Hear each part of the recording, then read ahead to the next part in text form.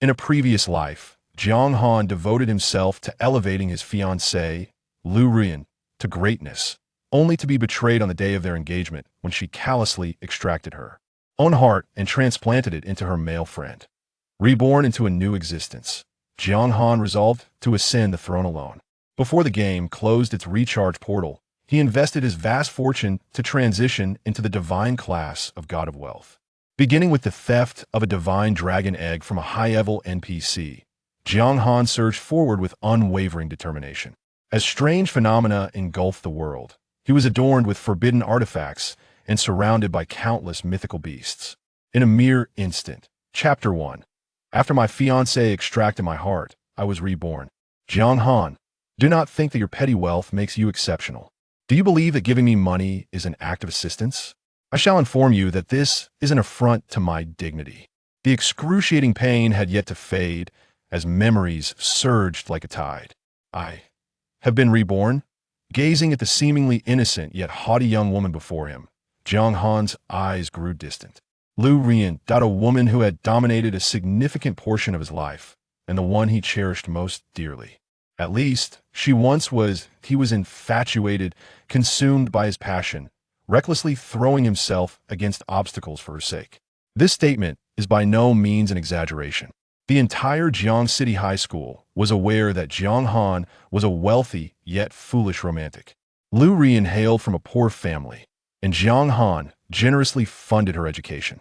Whatever delicacies or garments she desired, regardless of their exorbitant prices, he would procure them without delay.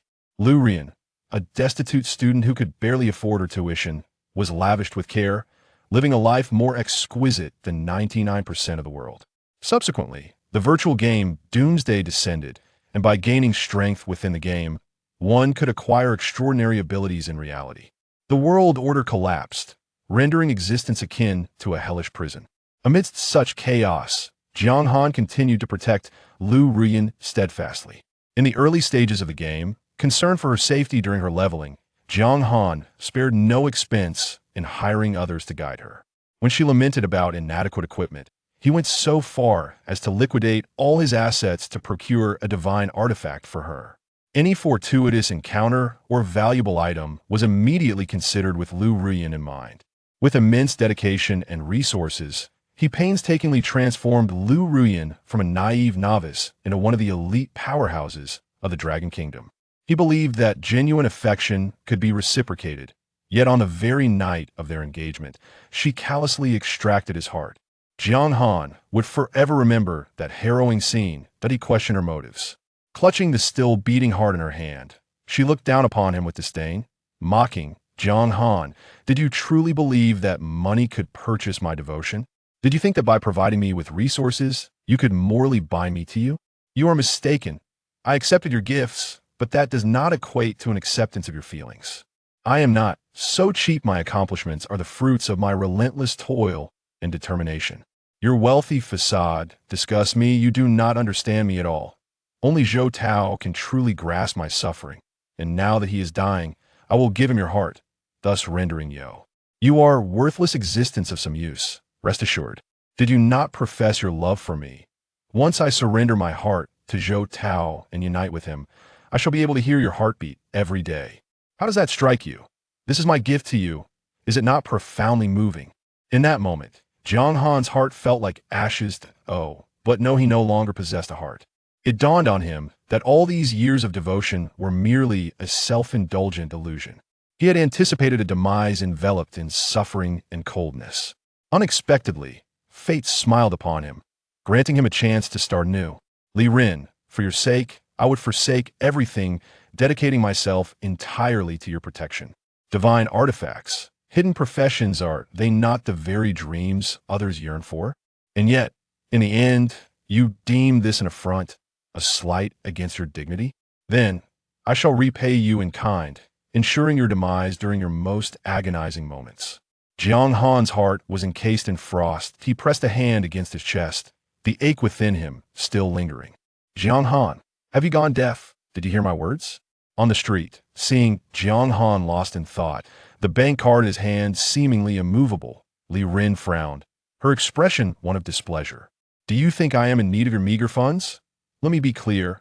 My willingness to accept your money was merely to spare your pride and vanity. Do you understand? If you do not release it now, do not seek me out again. This card held a sum of 200,000, the amount originally intended for Liu Ruyan's living expenses this month. In times past, upon hearing Liu Ruyan declare that she no longer wished to be sought after, Jiang Han would have been consumed by urgency, resorting to various cautious explanations in an attempt to persuade her to accept the money. Yet now, are you concerned about my dignity? I could not care less. Humph. It seems you have come to some understanding, haven't you? Liu Ruyan remarked with a disdainful curl of her lips. You have no idea the torment I have endured accepting your money. Many have whispered behind my back, labeling me as a gold digger, completely unaware that my intentions were solely for your benefit. Jiang Han nearly laughed in exasperation as he slipped the bank card into his pocket. Rest assured, from this moment forth, regardless of the circumstances, you shall receive no further funds from Minute a single cent. Liu Ruyan froze, her hand poised to receive the card, now suspended in midair. In the past, Jiang Han would have sheepishly offered the card with a smile, wouldn't he? What new game is he playing now? However, she was in dire need of funds and did not wish to engage in unnecessary complications. Actually, that was not my intention. Just be mindful going forward. Given the effort you made to come all this way, I shall reluctantly accept your card this once. With that, Liu Ruyan naturally extended her hand, anticipating that Jiang Han would place the card in her palm. Get lost, Jiang Han spat, turning on his heel to leave. He couldn't help but reflect on how foolish he had been.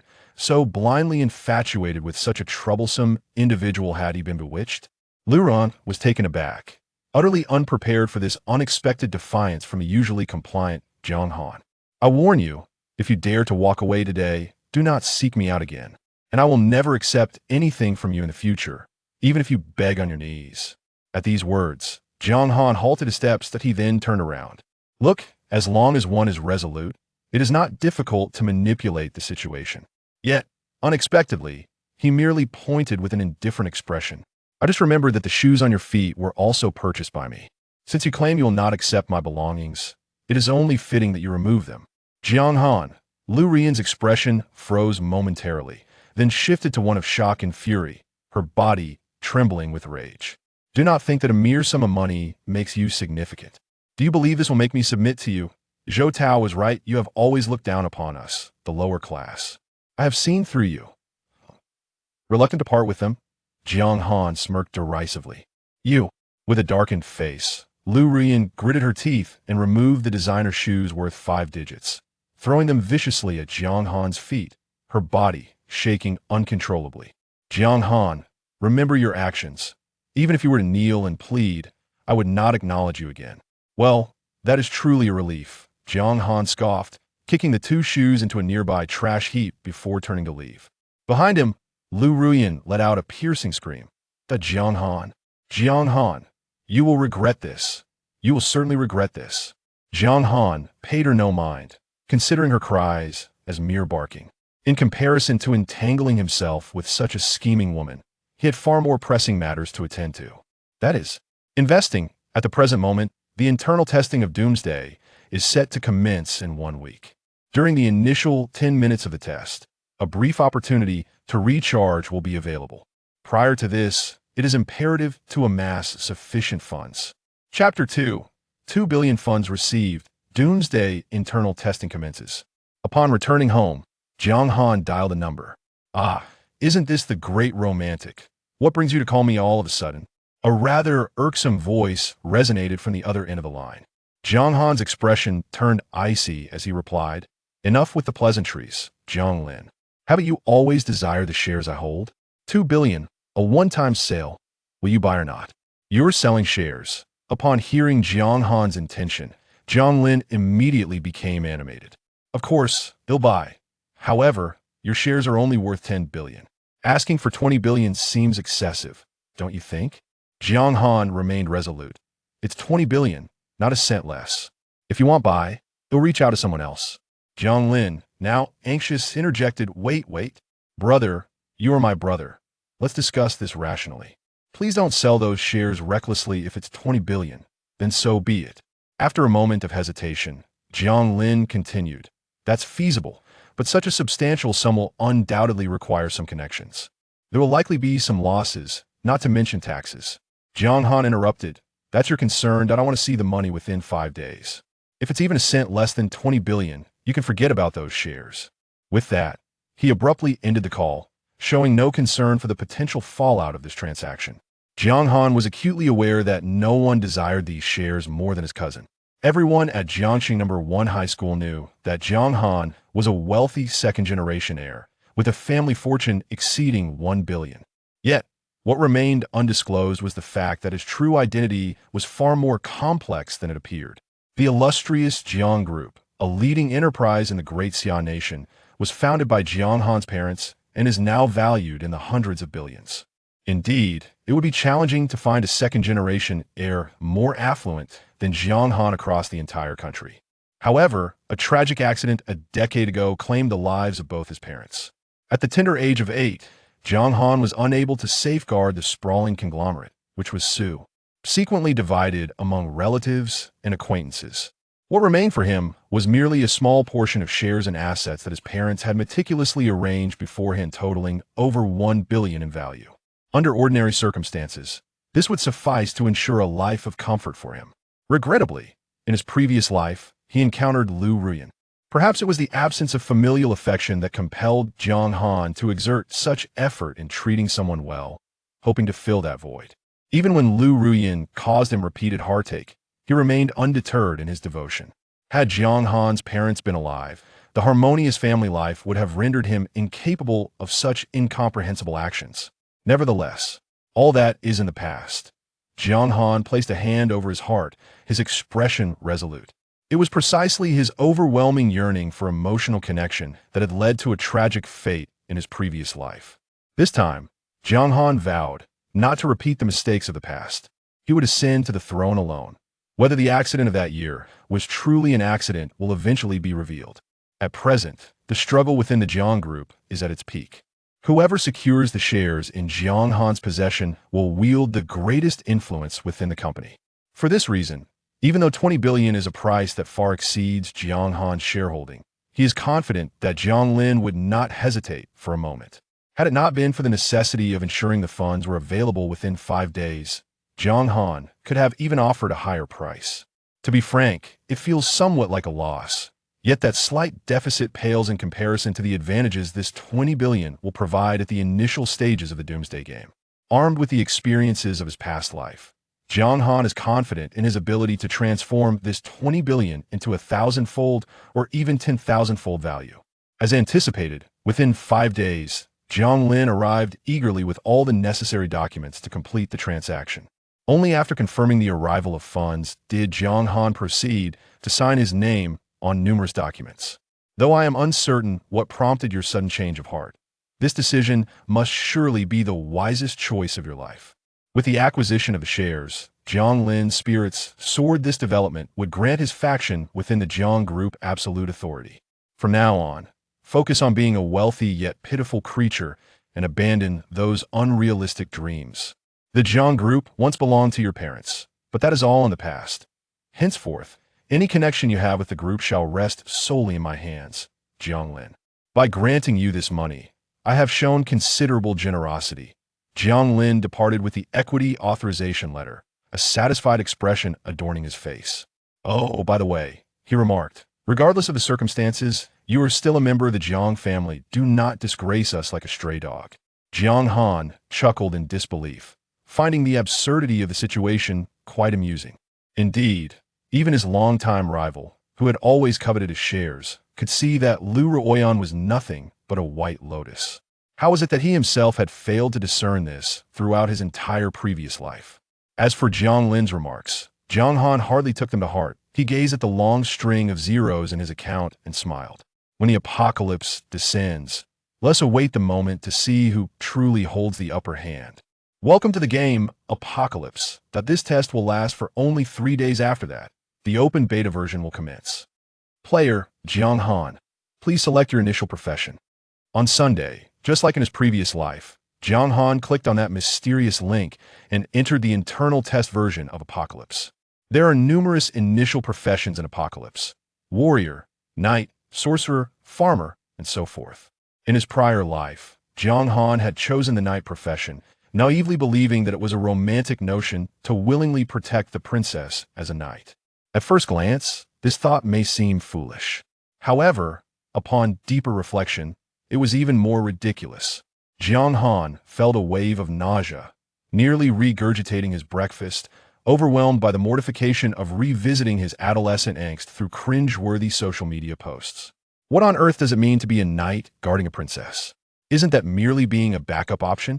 What is Liu Ruyan, after all, but a mere princess? Even if she were, it was Jiang Han who had elevated her into the castle. Yet now he merely wished to escort her into a private cha. Brr, dogs are better than knights. Let anyone who wishes to be one choose their own fate. I aspire to be a noble beastmaster. Jiang Han, grumbling, opted for the role of beastmaster. This choice was made after careful contemplation, for the beastmaster is universally acknowledged as the profession with the highest potential within the realm of apocalypse, unparalleled by any other. In his previous life, Jiang Han had heard tales of a top-tier guild in the Great Xia Kingdom, which, emboldened by its numbers, had offended a god-tier beastmaster. In retaliation, the beastmaster unleashed his divine pet, the Dark Abyss Dragon, and together they decimated the guild until it was forced to disband. The guild's leader, having been killed repeatedly, suffered a decline in attributes to the brink of collapse, ultimately meeting his demise in reality as well. Such feats are beyond the reach of any other profession. However, despite the prowess of the beastmaster, the drawbacks are equally apparent. The expenses involved in nurturing BEA/STS are exorbitant, far beyond the means of ordinary players.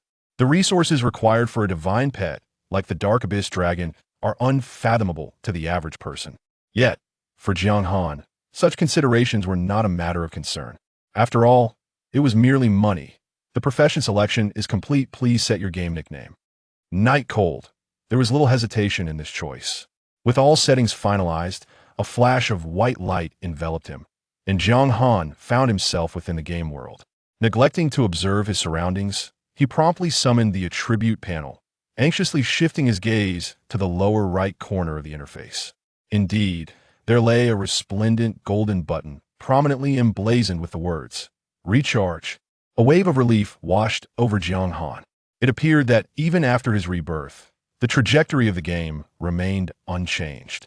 Chapter 3. The Second Hidden Profession, the God of Wealth.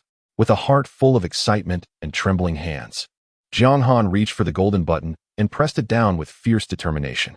Please enter the amount you wish to recharge. Without the slightest hesitation, Jiang Han declared, Max it out. It must be maximized. Currently, aside from the 2 billion he had acquired from selling shares, he had also mortgaged his lavish villa for an additional 50 million. Coupled with his existing cash reserves, he possessed a total of 2 billion. The recharge ratio was 1-to-1, meaning he would ultimately receive 2 billion gold coins. Investing such a substantial sum into a game would undoubtedly provoke scorn from others, branding him as reckless. Yet, Jiang Han was acutely aware that this was an undeniably lucrative investment, akin to a windfall from the heavens. For in 3 days, the public beta of Doomsday would launch, reflecting reality, and the value of gold coins would soar exponentially, reaching a ratio of 1-to-10. Here, the term 1 referred specifically to gold coins. Once Jiang Han successfully completed the recharge, his 2 billion gold coins would equate to a staggering 22 billion in cash. However, the true worth of this investment transcended monetary measures. The recharge system had only been available for a mere 10 minutes during the closed beta, resulting in minimal participation. With only a handful of players opting to recharge, and even then, in limited amounts. While it was indeed possible to purchase some coins, the notion of acquiring billions was utterly absurd. Especially as time progressed, players would increasingly comprehend the significance of gold coins, opting only to sell a fraction to cover their real-world expenses. No one would be foolish enough to liquidate their entire stock of gold coins, a market devoid of value. Moreover, the vast quantity of coins represented the initial capital for the game's early stages. After inputting the numbers, Jiang Han could not help but feel a surge of tension. Logically speaking, such a substantial flow of funds would undoubtedly attract the keen attention of relevant authorities. It is inconceivable for such a significant sum to flood into a single game instantaneously. However, this was an extraordinary case concerning Doomsday. Still, Jiang Han harbored uncertainties about the potential for success. Moments later, a notification chimed. Congratulations, recharge successful. Elated, Jiang Han clenched his fist as he gazed at the astronomical figures displayed on the screen. A renowned businessman known for his affinity for penguins, Xiaoma Gu, once remarked, "Once I recharge, joy lasts for 7 days." In that moment, Jiang Han truly experienced the exhilaration of spending money. Armed with such a formidable amount and his understanding of doomsday, he felt an unwavering confidence that he could ascend to the pinnacle of the game and trample those formidable players nurtured by entire nations. Suddenly, a melodious mechanical voice resonated. Ding. Congratulations, Night Cold, as the first player to recharge and having exceeded a single recharge of 1,000,000,000 gold coins. You have unlocked a unique hidden class reward. Ding. Hidden class detected. Automatic fusion initiated. Ding. You now possess a secondary class, Wealth God. Current classes, Beast Tamer, Wealth God. Astonished, Jiang Han could hardly believe it. Spending money could also unlock hidden classes? Initially taken aback, he was soon overwhelmed with joy. In Doomsday, apart from the various professions selected upon entering the game and subsequent class advancements, there also existed some exceptionally unique classes. These professions can only be unlocked upon the fulfillment of certain conditions, commonly referred to as hidden professions. A saying prevalent in the realm of Doomsday asserts, hidden professions may not necessarily be the strongest, yet the most formidable ones are invariably hidden professions. Attributes and talents are beyond comparison with ordinary professions. Consequently, any information pertaining to hidden professions can drive countless players into a frenzy. Notably, Jiang Han has just unlocked his second profession. This signifies that his original profession remains unaffected. He is both a beast master and the god of wealth. Jiang Han promptly summoned the attribute panel for his second profession. Profession, God of Wealth. Innate talent, Stream of Wealth. LV1. The fundamental ability of the god of wealth is to generate riches. The gold coins you carry increase by 1 each day. Innate talent, Unyielding. LV1. As the god of wealth, you refuse to accept any losses. Upon your demise, the gold coins and items in your possession will not be dropped. Innate talent, Boundless fortune. LV1. As the saying goes, money nurtures. Possessing vast wealth bestows excellent fortune. Luck value, 50. Innate talent, Irresistible charisma. LV1. Even the most unattractive individuals become handsome when they are generous. Your charisma is exceptional. Charisma value, 50. Innate talent, Divine power of the god of wealth. LV1. As a deity, you possess divine power.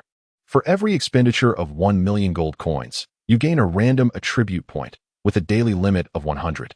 Jiang Han was utterly astounded after reviewing the information on the panel. He had contemplated the prospect of being a hidden profession, the god of wealth, and recognized its potential strength, yet he never anticipated it could be this formidable. Each of these innate talents, when unveiled, undoubtedly represented a force of nature. Especially when these talents synergized, the ferocity of their power left even Jiang Han, with his past life experiences, utterly astounded. Rubbing his eyes to ensure he was not mistaken, he focused on one particular talent, abundant wealth. With his current fortune of 2 billion, this talent would grant him an additional 22 million gold coins daily. Coupled with the divine power of wealth, it was as if he were frivolously tossing money around, effortlessly earning 22 attribute points each day. The significance of acquiring 22 attribute points daily is nothing short of astonishing. It implied a continual enhancement of his capabilities. Truly, a terrifying prospect. Spending money translates to gaining strength. How exhilarating. As for Penny Pincher, it too is a divine skill. One must recognize that in the realm of apocalypse, the penalties for death are exceedingly harsh. Should a player be slain, they would permanently lose 20% of all attributes. Not to mention the complete forfeiture of any equipped items, tools, and gold coins. Consequently, players typically refrain from carrying excessive gold, opting instead to deposit their wealth in the NPC banks. However, the unfortunate reality is that, unlike in the real world, the banks in Apocalypse not only offer no interest, but also impose exorbitant custody fees on players. The more one saves, the higher the fees incurred. Take Jiang Han as an example. If he were to deposit his 2 billion into the bank, he would be liable to pay 22 million in custody fees every 3 months. Over the course of a year, that would amount to a staggering 88 million. Saving money inevitably incurs losses annually, not to mention the risk of unscrupulous employers absconding with funds. It is indeed exasperating. However, the rules are immutable and must be adhered to. Thus, the storage of gold coins has persistently been a vexing issue for players. With the advent of the talent, penny pincher, Jiang Han is liberated from such concerns. He can unabashedly invest all his wealth into enjoying the benefits of wealth rolling in. Not to mention that items will not be lost. Moreover, a spark ignites in Jiang Han's eyes. Once my reputation flourishes and I garner sufficient prestige, I could very well establish a private bank, charging minimal custodial fees. This way, I could leverage the funds of others while reaping the rewards of wealth rolling in. It is an undeniably lucrative enterprise, spending others' money to further my own endeavors, only for them to express gratitude in return. Do they not comprehend the value of the god of wealth? Tactical lean back. Chapter 4. The top floor of the War God Pavilion, Supreme VIP room. However, while the idea is appealing, its execution presents formidable challenges. In my previous life, there were indeed those who attempted this, some even refraining from charging any custodial fees. Yet all ultimately met with failure. The most grandiose attempt was orchestrated by the state, with 12 god-tier powerhouses vowing their assurance. Yet, not long after, one such powerhouse fell to mysterious circumstances, perishing and losing all associated funds. In the realm of apocalypse, even god-tier beings cannot guarantee absolute safety. Nevertheless, Jiang Han remains confident. After all, the talent, penny pincher, provides a remarkable and unparalleled advantage. Moreover, both irresistible charm and fortuitous blessing are equally extraordinary. A charm value and a luck value of 50 may not seem significant, yet they are not only scarce, but also immensely powerful.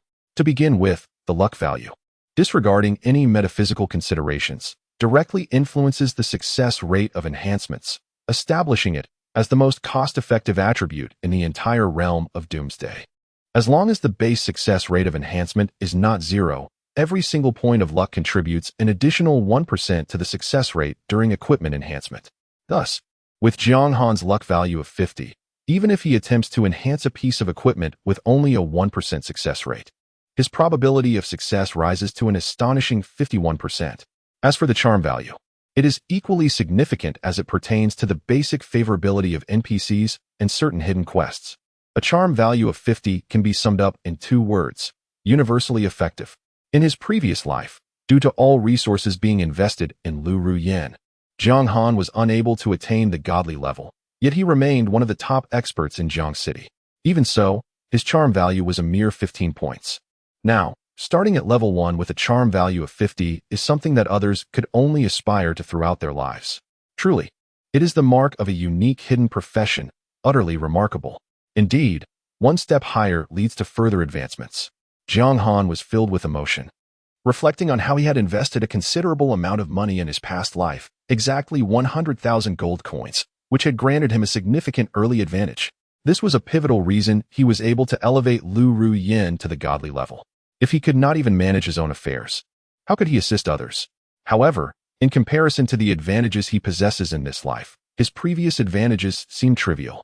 As the time for accelerated development approached, Jiang Han suppressed the excitement within him and, while striving for calm, opened his basic status panel. Player, Night Cold. Class, God of Wealth, Unique. Beast Tamer. Level, 1000. Basic stats, Health, 100, Mana, 100, Hunger, 100, Basic attributes, Strength, 10, Constitution, 10, Spirit, 10, Agility, 10, Special attributes, Luck, 50, Charisma, 50, Talents, Wealth Flows, LV1, Penny Pincher, LV1, Great Blessings, LV1, Unmatched Charisma, LV1, God of Wealth's Power, LV1, Equipment, none, Skills, none, Items, none, Gold, 200. 000. 000. Location, Newbie Village number 9527, Flower Language Plane, Server Time, 10:15. Aside from the benefits bestowed by the God of Wealth, the other attributes were rather unremarkable. There was not even a single skill to speak of. This is precisely why the Beast Tamer, while being labeled as a class with the highest potential, is also regarded as the most lackluster class. Even the Summoner, another summoning class, begins with a companion, a dog, no less. The Beast Tamer, however, starts off with nothing but a pair of shorts. Want to tame a beast? Certainly. You can either venture into the wild to capture one yourself or purchase it from a shop. The notion of acquiring one for free is utterly out of the question. Just this aspect alone has thwarted countless heroes. Moreover, even if one were to obtain a beast, its attributes are often so meager that it would struggle to defeat even a slime. It can be said that the initial challenges faced by a beast master are several times more daunting than those encountered by other professions. Just as this thought crossed his mind, a sudden rush of wind swept past him. Jiang Han furrowed his brow and instinctively sidestepped, retreating swiftly. In the next moment, a massive spiked club whizzed by him. A goblin, clad in deep green and brandishing sharp fangs, had inexplicably appeared before him, hefting the club. Jiang Han focused his gaze. Goblin warrior, LV5 elite. Is this a divine punishment at the onset? Jiang Han narrowed his eyes, remaining unfazed. In the game Apocalypse, players are generated randomly, which means that a small portion may spawn directly in the wilderness. His quick reflexes and extensive experience had allowed him to narrowly evade the attack just now. Had it been another player, they would have surely met their demise. Nonetheless, facing a level 5 elite monster, he had no desire to confront it head-on. Jiang Han turned and made his escape. The goblin warrior, unwilling to let its prey flee, relentlessly pursued him with its club raised high. It seemed he needed to hasten his leveling. Being a beastmaster was indeed a formidable challenge. Observing the goblin warrior below, flailing its club and howling in frustration, Jiang Han couldn't help but sigh. Truly, it was a case of a tiger being bullied in the plains. While it was unnecessary had he chosen a different profession, he was confident he could have worn down the goblin warrior. As a beastmaster, he truly faced considerable trials. Upon entering the main city, Jiang Han opted not to purchase any beasts. Since he had chosen this vocation, his initial goal was not to acquire these ordinary creatures. Rather, it is located within a concealed dungeon in the novice village at 9527, specifically the divine beast egg nestled in the dragon's lair. Of course, given his current prowess, recklessly venturing forth would undoubtedly spell his demise. Preparations are essential. Soon, Jiang Han arrived before a magnificent grand hall, the Hall of Supremacy. This establishment belongs to an immensely formidable faction within the game Apocalypse, teeming with powerful NPCs of divine caliber. Upon reaching level 100 and unlocking the final class transfer, one can receive an introduction letter from the Hall of Supremacy, thereby gaining the privilege to recruit potent NPCs. However, Jiang Han was aware that even in the early stages of the game, there existed a method to enlist the NPCs of the Hall of Supremacy, albeit with exceedingly stringent conditions. Indeed, as Jiang Han stepped into the grand hall, an elderly man clad in a cerulean robe, adorned with a magical hat, and sporting a white beard that cascaded to his chest, approached him with an air of indifference, interjecting his progress. An 80-level archmage. Upon seeing the title displayed above the elder's head, Jiang Han could not help but marvel inwardly. Truly, the Hall of Supremacy even has archmages guarding its entrance. With a subtle smile, Jiang Han addressed the esteemed archmage, stating, "Respected archmage, I do not possess an introduction letter." What a disparity in strength. The elder discerned at a glance that this youth was hardly even at level 10. Such a person, deemed worthy of entering the Hall of Supremacy? Jiang Han replied nonchalantly. "While I lack an introduction letter, it seems that the esteemed archmage misplaced something not long ago, and I have taken the liberty of bringing it to you." Misplaced something? Utterly ludicrous. What a formidable being I am. Even a single strand of hair falling would be detected in an instant. How could anything possibly be lost? A formidable aura surged forth instantaneously, coalescing into a faint blue luminescence behind the Grand Sorcerer. With a mastery of level 60, he prepared to unleash the spell, Wave Water Sphere. From his elevated vantage point, he gazed down upon Jiang Han, ready to strike down this audacious rogue who dared to defile the Supreme Hall should he attempt any treachery. The outcome was yet to be seen, but the Grand Sorcerer would observe before taking action. Unperturbed, Jiang Han waved his hand. Clink, clink, clink. In the next moment, a cascade of golden coins rained down, resembling a golden waterfall, swiftly accumulating into a small mountain before him. The dazzling radiance nearly blinded Jiang Han himself. Witnessing this spectacle, the Grand Sorcerer's expression shifted. 1 second later, 2 seconds later, 3 seconds later, What on earth? The Grand Sorcerer waved his hand, causing the water sphere to vanish without a trace. He cleared his throat and solemnly remarked, "I suddenly recalled that I indeed lost a substantial number of coins not long ago. I appreciate your assistance in returning them." He continued, I have a friend in the steward's pavilion on the second floor who accompanied me during that outing. Perhaps he too lost some belongings. You may wish to pay him a visit. Jiang Han smiled faintly. More coins cascaded down like an unending tide, flooding the entire hall with their radiant glow. The Grand Sorcerer was left in a state of stunned silence. After a moment's contemplation, he suddenly leaped up, turning to the heavens with an ecstatic roar. Top floor. War God Pavilion, Supreme Room. Here I come.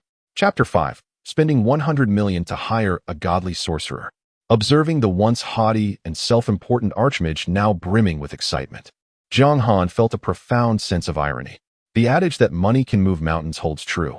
What was once an arduous journey requiring numerous tasks and the attainment of level 100 to access the Supreme Sanctuary could now be effortlessly unlocked with wealth.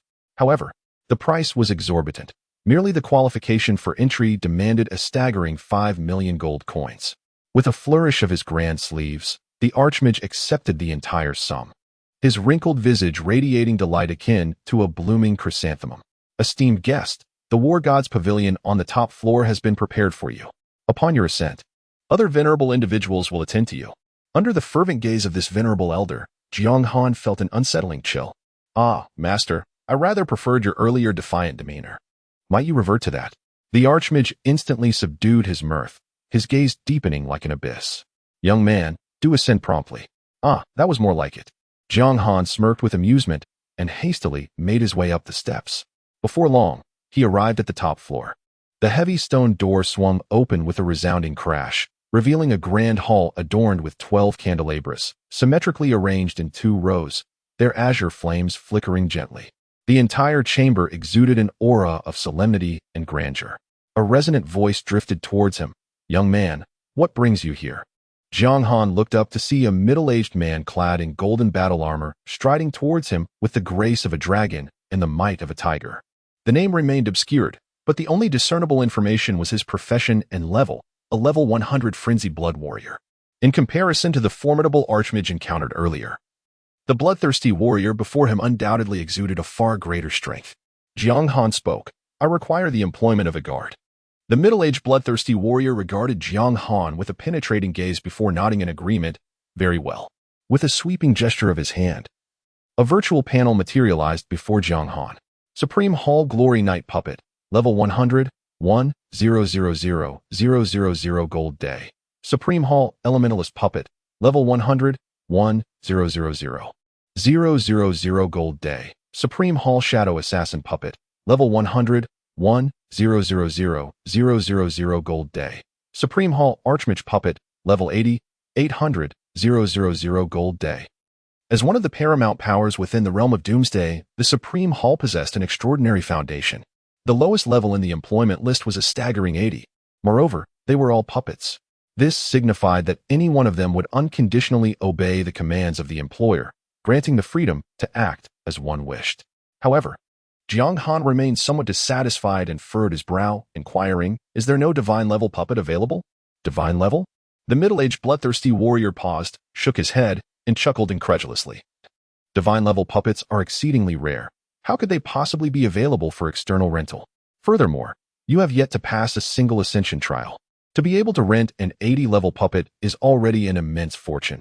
It would be prudent not to be overly ambitious. Jiang Han maintained a calm demeanor and replied, I will pay more. Even with additional payment, it is not feasible. Allow me to reiterate, divine-level puppets are far too precious and, as a matter of principle, are not available for external rental. The middle-aged warrior shook his head, his resolve unyielding. 100 million a day, he stated. After a moment of contemplation, he added, in principle, that is indeed unfeasible. However, you know me, Long Out Yin. I have always relished defying principles. Coincidentally, I possess a friend who is a divine-level sorcerer. I can inquire on your behalf. A divine-level sorcerer? Jiang Han's eyes sparkled with interest. Sorcerers are classified as hidden professions. While not the sole hidden class, they rank among the elite within the magical domain, distinguished by their multifaceted capabilities in protection, defense, and offense, unlike the brute force of mages or archmages. Before we proceed, however, I must ascertain one matter, Long Out Yin said solemnly. What is the timeline for this 100 million? Once the contract is established, we can proceed immediately. Jiang Han replied nonchalantly. Long Out Yin smiled, then we have an accord. In a flash of light, a transaction contract materialized before Jiang Han's eyes. He scrutinized it carefully before confirming the agreement. He felt little apprehension. In comparison to reality, the realm of doomsday had its advantages. Once a contract was established, any party reneging would face penalties far exceeding the terms of the agreement. Rarely would even a divine being choose to breach a contract unless absolutely necessary. Moreover, those who ascended to divine status were typically reputable figures, unlikely to jeopardize their integrity for monetary gain. Although 100 million was a substantial sum, there were countless things in doomsday that could not be purchased. This is precisely why Jiang Han was willing to offer such an exorbitant price, merely to secure a divine-level warrior's time for a single day. Please wait a moment. Once the contract was finalized, Long Outyin cast a glance at Jiang Han before turning to leave.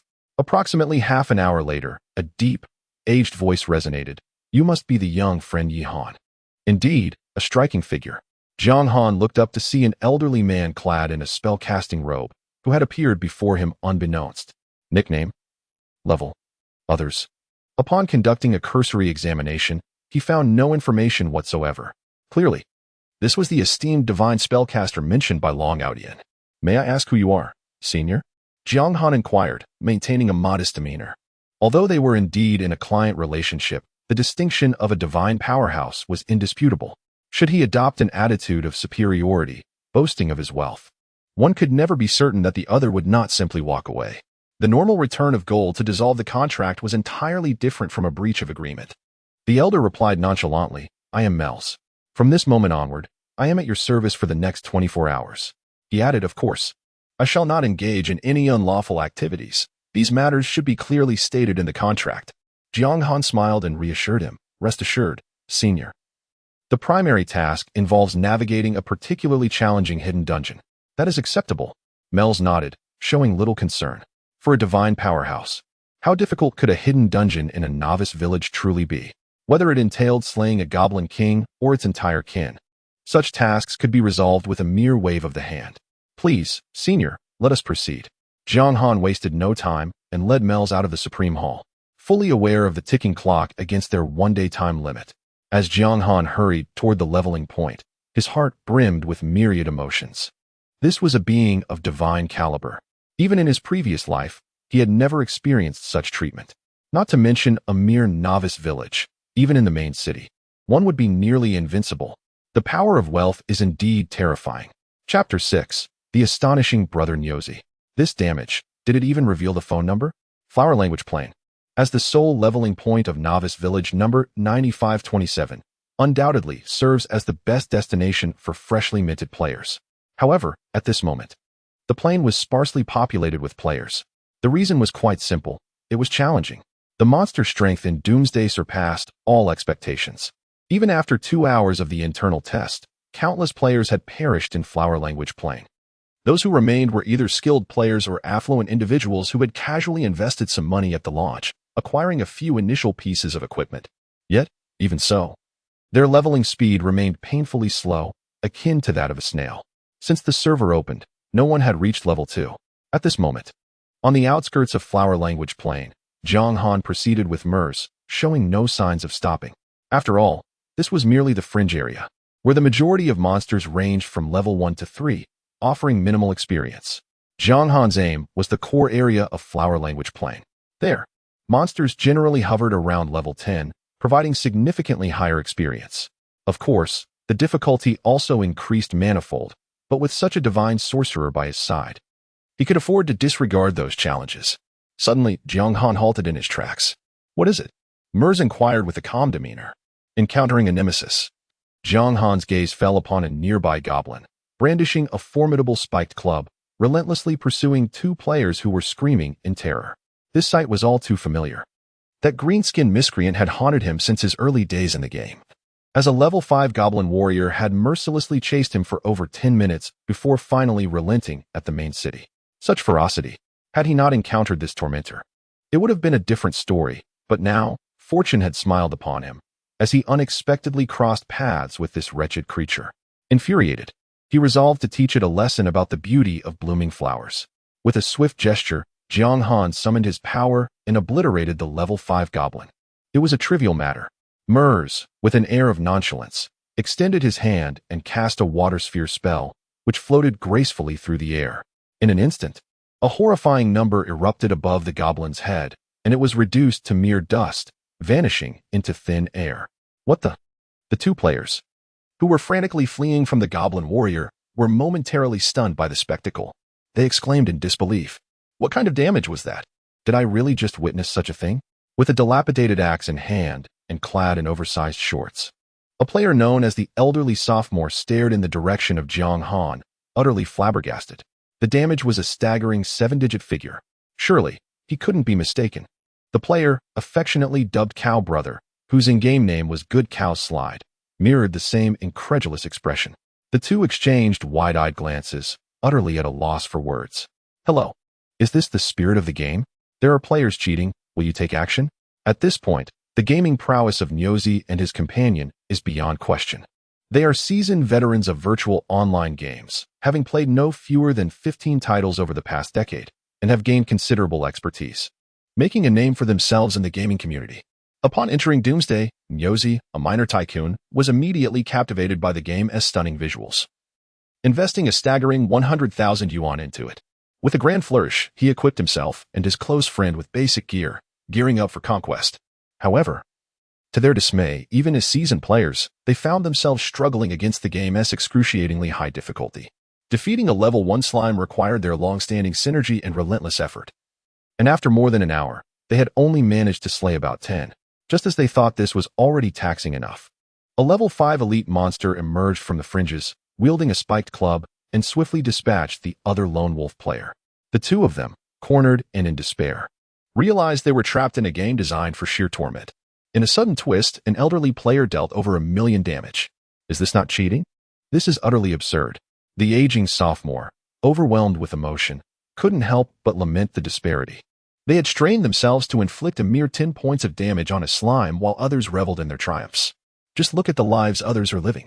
With a mere wave of the hand, the monsters disintegrated into dust, gazing down upon the world. This is indeed the rightful way to engage with the game. Cheating. This individual is undoubtedly employing cheats. I must report him. Let's join forces to report him, shall we? Nyozi, filled with fervor, loathed players who resorted to cheating more than anything. When he reflected upon his own arduous journey, sorrow welled within him, compelling him to cry out in outrage. Nyozi, said Lao Air, maintaining a calm demeanor, I find it hard to believe this is cheating. The game has only just begun its internal testing phase. Where would hacks even come from? It is likely the testers are merely evaluating the data. Furthermore, even if there were testing data, it would not be so ostentatiously displayed. Nyozi pondered this logic and found it quite compelling. Lao Air cast a glance toward Jiang Han's direction and exclaimed, Look at that old man in the long robe. He exudes charisma, likely a formidable NPC. That fellow must be undertaking some quest or another. You are absolutely correct, Nyozi concurred. This is not cheating, but rather a function of the game's mechanics. I wondered how a game could be so difficult. A wild slime feels as tough as hardened excrement. The developers cannot be so foolish as to conceive such a brutal difficulty level. Clearly, the proper approach to this game is not merely to grind tirelessly, but to explore alternative methods to navigate the novice phase. This individual has evidently discovered the key. The more Nyozi contemplated, the more he felt validated, excitedly slapping his thigh. I am indeed a genius. Lao Air wholeheartedly agreed. Indeed. Should we not approach him for guidance? Being relentlessly pursued by monsters is hardly a sustainable situation. Let us proceed. The two individuals, driven by an unwavering determination, headed towards Jiang Han. Who would prefer the arduous path of leveling up when they could simply excel? Hey, my friend, Nyozi greeted Jiang Han amiably. Where did you acquire this remarkable ally? Their damage exceeds 1 million. May I inquire further? Jiang Han cast a fleeting glance at Nyozi before turning to leave, disinterested in engaging in conversation. However, Mels, standing nearby, looked at the two with a cheerful demeanor and remarked, I hail from the Supreme Hall. If you are interested, you may inquire there. His friendliness stemmed not from amiability, but from the serendipitous encounter with Jiang Han, whom he perceived as a veritable treasure. He believed that these newly arrived adventurers were all exceptionally wealthy. Why not seize the opportunity to earn some coin? If one were to defeat goblins daily, that could yield a fortune of 100 million. Surely, the old-timers in the temple would be grateful to him for this revelation. The Supreme Hall. Upon hearing this, Niuzi became instantly invigorated. Indeed, it seemed that the game possessed hidden mechanisms. Chapter 7, Level 10. The leaderboard has been activated. Yet, before they could delve further into their inquiries, Jiang Han had already taken Mel's away. Niuzi and Air exchanged glances, excitement evident in their eyes. The Supreme Hall. I recall now. It is that grand edifice located in the central area of the novice village, is it not? Air slapped his forehead, out of habit. He always took a stroll around the novice village upon entering a new game, searching for hidden quests. He was well acquainted with the general layout of the novice village. Niuzi nodded. Indeed, it appears this game harbors a hidden mechanism. Relying solely on player leveling seems quite futile. However, with a little investment of gold coins, one can soar to new heights. So, this game's design truly compels players to spend. It's utterly outrageous, he grumbled, having wasted half a day battling monsters. His axe barely showing signs of wear, he had only managed to gain a third of the experience. Curse these greedy designers. They're devoid of humanity. Let us go? I'll also acquire a companion of this sort and indulge myself for a while. Believing they had uncovered the game's secret, the two of them hurried towards the main city. Indeed, they found themselves in the magnificent Supreme Hall at the center. Excellent. This will be the place where my brother and I thrive. Niuzi raised his head, filled with ambition. The two of them marched boldly into the Supreme Hall. With a spirited demeanor, Niuzi declared, "Boss, we're here for business. I have plenty of money." Oh, the Grand Sorcerer, who had been idly counting gold coins nearby, couldn't help but grin at the confidence radiating from the two. Could it be that yet another benefactor had arrived to share their wealth? The Grand Sorcerer approached them with a smile. 2 minutes later, where did these paupers come from? Get out of my sight. With a resounding roar, a deep blue light erupted. Two figures were hurled from the entrance of the Supreme Hall, their health bars vanishing in an instant. What a formidable character, exclaimed Niuzi before succumbing. Old Air, we've met our end. In the graveyard, the two, in a state of their souls, exchanged bewildered glances, speechless in their dismay. The conversation was progressing smoothly. So how did it suddenly take a turn with the emergence of a formidable water balloon technique from within the trousers? Is it reasonable for an NPC to exhibit such volatility? Furthermore, is it appropriate to label someone with nearly 100,000 gold coins as impoverished? What then? Is the fortune possessed by that fellow from earlier?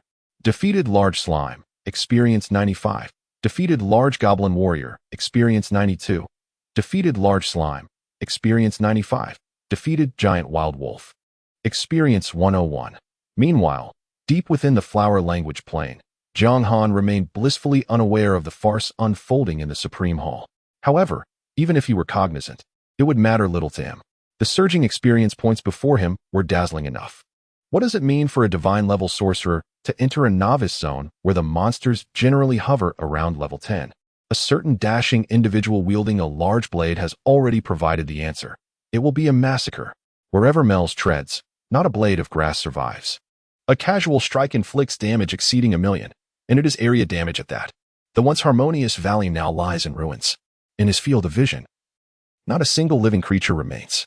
The sole monster faction of the novice village, the goblin settlement, has been nearly annihilated. Even the sunbathing golden retriever by the roadside had to endure a couple of hefty slaps. Ding! Congratulations! Your level has successfully risen to LV5, earning you 10 attribute points to distribute freely. At such a terrifying efficiency, Jiang Han's level ascended directly beyond level 5. At this juncture, it remains uncertain whether other players have even reached level 2. It can only be said that wealth indeed allows one to act with impunity. However, it is not without its drawbacks. After the upgrade, a new entry appeared on Jiang Han's panel. Experience penalty, 6. Experience sanction. In the realm of Doomsday, whether players or NPCs, when grouped together, if the level disparity exceeds 10 levels, the lower level party will incur a penalty on experience acquisition. This penalty is a permanent affliction. Currently, Jiang Han's experience sanction stands at 6, which signifies that he will only receive 94 of the normal experience in the future. As he continues to level up, this percentage will further diminish. Jiang Han estimates that with Myerzi's assistance, reaching level May 10th result in an experience penalty of approximately 10. Leveling in Doomsday is inherently challenging, particularly in the later stages where the experience required for each level is monumental. An experience penalty of 10 is undoubtedly disheartening. Nevertheless, he remains undeterred. Jiang Han's primary objective now is to swiftly reach level 10 and enter the main city. While the experience penalty is formidable, the advantages of being among the first to enter the city outweigh the drawbacks. One must sacrifice to gain. Subsequently, Jiang Han accessed his attribute panel and began allocating his free attribute points. Strength, 35, Constitution, 35, Spirit, 70, Agility, 40, having ascended 4 levels. He acquired 40 free attribute points, all of which were devoted to Spirit. Furthermore, having spent over 100 million today, the God of Wealth's power also granted him 100 attribute points, elevating his other attributes significantly. His level 5 panel is formidable, rivaling that of players who have reached level 10. Excellent. With just a few more levels, he will meet the requirements to unlock hidden dungeons. Jiang Han smiled with satisfaction.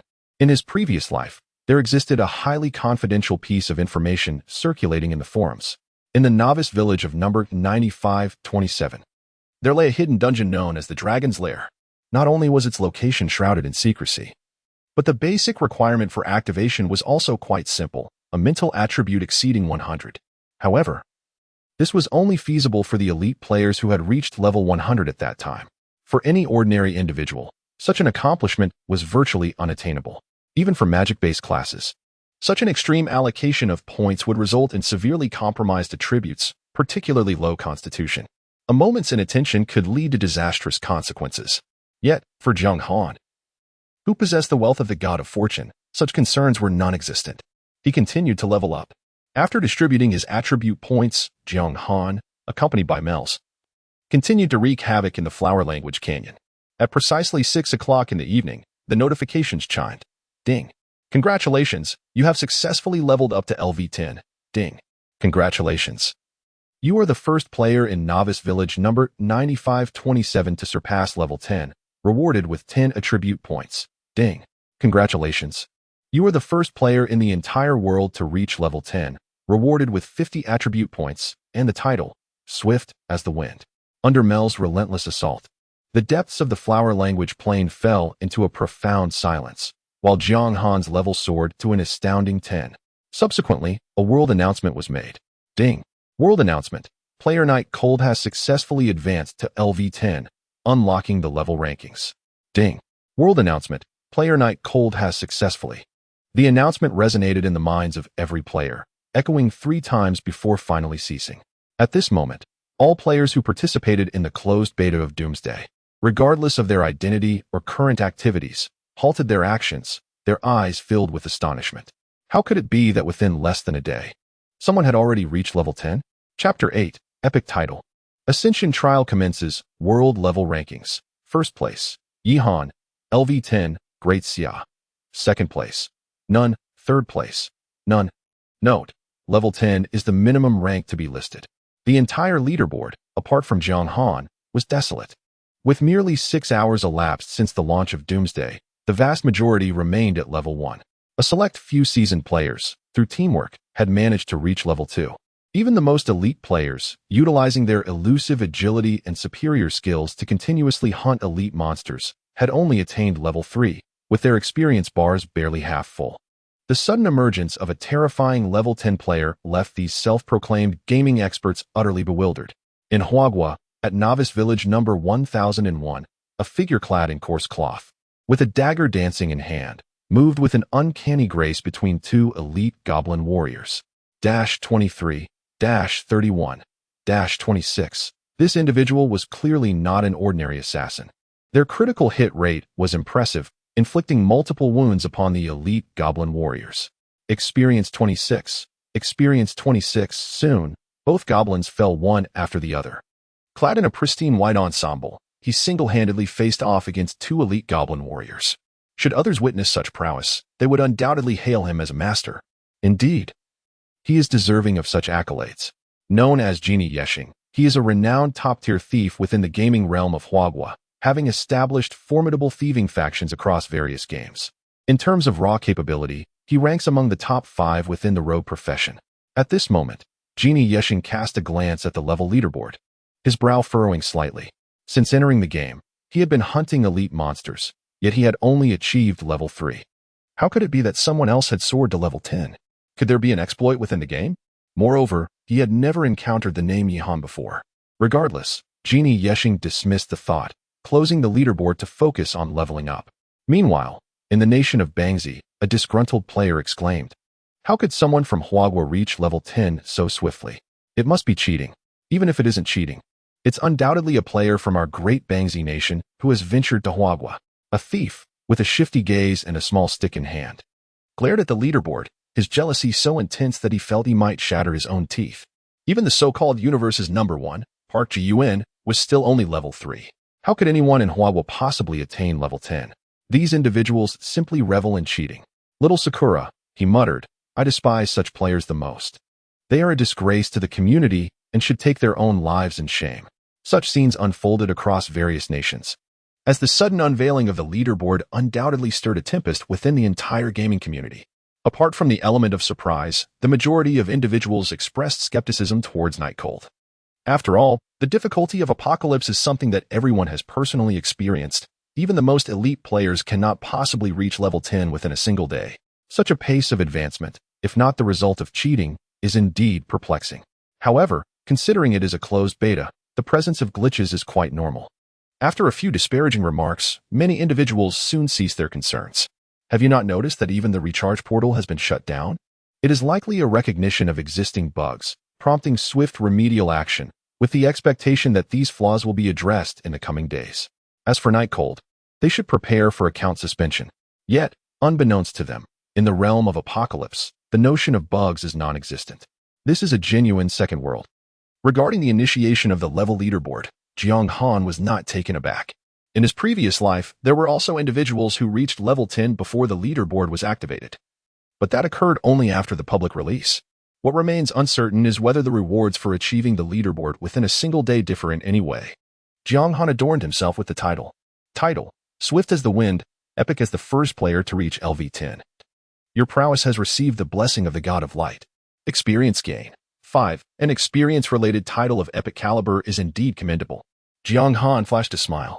In the game, items, titles, and equipment possess distinct tiers, categorized broadly into black iron, bronze, silver, gold, dark gold, epic, legendary, divine, celestial destruction, and holy severance. 10 tiers in total, with black iron being the lowest and holy severance the highest.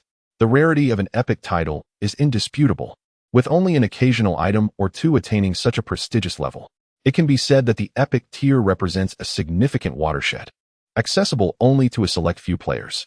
As for the legendary and divine tiers above, they are realms only a handful of the most elite individuals can aspire to. In the previous iteration, Jiang Han had not heard of anyone possessing equipment of such caliber, not even among NPCs. These levels exist solely in the annals of lore.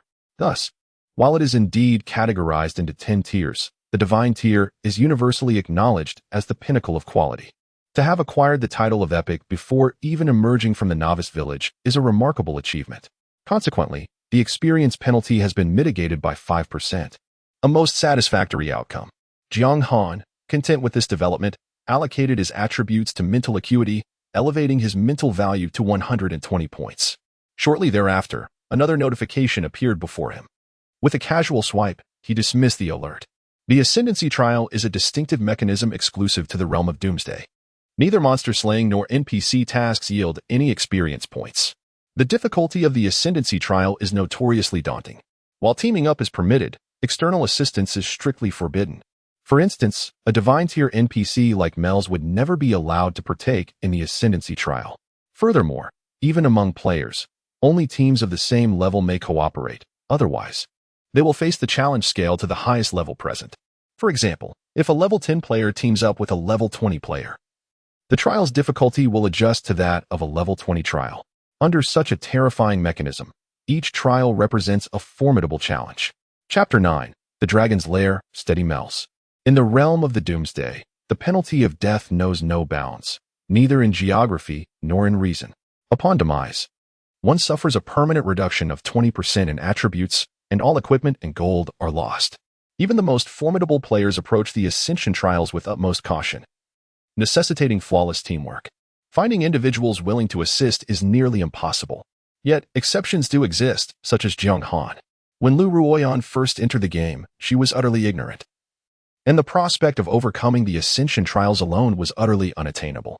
Ultimately, it was Jiang Han who tirelessly sought out and, at great expense, enlisted a professional team, assembling the necessary equipment to guide her through her inaugural ascension trial. In subsequent trials, Jiang Han was always present, contributing significantly each time. His dedication elicited envy from the other members of the team. Regrettably, all his genuine affection was squandered. At present, Jiang Han certainly had no intention of repeating such folly. However, he did not plan to attempt the ascension trials at this moment. The idea of soloing the trial was as absurd as discussing business in a duck roast shop. Furthermore, acceptance of the ascension trial would result in automatic transportation from the novice village. How was the dragon's lair initially discovered? Alas, the berserker who uncovered the hidden dungeon did not succeed and perished within its confines. Although the footage he transmitted revealed the existence of an exceedingly precious dragon egg. Igniting the pursuit of countless adventurers, the dragon's lair became renowned as a hidden dungeon deemed impossible to conquer. An enigma. Yet, Jiang Han, reborn into a new life, found himself endowed with a considerable fortune in the novice village 9527, precisely meeting the conditions for his ascent. The dragon's lair formed a crucial component of his grand design. Once he procured that dragon egg, his future growth would rival that of the tempestuous abyssal dragon. The real spectacle was yet to come. Gathering the several pieces of equipment that had surfaced today, Jiang Han exhaled a long breath. The coordinates 1102. 254 in the flower language gorge of Novice Village 9527 were surely etched in the minds of anyone interested in the dragon egg. Yet now, only Jiang Han possessed the capability to venture forth. 10 minutes later, Jiang Han, accompanied by Mels, arrived before a colossal stone and gently pressed his hand upon it. With a thunderous roar, the stone trembled, unleashing a formidable aura that shattered it into pieces. A dark, gaping entrance appeared before them. Ding! You have entered a hidden area. The dragon's lair. Ding! This area is extremely dangerous. Please exit immediately. Indeed, the rumors were true, as the notifications echoed in his ears. A faint smile graced Jiang Han's lips. Such a powerful presence, how could a dragon reside here? Mels, pausing in astonishment, regarded the scene with wide eyes. Even for a divine spellcaster, witnessing such a dragon lair instilled a sense of caution. Dragons are beings of immense strength. An adult dragon possesses power that can rival that of divine beings. These creatures, destined to roar across the world, are exceedingly rare, yet each one symbolizes unparalleled ferocity. Mers gazed contemplatively at Jiang Han and remarked, "You have gone to great lengths to hire me, seeking to breach the lair of the dragon?" Jiang Han, displaying no hesitation, nodded calmly in affirmation. "You intend to lay waste to this dragon's den?"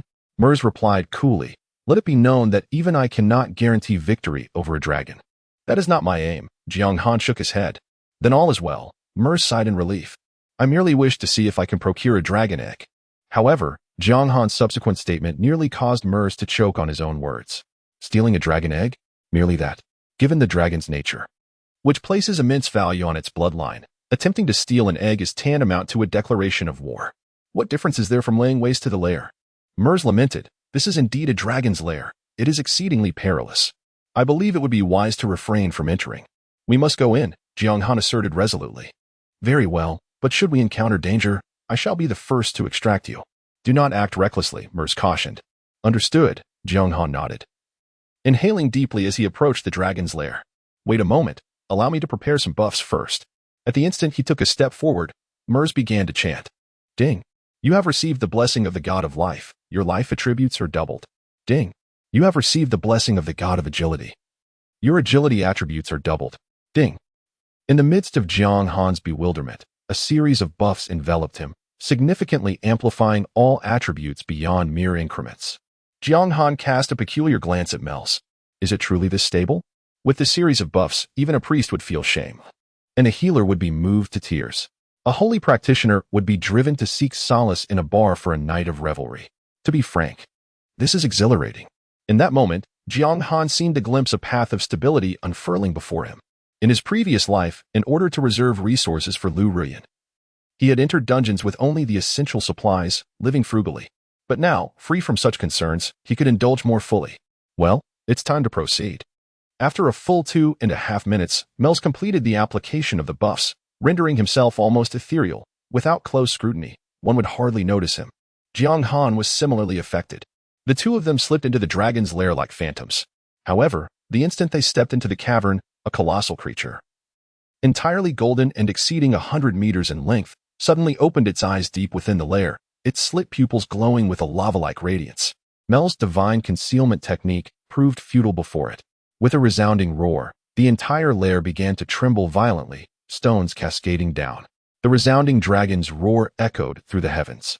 The golden dragon, resembling a small mountain, rose to its full height. Holy judgment! Radiant dragon!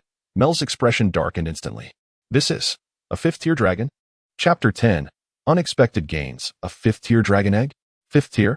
Jiang Han raised an eyebrow. He was well aware that dragons are classified by rank. From first to fifth tier, the higher the rank, the stronger the adult form. In the previous life, there existed a man and a dragon who obliterated a top-tier guild's abyssal dragon. Rumored to be a tier 3 dragon. A tier 3 dragon possesses the capacity to annihilate an entire guild.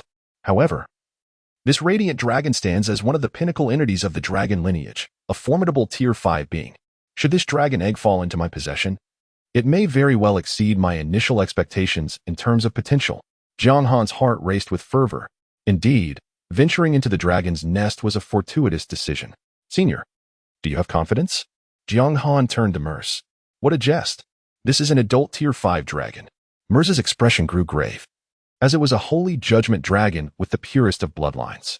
Attempting to breach its lair would yield not even a 1 in 10,000 chance of survival. So formidable, Jiang Han furrowed his brow.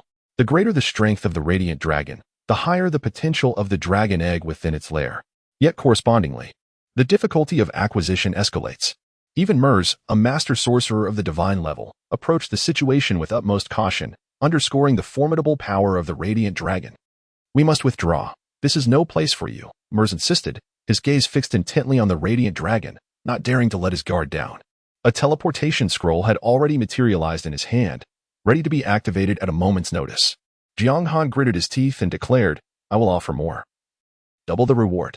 Merz shook his head. Increasing the reward is futile. It is not that I am unwilling to accept such compensation, but facing such a being and attempting to invade the dragon's lair would undoubtedly lead to certain death. Jiang Han spoke solemnly. There is no need for a forced incursion. Could you grant me some time, senior? Well, Mel's hesitated for a moment, propping himself against the wall, a look of despondency on his face, uncertain whether he could withstand it. Triple. Jiang Han extended 3 fingers, his expression devoid of emotion as he raised the price. Damn. Even if I can't endure it, I must. In an instant, Mel sprang to his feet, his aged visage turning a deep shade of liver red. I will give it my all. 3 minutes. He bellowed, his muscles surging, veins bulging like coiling dragons. The previously frail old man transformed in an instant into a formidable powerhouse, his biceps larger than Sylvester Stallone's head. I can at most secure you 3 minutes. Any more is impossible. You must weigh your options. Master, what is this? Jiang Han was utterly astonished. Goodness, are sorcerers this fierce in these times? Do not inquire. Do not speak. Without a few trump cards, how could I navigate the world? On the surface, I am a sorcerer. In reality, I am a melee combatant. Surprised, aren't you? Let us go. Mel's roared, leaping high into the air, resembling a crow in flight as he charged towards the radiant dragon. With a thunderous boom, the ground erupted in dust and debris. The colossal dragon, spanning over 100 meters, was struck down and embedded into the earth. Wow, this is truly impressive. At that moment, Jiang Han finally comprehended why a sorcerer would augment himself with so many buffs. With all attributes enhanced, this divine melee class possessed astonishing vitality and strength, capable of momentarily confronting a 5th-tier dragon head-on. When it comes to true power, even considering his past life, Mel's ranks among the top 5 strongest individuals Jiang Han has ever encountered. The dual professions intertwined in a terrifying manner. However, he had no time to ponder such thoughts. As he swiftly entered the lair of the colossal dragon, the direction of the dragon eggs should lie deep within the left front. The cave was shrouded in darkness, rendering visibility nearly non-existent. Yet, this posed little obstruction for Jiang Han, for he had meticulously studied this terrain countless times in his past life, now etched in his memory. His speed was astonishing. This young man, Merz, observing Jiang Han's graceful movement as if he were a fish in water, was utterly astonished. Although no other monsters lurked within the dragon's lair, the oppressive aura emanating from the 5th-tier dragon was enough to instill fear in the hearts of many. For an ordinary person, Simply walking would be a struggle. Yet Jiang Han navigated the cave with the ease of one unconcerned, moving deftly through the labyrinthine paths. His mastery of distance impeccable. His composure and seasoned movements resembled those of a master forged through countless trials. Such prowess was certainly beyond that of a novice yet to complete a transition task. Indeed, he was extraordinary. No wonder he could earn 300 million gold coins for a mere task. Mers muttered to himself, finding no fault in Jiang Han despite his own divine combat experience. Roar! The radiant dragon bellowed, its heavy might radiating outward, shattering the surrounding mountains. Wretched beast, under normal circumstances, I would still fear you to some extent. But for these 3 minutes, even a dragon must bow before me. Ora, ora, ora, ora! Mers exclaimed, his fist raining down like a torrential downpour. Each strike capable of obliterating a mountain. Under such an overwhelming onslaught, even the mighty radiant dragon found itself powerless to retaliate. With the radiant dragon subdued, the dragon's lair fell into an eerie tranquility. Jiang Han sprinted furiously, ultimately tracing his path to the innermost depths of the lair. There lay a modest cave, within which stood a dragon egg of a striking azure hue, nearly as tall as a man, encircled by a faint luminescence. Not far from the egg, a glittering object lay, its nature uncertain, be it an artifact or equipment.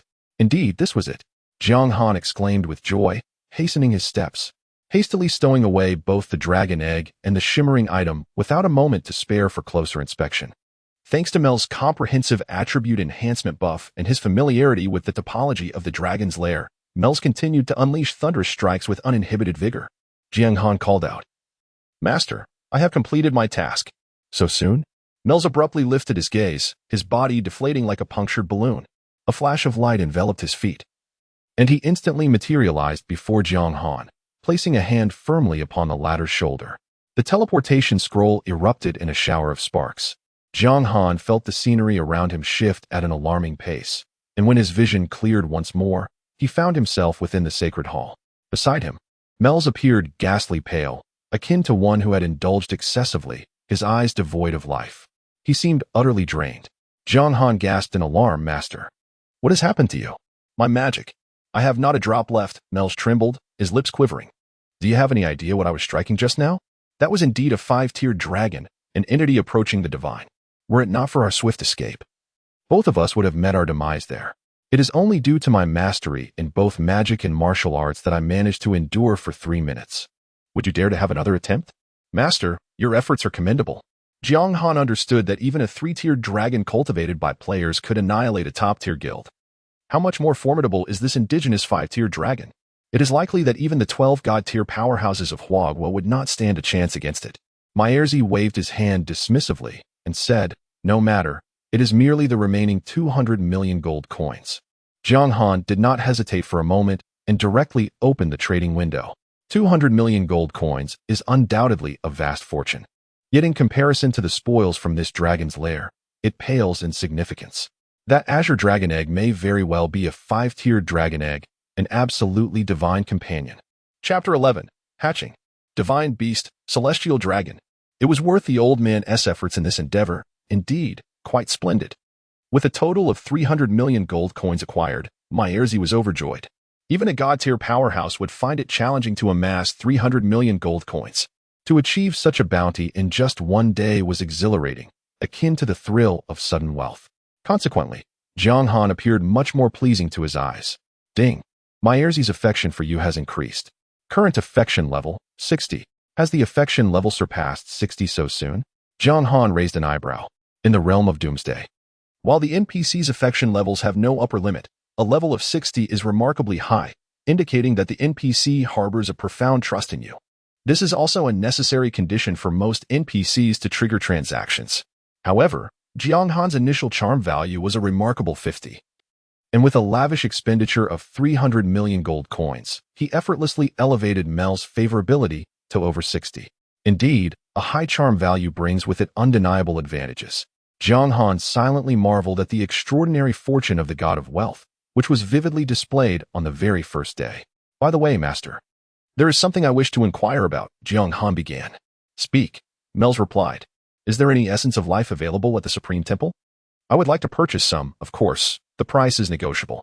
"Essence of life? What do you need such a substance for?" Mel's furrowed his brow, then suddenly recalled something. his expression turning to one of astonishment. Could it be that you have indeed stolen a dragon egg? Jiang Han nodded. Ah, Mel's gasped in awe, realizing the monumental contribution to combating global warming. That is a fifth-tier dragon egg. Moreover, it is a descendant of the Holy Judgment Dragon. Even as a godly powerhouse who has traveled far and wide for many years, I have never heard of anyone possessing such a rare artifact.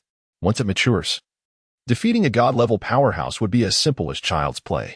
Of course, dragons have extraordinarily long lifespans and lengthy developmental cycles.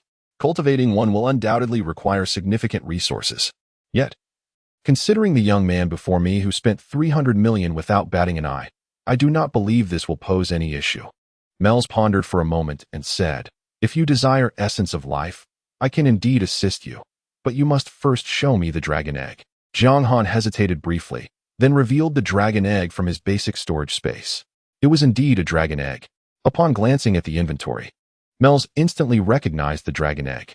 Its distinctiveness was undeniable, a direct descendant of a fifth-tier dragon. Mel's felt a surge of desire. Truth be told, had it not been for an inexplicable fondness for Jiang Han, he might have succumbed to the temptation and attempted to seize it. This treasure was simply too precious. Its worth beyond mere monetary value. However, as an esteemed elder of the Supreme Hall, Mel's maintained certain principles. He stated solemnly, I possess 5 vials of life essence, valued at 5 million gold coins each in the market. I am willing to sell them all to you. Thank you, master. Jiang Han's eyes lit up.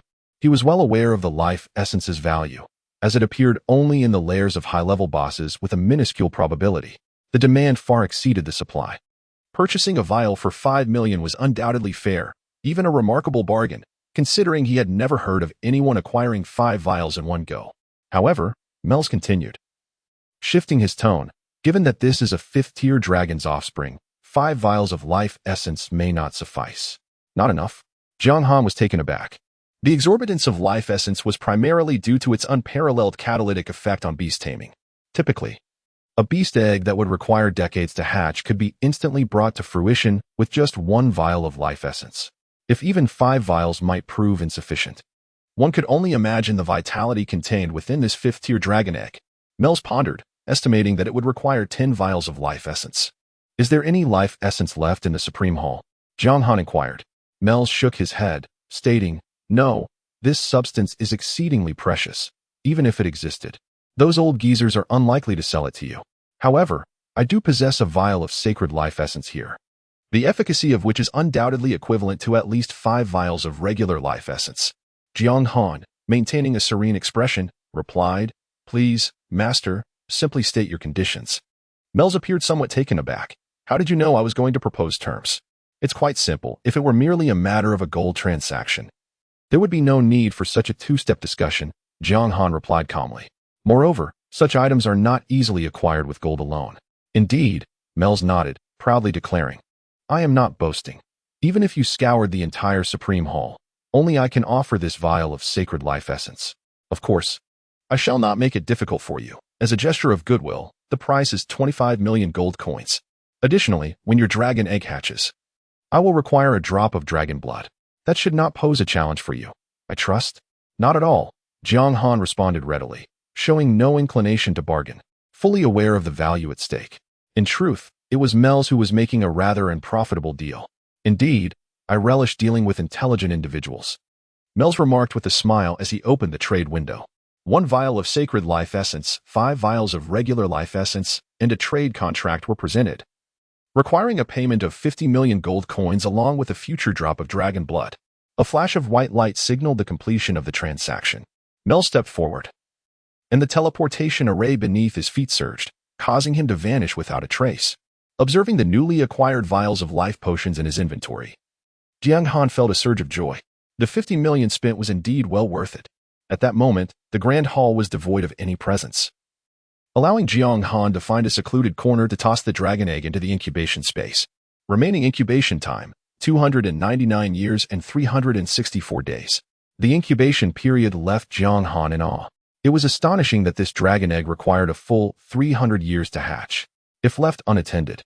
By the time the dragon emerged, countless waves of grass would have grown over his grave. Indeed, this was not a burden that an ordinary individual could bear. While still in disbelief, Jiang Han retrieved a vial of life essence and poured it entirely over the dragon egg. A faint azure light flickered. Remaining incubation time, 269 years and 364 days. The incubation period had been reduced by 30 years. Mel's was correct. 5 vials of life essence were insufficient. Jiang Han took out the remaining 4 vials and poured them onto the dragon egg, reducing the incubation period to 150 years. Next came the sacred life essence. As he poured the nearly tangible liquid onto the surface of the dragon egg, Jiang Han felt a wave of anxiety wash over him. The success or failure hinged on this moment. After a brief pause, ding. Congratulations, you have successfully hatched a legendary beast, the celestial giant dragon. Ding. Congratulations. You have obtained your first beast, unlocking the Beast Master skill, Beast Mastery Aura. Chapter 12. Attributes Beyond Compare, Mythical Qualities. It was a success. Listening to the crisp sound of the notification by his ear, Jiang Han felt an unprecedented sense of bliss. Having invested a staggering 35 million gold coins, he had long awaited this very moment. With a crackle, the eggshell shattered, and a pale blue dragon hatchling emerged. Although it was not particularly large, measuring less than half a meter in length and barely reaching Jiang Han's knee, he was acutely aware of the immense energy contained within this seemingly adorable creature, which was fervently gnawing at its shell. A divine beast of the highest caliber. In the realm of Apocalypse, pets are classified into 5 distinct tiers: ordinary, leader, extraordinary, monarch, and mythical. The disparities between each grade are vast and profound. The term divine refers specifically to mythical grade beasts. Even though Jiang Han possessed a robust mental fortitude, his heart raced with exhilaration, for this was the first mythical beast he had encountered in 2 lifetimes, and it belonged to him. It is worth noting that even the infamous abyssal dragon was merely a monarch-grade beast, falling short of the mythical classification. However, why was it a celestial dragon? Should it not be a descendant of the radiant dragon? Could it be that the essence of sacred life had altered its lineage? Or perhaps this egg was not originally that of a radiant dragon? The only lingering question was whether this lineage seemed somewhat awry. Could it be that the radiant dragon had been misrepresented? Regardless, Jiang Han chose not to dwell on the specifics. The species was of little consequence. What truly mattered was that this creature was a mythical grade beast. That was more than sufficient. Jiang Han opened the attribute panel of the celestial dragon. Nickname: none. Species: celestial dragon. Mythical: level 1000. Status: health 10,000. Mana: 10,000. Base attributes: strength 500, constitution 500, agility 500, spirit 500, talent, absolute domination. As a mythical beast, the celestial dragon possesses an innate suppression over lower-tier beings, inflicting an additional 30 damage to entities below the mythical level while reducing damage taken by 30. Dragon King Sovereignty. As the supreme existence among dragons, the celestial dragon exerts a natural dominance over dragonkind, dealing an extra 50 damage to dragon-type beings and receiving a reduction of 50 damage from them. Skills: World-Shaking Roar, a group intimidation skill. The celestial dragon unleashes a thunderous roar that causes the very world to tremble.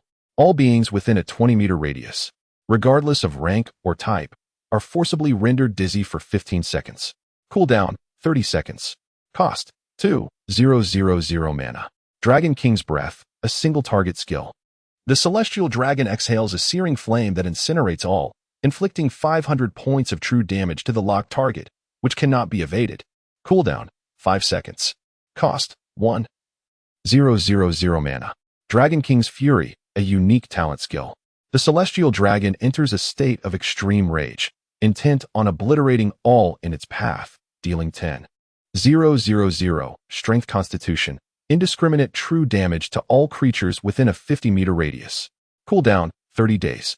Upon activation, the attributes are permanently reduced by 5, and the celestial dragon will fall into slumber for 5 days.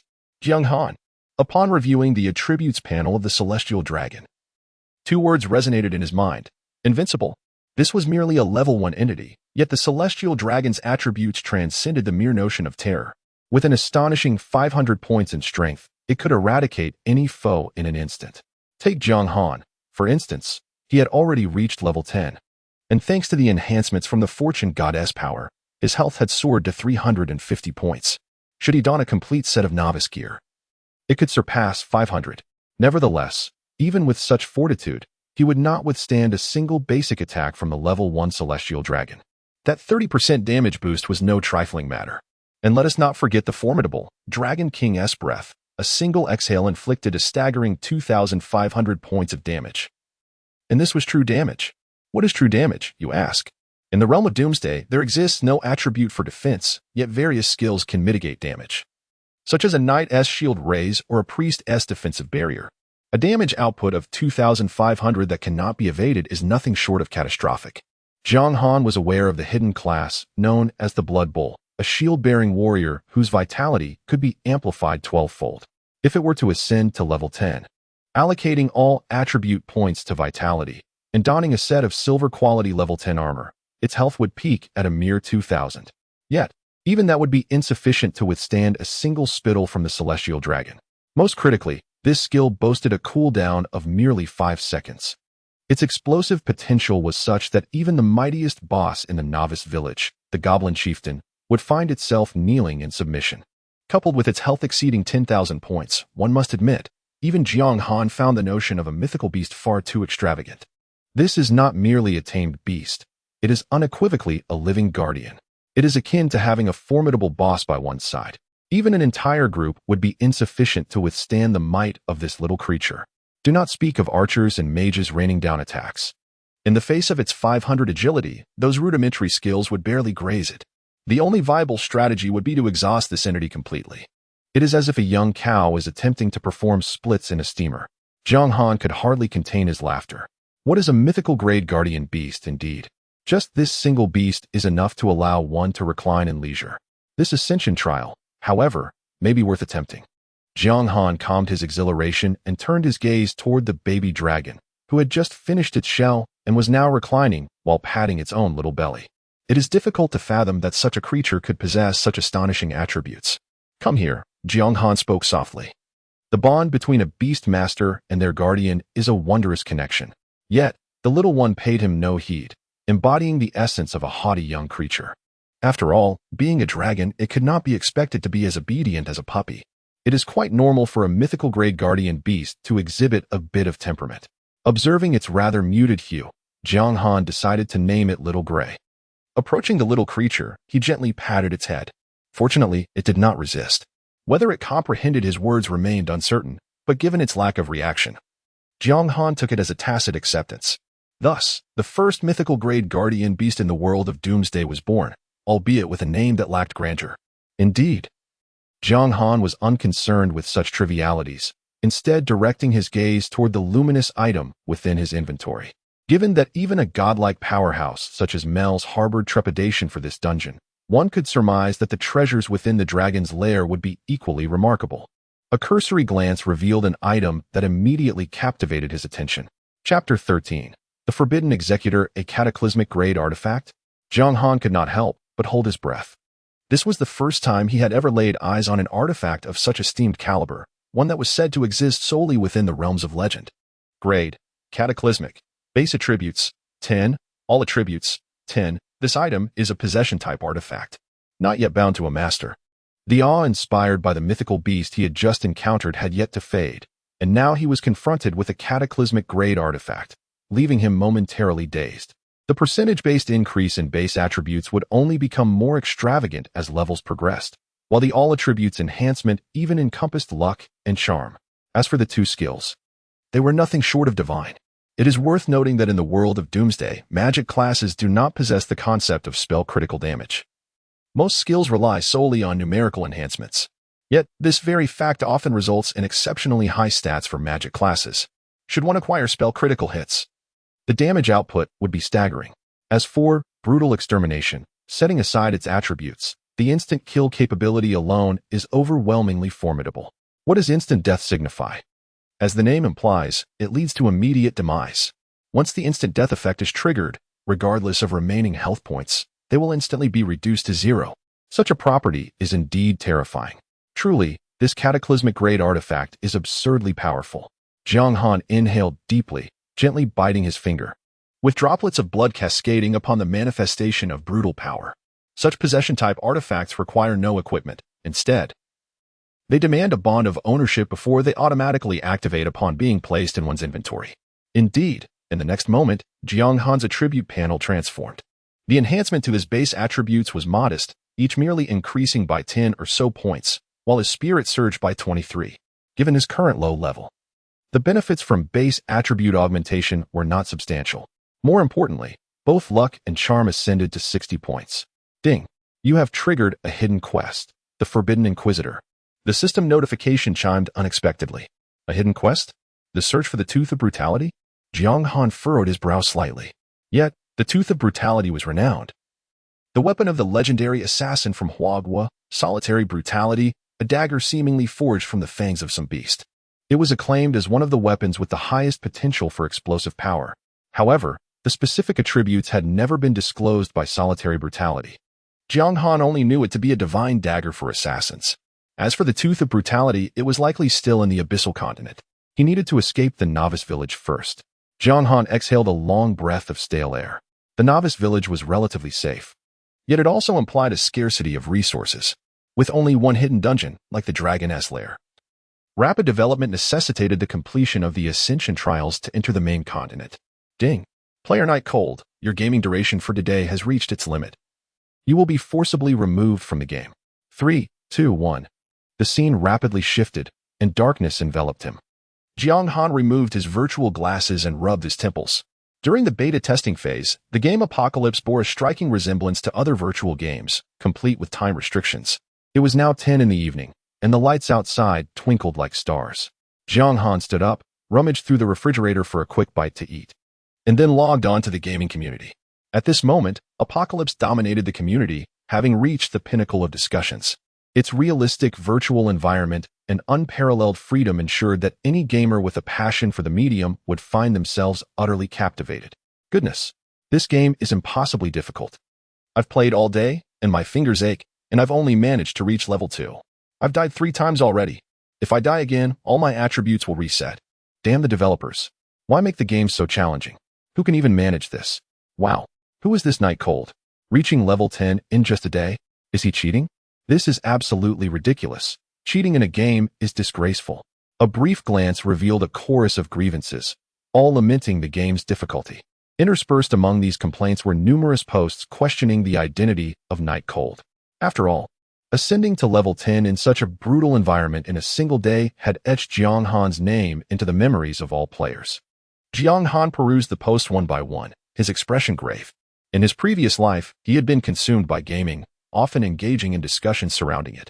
However, now he understood all too well that those players who suddenly went offline during their gaming sessions were not simply disheartened by defeat. They were victims of excessive deaths leading to attribute resets, which, in turn, obliterated their realities. Such individuals were not few in number. No wonder that by the following day, official statements from various countries emerged, prohibiting further access to this game. The number of fatalities on the first day likely exceeded 100,000, while those requiring hospitalization were probably even more numerous. Jiang Han sighed, squinting towards the window. At that moment, the wailing of ambulances echoed in succession. As Jiang Han had anticipated, on the inaugural day of the game Doomsday, a substantial number of players succumbed to excessive in-game deaths, leading to their demise in reality as well. Many others, experiencing 2 or 3 deaths, felt unwell and logged off, thereby preserving their lives. This night was destined to be anything but tranquil. Suddenly, his phone began to flash. Jiang Han picked it up and frowned. It was a message from Liu Ruyan. Jiang Han, I'm giving you a chance. Come to Tianshang Renjian to settle the score, and also bring some food for Zhou Tao, as he has been discharged. I'll pretend last week's incident never happened. Chapter 14. The Anomaly of Doomsday and Zhou Tao's Ambition. Damn it. I almost forgot about this lunatic. Jiang Han muttered, promptly blocking and deleting all means of contact with Liu Ruyan. He switched off his phone and continued outlining his forthcoming plans. Meanwhile, in the luxurious KTV room 666 of Tianshang Renjian, several young men and women were reveling in their merriment. At the center of it all was Liu Ruyan, adorned with exquisite makeup and striking beauty. Hey, Ruyan. Do you really think Jiang Han will come after not contacting you for a week? If you suddenly call him, will he even show up? One female classmate inquired, peering at the contents of Liu Ruyan's phone with curiosity. Liu Ruyan calmly set down her phone and, with an air of arrogance, remarked, Do you truly believe he wouldn't come? After all, it's Jiang Han, who is utterly infatuated with me. If I've made such a declaration, he will undoubtedly rush over eagerly. Beside her, a slender young man with a pale complexion wore a faint smile, his eyes glinting with a hint of sarcasm. Let it be, Zhou Tao. There's no need to mention him. Today marks your discharge from the hospital. We must certainly celebrate this occasion. Liu Ruyan maintained an indifferent demeanor, yet within, she harbored a sense of unease. For an entire week, Jiang Han had shown no inclination to apologize. Even more disconcerting was the fact that he had not sent her a single message. Could it be that he had truly changed? How could he dare to do so? Zhou Tao spoke softly. In truth, I was discharged early. Discharged early? Liu Ruyan furrowed her brow. Your health has never been robust. Why would you leave the hospital prematurely? Is it due to insufficient funds for your stay? If so, just tell me, and I will ask Jiang Han for assistance. Thank you, Ruyan. Your kindness is truly heartwarming. Zhou Tao smiled gently before lowering his voice. However, my early discharge is not due to financial constraints. The hospital is overwhelmed with patients requiring urgent care, and as my condition has improved significantly, they compelled me to leave. Compelled to leave? Liu Ruyan's expression darkened. By what right? Are the lives of others more valuable than ours? Are we, the less fortunate, not deserving of the same regard? These affluent individuals, just like Jiang Han, revel in belittling others with their wealth. It's not as severe as that. Zhou Tao waved his hand dismissively, acknowledging the genuine danger posed by those individuals, who were suffering from multiple organ failures. As for me, I merely contend with chronic gastritis, so being asked to discharge myself is rather normal. I cannot concern myself with that. After all, one must adhere to the principle of first come, first served. It seems these individuals look down upon us, the impoverished. Liu Ruyan scoffed, adding that with so many hospitals in Jiangqing, why must they insist on coming here? What a coincidence. Other hospitals are equally crowded, and furthermore. Zhou Tao lowered his voice, expressing his suspicion that this was no mere coincidence. While processing my discharge, I overheard a nurse mention that these patients all experienced organ failure after playing the same game, something called Apocalypse. Is it truly possible for a single game to cause such widespread organ failure? Liu Ruyan furrowed her brow. Are you suggesting I would deceive you? This is the truth. I sense an opportunity is at hand. In a couple of days, something significant is bound to transpire. Zhou Tao continued. Ruyan, don't you still have some money? Lend me a bit, and I shall repay you in due time. Liu Ruyan hesitated. I have no money. No money? Zhou Tao's expression darkened instantly upon hearing this. Are you jesting? Isn't Jiang Han providing you with 200,000 each month? How could you be short on funds? It seems you truly look down upon me. Liu Ruyan, feeling wronged, bit her lip and replied. Jiang Han hasn't contacted me for a week now. He hasn't given me any money this month. Zhou Tao was momentarily taken aback. How could he dare to act in such a manner? He is so infatuated with you, often longing to be close to you. Yet he hasn't reached out in a week? Could something have happened to him? How am I to know? Liu Ruyan, feeling exasperated, retorted, moreover, he likes me.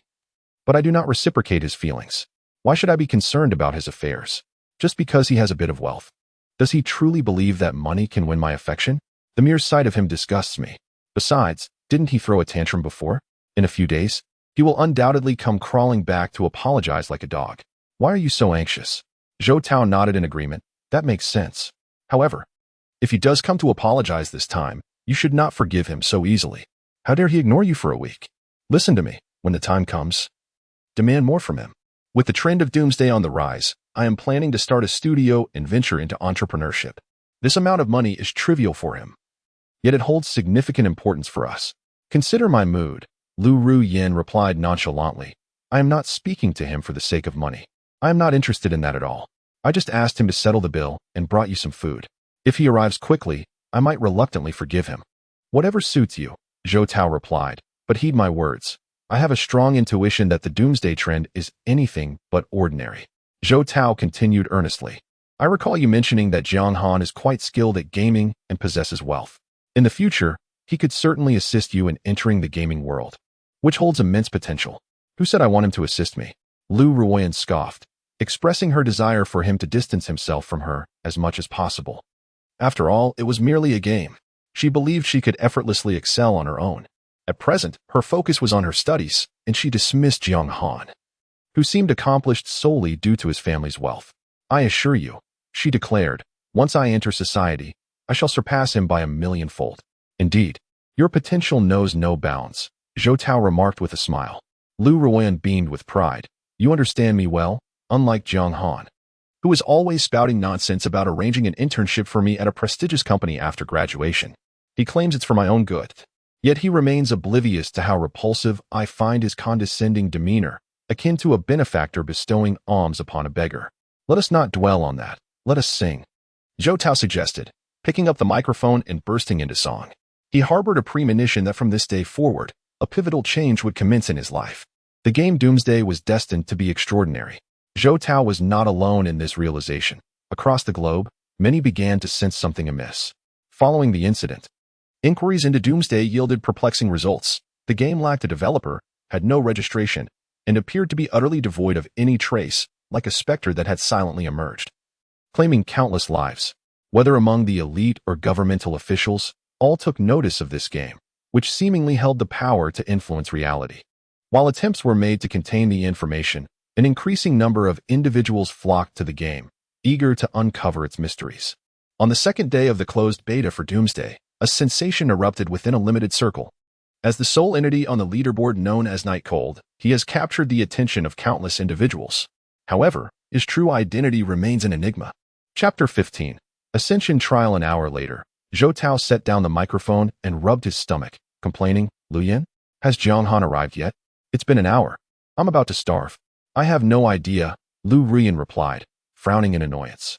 In the past, whenever Jiang Han was tasked with settling the bill, he would arrive in a swift half-hour. If he were even 2 minutes late, he would hurriedly apologize. Yet today, the hour was late, and he was still nowhere to be seen. Liu Ruyan had sensed something amiss, but her proud nature made it impossible for her to lower herself. Perhaps you should inquire again. I truly believe something might have happened, Zhou Tao suggested, and it's been a week since he last contacted you. Given his disposition, he wouldn't endure such a prolonged silence. Liu Ruyan scoffed. Who knows if he is merely playing some game of cat and mouse? I refuse to fall for that. She rose abruptly, preparing to leave. But the bill hasn't been settled yet.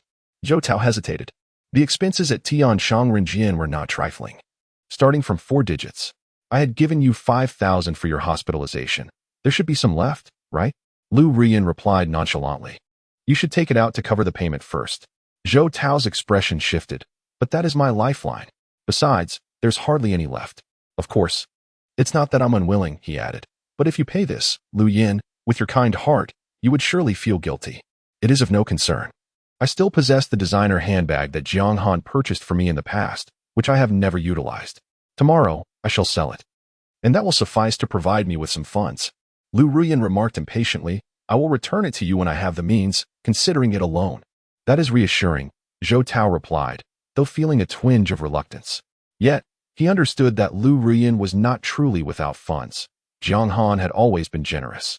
With just a little persuasion, it was improbable that Liu Ruyan would ever find herself in want of money. Not to mention, her expenditures over the past 2 years likely exceeded 1 million. Ultimately, it was Zhou Tao who settled the bill. Before parting, he cautioned, the total is 1,200 yuan. When you are able, remember to repay me. I am counting on you. Rest assured, you shall not be overlooked, Liu Ruyan replied, though a subtle discontent stirred within her. How had she never noticed before that Zhou Tao was so tedious? Ruyan, isn't Jiang Han coming to pick you up today? A female classmate inquired cautiously. Unaware of the underlying circumstances, she only knew that at this hour, Jiang Han would typically have arranged for a car to await them outside. Yet now, nothing was in sight, and the chill of the breeze was rather biting. Upon hearing this, Liu Ruyan felt increasingly agitated and retorted with a cold laugh. Let him come or not, does he truly believe that without Jiang Han, the earth would cease to rotate? With that, she departed with a frosty expression, determined to witness who truly could not do without whom. Jiang Han's feeble attempts at manipulation were utterly transparent. If he were to come crawling back to apologize, she would not allow him to rise without first extracting her due satisfaction. What Liu Ruyan remained unaware of was that Jiang Han had already blocked all her contact information and was comfortably lounging at home. Apologies? He would rather give her a couple of slaps than engage with her, for the matters concerning the impending Doomsday took precedence. Nonetheless, prior to the launch of Doomsday, Jiang Han took the time to reach out to a lawyer. Currently, he was in the process of gathering evidence and filing documentation. preparing for the day when Liu Ruyan would be compelled to return all the gifts she had previously received from him. The following day, as the sun rose, Jiang Han logged into the game as usual. Compared to the desolate atmosphere of the previous day, the novice village number 9527 was now teeming with players. The majority had been drawn in by the game content discussed on forums, while a smaller contingent consisted of official personnel from Jiangxing. Regardless of their identity, all exhibited a newfound reverence for Doomsday. Although unverified, the widespread reports of fatalities could not be entirely concealed by any government. Leveling area, Tier 3. In need of a priest, inexperienced players need not apply. Looking for a priest, a seasoned player from the Glory Guild is leading a team, currently at level 8. Elite group, players of level 2 and above welcome. The calls echoed through the air, and apart from a few exceptionally confident experts, few dared to venture into leveling alone. Jiang Han surveyed the all-too-familiar scene, feeling a wave of nostalgia. This was indeed the essence of Doomsday. Goodness, a level 10 powerhouse? The top rank? How on earth did he level up so quickly? Is he forming a party? We have quite a few stunning ladies here. Hey there, could you possibly take us along? Upon the appearance of Jiang Han, a wave of commotion erupted.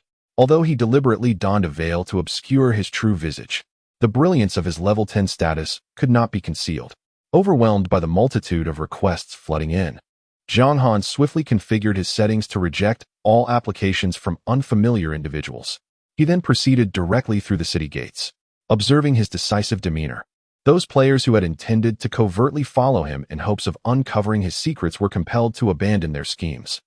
The area he was venturing into was populated solely by elite monsters of level 5 and above. Should one of these creatures take notice, it would likely spell doom for the unprepared. At that moment, no one dared to take such a perilous risk.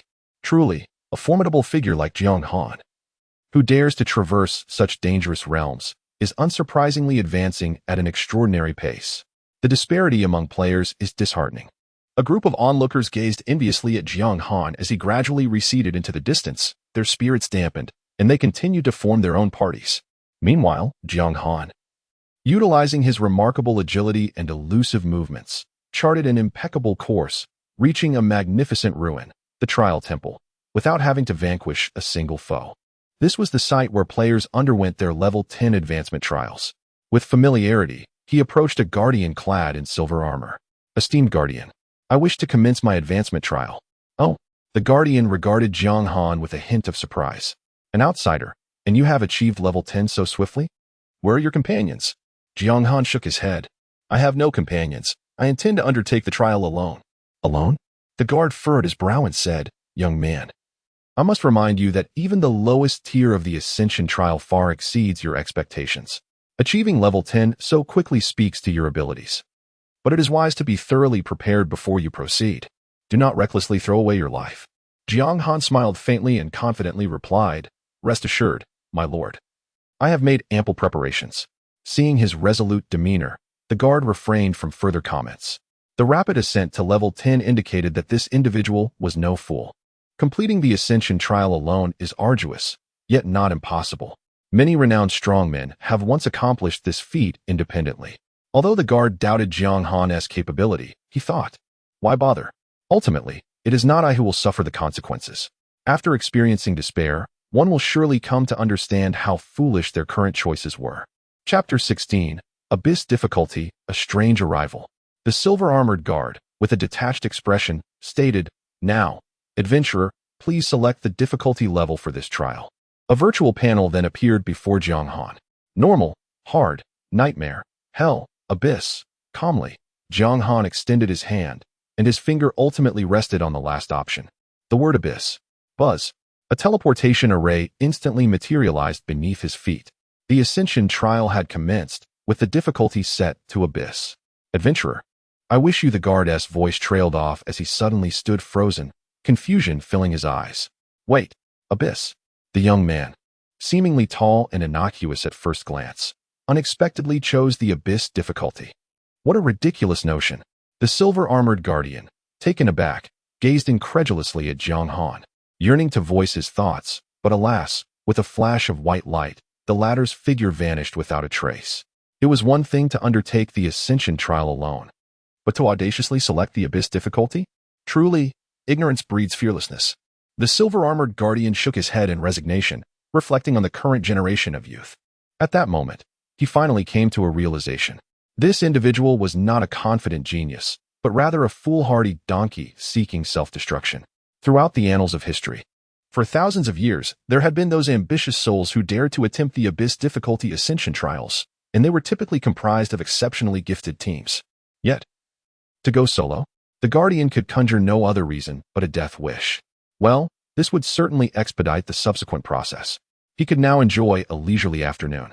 The silver-armored Guardian yawned lazily, summoned the trial list, and drew a line through the newly added name Jiang Han. Such a brainless individual hardly warranted rescue. He promptly declared the session open. A gentle breeze rustled the leaves, casting an air of tranquility. Jiang Han stood before the dense forest, his expression serene. He was acutely aware of the difficulty of the Ascension trial. Even the standard difficulty equated to hunting a level 10 outdoor boss, demanding high standards for equipment, skills, class distribution, and the synergy among team members.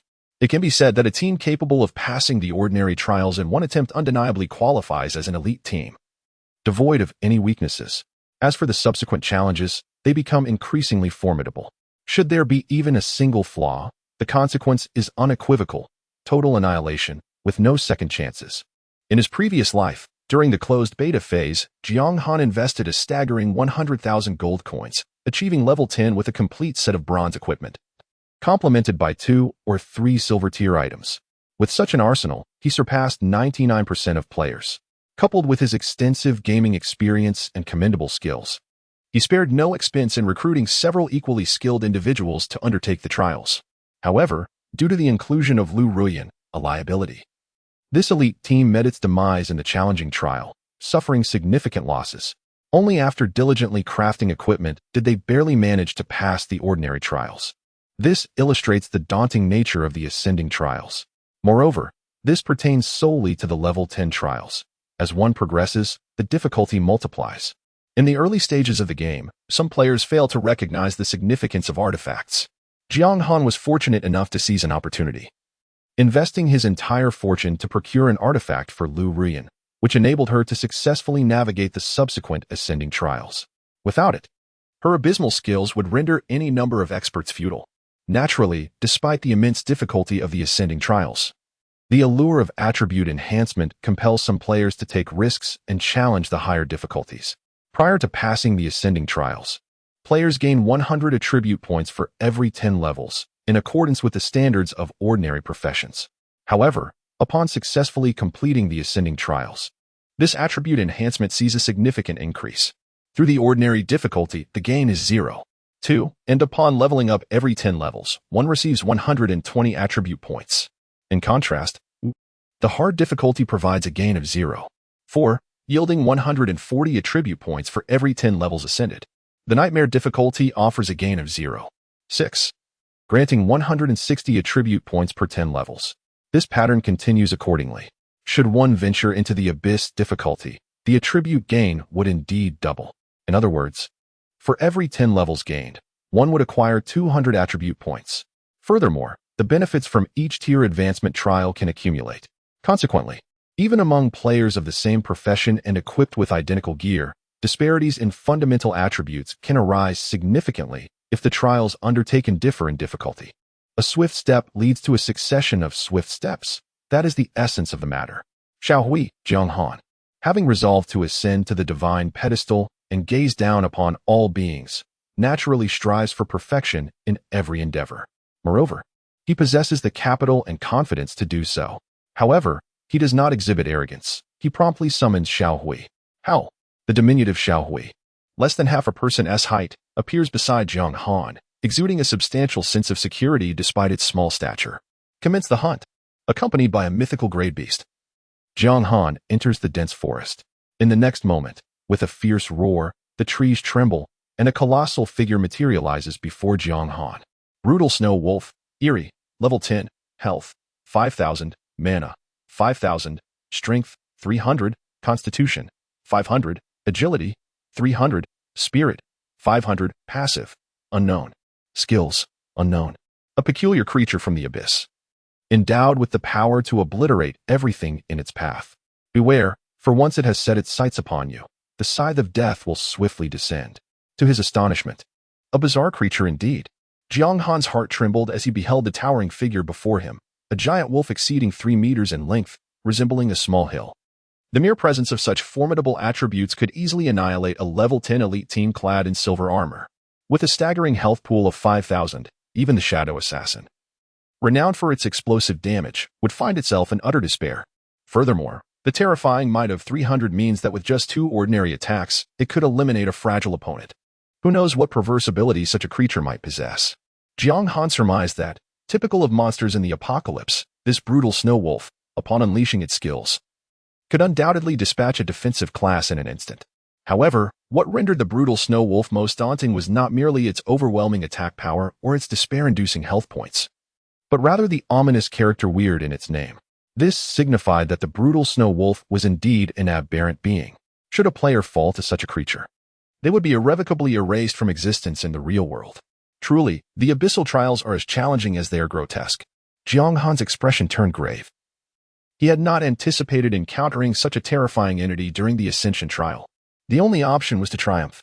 This signified that from the very moment he stepped into the trial, retreat was no longer an option. Yet, Jiang Han harbored no thoughts of retreat.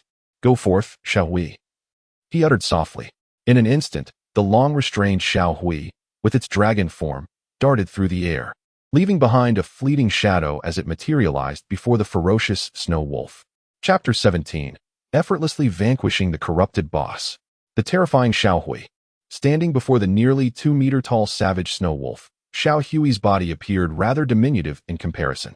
However, as a mythic-level beast of the sky, Xiao Hui possessed an innate advantage over the ferocious giant wolf. Under the formidable dragon's might, the mountain-like snow wolf recoiled repeatedly. With a swift motion, Xiao Hui unleashed a torrent of searing flames.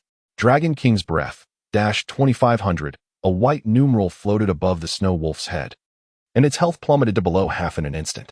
Such a violent strike instilled immediate terror, causing it to retreat further. Seizing the opportunity, Xiao Hui advanced, its claws slicing through the air, leaving behind several afterimages. -594, -600, the health bar dipped again, dwindling to less than a third. This ferocious snow wolf was indeed a level 10 corrupted boss. Jiang Han squinted thoughtfully. Xiao Hui inherently possessed a 30 damage increase, which should have resulted in approximately 650 damage. However, the actual damage was reduced by 10%. Undoubtedly, this indicated that the savage snow wolf inherently had a 10 damage reduction, an attribute characteristic of a level 10 corrupted boss. Indeed, even among bosses of the same level, disparities in strength existed. Generally, they could be categorized into normal, elite, mutated, corrupted, lord, king, and immortal. Moreover, few dared to challenge the corrupted bosses. What a jest! To lose one's attributes permanently by dying just once, and to have reality impacted as well. Who would risk their life unless absolutely necessary? Bosses of elite rank and above invariably possess area of effect attacks. With a base strength of 300, a single skill unleashed can spell doom for many. Yet, this formidable demonized boss appears utterly feeble in the presence of the level 1 Xiao Hui. A breath of dragon fire followed by 2 basic strikes, and its health plummets to 0. In the next moment, the blood-red eyes of the savage snow wolf blaze with fury, its fur bristling ominously. Berserk? Jiang Han perceives instantly that the boss has entered a berserk state due to the rapid decline of its health. Xiao Hui, unleash dragon might. Jiang Han commands decisively. With a howl that echoes skyward, Xiao Hui emits a sound that, though soft, causes the crimson hue in the savage snow wolf's pupils to vanish, rendering it momentarily dazed. This forced state of dizziness lasts for a full 15 seconds, disregarding the boss's immunity to such effects and shattering its berserk condition. Swiftly, Xiao Hui advances and strikes. In that precious 15 seconds, Xiao Hui has ample time to attack twice. By the time the savage snow wolf regains its senses, it is met with the descent of a third claw. The terrifying damage inflicted ensures that this demonized boss collapses, unable to rise again. Throughout this encounter, the savage snow wolf did not even have the opportunity to unleash a single skill or make an attack. It is not a matter of strength. The very notion of deception is enough to signify the weight of the savage snow wolf. The extraordinarily long-range dragon's breath, in conjunction with world-shaking dragon might, is utterly overwhelming. Ding! Congratulations.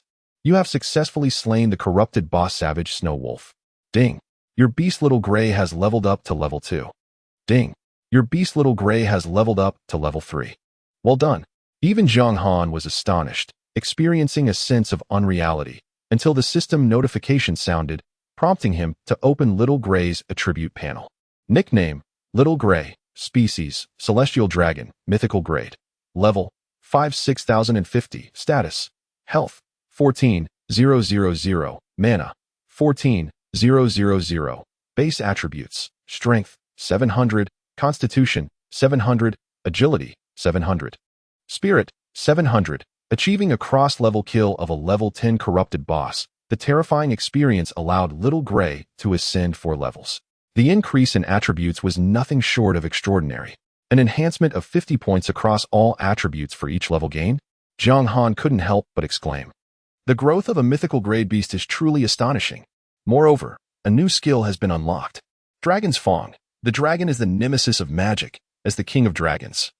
The celestial dragon silences all magic. It inflicts 500 points of magical damage to the 2 nearest enemy units and forces them into a state of magic prohibition for 5 seconds. Cost, 1,000 mana. Cooldown, 30 seconds. Jiang Han. Great. Yet another skill of outrageous proportions. The damage is explosive, and it also enforces a 5-second magic prohibition. To call it the nemesis of magic is no exaggeration at all. This skill, when wielded adeptly, can ensnare all magic-based professions and bosses in a veil of torment. The sole drawback, however, lies in its exorbitant mana consumption. Jiang Han deactivated the attribute panel and approached the carcass of the savage giant wolf. Fortune smiled upon him. In addition to over 1,000 gold coins, he discovered 2 pieces of equipment: Blood Wolf Tooth, Dagger, Grade, Dark Gold, Effect, Undetermined, and Snow Wolf Bow, Grade, Dark Gold, Effect, Undetermined. 2 pieces of dark gold equipment. Truly, as a corrupted boss, it was laden with treasures. A grin spread across Jiang Han's face. To be candid, even in his previous life, upon reaching level 100, he had participated in the siege of corrupted bosses merely a handful of times, and never as a principal combatant. Yet, the arduousness of those encounters was indelibly etched in his memory. He had to tread carefully, for death loomed ominously, and the division of spoils seldom included his share. How different it was now, as Little Gray effortlessly dispatched the savage Snow Wolf, with the equipment being his alone to claim. What a delightful experience. He stowed the 2 pieces of equipment into his storage space and ventured deeper alongside Little Gray. In the past, such coveted items would have sent waves of exhilaration coursing through him. But now, having witnessed the grotesque might of mythical beast tamers and the devastation wrought by celestial-grade artifacts, dark gold items seemed rather mundane. There is a saying, isn't there? It is indeed arduous to transition from luxury to frugality. What challenges might the subsequent trials entail? Before long, Jiang Han emerged from the dense thicket, only to be greeted by the imposing sight of a jet-black tiger. Dark Abyss Tiger, Eerie, level 10 health, 8,000. Mana, 8,000. Strength, 400. Constitution, 800. Agility, 300. Spirit, 500. Passive, unknown. Skills, unknown. Description: an enigmatic creature from the abyss, it possesses the power to annihilate all. Beware, for once it sets its sights on you, the scythe of death shall soon follow. Once again, an eerie, corrupted boss appears, boasting attributes that surpass even the ferocious Snow Wolf. Chapter 18. The Final Trial, the Wanderer of the Abyss. However, this Dark Abyss Tiger must confront the even more terrifying Little Gray. At merely level 1, it slaughtered the brutal Snow Wolves as easily as one would a chick. Not to mention that it has now ascended to level 5, unlocking new skills. Dragon King's Breath, Dragon Fangs, -3500, -4200. The Dark Abyss Tiger, sensing an external threat, unleashed a furious roar, followed by a breath of dragon fire and a radiant blue magical sphere. Its health plummeted to a pitiful 300 points. It was forcibly thrust into a frenzied state. In this horrifying condition, the tiger's spirit doubled, skyrocketing to a terrifying 1,000 points. Clearly, this is a magic-type boss. With 1,000 spirit points at level 10, it would bring tears to the eyes of any knight witnessing such a sight. The terrifying enhancements from a magic-type boss's skills mean that even a level 20 knight adorned in golden armor would struggle to withstand a single blow. Whoosh! The sound of wind breaking echoed as the small, seemingly soft and adorable dragon claw descended. The terrifying radiance that had just enveloped the front paw of the abyssal tiger swiftly dissipated. Its massive form crashed to the ground, vitality vanishing without a trace. Just like the brutal snow wolf, the abyssal tiger met its demise under the claw of the little gray without even a single strike. The formidable health bar of 8,000 crumbled like paper before the might of a mythic beast tamer. Ding. Congratulations on defeating the corrupted boss, Abyssal Tiger. Ding. Your beast Little Gray is leveled up to level 6. Jiang Han was not the least bit surprised by this outcome, quickly moving forward to loot. Spiked Tiger Shield, one-handed shield. Grade, Gold, Effect, not yet identified. Pitch Black Sword, one-handed sword. Grade, Dark Gold, Effect, not yet identified. Similarly, he had acquired 2 pieces of equipment, albeit of slightly lesser quality compared to the previous encounter, without delving into other matters. Just these few items alone could fetch a high price of $1 million in a couple of days. However, that was contingent upon someone managing to leave the novice village first. After all, by that time, he would undoubtedly have long since departed the novice village, developing in a higher-tier area. Continuing, Jiang Han's eyes sparkled with fervor as he licked his lips. Regardless of the circumstances, these items represented wealth. Despite the abundance of dark gold pieces, it was merely a testament to his luck, which had soared to 60 points, and the fact that he could encounter so many single bosses within the tiered trials. What if someone else were to attempt it? Acquiring a single piece of dark gold equipment would require fervent prayers to the heavens, a true blessing from ancestors. Most equipment above the golden tier is crafted through quests or the gathering of rare materials. Jiang Han, accompanied by Xiao Hui, ventured deeper into the abyss. Following the dark abyss tiger, 2 more bosses emerged: Raging Bull of Strength, Eerie, and Vicious Carnivorous Flower Monarch, Eerie. Each possessed increasingly exaggerated attributes, and unsurprisingly, both were bizarre creatures. Among them, the Vicious Carnivorous Flower Monarch boasted a terrifying health of 15,000 and a base spirit exceeding 1,000. Such bosses could instill despair in all inhabitants of the 95-27 novice village combined. Yet, regrettably for them, before Xiao Hui, these formidable adversaries posed no threat. They effortlessly swept past, acquiring 4 pieces of equipment, 2 golden and 2 dark golden. Moreover, Xiao Hui's level rose to 7, tantalizingly close to 8. This progression illustrates that the leveling mechanism in Doomsday indeed becomes increasingly challenging as one advances. A single brutal snow wolf eradicated yielded a staggering leap of 4 levels, while ascending from level 5 to 7 required the defeat of 3 bosses of the same caliber. Now, only the final trial remained. Jiang Han gazed into the distance, his sight fixed upon the dimly lit Grand Hall. The Ascension trial adheres to a certain pattern. A single boss must be vanquished for ordinary difficulty, 2 for hard mode, and so forth. Therefore, the Abyssal trial necessitates the defeat of 5 bosses. Clearly, vanquishing the bosses within this hall signifies the successful completion of this trial, and the attributes of the ultimate boss will be significantly enhanced. The initial bosses were all corrupted entities, and even the frenzied carnivorous flower monarch seemed to transcend boundaries, exhibiting attributes that approached those of a lord-level being. Thus, the final boss must undoubtedly be a lord-level adversary. To engage a lord-level boss in solitary combat, at this moment, a peculiar sensation stirred within Jiang Han. Success in this endeavor would undoubtedly etch his name in history, while failure would lead to his demise, rendering all efforts futile. This reckless undertaking was an experience he had never encountered before, as in his previous life, all paths revolved around Liu Ruyan, driven by a desire for stability. Yet now, traversing this shadowy path, he felt no trace of anxiety. Instead, a thrilling exhilaration enveloped him. Perhaps it was only by abandoning concerns for others that he could discover his true self. His parents departed early, leading him to believe he feared solitude. But perhaps that notion was misguided from the very beginning. He ought to embrace solitude, navigating the perils of existence. A true man should not be confined by matters of love and affection. From this day forth, I, Jiang Han, shall live solely for myself. Perhaps it was the solitude of the surroundings, or perhaps the emotional suppression of over a decade, but suddenly, Jiang Han burst into silent laughter. Standing before the Grand Hall, he stretched his arms wide, embracing the void. He murmured, "Come forth." With a thunderous roar, the darkened forest erupted with the sound of raging thunder, and raindrops began to descend from the heavens. A dim light filtered through the grand entrance, casting a faint glow into the pitch-black hall.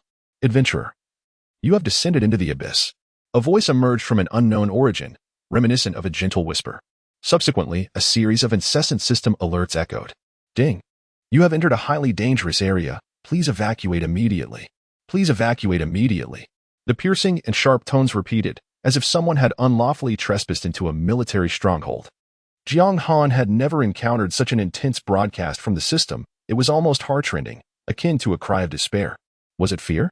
Jiang Han pondered the existence of life and consciousness within the apocalypse system, yet in that moment, all he perceived from the relentless warnings was an overwhelming sense of dread.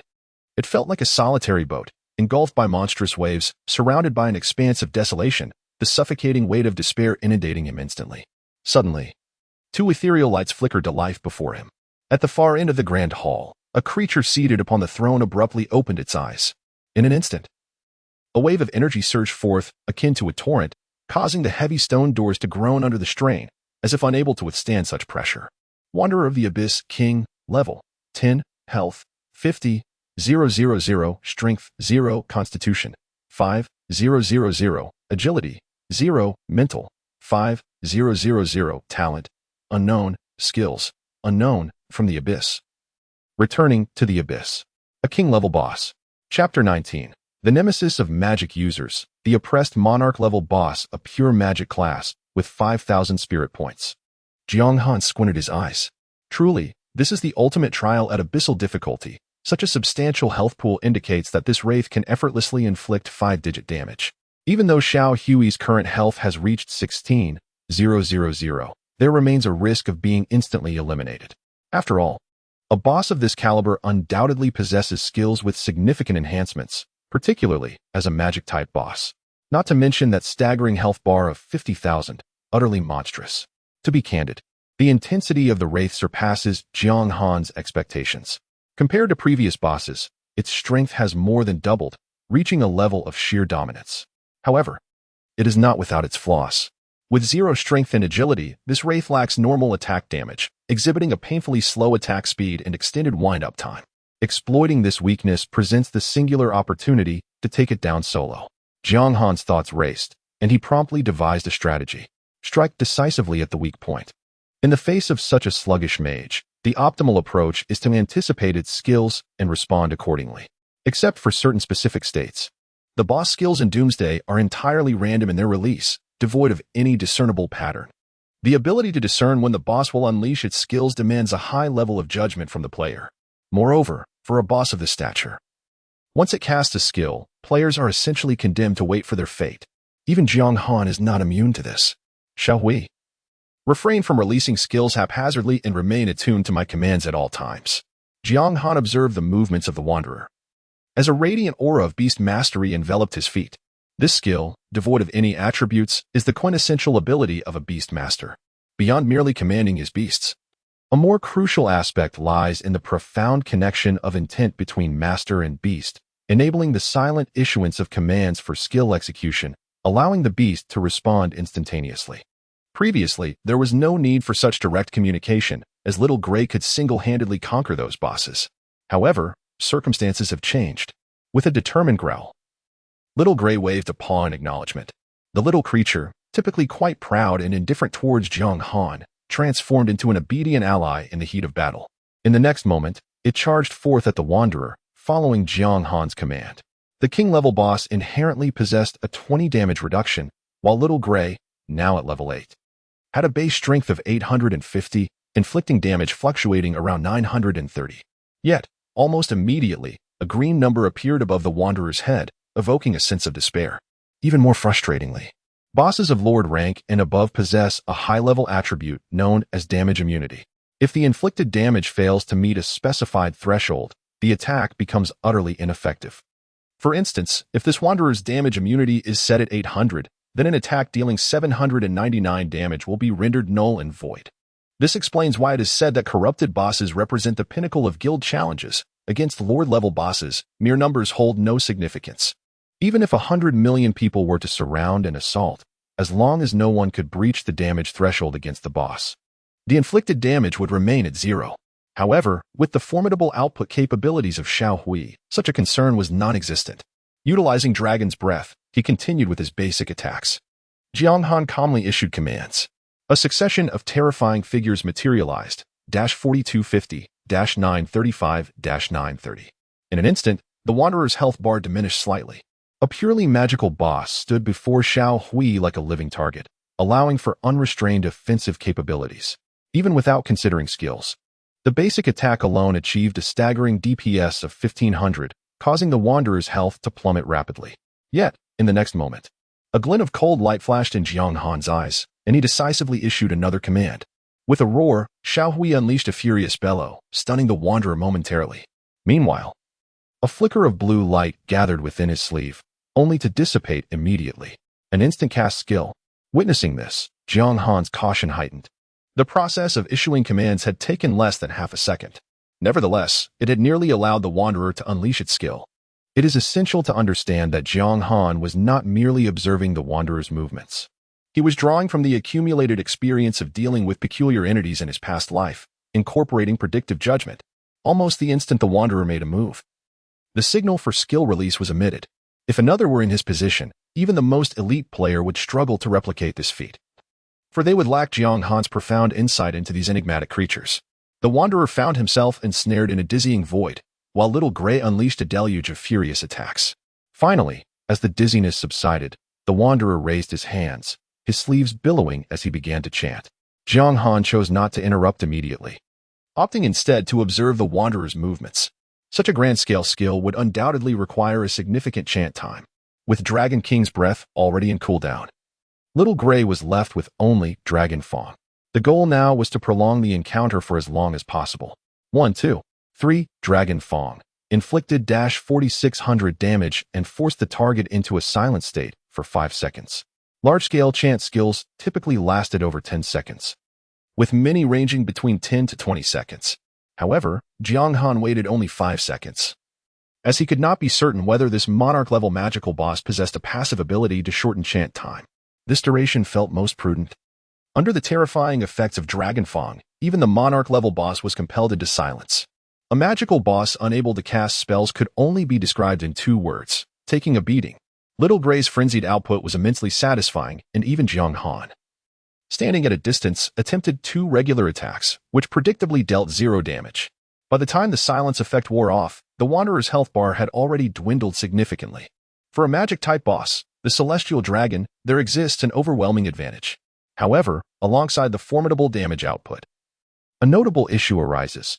Xiao Hui's 2 control skills have both entered cooldown. The Wanderer can now unleash the next skill without hesitation.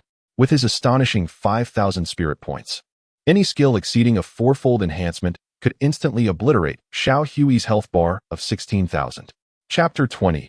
Exquisite Micro-Operations, Conquering the Abyssal Trials. This entails the Wrath of the Dragon King, a skill boasting a staggering 10,000 strength and constitution enhancement.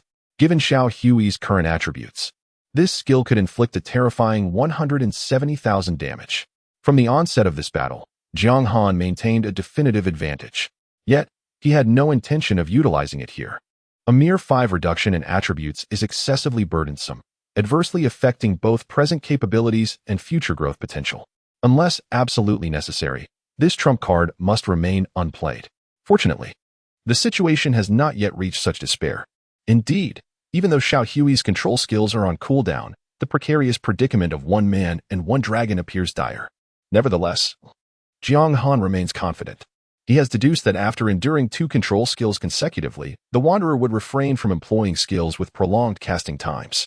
Instantaneous skills are undoubtedly the optimal choice. However, it is essential to note that the damage enhancement from a magic-type profession's instantaneous skills cannot rival that of a casting profession. This implies that, with Xiao Hui's current health, he can withstand the onslaught. The sole drawback lies in the fact that should the boss choose to strike at Jiang Han, he would undoubtedly meet with instant demise. In truth, the Wanderer is not lacking in cunning from the very outset. His target was never the small gray figure, but rather the one manipulating it, Jiang Han. However, his plans were thwarted. Jiang Han never relied on his adversary's blunders to achieve victory, for that would be exceedingly foolish. He maneuvered with a peculiar gait, exercising utmost caution in the control of his position. At this moment, had anyone been hovering above the Grand Hall, they would have been astonished to discover a remarkable truth, regardless of how the small gray figure shifted or from which angle it launched its attacks. Jiang Han's position remained consistently aligned in a straight line with both the small gray figure and the wanderer. This implies that the wanderer, should he attempt to assail Jiang Han, could not bypass the position of the small gray figure. Furthermore, Jiang Han was less than half a meter away from the small gray figure, nearly adhering to it. The wanderer was not foolish. He refrained from attacking indiscriminately and instead patiently sought the right angle. Such proximity renders any shift a potential flaw. Yet, Jiang Han's mastery over the positioning of both himself and the small gray figure was nothing short of flawless. He danced upon the razor's edge without faltering. This was the pinnacle of micromanipulation, a performance that would leave any observer in awe. In simple terms, pure technique. Indeed, even if he had not ascended to the divine level in his past life, Jiang Han's abilities are by no means inferior to those of any divine master, perhaps even surpassing them. Otherwise, would one truly believe that mere financial means could elevate someone as inexperienced as Liu Ruyan to divine status? Only Jiang Han comprehends the arduous journey behind this transformation. He is, in essence, dancing upon the knife's edge while burdened by an immense encumbrance. In the end, with the scant remnants of resources left to her, Liu Ruyan ascended to become a master among the elite tier in Jiang City. However, from a certain perspective, it is undeniable that Jiang Han played a significant role in her technical refinement, while other god-tier experts were fervently enhancing their skills and honing their craft. Her thoughts and actions were solely focused on how to execute the most exquisite and effective maneuvers with the least amount of resources. Ultimately, she succeeded. If the challenges faced by others in the apocalypse were harsh, then Jiang Han endured trials akin to descending into the depths of hell. Now, the fruits of her labor have blossomed. With such exquisite control over positioning and simultaneously multitasking, even the renowned assassin genie Yeshin would struggle to endure beyond 2 seconds. Yet, Jiang Han's execution was seamless. Xiao Hui continued to unleash a torrent of damage, while the Wanderer's health bar plummeted as if scorched by flames. Unable to find an opening despite its constant repositioning. Boom. In the next moment, the Wanderer, losing patience, chose to strike. A dark luminescence flickered from the heavens, transforming into a bolt of furious lightning descending upon them. Unable to find an angle on the plane, he opted to attack from above. Unfortunately, what he could conceive, Jiang Han had already anticipated. Xiao Hui was poised along the trajectory, bracing for the impact of this strike. The damage was formidable, even with Xiao Hui's substantial health pool. Nearly half was obliterated in the onslaught. With just 3 rapid-fire skills, the Wanderer could easily dispatch Xiao Hui. However, simultaneously, the Wanderer's health was plummeting as well. Another cast of Dragon King's breath saw its health dip below 12,000. This was a brutal clash. Retreating would lead to utter defeat. In pain, Xiao Hui let out a fierce roar and became entangled with the Wanderer. A series of damage indicators erupted above the Wanderer's head. The Wanderer struck again, a crimson orb flickering ominously. This blow inflicted even greater damage than before, leaving Xiao Hui's health bar nearly depleted. Just one final strike was needed to vanquish Xiao Hui. At that moment, Jiang Han, bereft of his mythical beast, would face the king-level boss with merely a fifth of his health remaining, leaving him no chance of survival. Perhaps realizing this grim fact, the Wanderer focused its gaze on Xiao Hui. Regrettably, this realization came too late. Jiang Han beamed brightly, producing an ancient page from his hand. This celestial artifact was the final straw that would break the camel's back. Before the Wanderer could react, Xiao Hui slightly shifted, and a blood-red beam of light surged forth, locking onto the Wanderer. Brutal execution. 1859, critical hit. Target's health below 20, triggering instant death effect. 8026. Wanderer, 50,000. Damage indicators flashed consecutively. This king-level boss, who had dominated the region for countless years, met its end with just 2 swift skills. It disintegrated into dust, dissipating into the air. Ding. Congratulations. You have slain the final trial boss, the Abyssal Wanderer. Ding. Congratulations. You have completed the Abyss level Ascension trial. Ding. Congratulations. You can now gain experience. Ding. Congratulations. Your beast Little Gray has reached level 10. Ding. Congratulations. As the first adventurer to successfully pass the Abyss trial, you have been rewarded with an enhancement of all attributes by 5. Finally, it has been accomplished. Listening to the melodious sound of the system notifications resonating in his ears, Jiang Han exhaled a long breath of relief. Although the outcome was anticipated, the joy he felt at this moment was overwhelming. The Abyss level trial. Even in his previous life, the highest record was merely at level 100. Achieved by a group of divine beings who barely managed to pass the Hell level trial. Yet now, with Little Gray by his side, The duo bravely overcame 5 exceedingly terrifying and bizarre creatures. The contrast was indeed a source of profound reflection. Meanwhile, in the outside world, ding. System announcement. The player Knight Cold from the Great Xia Kingdom has successfully completed the Abyss-level Ascension trial, becoming the first ever to do so, and has earned the legendary title Messenger of the Abyss. This is hereby proclaimed. Ding. System announcement. Ding. System announcement. The crisp sound of system notifications suddenly surged forth, permeating every corner of the realm of Doomsday. In that moment, all players stood frozen in place, bewildered, listening to this astonishing announcement akin to the first explosion of an atomic bomb. What in the world is happening? Chapter 21. Unskilled in Gaming? The speechless Liu Ruyan. Ascension trial? What is this? It appears to be quite impressive. The global announcement suggests that this notable figure has achieved the world's first completion. Many players are left in confusion, as they have only just begun their journey in the game, struggling to grasp the concept of the Ascension trial. Nevertheless, they possess a certain understanding of the announcement's significance. After all, achieving the world's first completion is a prestigious accolade widely celebrated in any gaming community. In previous online games, such honors were typically contested by well-known experts. Yet, the name Knight Cold sounds rather unfamiliar, seemingly not associated with any renowned guild. Is this a newly emerged skilled player, or perhaps a prominent figure operating under an alias? Amidst their astonishment, countless individuals speculate about Jiang Han's true identity. In the 2743rd Novice Village, a group of young men and women has gathered. Although their appearances are akin to those of other players, the demeanor of this group exudes an air of exceptional intensity, unmistakably distinguishing them from the ordinary populace. The surrounding players, sensing this unique aura, tactfully choose to steer clear. In a single night, the number of individuals suffering from organ failure in the Great Xia Kingdom has surged, overwhelming hospitals across the nation. Remarkably, the catalyst for this upheaval appears to be a video game. Naturally, the Great Xia authorities cannot remain passive.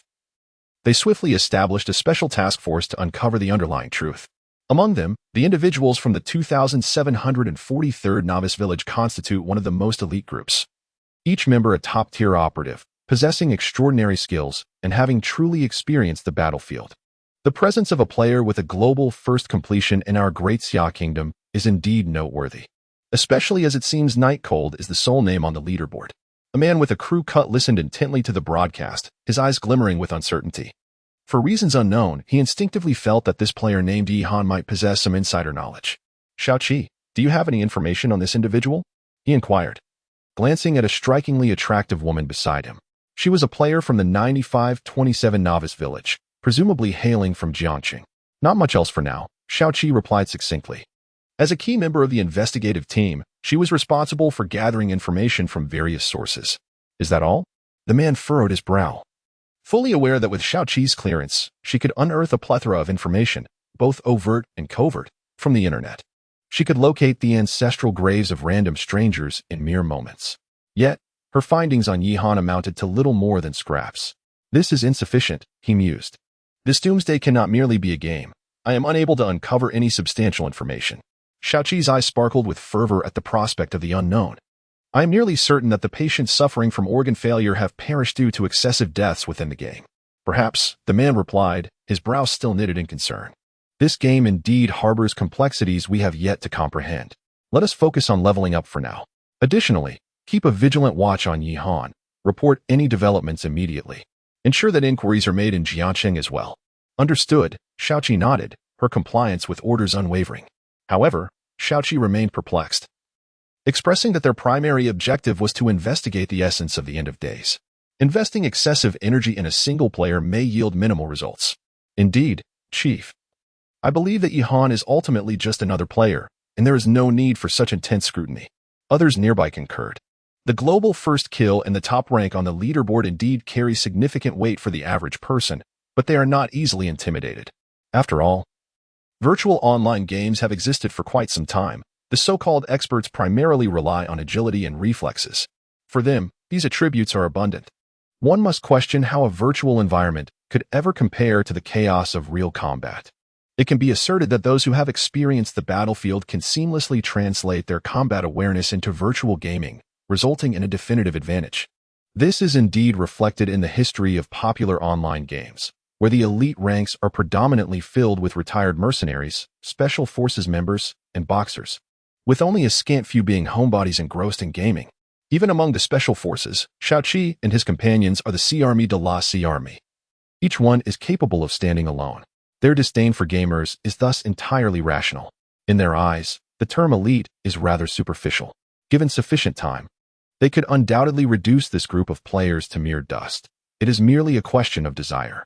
The truth is, if Jiang Han were present, he would immediately recognize the buzz-cut man at the forefront as one of the legendary figures of the Great Xia Kingdom in his previous life, Quanren. Even on a global scale, this represents the pinnacle of excellence, qualifying individuals to contend for the title of the mightiest warrior. Others, while not reaching divine status, are nonetheless formidable masters in their own right. The voice of Quanren resonated with gravity. Were this an ordinary game, it would not warrant such attention. However, I possess a foreboding intuition that doomsday will irrevocably alter the world's landscape. Those who currently hold such a significant advantage cannot possibly be mere commoners. We must remain vigilant. Is it really so? Are you truly this cautious, boss? Shaoqi raised an eyebrow, taken aback. In any case, let us adhere to my guidance. For now, we shall focus on leveling up. I am most eager to discern what peculiarities Doomsday harbors. With a final admonition, Quanren turned and made his way towards the wilderness zone, followed closely by the others. Yet, under Quanren's counsel, a heightened sense of alertness began to permeate their thoughts. This awareness was not unique to Quanren alone. Those who had ultimately risen to dominance in the harsh environment of Doomsday possessed an acute sense of perception. A considerable number had already recognized the extraordinary nature of Doomsday, beginning to amass advantages as early as the second day of the game. In the novice village number 9527, an exclamation erupted. Incredible. It's only the second day. And already a master has reached level 10, and from our very own novice village no less. If we could team up with this master, our futures would undoubtedly be prosperous. At that point, even someone like Jiang Han, the pampered second-generation heir, would only be able to look up at us. Dressed in the initial garb of a novice, Zhou Tao listened intently to the announcement, exhilarated, his fists clenched in excitement, causing his entire body to tremble with anticipation. Upon exiting the hospital yesterday, he became increasingly convinced that there was something amiss with the apocalypse. Therefore, at the crack of dawn today, he dragged Liu Ruyan along. Using the funds she procured from selling a designer handbag to purchase gaming equipment and immerse himself in the apocalypse. Just as he entered the game, he was greeted by the voice of a global broadcast, which sent his heart racing and ignited within him the notion of aspiring to greatness. It felt as if he were the one who had triumphed in the abyssal level-up trial. Beside him, Liu Ruyan observed the fervently enthusiastic Zhou Tao, furrowing her brow in exasperation, and remarked, "It's merely a game. It's one thing for Jiang Han, who lacks any ambition, to indulge in gaming. But why are you joining in this folly? Surely, you do not genuinely believe that a mere game can propel you to the pinnacle of success?" Chapter 22. Additional Rewards. Epic items you do not understand. I am certain this presents the greatest opportunity, Zhou Tao asserted, thumping his chest with conviction. Just wait and see. My foresight will prove infallible. Suit yourself, Liu Ruyan scoffed, rolling her eyes. By the way, Zhou Tao suddenly recalled. Didn't I ask you to reach out to Jiang Han yesterday, so he could join us in the game and help us level up? He has ample funds and can purchase equipment offline. How did that go? Liu Ruyan replied with a derisive laugh. I couldn't care less about contacting him. If you wish to go, be my guest. I am not that desperate. What about your living expenses this month? 200,000 is no trifling sum. Zhou Tao hesitated.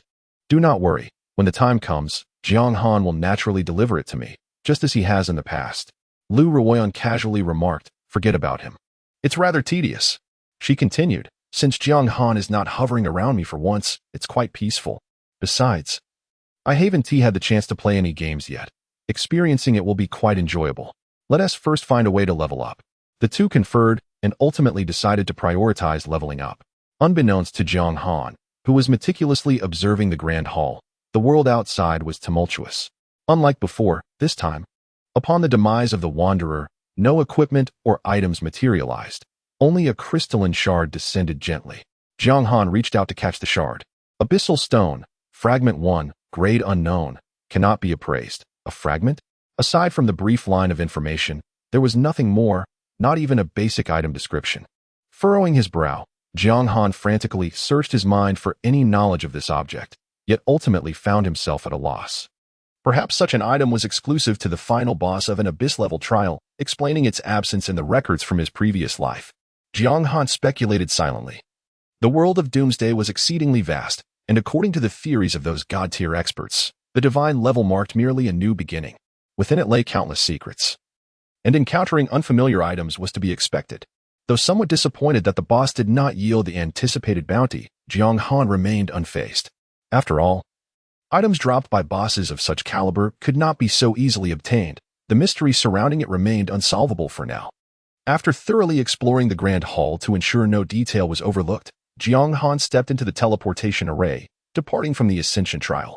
In an instant, a tall figure appeared in the trial hall of Novice Village number 9527. The guard on duty was momentarily taken aback. The system announcement was directed solely at players. As a native NPC of Doomsday, he was naturally unaware that Jiang Han had successfully passed the Abyss-level trial. Moreover, he had not heard any prior report from the personnel responsible for receiving arrivals. "Hello, I have completed the Ascension trial and now require a city transfer order," Jiang Han said with a smile. To leave the Novice Village, one must not only reach level 10 but also possess the city transfer order. Otherwise, even upon reaching the main city, entry would be denied, and one could be executed on the spot by the guards. This is yet another reason why the Ascension trial holds such significance. Without passing it, one would be forever confined to the Novice Village. "Please hold on. I need to verify this," the guard replied, casting a sidelong glance at Jiang Han before contacting the transfer guard. Outside the hall, the guard responsible for transfers lounged comfortably on a silver bench, relishing the peaceful moment. Suddenly, the communication device beeped. The transfer guard lazily tapped the answer button, wondering why he was being summoned so early before mealtime. "What is the matter? I'm enjoying the sunshine here. Enough with the leisure. This is serious," the hall guard retorted. "Isn't someone attempting the Ascension trial today? You didn't inform me in advance?" "Oh, is that what this is about? I thought I was getting off early today." The guide guard stifled a yawn, seemingly indifferent. Indeed, there was such a person. Yet that young man had chosen the Abyss-level trial, and no amount of persuasion would sway him. There was nothing more to discuss, for he was destined to perish. Rest assured, it would not concern you in the slightest. There would be no issues. "What level did you say?" The great hall guard was momentarily taken aback, his face a mask of disbelief. "Abyss level? What of it? Do you think I am so dim-witted that I wouldn't warn you if someone were to undertake a trial?" The guide guard scoffed. "You truly believe that anyone could succeed in such a trial?" The great hall guard fell silent for a moment before inquiring. "Is there anyone else attempting the Ascension trials?" "No one else, just that one. Otherwise, do you think I would dare to be lax?" The guide guard replied with a chuckle. "Oh, by the way, I have already marked that young man's name for the death list, so you need not trouble yourself further. Pray tell, is that young man named Jiang Han?" "Indeed. Have you been perusing the trial list?" "How leisurely of you. You hardly seem the type suddenly." The guide guard paused, his expression shifting to one of ghostly realization as it dawned on him that this colleague, with whom he had worked for over a decade, had never possessed the habit of reviewing the trial lists. An absurd thought, utterly preposterous, suddenly sprouted in his mind. The gatekeeper swallowed hard, his voice dry as he said, "Hey, Gongzi, please don't jest with me like that. It's not amusing in the least." The hall guard, with a grave expression and a low voice, replied, "I'm not jesting. The one you refer to as Jiang Han stands before me now. If all proceeds as expected, he glanced up at Jiang Han and articulated slowly, has passed the Abyss-level trial." The gatekeeper sprang up from the bench in astonishment, his previous languor and composure replaced by sheer incredulity. He bellowed, "Impossible. Absolutely impossible. Stop with the impossibilities. Just release the list immediately. I must authorize this young hero at once." The hall guard maintained a solemn demeanor, adding, "Moreover, this matter requires prompt reporting to the higher-ups, so please be expedient." With that, he severed the communication, leaving the gatekeeper standing in disarray amidst the wind, his emotions in tumult. Impossible. How could there truly be someone capable of passing the Abyss-level trial in this world? Is the very fabric of our reality about to change? Esteemed warrior, I have verified the information and can grant you the summoning token. Disengaging the informational panel, the hall guard regarded Jiang Han with a complex expression. The earlier arrogance vanished without a trace, replaced instead by profound respect. For even in the annals of the Empire's history, those who could ascend through the inferno-level trials were exceedingly rare. The individuals in question are predominantly influential figures of considerable stature, whose every stamp of their foot reverberates throughout the entire empire. Moreover, the person before me has successfully passed the more arduous abyssal-level trial, thus paving a path to an extraordinarily promising future. To act with arrogance at such a moment would indeed be to confuse one's own importance. Thank you. Jiang Han replied with a faint smile. It is my honor. The palace guard, with a respectful demeanor, clasped his chest and declared, additionally, due to your successful completion of the trial at the hell level or above, you are entitled to receive an epic grade item, the Emblem of Valor. Chapter 23. Unveiling the Hidden Class, Beast Whisperer. Epic grade? Jiang Han raised an eyebrow, intrigued by this fortunate turn of events. Emblem of Valor, epic grade. Description: a testament to a hero. This accolade is reserved for those who have triumphed in the hell-level trials, representing the utmost glory of the empire. Base attributes: 20, Charisma, 3, Heroic Strength, passive activated when health drops below 30, increasing strength by 10 for 1 minute. A wearable item of remarkable quality. Jiang Han smiled with satisfaction as he equipped the Emblem of Valor. The mere increase of 3 in Charisma indicates that the baseline potential of the emblem is decidedly high. Not to mention the presence of a skill like Heroic Strength that augments percentage attributes, unrestricted by level. It is truly deserving of its epic classification, showcasing formidable power. Next, the palace guard presented Jiang Han with a wooden token. With this token in hand, Jiang Han would gain unrestricted access to the main city, having obtained what he desired. Jiang Han did not linger in the trial hall, but instead proceeded directly to the teleportation array leading to the main city. For players, the novice village was exceedingly small. Only upon entering the main city could one truly embark on the adventure that the game promised. This was particularly true for beast tamers. Despite Jiang Han's significant lead in levels, he possessed but a solitary meager skill, the Beast Mastery Aura, which paled in comparison to the third-level skills of other professions. Completing the first promotion quest was now the most crucial endeavor. 2 hours later, at the farthest edge of the novice village 9527, the teleportation array shimmered with a blue light, and Jiang Han's figure vanished from sight. When he reappeared, he found himself before a magnificent colossal city. Ding! You have arrived in a new area, Windleaf City. At last, he had arrived. Jiang Han gazed upward at the city walls, their slate gray hue merging with the horizon, imparting a sense of weightiness. Occasionally, a cold crow would swoop past, evoking a feeling of desolation. Reality mirrored this sentiment. While the main city boasted resources vastly exceeding those of the novice village, the dangers it harbored were likewise exponentially amplified. Here, anomalous creatures would appear erratically, launching indiscriminate attacks on nearby beings. Whether NPCs or players, any unfortunate soul struck down by these grotesque entities would be irrevocably lost to the world, with no chance of resurrection.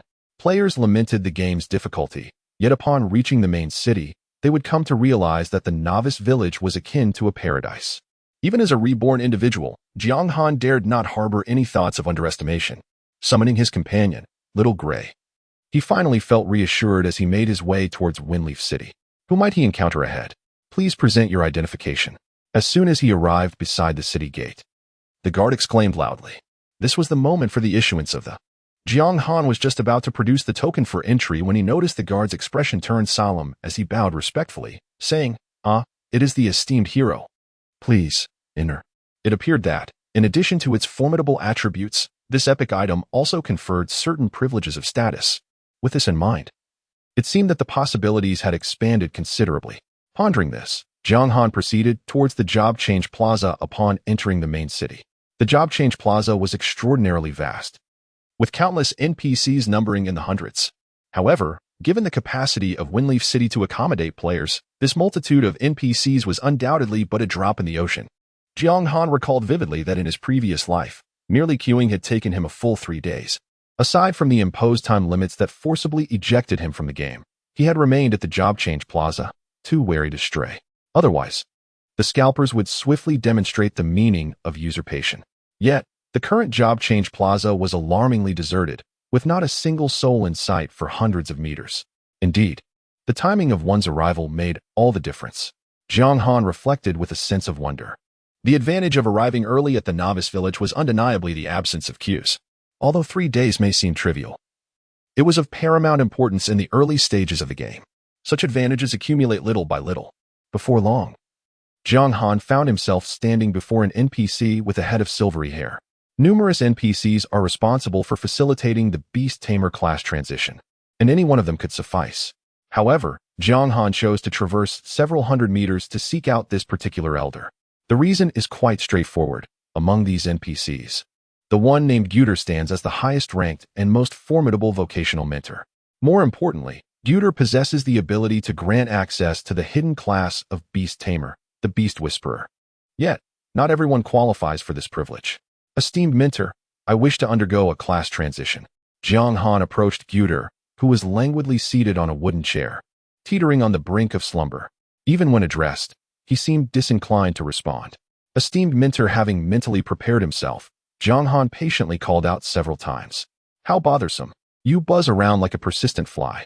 If you wish to transition, seek another. Why trouble me? Depart at once, or else. Do not blame this old man for losing his temper.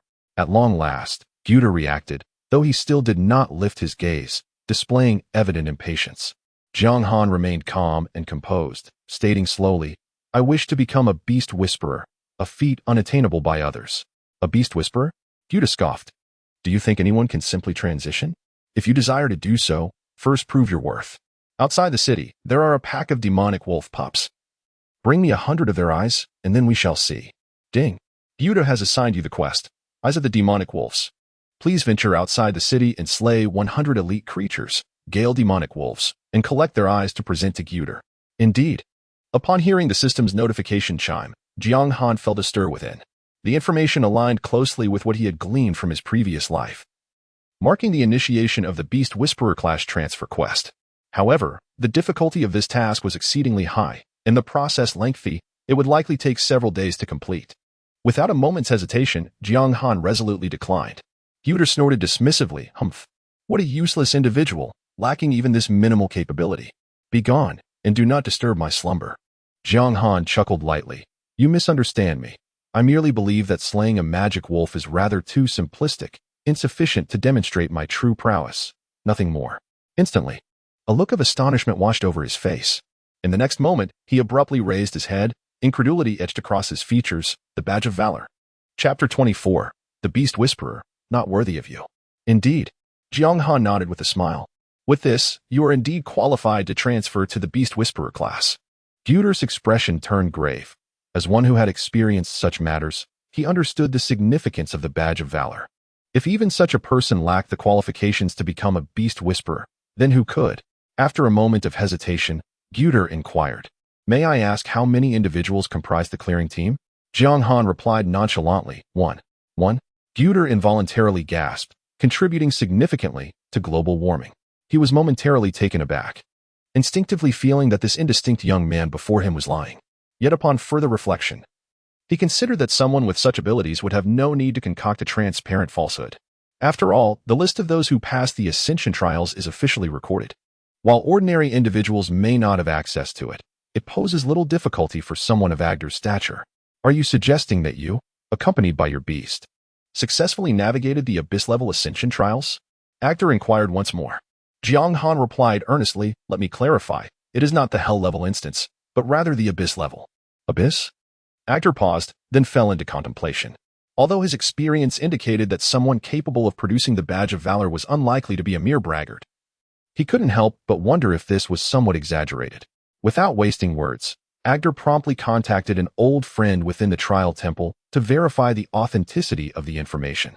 Jiang Han quietly awaited the response, observing as the elder's expression gradually became more animated. Moments later, Agder's smile blossomed like a flourishing chrysanthemum. Ahaha. It is as I suspected. From the very first glance at you, my young friend, I knew you were a person of extraordinary talent, truly exceptional. Jiang Han's lips twitched slightly. The first glance? Did you not just say that the worthless had no right to become Beast Whisperers? How could you change your tune so rapidly? Why do all these NPCs exhibit such fickleness? In my previous life, I never noticed so many masters of disguise. Nonetheless, while he grumbled, Jiang Han understood that, despite having fared reasonably well in his past life, his achievements paled in comparison to those of these NPCs and thus did not warrant special treatment. In this life, however, it was a different matter. So, does this mean I can indeed transition to becoming a Beast Whisperer? Certainly, I can assist you, But I have a small request, Gu Tuer said with a smile. His demeanor in stark contrast to the earlier irritable old man. Please feel free to speak. As long as it is within my capabilities, I shall consider it. Jiang Han replied. Gu Tuer pondered for a moment before cautiously stating, since my childhood, I have harbored a dream. Back when I was in Beastmaster kindergarten. My mother once told me that one day, your destined beast would arrive riding on clouds of 7 colors. Stop right there. Jiang Han's lips twitched. The old man was becoming increasingly absurd. Master, if you have something to say, please be direct and avoid any circumlocution. Gu Tuer rubbed his hands together, his face alight with eagerness. Oh, it is nothing grand. I merely wish to see what a beast that can pass the abyss-level trials truly looks like. Furthermore, understanding your beast's category will better facilitate the planning of your future career path. Just a trivial matter, Jiang Han said with a slight smile, snapping his fingers to summon Xiaohui. What? At the sight of Xiaohui, Gu Tuo's eyes widened in disbelief, his speech faltering. Is that a divine beast? Or a dragon hatchling? Indeed, Jiang Han waved at Xiaohui, who, being rather proud, ignored him and continued grooming itself like an indifferent little dog. Good heavens! Oh my goodness! Gu Tuo clutched his heart, overwhelmed with excitement, his face turning a deep shade of red. He looked as if he might faint right there on the street, leading Jiang Han to wonder if the old man might collapse at any moment. A divine beast. Alas, this is truly the beast of my dreams. Divine. A dragon. Each term evokes the very essence of what every beast master yearns for. Having roamed the world for many years, Guter has attained considerable success and strength, yet he has seldom encountered a dragon, let alone a divine one, a creature that exists solely in legends.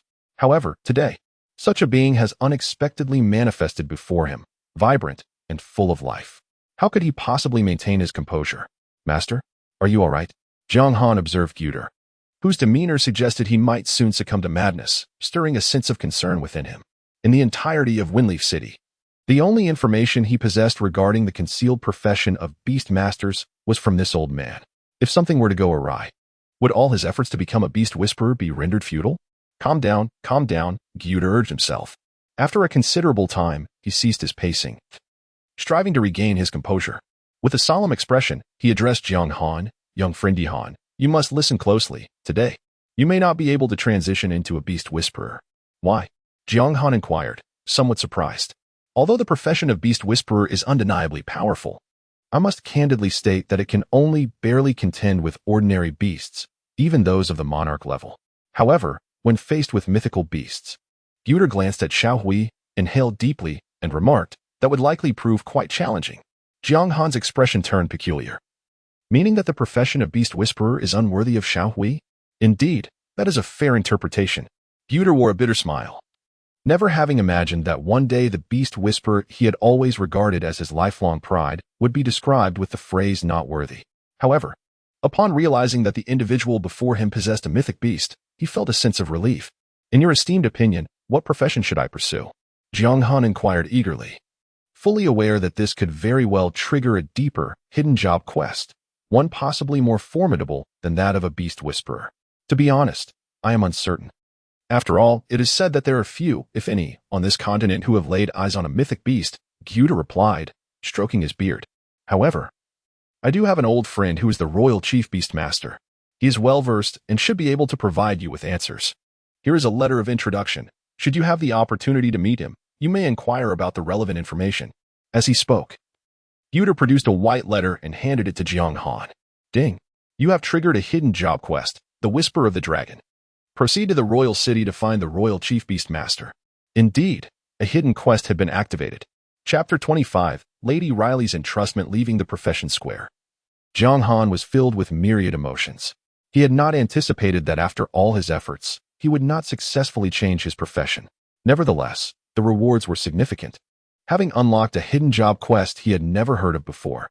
It is important to note that in his previous life, the Beast Whisperer was already recognized as a top-tier beast master, ranking among the most formidable of all professions. Yet, even so, in the mouth of Guter, this profession is unworthy of one who possesses a mythical-grade beast. Therefore, it is indeed worth anticipating what formidable profession will be unlocked upon the completion of the Whisper of the Dragon quest. Although the process may be prolonged, Jiang Han does not mind. While a class change would undoubtedly elevate Xiaohui's attributes, it is not an urgent matter. In a nutshell, it is sufficient. A mythical grade beast is inherently extravagant. Even without a class change, it remains incomparable to what other players can achieve. Subsequently, Jiang Han made his way to the Lord's mansion. Since the class change would not be completed anytime soon, he resolved to make the most of his time by attending to other matters. At present, what holds greater importance for him is spending money. After all, every expenditure of 1 million gold coins permanently increases an attribute point. However, while Jiang Han is affluent, he is not frivolous with his spending. He is discerning. It goes without saying that equipment is paramount, and the gear in the main city is of a significantly higher caliber than that found in the novice village. Yet, Jiang Han's combat prowess does not solely rely on himself, and until he completes his class change and unlocks attribute sharing, his immediate need for equipment is relatively minimal. What he currently values is real estate. Indeed, real estate. In the second world, the freedom within Apocalypse is not dissimilar to that of Blue Star. Players can similarly purchase properties from NPCs by spending gold coins. The significance of real estate is undoubtedly on par with that of a set of top-tier equipment. The most immediate benefit is that as long as one possesses a legitimate residence and receives official recognition, the time spent in the game can be extended to 12 hours per day. In other words, a player who possesses a residence enjoys a remarkable advantage over a destitute counterpart, accruing an additional 4 hours of gameplay each day. The cumulative benefits of this distinction are self-evident.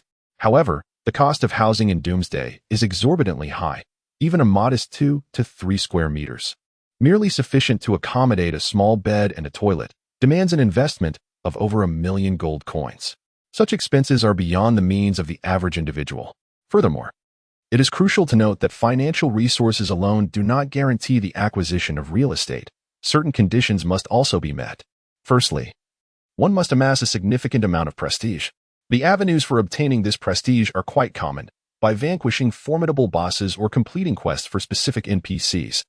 Players can earn it.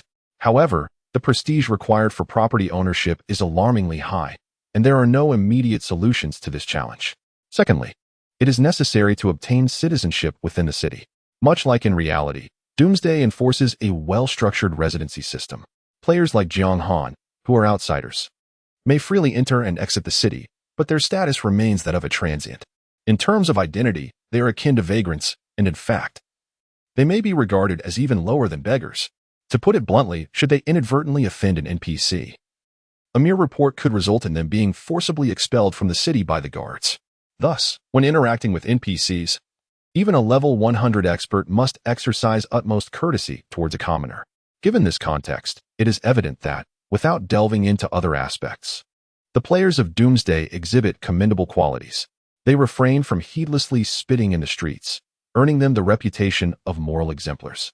Even if one falls prey to an NPC's deceit, they can only lament their misfortune and swallow their pride. The status one holds now is scarcely better than that of the cotton pickers of yore. However, the attainment of citizenship transforms the narrative entirely. One's entire being is elevated. The spine straightens, the voice grows bold, and even the audacity to spit in the faces of other players while strolling down the boulevard emerges. Nevertheless, the path to acquiring citizenship is fraught with challenges, far beyond merely accumulating sufficient prestige points. Yet, since Jiang Han has made his plans, he undoubtedly possesses the means to navigate this journey. 10 minutes later, Jiang Han arrived outside the Lord's mansion, choosing to meander rather than engage in any other pursuits.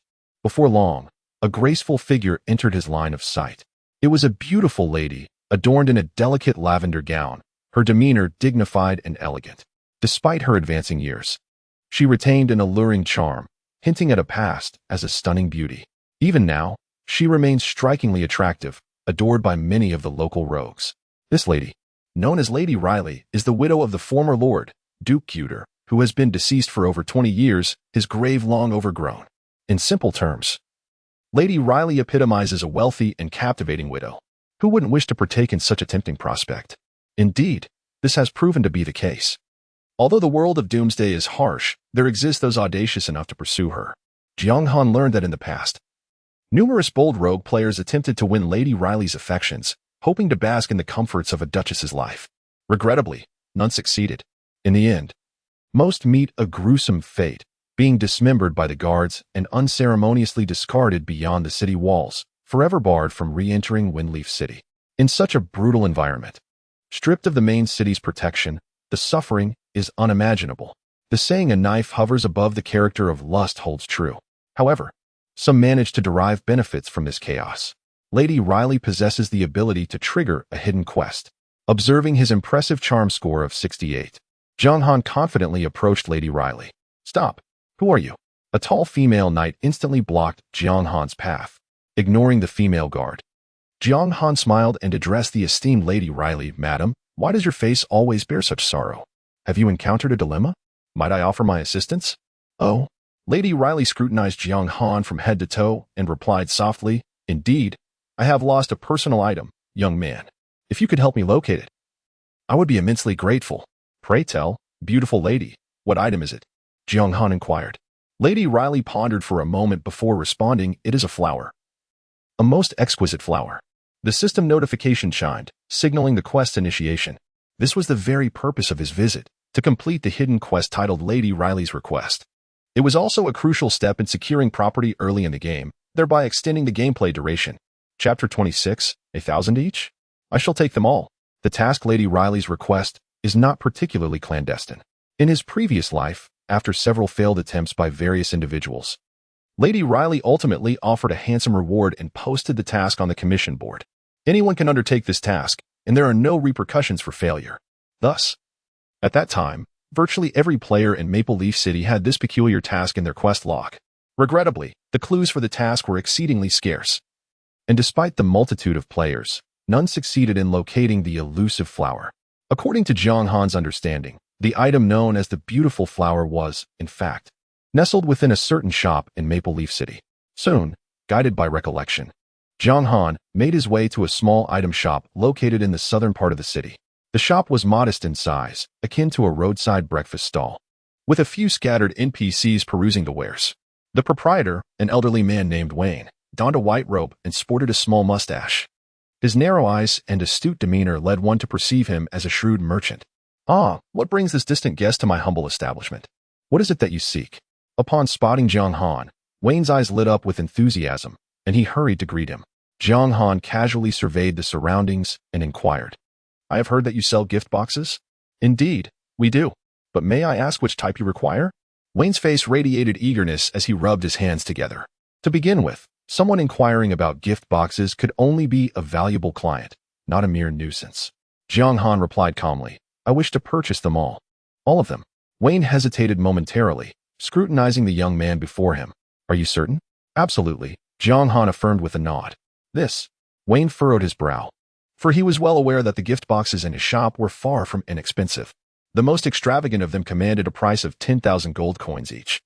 To be frank, it has been several years since any of these have been sold. After all, everyone is well aware that while the gift boxes appear extravagant, they contain little of substance, primarily designed to deceive unsuspecting outsiders. At this moment, Wayne is undoubtedly pleased to make a sale. Yet he must also ponder whether he has encountered a supreme fool or merely someone seeking amusement. Upon observing Wayne's expression, Jiang Han could easily discern the old man's thoughts. He waved his hand grandly, revealing a gleaming pile of gold coins. "Rest assured, I have more than enough money." "Excellent. Please hold on a moment." Wayne beamed, exemplifying the phrase "money opens eyes." Suddenly, a row of gift boxes materialized before Jiang Han, totaling 4, each varying in size and design. Their prices were set at 2,000, 3,000, 5,000, and 10,000 gold coins, respectively. How exorbitant! Jiang Han couldn't help but exclaim, finally grasping why, in his previous life, none of the numerous players in Fengye City managed to discover Lady Riley's flower. The prices of these gift boxes were staggeringly high. Moreover, the most critical point was that Wayne's shop had a notorious reputation for being a scam. In the early days of the game, many wealthy players fell victim to this scheme, leading to a complete cessation of visits to this deceitful establishment. How could anyone be inclined to purchase boxes that symbolized mere emptiness? The flower sought by Lady Riley could only be procured from within these boxes. If it weren't for the knowledge of the effort and sacrifices Lady Riley made to find this flower, Jiang Han might have even questioned whether this quest was merely a ruse concocted by her and Wayne. "Everything is here. Which one do you desire?" Wayne gazed eagerly at Jiang Han, fearing that the young man before him might reconsider. With an expression of calm indifference, Jiang Han stated, "I want them all." "All of them?" Wayne's smile stretched from ear to ear. For gift boxes amounted to 20,000 gold coins. But before he could elaborate, Jiang Han impatiently interrupted. What I mean is, I wish to purchase every gift box in your shop. What did you say? Wayne was momentarily taken aback, the wrinkles on his aged face tightening in disbelief.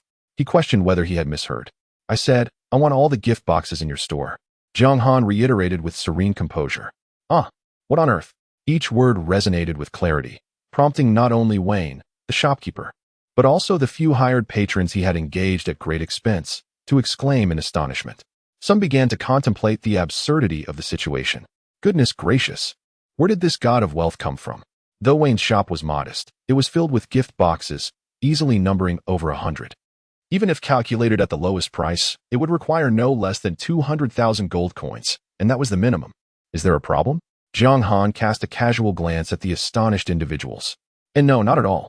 Wayne, overwhelmed with excitement, frantically waved his hands, his words tumbling over themselves. My goodness, my son has achieved something remarkable. Selling all the gift boxes, I've never encountered such an occurrence in my lifetime. The inventory included a total of 20 special gift boxes, 15 premium gift boxes, 40 advanced gift boxes, and 65 ordinary gift boxes. In light of the customer's sincere intent, the total price would be 500,000 gold coins. No problem, Jiang Han confirmed. Jiang Han was not inclined to engage in idle chatter with Wayne. He promptly paid 50,000 gold coins. To him, this amount was rather insignificant. Astonished by the sudden influx of 50,000 gold coins, Wayne's heart raced, feeling as though he were living in a dream. Behold, this is what it means to be wealthy. Spending 50,000 gold coins without a flicker of an eye. In that moment, Wayne perceived the enigmatic figure before him as strikingly heroic and extraordinarily handsome. Shall we pack this gift box to take away, or shall we open it now? Wayne inquired with a cheerful demeanor. Let us open it now, Jiang Han replied. Excellent. You all come and lend a hand. There's a reward. Wayne immediately called out. Upon hearing that there was a chance to open the box and receive payment, the others rushed forward, clamoring to unveil the gift box. Before long, dear guest, as per your request, all the gift boxes have been opened. Amidst the scattered remnants of the boxes, Wayne stood before Jiang Han, his face flushing with embarrassment. The contents, worth 50,000 gold coins and comprising over 100 gift boxes, yielded nothing but a collection of worthless items and 2 pieces of bronze equipment. The dismal rate of return would even make old Ma Bao's head in defeat. Indeed, even though Jiang Han had not harbored high hopes, he couldn't help but shake his head in disappointment.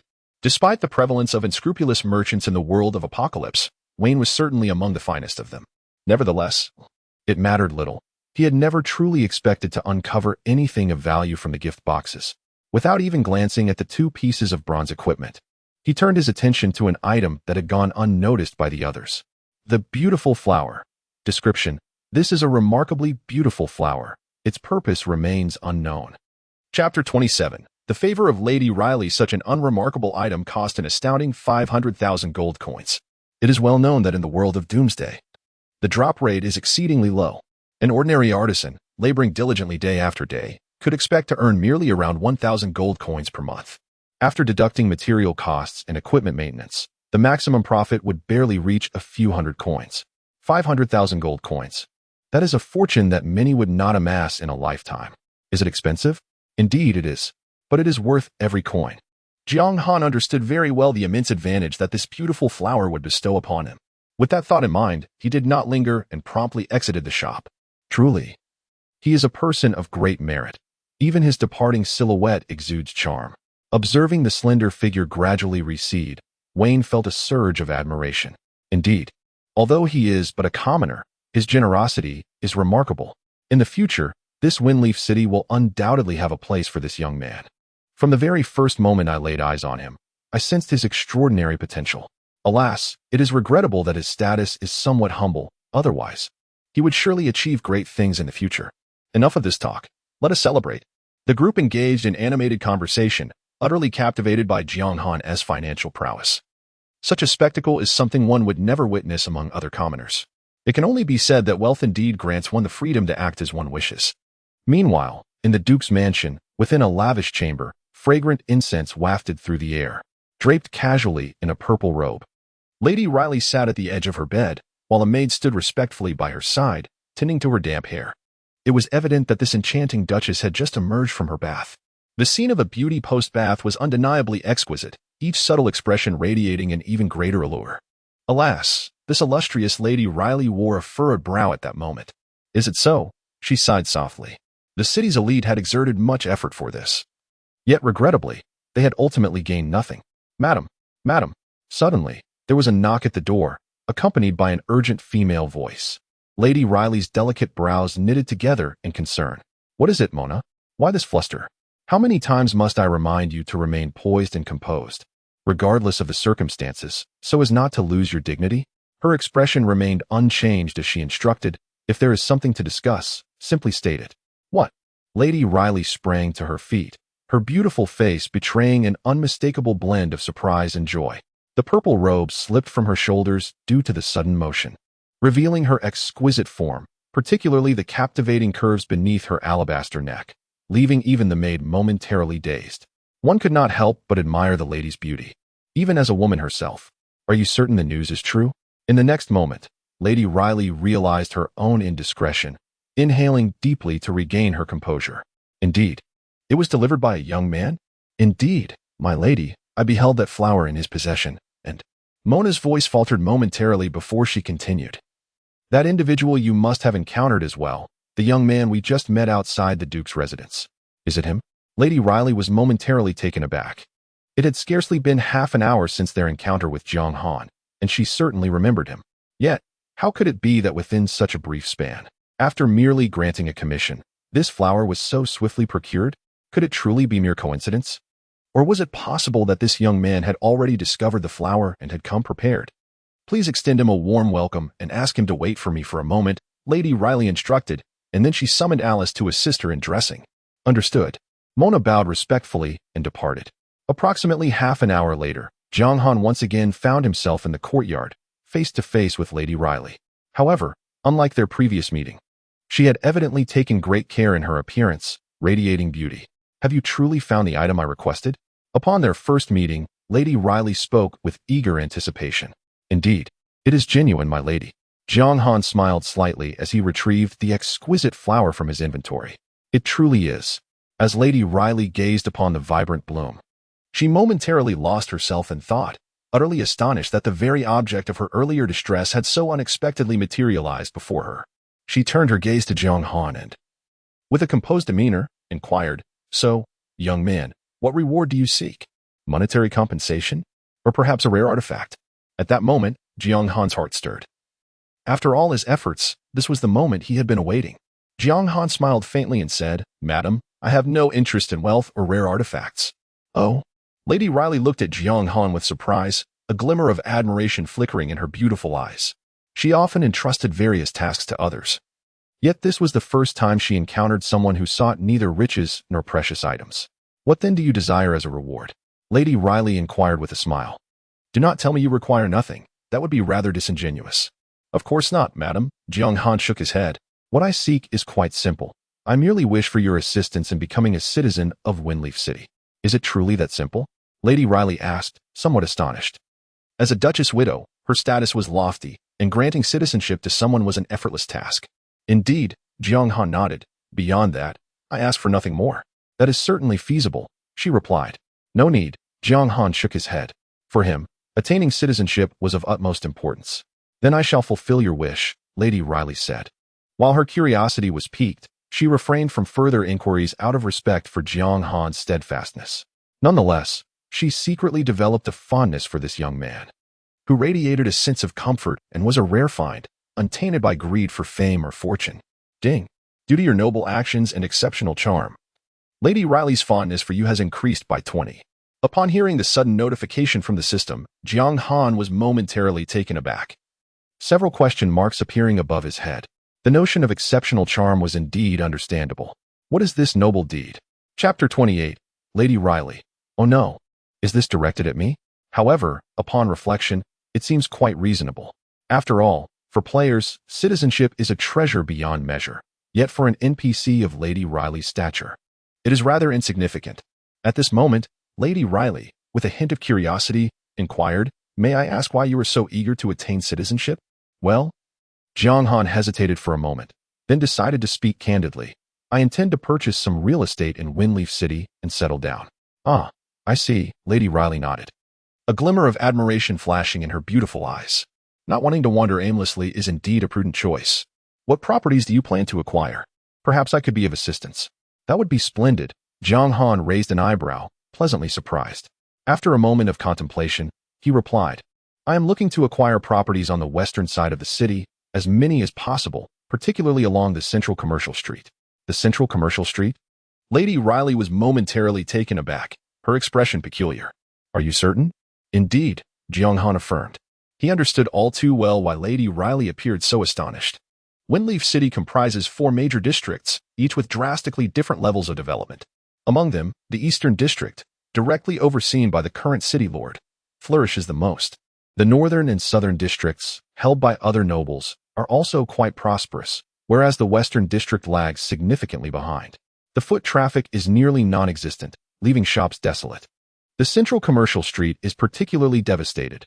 Establishing a business, there is almost a guaranteed loss, with even unscrupulous merchants finding no profitable avenues. The only advantage is the tranquility of the residential surroundings, yet that is hardly sufficient. A significant issue arises from the sparse population, resulting in a meager security presence, thus jeopardizing safety. It can be asserted that the West District possesses virtually no commercial value. Whoever invests here is destined for misfortune, as even at low prices, properties fail to sell. However, the situation in Doomsday is ever-changing.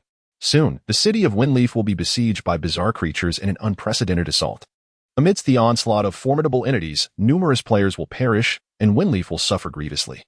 With the current lord falling in battle and much of the city's architecture reduced to ruins. Yet, the West District, due to its sparse population, will attract fewer of these strange beings, resulting in minimal damage and considerable preservation of its structures. It will emerge as the only area in Windleaf still equipped with functional buildings. Unsurprisingly, the West District will become the heart of Windleaf, its commercial potential unquestionable. For both NPCs and players, it will transform into the prime destination. The contrast between then and now is staggering, to say the least. It is baffling that, knowing this impending predicament, Jiang Han would consider other districts. Such a choice would be akin to throwing money into the abyss.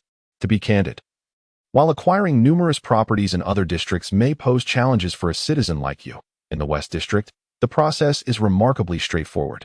Madame Riley furrowed her delicate brows and remarked softly, however, that is due to the fact that the properties in the West District are akin to hot potatoes. It is quite understandable that you, being new here, are unaware of this. In light of the considerable assistance you have rendered me, allow me to offer a word of caution. Do not fall into a trap merely because the price is low. The most worthwhile investments at present lie in the East District. It is not too late for you to reconsider. Although I am but a woman, my words carry some weight. I can certainly facilitate your relocation to the East District without issue. Jiang Han shook his head and replied, There is no need, madam. However, I was already aware of the situation in the West District. You were aware, yet still planned this? Madame Riley expressed her confusion.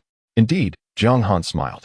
My motivations are driven by other reasons. For me, this is a gift. A gift? Madame Riley was taken aback. Yes, a gift bestowed by fate, Jiang Han affirmed.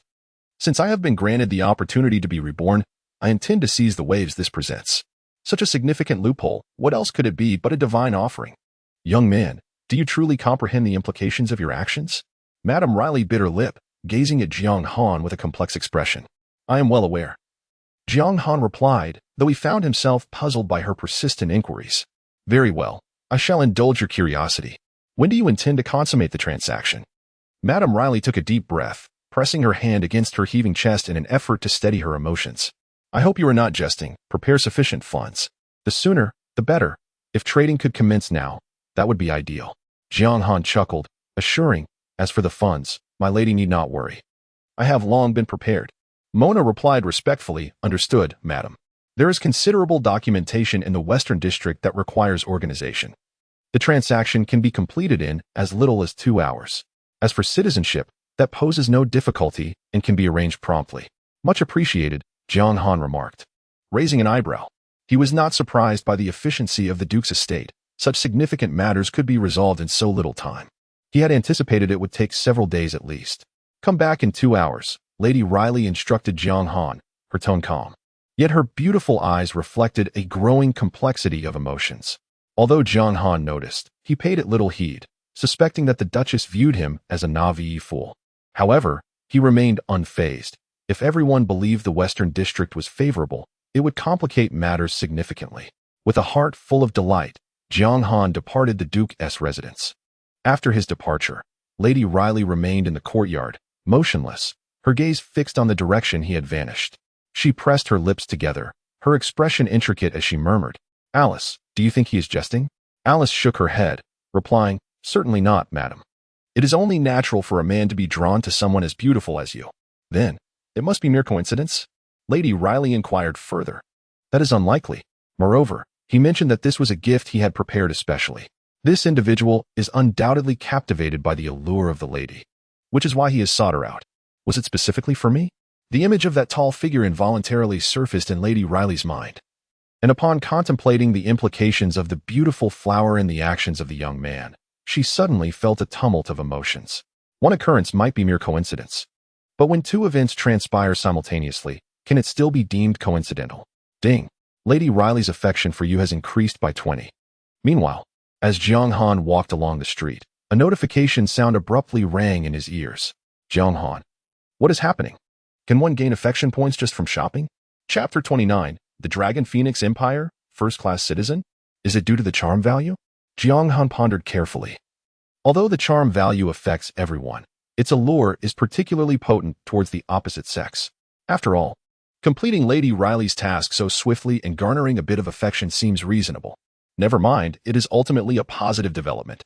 Without further thought, Jiang Han ventured into the wilderness with Xiao Hui to level up. Unbeknownst to him, Lady Riley's affection was not as straightforward as it appeared. The item, that beautiful flower, held a unique significance for her.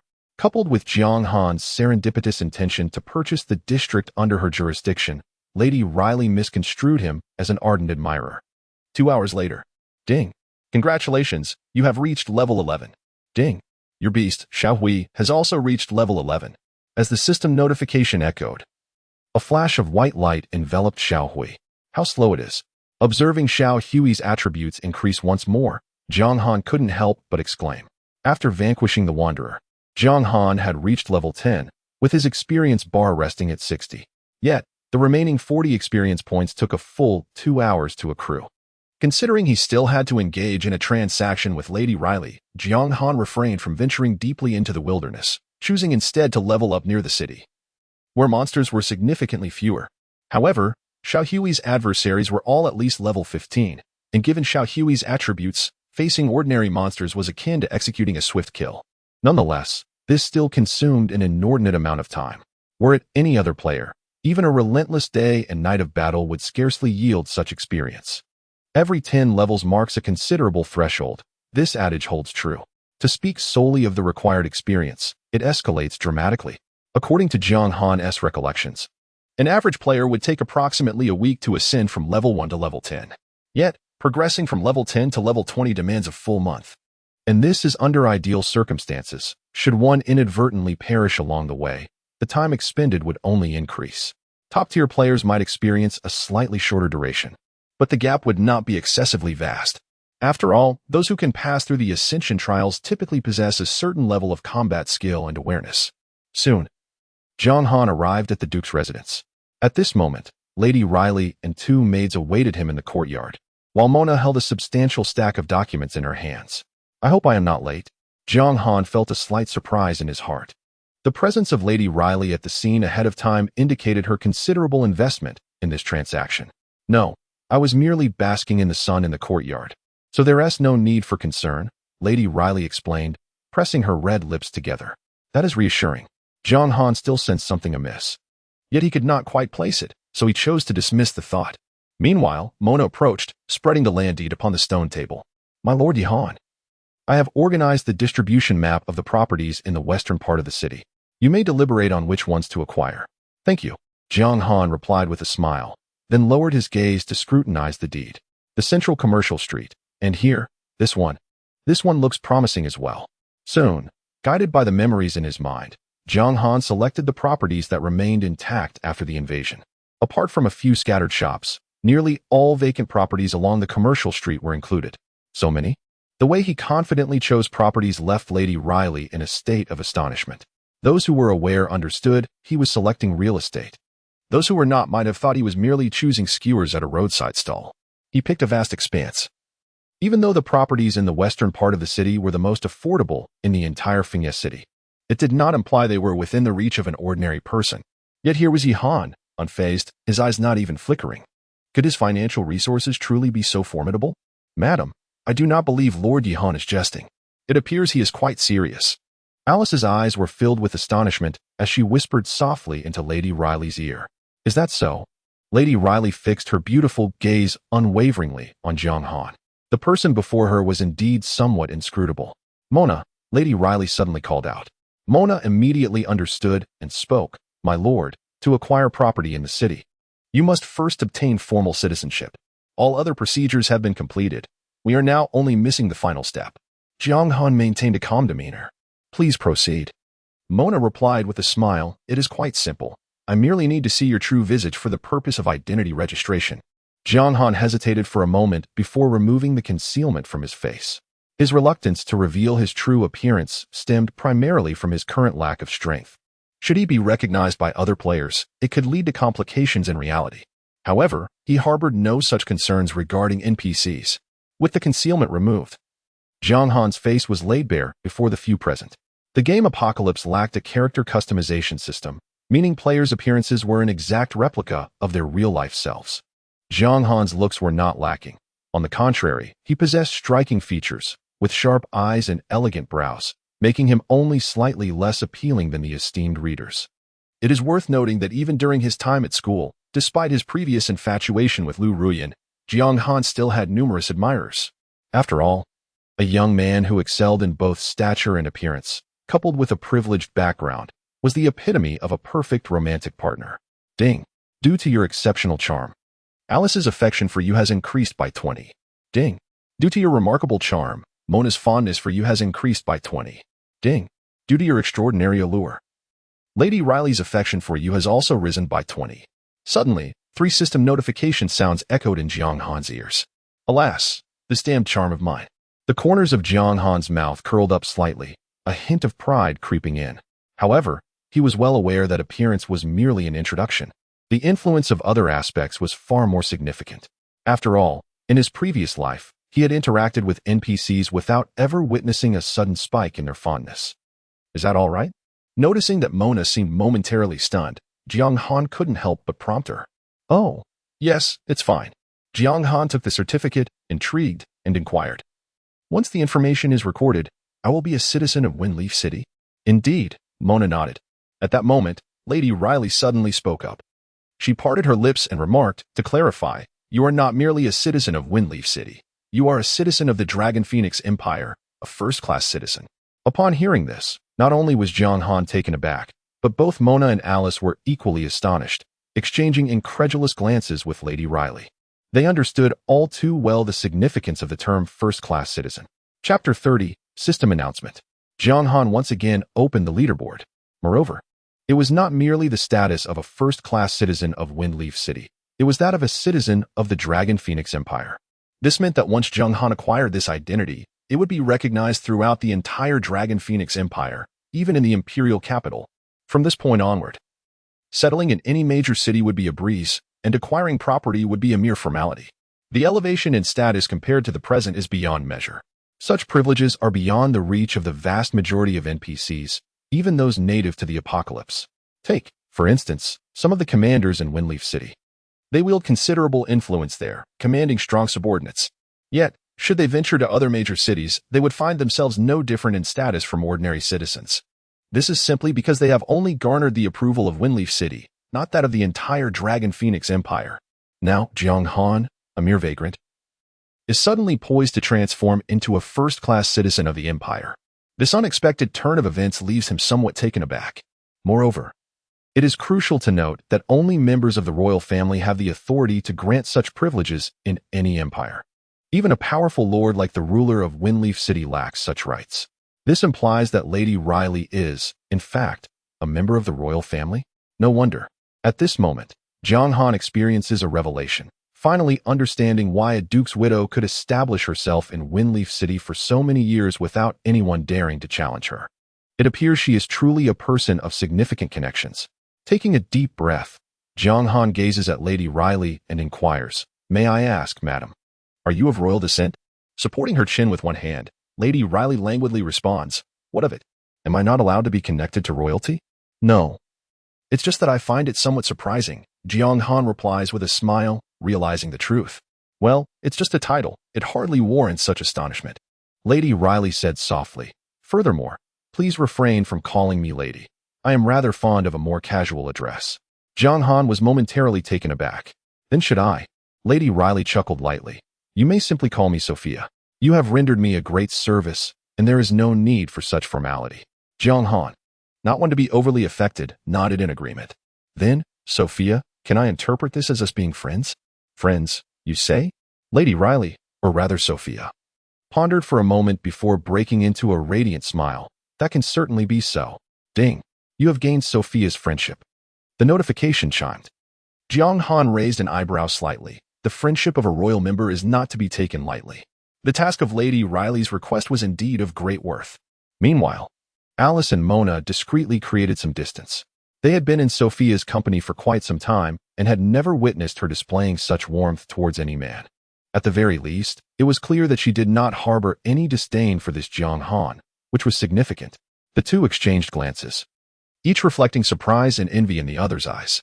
Unbeknownst to Jiang Han, who was deep in thought, he turned to Sophia and inquired, "By the way, Sophia, there is something I wish to clarify."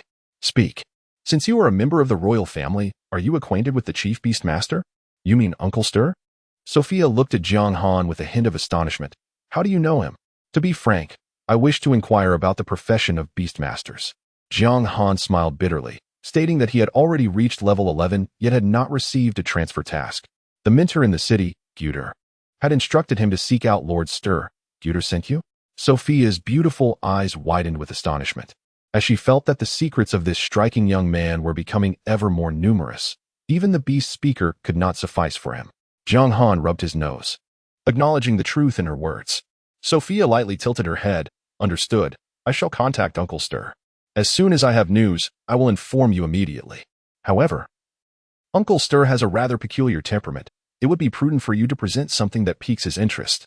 Jiang Han revealed the emblem of valor from beneath his garment, asking, "Would this suffice?" In an instant, Sophia's gaze became vacant. "If it is the emblem of valor, then of course it will." She inhaled deeply, momentarily at a loss for words. The prospect of acquiring a significant portion of the Western District, coupled with the emblem of valor, was almost too outrageous for her to comprehend. "I will provide you with a response by tomorrow at the latest," Sophia assured, her eyes fixated on the emblem. "Thank you," Jiang Han replied, his expression brightening. Without a doubt, this was another substantial gain. The imperial capital was exceedingly distant from Fengye City, and low-level players were not permitted to travel there. Relying solely on himself to find Stir would have taken an eternity. Yet, with Sophia's assistance, this seemingly unattainable task appeared to have become remarkably more manageable. Indeed, having connections proved to be invaluable. Jiang Han seemed to perceive that an immensely powerful hidden profession was beckoning to him. Indeed, it was as if a pillow had been delivered just as he was feeling drowsy. With the status of a first-class citizen, the real estate in the Xiqing district, and the initiation of a hidden profession task, everything unfolded so seamlessly that Jiang Han found it almost unbelievable. "Are there any other questions?" Sophia inquired. "None. Just expedite the transaction of the real estate in Xiqing district," Jiang Han replied, demonstrating his understanding of the wisdom in knowing when to seize an opportunity without being overly greedy. "It's quite simple. You just need to hand over the details to Mona." Sophia smiled gently. Mona, displaying keen insight, approached Jiang Han with the property deed in hand. After a brief verification, they swiftly finalized the transaction. In total, there were 340 residential units and 184 commercial properties, amounting to a staggering 12 million gold coins. 100 million? Upon hearing Mona's quotation, Jiang Han was momentarily taken aback. "Is the price unsuitable?" Mona cautiously glanced at Jiang Han. "This is already the most reasonable price." No. It is not expensive at all," Jiang Han interjected, his radiant smile evident as he signed the deed. Thus, a transaction exceeding 100 million gold coins was completed effortlessly. For Jiang Han, This was not a trifling sum.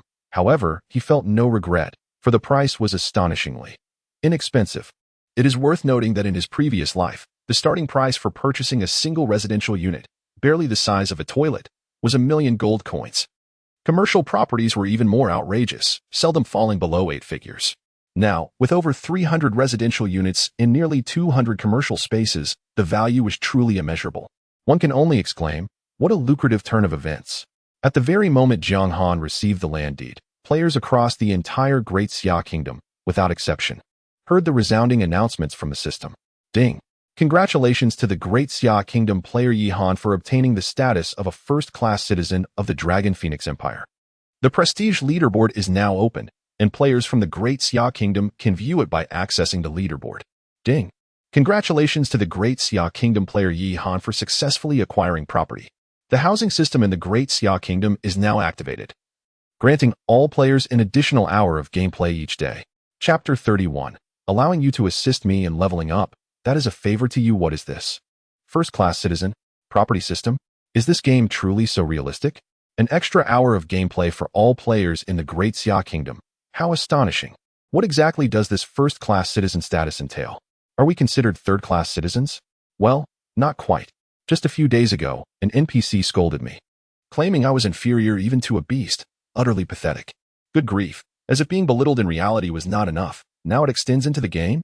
What on earth are the developers thinking? Enough with the insults. Where did this so-called developer even come from? The origins of this game remain unclear. Without a doubt, the two system announcements have stirred a considerable uproar throughout the Great Xia Kingdom. In comparison to the astonishment felt at the opening of the level leaderboard, this time, the majority of players are simply bewildered. Here we are, toiling away, battling slimes and navigating the treacherous schemes of unscrupulous NPCs, truly caught in a quagmire.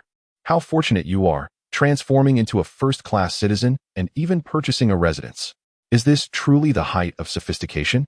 The disparity between individuals seems astonishingly vast. I can't help but feel that Jiang Han is on an extraordinary trajectory, advancing so rapidly, now at level 11, and engaging in such remarkable feats. When did our Daxiao produce such talent? It seems reasonable to conclude that Jiang Han's contributions are indeed significant. Many players have shifted their focus to the additional hour of gameplay. Those with any semblance of intelligence can discern that this might confer a considerable advantage to the Daxia Kingdom. However, numerous dissenting voices have emerged. The situation is not as mystical as you suggest. It appears that the game indeed features a housing system, possibly delineated by national regions. Currently, Jiang Han simply enjoys a higher level, having unlocked this feature upon reaching the main city, and players from other nations will inevitably catch up. In due course, they too will unlock similar possibilities. This so-called advantage may only last 2 or 3 days at best.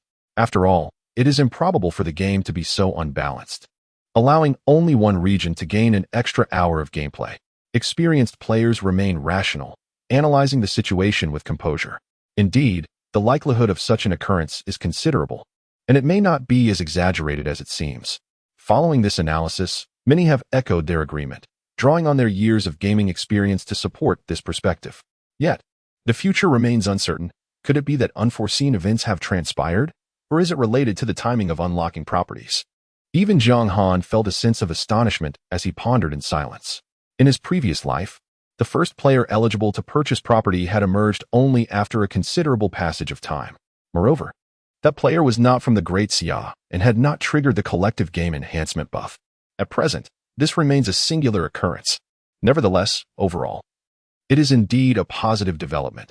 The total gameplay duration for all players in the Great Xia Nation has increased by 1 hour, thereby enhancing their strength in the future. When the time comes to confront the bizarre occurrences, they will possess greater assurance. Jiang Han did not dwell on it further. To be candid, he was not noble enough to espouse grand notions of serving the nation, particularly in light of the cautionary tale of Liu Ruyan, which rendered him exceedingly wary of others. However, Jiang Han was not inherently a cold-hearted individual. After all, if it posed no detriment to himself, he might as well let it be. Meanwhile, in the novice village number 9527, in a certain peripheral area outside the city, one could hardly believe their eyes. How could it be that Jiang Han had ascended to level 11 in such a brief period and had even attained the status of a first-class citizen? Truly remarkable. This first individual was indeed deserving of the title. This time, Even the usually aloof Liu Ruyan refrained from dissenting and merely nodded in agreement. Since the onset of the game, she and Zhou Tao had been diligently engaged in leveling up. Initially, they thought that within just a day, someone could reach level 10, suggesting that the game should be relatively straightforward. However, upon exiting the city, reality dealt her a harsh blow. Together with Zhou Tao, they found themselves utterly incapable of defeating even the most basic slimes, fleeing in disarray as they were relentlessly pursued. Had it not been for Zhou Tao's extensive research on the forum prior to entering the game, employing a few clever tactics to evade danger, the two of them would have likely perished at the hands of a mere level 1 slime. As for the other monsters, they were even more formidable. Nevertheless, under Zhou Tao's guidance, they managed to join a seasoned team, leveraging Liu Ruyan's remarkable beauty, and thus scrape their way to level 2. However, after enduring a series of setbacks, even the proud Liu Ruyan had to concede that the difficulty of this game was indeed rather daunting. A true expert. If only we could team up with the great Jiang Han, our levels would surely soar. Zhou Tao exclaimed with excitement. Having heard that Jiang Han also emerged from the novice village 9527, perhaps they might cross paths. Indeed, if we had such a skilled player leading us, we would likely be at level 4 or 5 by now, rather than languishing at our current state. Liu Ruyan concurred, nodding in agreement, her disdainful gaze drifting towards the bald warrior valiantly combating foes. Killing one by one is just so painfully slow. Oh, is that the tone I hear? Are you dissatisfied with our team? The nearby archer, unable to contain her irritation at Liu Ruyan's haughty demeanor, scoffed. Then by all means, go seek out the great Jiang Han. Our humble little sanctuary cannot accommodate someone of your stature. Zhou Tao's expression faltered, and he quickly offered an apologetic smile. My friend didn't mean it that way. I'm sorry for the misunderstanding. Humph. Despite having done nothing, merely crossing her arms led to an elevation in her level. Is she truly not satisfied? The archer girl curled her lip, wondering if she truly fancied herself a princess. Deep down, she must be aware of her own implications. Zhou Tao offered an awkward smile, yet refrained from retorting. Indeed, both he and Liu Ruyan possessed little understanding of the game. Their inclusion in the team relied solely on the latter's allure. If one were to assess the situation, it could be said that they had advanced in levels merely by standing still. Fine, go ahead and leave. Do you genuinely believe I care? Liu Ruyan, however, was displeased. She crossed her arms defiantly, casting a disdainful glance at the archer girl. Let me enlighten you. Being able to join your team is indeed a privilege for you. My monthly allowance exceeds 200,000. If I truly wish to find someone to level up with, do you think I would struggle? It would merely require a bit of expenditure. Chapter 32. Liu Ruyan. If Jiang Han were here, he certainly would not behave this way. The archer girl, known as Little Raindrop, flushed crimson and nearly burst into tears. How can you be so ungrateful? We kindly invited you to level up, and this is your attitude? What attitude? Liu Ruyan replied nonchalantly. You speak of leveling up together? Please. The pace of advancement here is slower than that of a snail compared to Jiang Han. Then go seek Jiang Han. Let's see if he even acknowledges you. Little Raindrop's chest heaved, filled with a profound sense of powerlessness. In all her years, she had never encountered such a difficult individual. Jiang Han is formidable. What relevance does that have to you? Shrimp-headed girl. Huh, that is certainly the case. Liu Ruyan smiled faintly, remarking, after all, I am not one of your kind. As soon as Jiang Han sees me, he will undoubtedly be willing to assist me in leveling up. What is the matter? Are you envious? But upon reflection, it is quite understandable. Once I arrive, which of the boys in your team would still bother with you? You. Xiao Yudian clenched her bow tightly, consumed by anger, yet harboring a sense of exasperation. Although reluctant to admit it, this girl before her, devoid of even the slightest courtesy, was indeed charmingly innocent in appearance. Otherwise, her scoundrel of a brother would not have been so utterly captivated. The moment the other party greeted him, he nearly lost his wits. Not to mention leveling up. Even if tasked with menial chores, he would likely rush to comply with enthusiasm. It can only be said that in today's society, sycophants are in abundance. No further words were needed. It was truly lowly. You. As a young girl, Xiao Yudian had never encountered such a scathing individual and found herself in tears. What's wrong? Xiao Yu, why are you crying? At that moment, several warriors engaged in battle ahead sensed something amiss.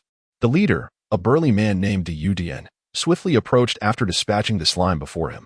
Brother, she bullied me. Instantly, Xiao Yudian felt a surge of support, burying herself into Yudian's embrace. weeping like a rain-soaked pear blossom. What is the matter? Please don't cry. Liu Ruyan looked bewildered at Liu Ruyan, unable to reconcile her pure appearance with the notion that she could be a bully. Is there some misunderstanding? We were merely trying to help her level up, and she still. Xiao Yudian, through her sobs, recounted the entire sequence of events. Upon hearing the unfolding events, Liu Dian's expression darkened with increasing intensity. He cast a cold glance at Liu Ruyan and inquired, "How do you intend to explain?" "Explain?" Liu Ruyan scoffed. "Devoid of any guilt. Who do you think you are that I owe you an explanation? This is merely a matter of fact. Now, I present you with two choices. First, have your sister apologize to me, and we shall consider the matter resolved.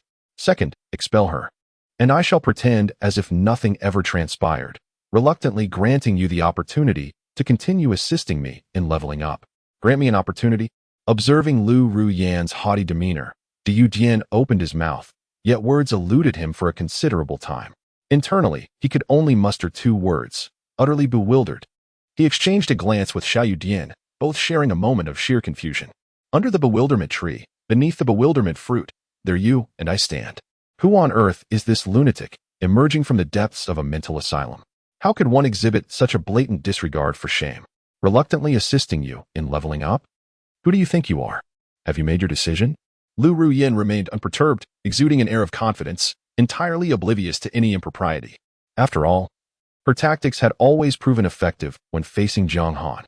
With someone like you, I wouldn't even bother to dispense medicine. In response, Liu Dian unleashed an international gesture of camaraderie, his words dripping with expletives. "I'll be damned. Your mother." Having navigated the treacherous waters of numerous online games, Liu Dian was no stranger to verbal skirmishes. His retorts flowed in a seamless combination, rich in expletives. With not a hint of repetition, he admitted that the reason he agreed to bring along two burdens for leveling up was indeed due to Liu Ruyan's striking appearance. In fact, while slaying monsters, Liu Dian had even indulged in daydreams of forming a profound bond with this beautiful girl, hoping to end his prolonged singlehood. However, this did not imply that he lacked principles. Being labeled a simp by his teammates was of little concern to him, and he thought nothing of Liu Ruyan's indifference towards him. After all, it was only natural for such a stunning girl to have a bit of an attitude. But to insult his family, that was unacceptable. Liu Ruyan was taken aback, not anticipating that the previously obedient Liu Dian would unleash a torrent of abuse upon her. Anger coursed through her, causing her to tremble as she gritted her teeth and retorted, Fine. You make this decision, and do not regret it. How dare you? I'll kick you so hard, you'll regret it." Liu Dian continued his tirade, using exaggerated gestures and dramatically moving his legs in a mock display. His sarcasm was palpable. "Liu Dian, is it? I shall make you pay for this." Unable to endure any longer, Liu Ruyan shot a furious glance at Liu Dian and promptly chose to leave the team, turning on her heel. "Zhou Tao, let us go." Zhou Tao stood frozen, utterly dumbfounded. He had not foreseen Liu Ruyan's dramatic exit. What the hell? After finally latching onto a solid ally, you just toss it away?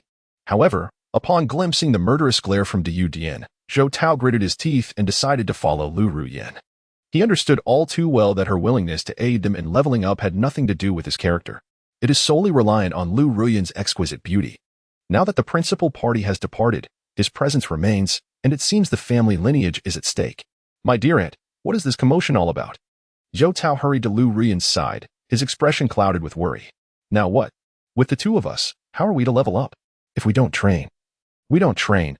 It is merely a trivial game. Do you think I care?" Liu Ruyan retorted, feeling aggrieved. "Moreover, he has spoken so harshly to me. And you still defend him? Are you truly my good friend? All right, my fault. But consider it from another perspective. If you speak to someone's sister in such a manner, it is only natural for Liu Dian to be upset," Zhou Tao said, his face contorted in exasperation. "Thus, I have already granted him an opportunity. If he simply apologizes to Xiao Yudian, I would forgive him. Who would have thought he would become so audacious?" Liu Ruyan lamented. "How dare he act this way?" Zhou Tao, at a loss for words, inquired. "So you believe this is providing Liu Dian with an avenue for retreat, isn't it?" Liu Ruyan asserted, as if it were a matter of course. Zhou Tao hesitated briefly and replied, "Actually, it is not. Previously, Jiang Han had always soothed me in this manner." Liu Ruyan clenched her teeth, feeling wronged. As long as I am angry, if I provide him an escape route, he is all too eager to take it. If just moments ago he had been leading me in leveling up and I suggested kicking someone from the team, he would not have batted an eye. Zhou Tao pondered for a moment, momentarily speechless. It indeed seems to be the case. For heaven's sake, you dismissed Jiang Han's offer to assist you in leveling up, claiming to be exceptionally skilled. Now that you find yourself in a predicament, facing disdain from others, you suddenly recall the merits of others. Chapter 33. How dare he? Yet, such sentiments were not to be uttered aloud. After all, over the past 2 years, he had adeptly garnered numerous benefits from Liu Ruyan by feigning both charm and misfortunes. He knew precisely how to navigate this situation. Zhou Tao remarked, "Indeed, Jiang Han has treated you quite well. His lack of communication this time must be due to some unforeseen circumstance, or perhaps something you said provoked him. Given your magnanimity, it might be wise to let bygones be bygones." Liu Ruyan scoffed quietly, remaining reticent. After a moment of hesitation, Zhou Tao continued, to speak frankly. "The game Doomsday presents a monumental opportunity, yet you are well aware of its considerable challenges. Neither of us has much experience with gaming, and my own frail constitution makes progress exceedingly difficult. We might even fall prey to wild monsters." With a dismissive expression, Liu Ruyan retorted, "What difficulty is there? We can simply form a team with others. Indeed, while your striking beauty would surely attract many willing to accompany you, the quality of such companions remains uncertain." Zhou Tao cautioned. "Take that earlier team, for instance. Despite their fervent efforts, they barely managed to level up after a prolonged struggle. It is quite taxing. However, if Jiang Han were to lead us, the scenario would be markedly different. I've heard from our classmate, the chubby one, that Jiang Han has a penchant for gaming and possesses commendable skills. More importantly, he is quite generous towards you, even if his prowess were lacking. I am certain he would not hesitate to invest in a professional team to facilitate our ascent, should you merely express the desire. Is that right?" Liu Ruyan shook her head, responding as if I had implied that her dealings with him were solely driven by financial gain. "Isn't it true?" Zhou Tao mused silently, recalling how every time she reached out to Jiang Han, it revolved around money. Whether it was seeking gifts or inviting friends to dine out and expecting him to foot the bill. Nevertheless, Zhou Tao smiled and said, "Others may not understand you, but I do. You only wish to consider Jiang Han's feelings." "Of course," Liu Ruyan replied with a smile. "Indeed, you grasp my intentions. If only Jiang Han could be half as perceptive as you. Hee. Each person has their strengths and weaknesses, and I won't comment further on that." Zhou Tao grinned with satisfaction. "However, to be fair, despite Jiang Han's shortcomings, he has always treated you well. It has been quite some time since you last spoke. He must be feeling quite distressed. One ought to consider the good in others. Your kindness surely allows you to empathize with his feelings, doesn't it?" Liu Ruyan felt a flicker of temptation mingled with hesitation. "So, according to you, should I take the initiative to reach out to him?" "Absolutely." Zhou Tao beamed, achieving his objective. "If you don't contact that unfortunate soul, how will I secure the funds for the game? How will I benefit? My efforts in this conversation would be in vain otherwise." "Well then, fine," Liu Ruyan pondered. After days of cold war with Jiang Han, she found herself struggling as well. In the past, each day upon awakening, I was greeted by Jiang Han's affectionate inquiries. Regardless of my desires, be it food or activities, he would seamlessly cater to my every whim without me uttering a word. However, in recent days, such treatment has completely vanished. Dining out now requires careful consideration, a stark contrast to the past when no expense was spared on my behalf. That was the essence of true living. Yet today, after being berated by the heavy rain, I suddenly realized that Jiang Han may not be as utterly inadequate as I had imagined. Coupled with Zhou Tao's earnest counsel, I found a semblance of resolution. This is the way forward. Zhou Tao exhaled, relieved. He believed that as long as Liu Ruyan made the effort to reach out to Jiang Han, regardless of the circumstances, he would undoubtedly come rushing to her side. After all, that had always been the case, had it not? "I will log off for now and reach out later," Liu Ruyan stated, turning to make her way to safety. Zhou Tao remained silent, yet a sense of encouragement flickered within him. Soon enough, Liu Ruyan exited the game. Sitting on the edge of her bed, she retrieved the newly acquired phone Jiang Han had given her not long ago. Indeed, Jiang Han had treated me quite well. Though his method of showering me with gifts was rather crass, Zhou Tao had a point. After all, he possessed only wealth and lacked other talents. I should truly grant him another chance. Gazing at the latest model of the extravagant smartphone in my hand, Liu Ruyan felt a fleeting sense of disorientation before her fingers danced swiftly across the screen. "Jiang Han, I am currently engaged in a game called Doomsday. You must swiftly acquire the necessary equipment to assist me in Zhou Tao in leveling up. If you can elevate me to the rankings this time, I shall contemplate the prospect of being your girlfriend. What do you think? Isn't it quite touching? With a playful spirit, Liu Ruyan quickly crafted a message, even adding a charming emoji before sending it with utmost confidence. In her perspective, having taken such a bold step, Jiang Han would undoubtedly be overwhelmed with emotion. Liu Ruyan calmly pressed the screen-off button and set her phone aside. Certain that the moment Jiang Han received her message, he would be moved to tears and rush to find her in a state of elation. However, after several minutes of waiting, her phone remained eerily silent. It seemed that Jiang Han must be preoccupied with some pressing matter, perhaps even unwell. Liu Ruyan furrowed her brow, deep in thought. Yet, rather than worry, a sense of satisfaction blossomed within her. She mused that it was indeed peculiar for Jiang Han, usually so bothersome, to refrain from contacting her for so long. Perhaps he truly encountered some trouble. In light of this, she decided to forgive him, acknowledging that it was not intentional. With a triumphant smile, Liu Ruyan concluded that her charm still prevailed. She picked up her phone, intending to make an exception and inquire about Jiang Han's situation as a small reward for him. However, the moment she turned on the screen, she found herself utterly frozen in disbelief. The once confident expression gradually transformed into one of shock and disbelief, culminating in a surge of rage. For attached to the message she had sent was a large, red exclamation mark. How could that wretched sycophant, Jiang Han, dare to delete her contact information? Deleted? How dare he? How could he possibly have the audacity? Moments later, within the confines of a lavishly rented room in an upscale community, a sharp, piercing sound shattered the silence. Jiang Han, from this day forth, I sever all ties with you. If you truly possess any dignity, do not dare to beg me like a dog. Even if you kneel, I shall never forgive you. Absolutely not. Chapter 34. In the presence of the night-cold overlord. He was nothing. After a full 10 minutes, Liu Ruyan's chest heaved with fluctuating breaths, her emotions still tumultuously roiling. She had meticulously calculated every possibility, yet could not have anticipated such an outcome. She was baffled by Jiang Han's sudden deviation from reason, leading him to commit such a flagrant act of insolence. Had he forgotten who had tirelessly inquired and entertained numerous individuals just to reluctantly secure his contact information? Had he forgotten the childlike joy he displayed upon receiving it? How dare you, how dare you? Just a month prior, Jiang Han had been utterly compliant to her every whim, unable to be dismissed. Yet in the blink of an eye, he suddenly grew bold. Very well, very well. Liu Ruyan let out a derisive laugh. Convinced he believed himself to be capable now, merely because he possessed a modicum of wealth? Do you truly believe I cherish your trifling favors? I once thought that enduring my own discomfort to accept your gifts and money was a gesture of compassion, a way to spare you from embarrassment in the eyes of others. Yet it appears that some individuals are ungrateful, taking advantage of my kindness. Very well. You dare to challenge the limits of my patience, Liu Ruyan. Let us see who cannot do without whom.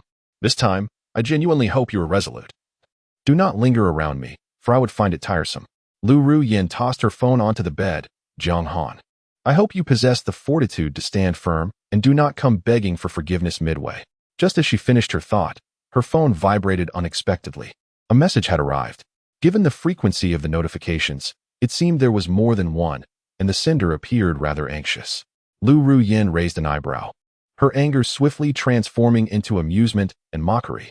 Oh, already unable to restrain yourself from apologizing after just 2 or 3 minutes. How amusing. I had suspected that such a spineless character would hesitate to act so boldly. Regret has set in, hasn't it? Let me be clear.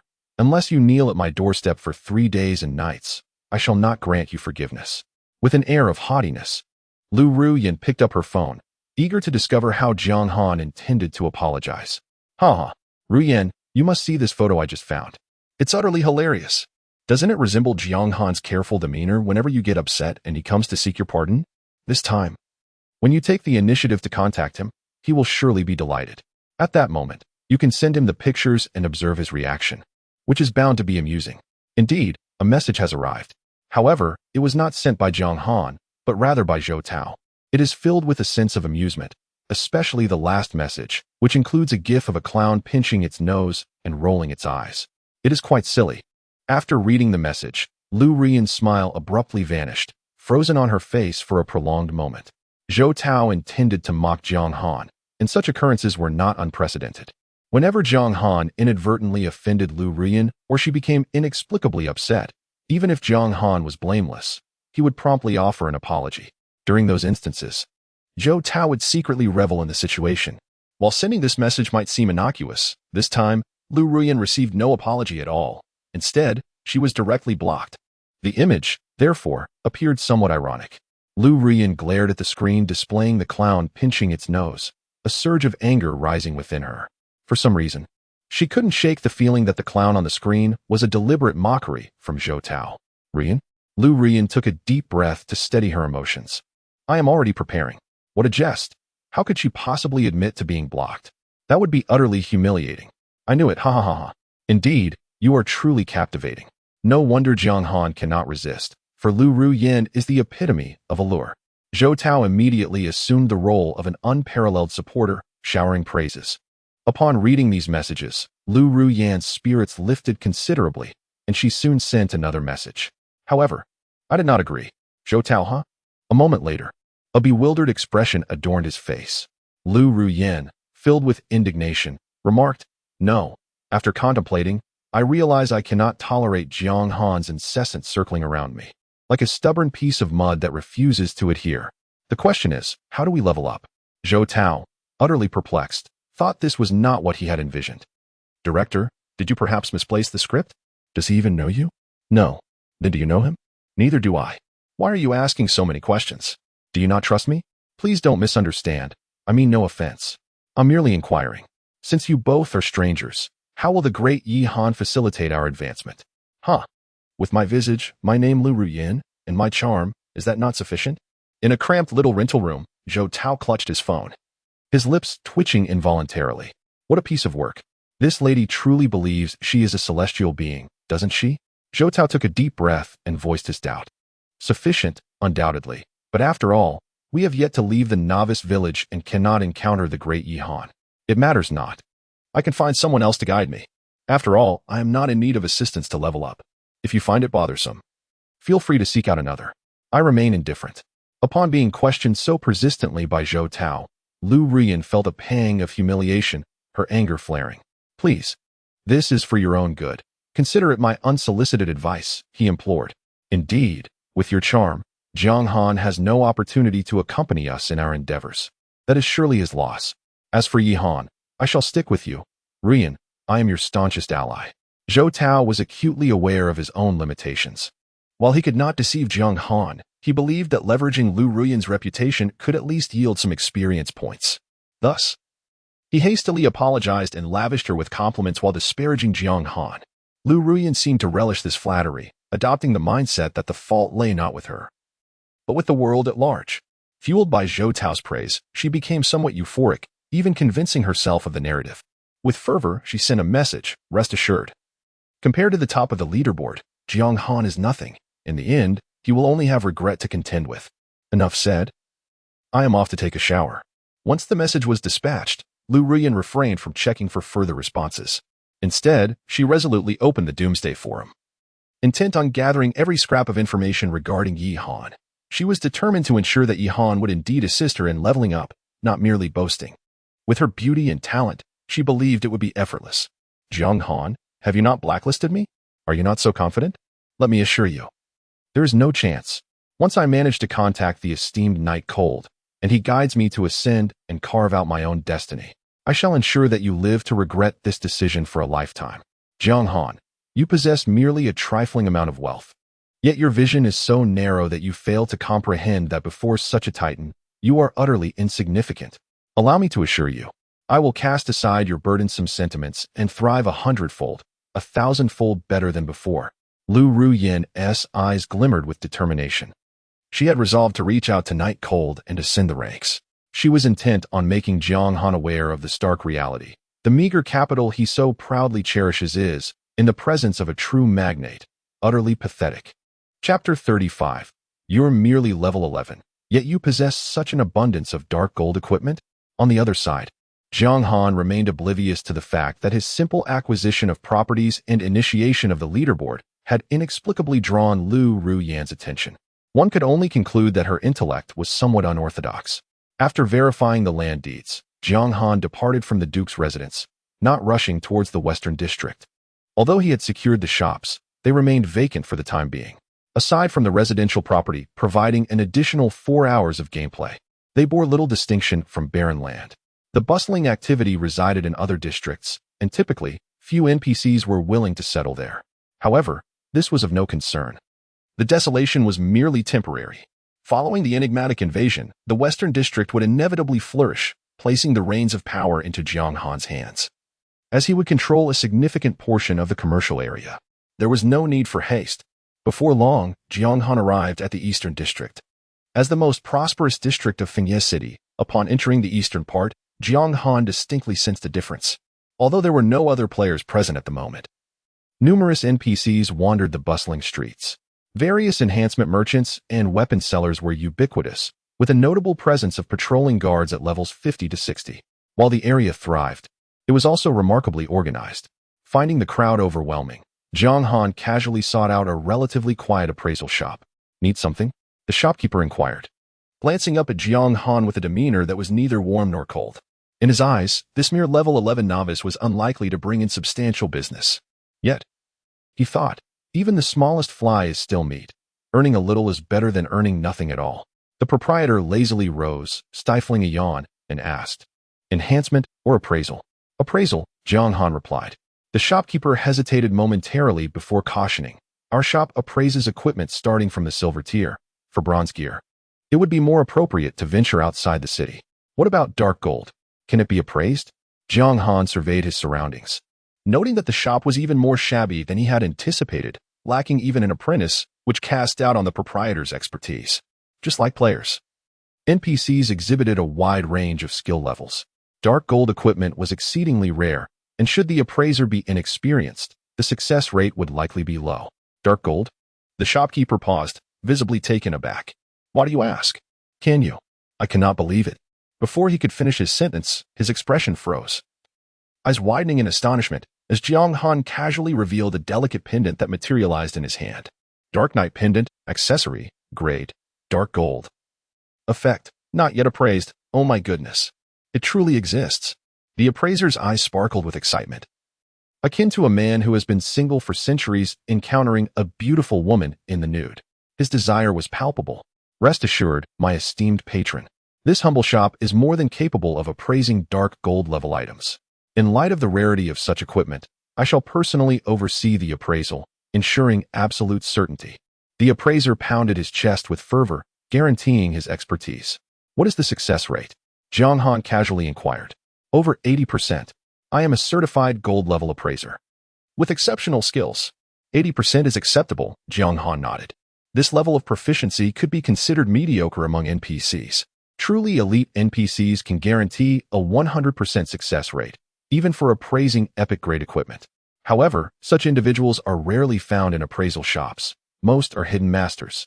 Jiang Han was aware of a few appraisal masters' locations, but they were quite distant from Fengye City, making it unnecessary to expend that time. Moreover, even if the appraisal of a dark gold item were to fail, it would not result in the loss of attributes, at worst.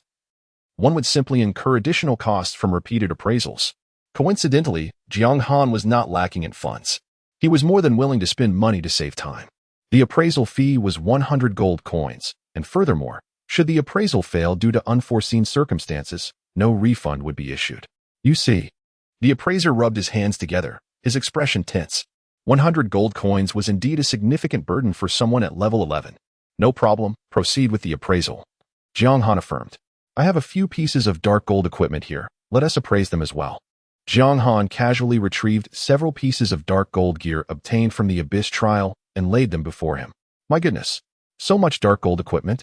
A total of 7 pieces gleamed brilliantly, illuminating the entire appraisal shop and nearly blinding the proprietor's titanium alloy eyes.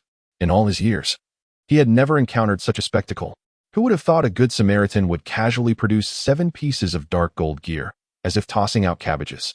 Had he plundered a dragon's lair? The appraisal master felt his head buzzing, pondering the absurdity of the world. When had level 11 players become so formidable? "Are you going to appraise them or not?" "If not, I'll take my leave," Jiang Han frowned. "Of course I will. Please don't rush me." The proprietor, alarmed at the prospect of losing a customer, hurriedly assured him. With a flourish, he initiated the appraisal process. Ding! A flash of white light signified a moderately successful appraisal. Knight pendant, LV10, grade, dark gold, spirit, 40, strength, 40, reduces dark attribute damage by 20. Quite commendable. Such exquisite equipment is merely rated as commendable? The corner of the appraisal master's mouth twitched slightly. Had the youth of today truly become so extraordinary? Indeed, it seems that foreign monks chant scriptures better. Nevertheless, despite his musings, the proprietor's hands did not falter. The white light flickered continuously, and out of the 7 pieces of dark gold equipment, only one appraisal resulted in failure. Regrettably, the other equipment was ill-suited for Jiang Han, and thus he chose not to don them. He glanced at his base attributes. Player, Knight Han. Class, God of Wealth, Unique, Beast Tamer. Level, 11, 120. Base stats, Health, 990. Mana, 2640. Hunger, 100. Base attributes, Strength, 142. Constitution, 99. Spirit, 264. Agility, 110. Special attributes, Luck, 65. Charm, 68. To put it succinctly, he was formidable. With a spirit value of 264, it implied that he could effortlessly inflict 300 damage by merely acquiring a basic magic skill scroll. Even something as rudimentary as the water ball spell. In contrast, for the average individual, an attack-oriented class at level 11, when following the versatile allocation ratio of 2 strength, 2 constitution, and 1 agility, would typically possess a health pool barely exceeding 600 given standard equipment. Moreover, the terrifying reality was that Jiang Han's attributes were but a mere shadow compared to Xiao Hui's, who had transcended the 1,000 mark in all 4 primary attributes upon reaching level 11. A single breath of dragon fire from the little creature could unleash 5,000 points of true damage, enough to make even the most resilient of tank classes falter. Chapter 36, The Arrival of the Apocalypse. After handing over 800 gold coins, Jiang Han tucked away the remaining dark gold equipment and exited the identification shop. Under the envious gaze of the proprietor, the remaining time was to be spent leveling up while awaiting news from Sophia in the Misty Valley. A thick fog enveloped the landscape for miles, rendering visibility to merely a few meters. Occasionally, the chilling roars of beasts echoed through the air, instilling a sense of dread.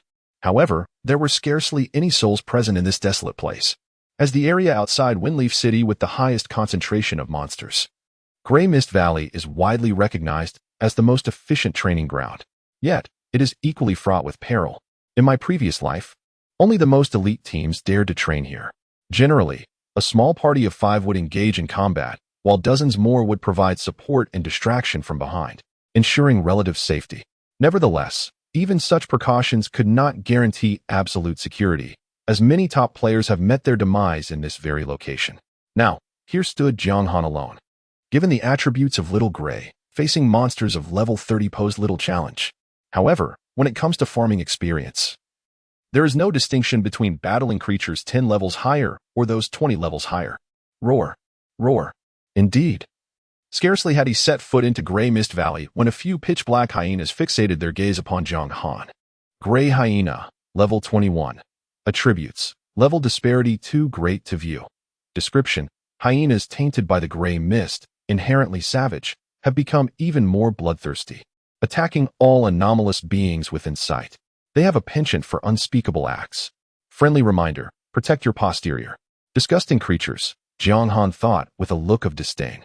It is precisely these loathsome beings that instill fear in countless players regarding Grey Mist Valley. In the face of other monsters, should one inadvertently meet their demise, it merely results in a swift return to the starting point. Though the losses may be substantial, at least the experience is devoid of significant suffering. However, if one were to attract the attention of a grey hyena, it would be a different tale altogether. The experience would be akin to the sensation of one's most delicate areas being mercilessly pulverized. Many players from previous lives who have endured such a fate described it as though a miniature blender were ensconced within their very being. The agony is palpable. It is said that after midnight, a few lingering souls often meander about this locale. Little Grey, as a representative of the new generation, Jiang Han confidently believes in his noble lineage and possesses no penchant for masochism. He commands Little Grey to engage the enemy. With a fierce howl, Little Grey plunges into the midst of the hyena pack. A flurry of ominous numbers cascades before him. You have successfully slain a grey hyena, experience 240. You have successfully slain a grey hyena, experience 235. Despite the gray hyenas being formidable creatures of over level 20 with substantial health exceeding 4 digits, they pale in comparison to the terrifying prowess of Little Gray. With a single claw, their health plummets to the brink. With a second, they are sent to their demise. Those unfortunate enough to encounter a breath of dragon fire are rendered silent, reduced to mere ashes. Meanwhile, Jiang Han's experience bar begins to rise. How effortless this is. All he must do is find a secure vantage point from which to observe, remaining vigilant for any lurking dangers. For someone with his extensive gaming experience, this task is exceedingly simple. This is what one would call a life well lived, Jiang Han mused, reflecting on his past existence as a beleaguered knight, enduring relentless beatings. The stark contrast was profoundly striking. As time flowed slowly. Ding. Congratulations, your level has successfully risen to level 12. Ding. Your familiar, Little Gray, has reached level 12. Compared to his previous encounters with low-level monsters outside the city, this time, the efficiency of monster hunting was undoubtedly significantly higher. At precisely 8 o'clock in the evening, Jiang Han successfully ascended to level 12. Indeed, with such efficiency, if he were to unleash his full power, a rise of at least 2 levels in a single day would be the minimum. Furthermore, this was a rather unfortunate day, as he had not encountered any bosses. Should he incorporate boss hunting into the mix, the experience gained would elevate to an entirely different echelon. Achieving level 20 would merely be a matter of days. Jiang Han cast a glance at the multitude of corpses and items scattered about, feeling too lethargic to collect them. Despite his luck, which had yielded a considerable number of dropped items, including some silver-grade artifacts at his current attributes, these treasures felt akin to worthless scrap metal, burdensome and occupying precious space in his inventory. Nevertheless, after several hours of battling monsters, he managed to obtain a skill scroll. Beginner scroll, Fireball, description. Upon shattering it, you will grasp the secrets of the Fireball technique. It was passable, to be honest. However, it held little practical value. Yet, such fundamental skills bore no restrictions. Provided one had ample scrolls, learning as many as desired was entirely feasible, especially for skills that are not lock-on types. A lack of proficiency makes it easy for monsters to evade them. This explains why, during the early stages, some monsters, despite not having particularly high attributes, can relentlessly pursue players. With a meager pool of mana, missing a skill can be quite detrimental. The same applies to both ranged and melee classes. Even basic attacks can be dodged by monsters. One cannot bite off more than one can chew. If all else fails, a simple fireball spell suffices. At least it allows for a semblance of grandeur. After all, there is no necessity for Jiang Han to personally engage in combat against monsters. With a swift motion, he grasped a skill scroll, which shattered with a resounding crack, and simultaneously, his skill bar was graced with the addition of Fireball. Fireball, proficiency, 0, conjures a fireball using magical energy, inflicting 150 magical damage to the target. Casting time, 1 second. Cost, 50 mana. Cooldown, 5 seconds. Jiang Han glanced at a distant gray hyena, and after a 1-second incantation, a fireball gracefully descended upon the creature's head. 321, clearly. Under the constraints of level suppression, the damage was significantly reduced, proving to be less impressive than anticipated. Compared to the output of the little gray creature, it felt rather disheartening. Nevertheless, since he had nothing else to occupy his time, he decided to practice his proficiency. Jiang Han was not particularly concerned, idly casting spells beside him. Night fell. At precisely 11 p.m., having entered the game at 10 a.m., even with his current daily play time of 13 hours, he had reached his limit. Regrettably, he had yet to attain level 13. Glancing at the experience bar that was just past halfway, he reluctantly exited the game. However, it is just as well to have a bite to eat before continuing. Jiang Han had no intention of resting. Engaging in the game Doomsday was, in itself, a form of respite. Research has indicated that 2 hours of gaming equates to roughly an hour of sleep. Thus, most players spend their nights immersed in Doomsday, catching brief slumbers during the day before attending to other matters. Jiang Han's 13 hours of gameplay approximated 6.5 hours of sleep, enabling him to function continuously for 24 hours. The more he played, the more invigorated he felt. Presently, he was devoid of any drowsiness. Moreover, and of greater significance, once the clock struck midnight, it would herald the commencement of the third day in Doomsday, which meant the public beta. At that moment, Doomsday would gradually infiltrate various nations in the form of a national map, with the first to face its onslaught being the Great Xia Kingdom. Within the borders of Great Xia, all individuals aged 16 and above would be forcibly swept into this perilously dangerous game. The world was on the brink of a cataclysmic transformation. An hour swiftly passed. Jiang Han tossed his gaming equipment into the trash bin, reclined on his bed, and silently awaited the moment when the second hand would reach its zenith. Ding! Welcome, brave one from another world. In the next instant, the world spun wildly. The once dim vision brightened, and Jiang Han found himself once again in the misty valley. For those who had participated in the closed beta, aside from no longer needing gaming equipment to connect to the game, everything else remained unchanged. He would appear in the same region where he had previously resided. As for players who had never ventured into the game, they found themselves transported to a different novice village. Where am I? Am I dreaming? A game? I was just enjoying skewers. Where are my skewers? Goodness, have I been transported through time? Haha, indeed, I am the chosen one. What a splendid surprise. Aside from a small fraction of players still battling within the game, 99% were utterly bewildered, suddenly thrust into an unfamiliar environment, surrounded by familiar faces. It was impossible for any rational person to remain composed, especially in this era where nightlife flourishes. Many had yet to retire for the night. Some were engrossed in films, others indulging in skewers, while some danced the night away at bars, all striving for their own pursuits. A diverse array of individuals. Fortunately, once the apocalypse officially commenced, players' physical bodies in reality were unaffected by external influences and could not be touched. They would only return to normalcy the following day. Otherwise, just at the moment of entering the game, many couples engaged in unconventional games would find themselves in dire straits, as it is unreasonable to hold one's breath for 8 hours, not to mention those still navigating various modes of transport.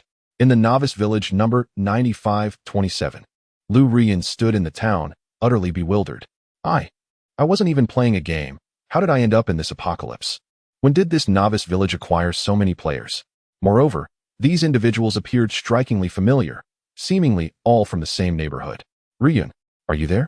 At that moment, Zhou Tao suddenly sent a message. Oh my, this is bizarre.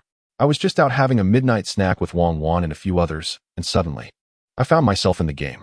The most astonishing part is that I just encountered Wang Wan and the others in the novice village. What? Liu Ruyan's eyes widened in disbelief.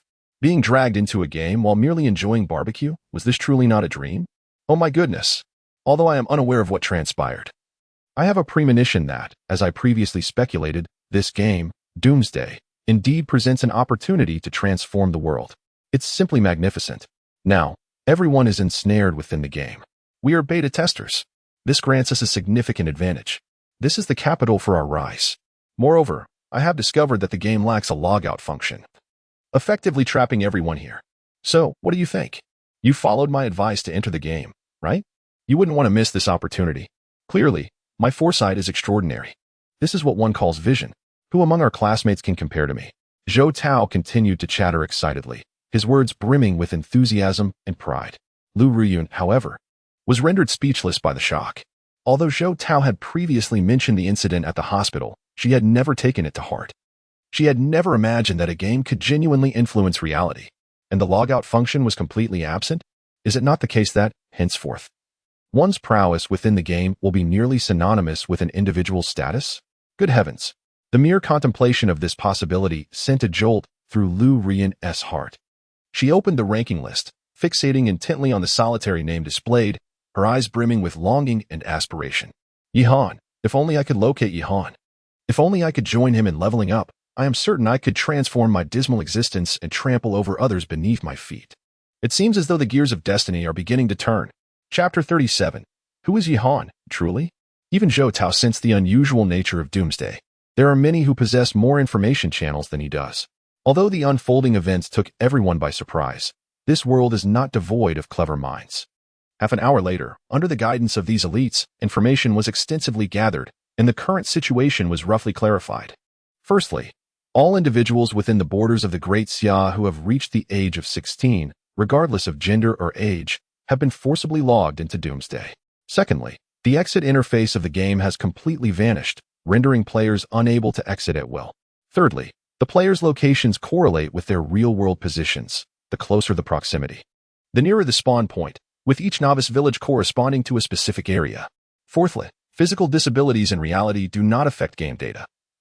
Even those who have been in a coma for years have been drawn into the game. Fifthly, there is a plethora of crucial information enumerating hundreds of points, and it continues to be supplemented. Under the earnest guidance of various beta testers, a consensus has emerged among nearly all participants. One must strive to avoid death within the game. Yet, even those with considerable gaming experience find themselves at a loss. What about Jiang Han? Is he not the foremost player on the leaderboard? Has anyone inquired if he possesses any insights? Indeed. There are over 1 million players participating in the beta. How is it that only he advances so swiftly? Does he possess some secret knowledge? His progress appears almost as if he is employing cheats. Is it truly that extraordinary? Naturally, the gaze of nearly everyone has turned towards Jiang Han. There is no alternative. On the expansive leaderboard, there exists but a solitary name. The name Jiang Han shines with an unparalleled brilliance. This is precisely why Jiang Han seeks to conceal his identity. A towering presence attracts attention. To dominate in a game capable of altering the world, the notion that no one in real life would covet his position seems more fantastical than the game itself. In the rookie village, designated as number 001, beneath a pavilion within the city, there is a stark contrast to the surrounding clamor. This space exudes a profound solemnity. The individuals seated within the pavilion are men of significant stature in the Great Xia Kingdom. The guards stationed around the pavilion are seasoned veterans, each a master in their own right. At this moment, a sharp-eyed young man with a buzz cut is delivering a report. As of now, we have yet to uncover any method for exiting the game. According to Dr. Chen's inference, either, much like during the beta testing phase, one must wait until the daily gameplay duration concludes to ascertain whether one will be expelled from the game, or, the young man with a buzz cut hesitated for a moment. It might mean being permanently trapped inside. The situation has escalated to such a grave extent. Upon hearing the young man's report, the unyielding military leader furrowed his brow slightly. In fact, since yesterday, this game, which seemingly could induce organ failure, had already caught the military's attention. As a military figure of great stature, he was naturally exceedingly concerned about this issue and had devised multiple contingency plans overnight. However, he did not anticipate that events would unfold so unexpectedly. So, what about Jiang Han, the top-ranking player? Is there any news? The unyielding leader inquired. Yet, the specifics of his appearance and identity remain unknown. The unyielding leader pressed further. Have we pursued this avenue? Yes. The young man with a buzz cut nodded, confirming that 9527 is the novice village where players from Jiangsheng are situated. Over the past 2 days, we have gathered information about Jiangsheng and conducted a thorough screening, focusing particularly on individuals with Jiang Han in their names. However, the population of Jiangsheng is overwhelmingly large, and the clues are exceedingly scant. We require more time. So mysterious, as if deliberately guarding against something. The unyielding leader mused. Is it possible to contact Jiang Han now? Unfortunately not. The young man with a buzz cut shook his head. He has reached level 12 and is no longer in the novice village, and currently, no one can exit. Unmoved as a mountain, he felt a tinge of astonishment. What of Qin Quan? Is he incapable as well? Qin Quan, known as the Mad Blade in reality, was a figure of remarkable military prowess, admired even by the esteemed military overlord, unmoved as a mountain. His skills and abilities were beyond reproach, ranking among the very best in the entire Great Xia nation. Yet, here was Mad Blade. The young man with a buzz cut let out a bitter laugh. He was only at level 4. Hadn't he entered the game just yesterday? How could he still be at level 4? Unmoved as a mountain inquired. Were you delayed by other matters? No. The buzz-cut youth shook his head in denial. I have been leading a team, continually grinding levels. However, the intensity of Doomsday is undeniably high. The upgrade speed of Mad Blade was already at the pinnacle. Under normal circumstances, one could only achieve a 2-level increase in a day. After a moment of silence, unmoved as a mountain waved his hand, signaling for him to leave. Understood. You may go. Report any developments immediately. Yes. The young man saluted and departed from the pavilion. It was astonishing that such a character existed in Jiang City. Night Cold was indeed no ordinary individual. Unmoved as a mountain sighed softly, although his demeanor appeared impassive. The depth of his astonishment was known only to himself. He was acutely aware of Qin Kuang's capabilities. To think that such a person, leading an elite team selected from the vast populace of the Great Xia nation, could achieve an upgrade speed that was less than half of Night Cold's. This was simply unfathomable. Was this truly a game? Unmoved as a mountain squinted, as decades of military experience whispered truths to him. From today onward, the global landscape shall irrevocably transform. The source of such profound exclamations is not confined to a single prominent figure.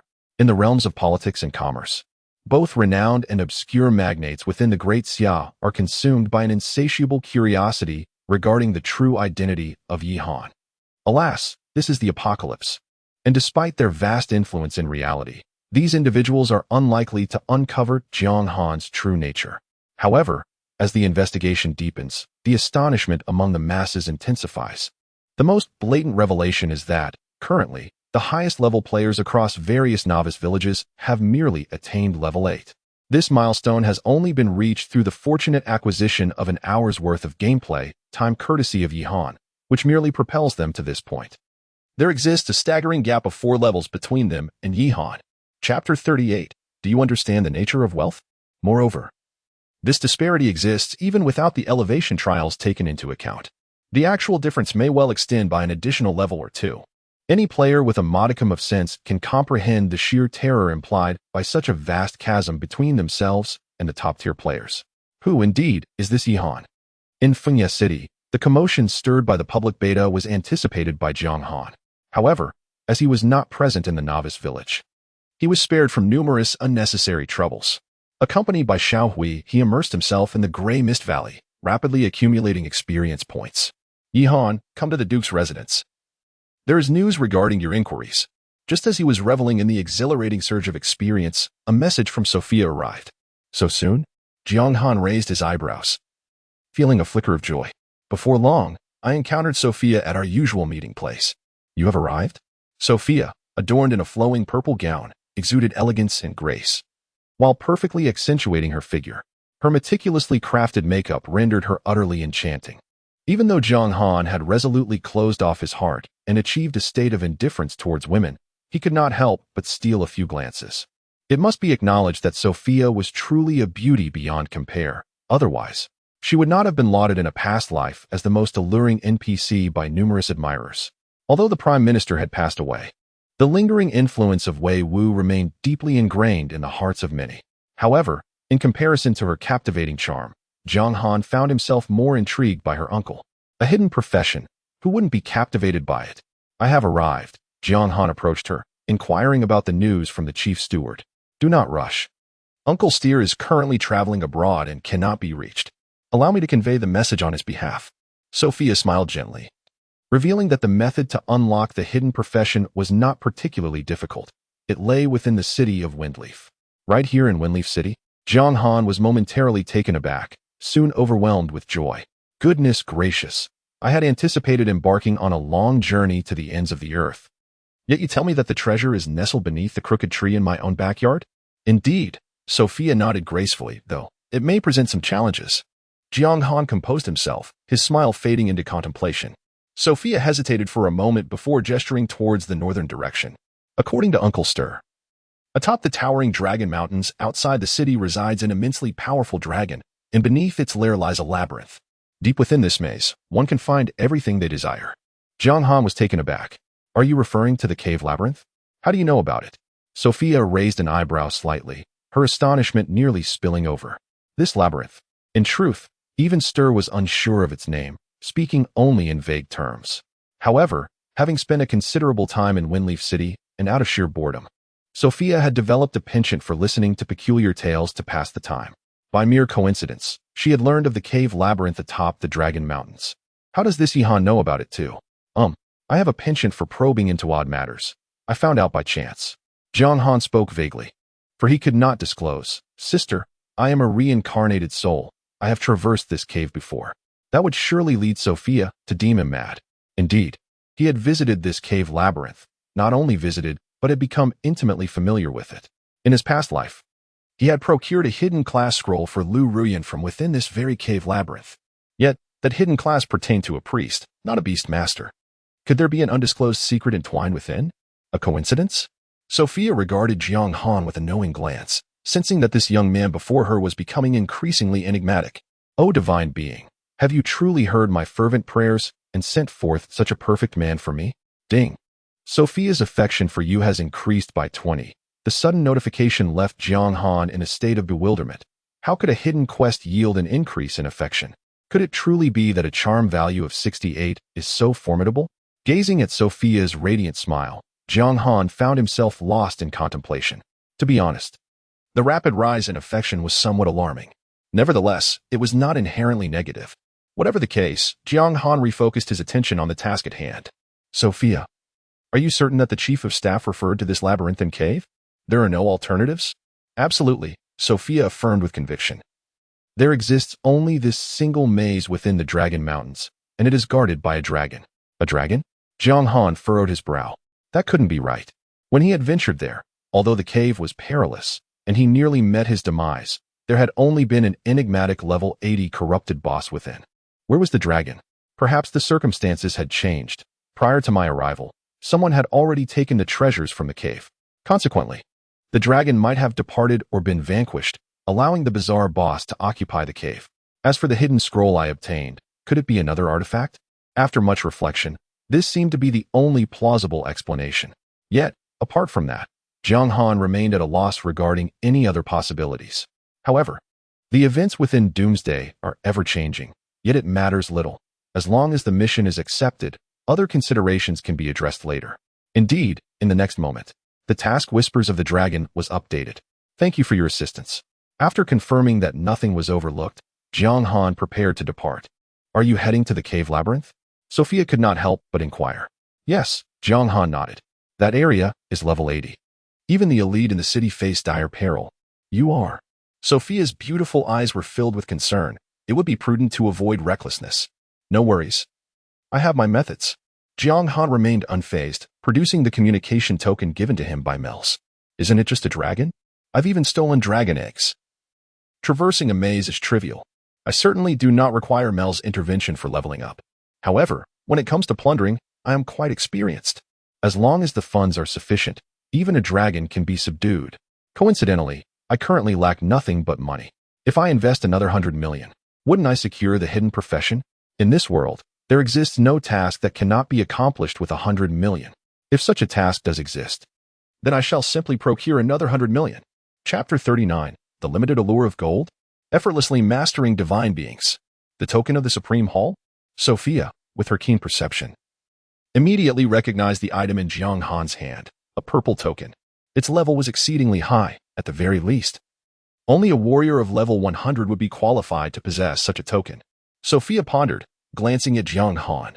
No wonder he exuded such confidence, as he certainly had substantial backing.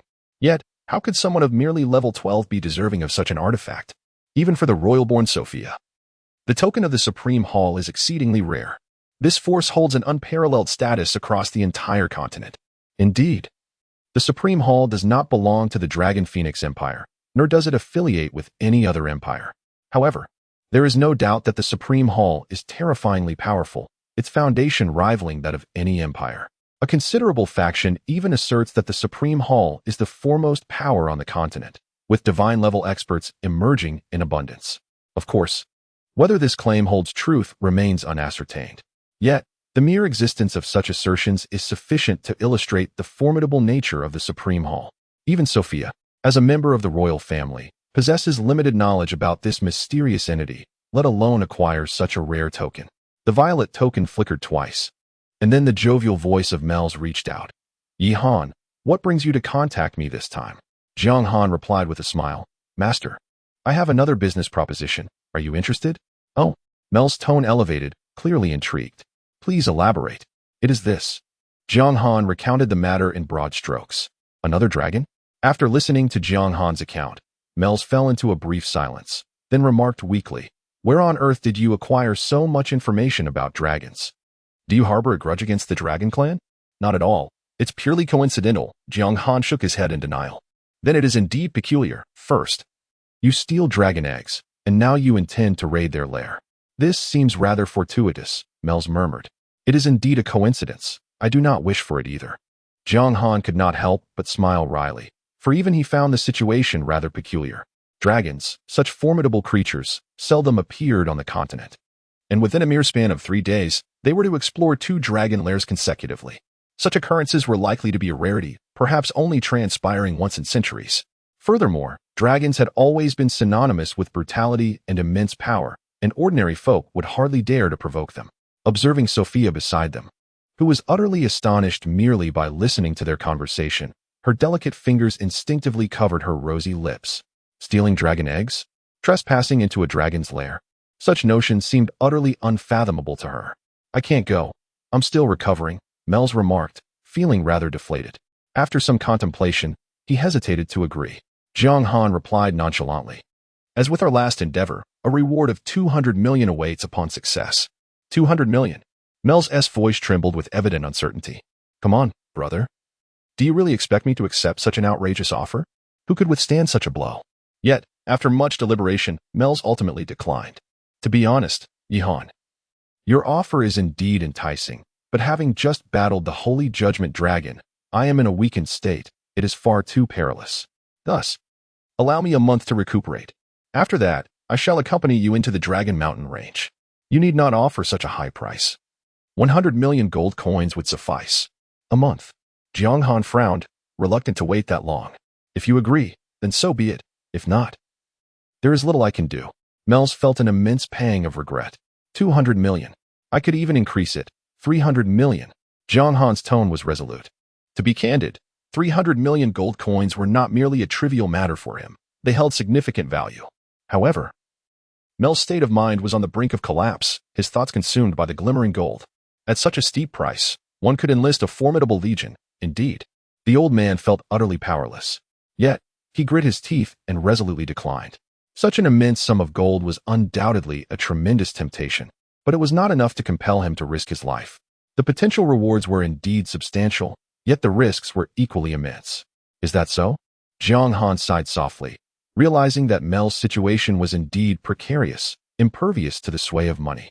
After a moment of contemplation, he said, "What if I could provide information about the fountain of the Holy Spirit?" In the next instant, Mel's trembling voice echoed, "The fountain of the Holy Spirit? How do you know of such a thing?" Even from a great distance, Jiang Han could sense Mel's increasingly labored breaths.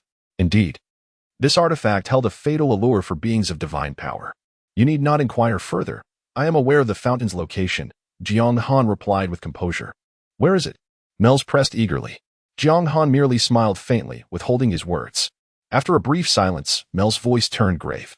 Han, if you truly possess information about the fountain of the Holy Spirit, I would stake my very life to assist you in retrieving what lies within the Dragon Mountains. However, the question remains, how can you prove it? Jiang Han calmly uttered 4 words, the Lost Land. This time, Mels remained silent for an extended period. As if weighing his options, Jiang Han, unfazed, trusted that Mels, with his vast experiences, would comprehend the profound significance of those 4 words. Indeed, after a few minutes, Mels let out a heavy sigh. Do you know the specific coordinates? I'm not certain about that, Jiang Han replied, but I do know the general area and direction. Mels remarked, if that is the case, the value of this information is considerably diminished. After pondering for a moment, Mels added, in addition to that, I will require 100 million gold coins. I shall risk my life to accompany you to the Dragon Mountains. Deal. Jiang Han exhaled deeply. In truth, he was aware of the locations of 3 Holy Spirit springs. The one in the Lost Land was nearly dried up, but it would suffice for Mels. Excellent. When shall we depart? Mel's tone had lightened considerably. Both parties felt they had gained significantly from this transaction. Now, Jiang Han stated. Now, Mels paused.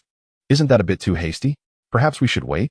There is no time to waste. Otherwise, our discussion is over, and I will seek others. Jiang Han's stance was unwavering, showing no signs of concession. Well, Mels contemplated. Very well then. It was incredulous that a supreme deity from the Hall of Supremacy could be dictated by a mere level 12 novice. No one would believe such a tale. Yet the reality was that the Holy Spirit Spring held paramount importance. As for forceful acquisition, that had never crossed Mel's mind. This is indeed a rare advantage of NPCs. As long as players do not offend them, they will not be attacked, serving as a protective mechanism. Chapter 40. The value of Han is soaring. After confirming the meeting place, Jiang Han effortlessly ended the call. Done. Han, you are truly beyond my expectations. Sophia's eyes sparkled with admiration, which she did not attempt to conceal, although she was unaware of the other party's identity. Anyone qualified to present such a token from the Supreme Hall was undoubtedly someone of great significance. It was highly likely that this person was a godly powerhouse, of a status that might even rival that of her uncle Site. Yet, this formidable individual not only knew Jiang Han, but could also be persuaded by him. Power and wealth are indeed the most dazzling adornments of a man. Sophia clutched her heart, feeling a bit dizzy. She realized that within just 2 short days, she had become captivated by the young man before her. The only shortcoming was his slightly lower level and insufficient strength. However, Sophia firmly believed that given time, this individual would undoubtedly become a prominent figure across the continent. Ding! Sophia's affection for you has increased by 10. Suddenly, a notification echoed in Jiang Han's ears. But he chose not to elaborate. He had grown accustomed to it. Wizard. We need a wizard. Our team is 1 member short. Experienced players, level 3. Let's slay some slimes. Is there a healer? We need a healer. The various novice villages were bustling with activity. After the initial confusion, many decided to venture out of the city. After all, they could not exit the game, and idleness was not an option. However, under the reminders of players during the beta test, the majority chose to embark on their journeys in groups. The world of the apocalypse was bustling like never before. With such a multitude of people, it was inevitable that some would display foolishness. This particular group, devoid of reverence, regarded everything with disdain. Whether it was the kind-hearted advice from beta players or the repeated emphases from the officials, they cast aside all caution and marched forth with obstinacy. Try not to be killed by monsters? Otherwise, there will be dire consequences? What a jest, fit only to amuse children. Did you truly believe that? I perceive this situation as a grand conspiracy, undoubtedly orchestrated by capitalists. They can deceive the undiscerning masses, but not me. Wang Chang epitomizes this type of individual. Although lacking in education and wealth, he ekes out a living through petty theft. He seldom visits the police station. Yet, he possesses an inexplicable confidence. Convinced he sees through everything while others remain ensnared in ignorance. Wang Chang, take a moment to ponder. Not everything can be blamed on capitalists. Do you truly think they possess such power? Have you perhaps bumped your head? Some, with genuine concern, advised Wang Chang against taking risks. But he dismissed them, scoffing at their caution, believing that such individuals were destined to remain in the lower strata of society. Unfazed, he strutted out of the city, proclaiming, I'll die just to prove you wrong. It's merely a trivial game. How could it claim lives? Wang Chang boldly exited the city, only to be struck down by a goblin, reappearing at the respawn point. See? What could possibly happen? It's all nonsense. Wang Chang gazed proudly at his intact limbs, pondering the absurdity of it all. Isn't this sheer nonsense? People say that upon death, one loses their attributes. Die too many times, and your organs may fail. You've only died once, someone retorted. Fine, if you're so stubborn, I shall embrace death a few more times, Wang Chang scoffed, determined to test the limits of this theory. Soon, he found himself back at the resurrection point, yet once again, he felt no adverse effects. This emboldened him further, as he resolutely aimed to unveil the conspiracy at play. Wang Chang, your complexion is alarmingly pale. Perhaps it would be wise to refrain from further attempts. There could be dire consequences, warned a concerned friend. By the 4th attempt, it became evident to any discerning observer that Wang Chang was not quite himself. He appeared dreadfully weak. Oh, it's nothing, he replied, before resolutely marching towards his demise once more. The grim reality was that should he reach 5 deaths within half a year, he would be obliterated entirely. Yet on this day alone, he perished 5 times. A grim harbinger of the inevitable. Though he had succumbed, he had at least clarified the nature of the game. It was indeed a significant contribution. It truly can lead to death. How terrifying. A living person has simply vanished within the game. The players guarding the resurrection point wore expressions of sheer dread. Despite prior warnings from beta testers and the officials, they understood the gravity of their situation. One could not afford to die recklessly. What should we do? I just witnessed Wang Chang's demise and followed suit. I can't possibly meet the same fate, can I? I refuse to accept this, lamented one player. I too have perished, and twice no less. This is disastrous. No. Stay within the city. Whatever you do, do not venture out. While the majority remained unscathed, there would always be a few who disregarded the warnings. They have paid an extraordinarily painful price for this. Although the majority of the world consists of ordinary individuals, there are indeed a considerable number of people like Wang Chang within the vast population of the Great Xia Kingdom. In various novice villages, cases of players experiencing excessive deaths have swiftly emerged, leading to their permanent disappearance. Even the majority of beta testers have developed psychological burdens. Hesitating to continue, It was only at this moment that the uninformed masses, who had been kept in the dark, began to realize, after the elite players, that the world was undergoing a profound transformation. This is not a fairy tale realm. It is a hellish nightmare, a terrifying abyss filled with monsters of unimaginable strength. So how could Jiang Han possibly achieve a level of 12 within just 2 days? Is he truly human? Perhaps. But it is so abnormal that I cannot even fathom it. Even a level 1 slime is exceedingly difficult to contend with. This is utterly inconceivable. Amidst this panic, individuals gradually began to recognize the terrifying implications of the top position on the leaderboard. To put it inappropriately, there is a vast chasm between professions. When many first entered the game, they admired Jiang Han for leveling up to 12 so swiftly, yet their understanding did not grasp its true significance. Now, however, the situation has changed. After comprehending the essence of doomsday, observing Jiang Han's level instills a sense of dread. The peril of death looms. Yet leveling up under such monstrous adversaries seems as effortless as eating and drinking, sending shivers down one's spine. Most crucially, everyone, including the beta testers like Quang Ren, has suddenly realized the magnitude of what it means for Jiang Han to provide an additional hour of advantage to all players in the Great Xia Kingdom each day.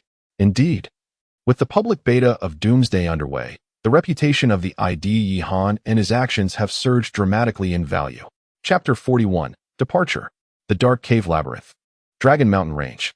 Verdant hills and bamboo, shrouded in mist, occasionally caressed by a gentle breeze that rustles the leaves, bestowing an aura of tranquility upon the scene.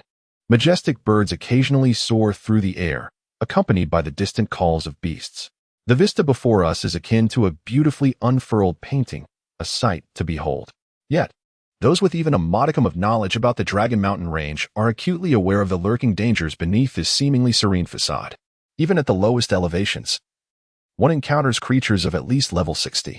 The higher one ascends, the more ferocious the beasts become, including formidable, demonized bosses. It is precisely for this reason that this serpentine mountain range, stretching over 1,000 miles, remains so sparsely populated. Any rational individual would instinctively steer clear of such perilous terrain. Suddenly, a sharp sound of wind slicing through the air is heard. In an instant, 2 figures enveloped in a gentle white light dart swiftly through the mountains, their speed so remarkable that even the most powerful demonized bosses can only watch in astonishment. The allure of the Holy Spirit Spring is undeniably immense. Even a divine being like Mel's cannot resist its temptation upon receiving a promise from Jiang Han. He hastens to Fengye City. After solidifying their pact, the duo charges toward the Dragon Mountain Range. With a divine sorcerer like Mel's leading the way, they traverse from Fengye City to the mountainside in merely half an hour. Indeed, strength is paramount. Gazing at the undulating mountains swiftly flowing beneath his feet, Jiang Han could not help but marvel. In his previous life, he had set aside all else for an entire year, meticulously planning to reach the summit. Only after ensuring that nothing was overlooked did he dare to embark on his journey. The ascent itself consumed 3 arduous months, fraught with countless life and death perils. Before he finally retrieved the elusive hidden class scroll from beneath the watchful eyes of that level 80 enigmatic, corrupted boss. The trials and tribulations he endured were known only to him. As for Liu Ruyan, the scroll's user, she remained blissfully ignorant of the struggles behind the scenes, lacking in gratitude, and instead felt entitled. What a fool, Jiang Han mused with a self-deprecating smile. The violent winds tousled his hair as he gradually subdued his mirth, his gaze devoid of sorrow or joy. Retracing this familiar path, the once fervent and sincere youth had long perished in some forgotten corner. This lad Mel's cast a sidelong glance at Jiang Han. Though obscured, he could not discern the latter's expression. Yet, inexplicably, he sensed a profound transformation within the individual beside him. The calmness resonating from such a youthful figure felt discordant, as if he were an ancient being who had lived for centuries. Mel's muttered to himself, his mind filled with questions. Moments swiftly passed, and at last, the two arrived at the pinnacle of the mountain. Before them lay the highest point of the Dragon Mountain Range. Where could that labyrinth be? With a gentle wave of his hand, Mel's caused their bodies to hover in midair. Strangely, despite the presence of a cluster of level 80 monsters nearby, there was not the slightest sign of their existence. Just beyond the steep slope to the side lay the entrance to the labyrinth. Jiang Han recognized it at a glance. Without a moment's hesitation, the unforgettable encounter lingered vividly in his memory. All right, Mel's cast a peculiar glance at Jiang Han before gesturing to change their course. However, unlike their previous reckless approach, This time, they moved with considerably more caution, though Mel's was a being of divine strength. It was crucial to remember that a potential fifth-tier dragon resided above in the Dragon Mountain range. Exercising caution was always prudent. Mel's led Jiang Han forward with utmost care, striving to make as little noise as possible. Fortunately, perhaps due to the vastness of the Dragon Mountain range compared to the dragon's lair, or perhaps because the dragon lurking here lacked the acute awareness of the radiant dragon, the two arrived before the labyrinth entrance unscathed. Before them lay a magnificent hexagram magic array, approximately 2 meters in diameter. What an exquisite teleportation array, Mel's remarked, somewhat astonished. Even though his knowledge of teleportation arrays was limited, he could still discern the extraordinary qualities of the magic circle. Unfortunately, it appeared to be in an unactivated state, seemingly incomplete. Mel's crouched down and lightly touched the array with his fingers. Generally speaking, an activated magic array would have some residual magical energy lingering around it. Yet, the pattern before them was dim, resembling the crude handiwork of a child with paint, devoid of vitality. Are you certain this array can be activated? Mel's expressed his confusion, stating that he had previously mentioned his limited proficiency in formations and thus had no viable solutions. There was no need for concern. Jiang Han smiled faintly, gently pricked his finger, and allowed a drop of blood to fall upon the intricate patterns of the magical array. With a resonant hum, a crimson light unfurled, revealing a striking blood-red magical formation. Mel's eyes twitched in surprise. Could it truly be activated in such a straightforward and crude manner? How did you come to know the method of activation? He couldn't help but inquire. Jiang Han merely smiled in silence, patiently awaiting the labyrinth's unveiling. Remarkable, Mel's muttered under his breath. The more he interacted with Jiang Han, the more enigmatic the latter seemed, akin to a prophet, as if he possessed knowledge of all matters. With a thunderous roar, the magical array was fully activated, and the red light receded. Mel's could distinctly sense that the surrounding magical aura had intensified significantly. His expression grew solemn as he cast a glance toward the highest peak of the mountains. Dragons harbored a disdain for magic and possessed a keen awareness of it. Although the magical presence was not overwhelmingly vast, it could potentially attract the dragon's attention. Let us proceed, Jiang Han remarked, seemingly unperturbed as he stepped into the magical array. To him, the threat posed by the dragon was less daunting than the corrupted boss lurking within the labyrinth. Ultimately, facing any adversary would lead to demise. At least if he perished at the hands of the dragon, he could be resurrected, suffering only a slight loss of attributes. You remain remarkably composed, Mel's observed, somewhat exasperated by Jiang Han's nonchalance as he watched him stride forward with ease. Alas, I am indeed the supreme being. Why does it feel as though I have become a mere attendant? Do you not comprehend the virtue of respecting the elderly and cherishing the young? Nevertheless, despite my murmurs, Mel's dared not linger, hastening to keep pace. In a flash of brilliance, their figures vanished from sight. Upon reappearing, they found themselves enveloped in darkness. Ding! You have entered an extremely perilous zone. Ding! You have entered the abyssal maze. It possesses but a single exit. Please locate it within the allotted time, or you shall be eternally ensnared within its confines. Notice, this maze has been overrun by bizarre creatures. Exercise caution. Countdown. 180 minutes. Chapter 42. Is it possible that you are truly a seer? Aroma the uncanny? Only 3 hours. Mel's countenance shifted dramatically. Despite his extensive experience, he found the current predicament quite formidable. The bizarre creatures pose a terrifying threat not only to players but also present a significant challenge to NPCs. It can be asserted that, under comparable circumstances, dealing with anomalous mutated bosses is even more troublesome than confronting other frenzied bosses, particularly within a time-sensitive maze. Given the frenzied nature of these creatures' assaults, they prove to be exceptionally daunting. To be candid, as a supreme being, Mel's possesses undeniable strength, capable of surviving encounters even with a 5th-tier Holy Judgment Dragon. Even a level 100 Monarch boss would find it arduous to vanquish him. Yet, the dilemma lies in the fact that he must now contend not only with the boss but also simultaneously secure the target item and locate the exit. The multifaceted pressures render the challenge exponentially more difficult. Indeed, there is an anomaly. The time limit has been unexpectedly shortened. Jiang Han squinted his eyes. In his previous life, when he entered the dark cave maze, there was also a time constraint. However, the limit back then was 3 days, not merely 3 hours. Otherwise, even if Jiang Han were to prepare for 10 years, he might still find it impossible to escape. That would exceed the capabilities of any player. Did he not notice that even Mel's felt an immense pressure? Nevertheless, Despite the surprise, Jiang Han remained composed, having escaped in 3 days before. If he were to take the same amount of time in his rebirth, it would render his resurrection meaningless. That simply does not make sense. Given a second chance, even a mere pig could perform better than before. Moreover, Jiang Han had never been a fool. On the contrary, his understanding of the game could be ranked among the elite. After all, with a 3-day limit, did one truly believe that just anyone could accomplish it? Knight Han, I must remind you that the dangers of this operation may very well exceed those faced against a 5th-tier dragon. Are you certain you still desire those items? Mel's pondered for a moment before speaking. Jiang Han smiled faintly. Are you afraid? Afraid? Mel's was taken aback for a moment before bursting into laughter. What nonsense is this? I am a god-level powerhouse, an elder of the Supreme Hall, a top-tier existence among sorcerers. Am I to fear a mere peculiar maze? Well, to be honest, I do harbor a slight concern. But in this world, does one not live for face? Besides, if you, a level 12, are unafraid, why should I be? When a formidable being disregards their pride. Ha. Mel's laughed heartily, exuding a sense of ease and grandeur. I see you are young. It would be a pity if any misfortune were to befall you. To say that I am afraid would be an insult to these peculiarities. With that, he declared, let us proceed. Jiang Han, maintaining his composure, replied, do not inquire further. Simply follow me. He then strode towards a corner with such decisive grace that Mel's momentarily found himself at a loss for words. After a brief pause, he stared blankly at Jiang Han's retreating figure, unsure of how to respond.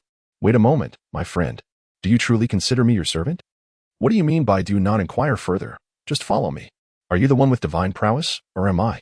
If another dared to be so audacious, Mel's would not hesitate to cast a fireball, teaching them the reason behind the flower's vibrant hue. Yet, Mel's chose to endure it, for he had no choice but to bow his head under the eaves. The crux of the matter was that he sought information about the sacred spirit spring. Not to mention, the reward alone was a staggering 100 million. Alas, in this era, those with wealth are the true sovereigns. With a sigh, Mel's followed suit. Master, do you possess the art of concealment? Just as he trailed behind Jiang Han, Mel's heard the latter's nonchalant query. What is this nonsense? Mel's fumed, his anger palpable. The art of concealment is a rudimentary spell, beneath my regard. Your question feels somewhat insulting. It matters not, as long as it can obscure our movements and presence. The higher the level, the better, Jiang Han replied calmly. A trivial matter. Mers snapped his fingers. Ding. You have acquired the shadow veil buff, merging into darkness. Immediately, Jiang Han noticed his body becoming ethereal. He couldn't help but exclaim, truly remarkable, such is the effect of a divine level. Of course, one should consider who I am. Mers smiled with pride, finally hearing a sensible remark from this youth. What will you do next? You may be unaware of your low level. But allow me to caution you, just around the corner lies a peculiar creature. Do not walk into your demise. Otherwise, my holy spring may be lost. Jiang Han's mind stirred slightly as he inquired, how many creatures are there in total? 5 peculiar beings, 3 level 60 crawlers, 1 level 60 elite boss, and 1 level 80 ordinary anomaly? Mers's smile instantly froze, and after a moment, he recovered, astonished, and asked, how did you know? It appears to be true. Jiang Han nodded, feeling considerably relieved. Fortunately, it seems the distribution of these strange entities remains unchanged from my previous life. Is that so? You even know of this? Mers was further bewildered. Are you truly a prophet? In a sense, that is not incorrect. Jiang Han replied with a smile. I do possess some knowledge, albeit limited. Mers fell silent, regarding Jiang Han with an exceedingly peculiar expression. Uncanny. Quite remarkably uncanny. He was utterly convinced that someone of Jiang Han's level could not possibly discern information about monsters from such a distance. Not even an Ada-level character could manage that. Could it be that he has been here? Yet that seems implausible. Even within the same vicinity, the movements of the monsters are entirely random. The time difference could be mere minutes, and both the types and numbers of creatures would vary. Moments later, Mel slowly inquired, what else do you know? Jiang Han shrugged. Nothing more. Mel scoffed. I find that hard to believe. Jiang Han chuckled lightly, offering no further response. When dealing with these NPCs, one must weave a tapestry of truth and deception, neither revealing too much nor concealing everything entirely. As for how he determined the specific information about the monsters, the answer was rather straightforward. It was all about the rules. The distinction between a bizarre maze and an ordinary one lies not only in the presence of strange creatures, but also in the behavioral patterns and respawn mechanisms of these entities. which must adhere to a certain logic. The specifics of these rules can be quite intricate and vary significantly. It is quite possible that some might study a particular maze's rules for a lifetime without unraveling its mysteries. Why was Jiang Han able to escape unscathed from the watchful eyes of an 80-level demonic boss? Naturally, it was due to his profound understanding of the maze's rules. If it were merely a matter of strength, then regardless of his attributes at level 80, even a godly being would be rendered ineffective. Chapter 43. Do not call me master. You are the master. In Jiang Han's mind, there remained a route that could be deemed flawless. Following his recollections, he strode confidently towards the direction of the bizarre entities, his steps firm and devoid of any hint of panic. Conversely, Mel's cautiously trailed behind, fully alert and on guard. Soon, they arrived at a corner. Master, pay close attention to my steps and movements. This is crucial. Jiang Han did not dare to be careless and solemnly reminded his companion, lest they inadvertently disturb the monstrous beings. Me? Mel's pointed at himself, hesitating to voice his thoughts. Are you instructing me on how to proceed? What level are you, and what level am I? I have traversed more labyrinths in my lifetime than you have journeyed in your own. His irritation was palpable, even for Mel's, who prided himself on his patience. It was reminiscent of a film director being critiqued by an investor who knew nothing of the artistic nuances involved. While your wealth is undeniable, it does not grant you the authority to dictate professional matters. Taking a deep breath, Mel's endeavored to calm his emotions, recognizing that some matters needed to be clarified with Jiang Han to prevent any potential mishaps. After all, this was an enigmatic maze, not a place for reckless behavior. However, this notion quickly dissipated as Mel's observed Jiang Han drawing closer to the 5 peculiar creatures, even nearing the point of face-to-face proximity with one of them. Strangely, these bizarre beings remained oblivious to his presence, akin to the deaf and blind. Mel's was taken aback, his ready magical spells suppressed. He understood the effects of Shadow Veil. While it could effectively conceal one's form and evade many lower-level creatures, he doubted anyone could achieve such a feat against entities of this caliber at such a close range. Yet, Jiang Han had succeeded, employing an incomprehensible approach. Soon, with unparalleled control over his positioning, Jiang Han successfully navigated through this crucial passage. Observing the composed and elegant figure before him, Mel's couldn't help but smile at his own folly. In a moment of clarity amidst his ailing state, he realized that the jester was indeed himself. Just moments ago, he had arrogantly critiqued others for their erratic behavior, only to find himself ensnared in a predicament of his own making.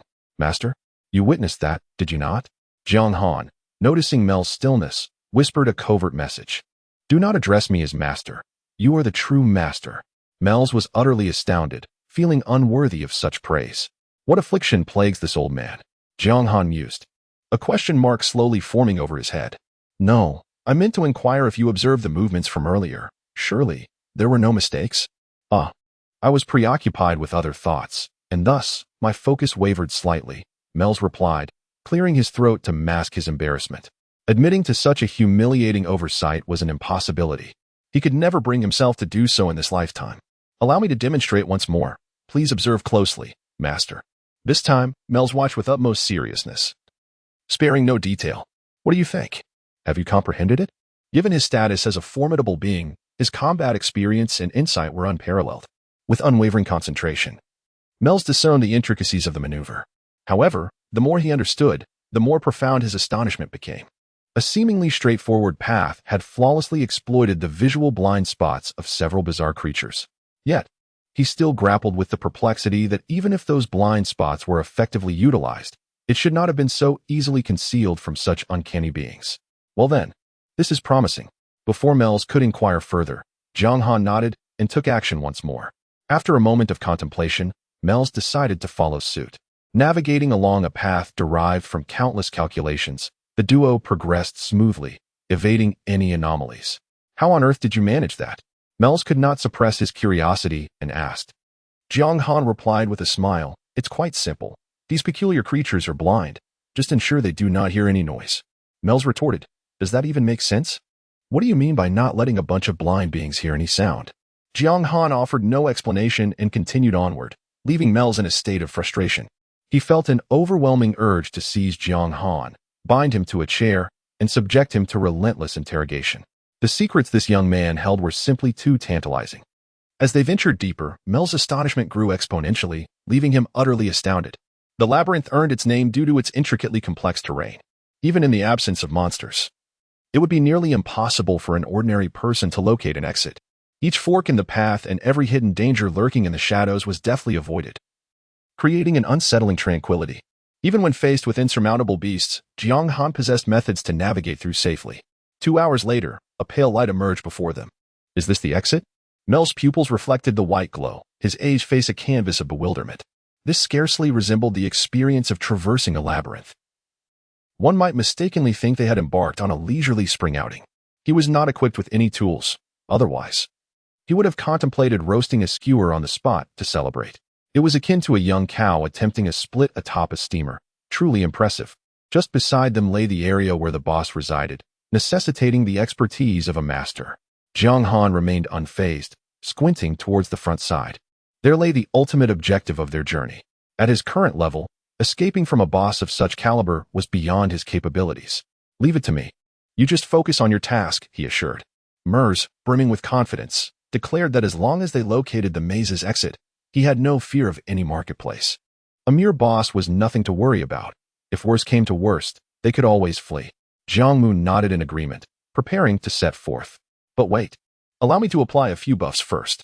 However, before he could take a step, Mers extended a hand, instantly transforming into a formidable figure. Radiance enveloped them both. Ding. You have received the blessing of the God of life, doubling your life attributes. Ding. You have received the blessing of the God of agility, doubling your agility attributes. Ding. Jiang Han thought to himself, the master is indeed remarkable, as steady as ever. Chapter 44, The Stone of Cooldown, encountering a cataclysmic artifact once more. Similar to their previous foray into the dragon's lair, after completing several enhancement buffs, Mers finally withdrew his hand, satisfied. With a head full of buffs, the two ventured into the boss's territory. The cave was an empty abyss, winds howled fiercely, and a chilling aura pervaded the air. At the center of this cavern loomed a colossal creature. Labyrinth Guardian, Shadow Beast, Eerie, Rank, Unknown, Level, Unknown, Description, Unknown, Attributes, Unknown. The disparity in levels is vast. Apart from the name, everything else remains unknown. Indeed, there is a significant distinction. Jiang Han exhaled a deep breath, his gaze sharpening slightly. In his previous life, he had not encountered the Shadow Beast. Nevertheless, the location of the treasure chest had not changed. It still lay behind the boss. What shall we do? Mels glanced at Jiang Han, instinctively seeking his counsel. Can you perceive the creature's information? Jiang Han inquired. A level 100 frenzied eerie boss, rather unremarkable, I would say. Mels replied calmly. Entirely incomparable to the previous Holy Judgment Dragon. After a moment of contemplation, Jiang Han declared, before I procure the artifact, I possess a method to avoid alerting this boss. Once I have obtained it, Master, you may intervene, but ensure my safety is paramount. Not a problem. Mels nodded. I have just granted you an absolute defense, which should withstand at least one strike from this boss, without any unforeseen events. Is that so? Jiang Han raised an eyebrow, meticulously examining his status bar. And amidst the myriad of enhancements, he indeed discovered that absolute defense buff. He had been overwhelmed by the multitude of buffs earlier and had failed to notice it. Jiang Han felt considerably relieved. Although he was confident in his abilities, when confronting such an eerie entity, the more assurances, the better. With everything set, Jiang Han commenced his actions. In comparison to the previous monsters, the Shadow Divine Beast undoubtedly represents a different echelon of existence. Even though Jiang Han is seasoned and experienced, he does not dare to exhibit the slightest carelessness. After all, this is his inaugural encounter with the Shadow Divine Beast. Fortunately, he has not disturbed the creature, which can be deemed a success. Gazing at the golden treasure chest within arm's reach, Jiang Han's eyes gleam with fervent anticipation. The hidden class scroll is nearly within his grasp. As he extends his hand, the moment he makes contact with the chest, it emits a crisp sound. And the chest, whose duration of existence is unknown, slowly creaks open.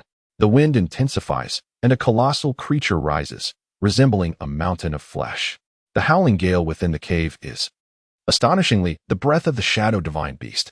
Its vertical pupils fixate on Jiang Han with an icy stare. With the intervention of the god-level powerhouse Mels, Jiang Han feels little pressure, yet he swiftly scavenges the contents of the chest. Inside, he discovers two items, a piece of parchment and a golden gem. The contents of this chest are indeed distinct. Jiang Han reflects, in his previous life, he had acquired only a hidden class scroll, However, the parchment and the golden gem before him are entirely unfamiliar.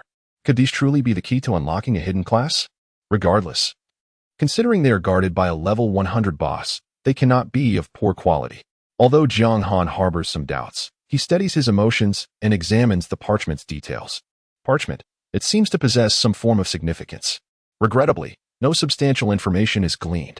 Jiang Han then shifts his focus to the golden gem. Cooling stone, grade, heavenly destruction, cooling power, active skill. The cooling stone possesses formidable strength, capable of disregarding grades and resetting the cooldown time of other items. Cooldown, 3 days. By the heavens! Jiang Han instinctively exclaimed in disbelief.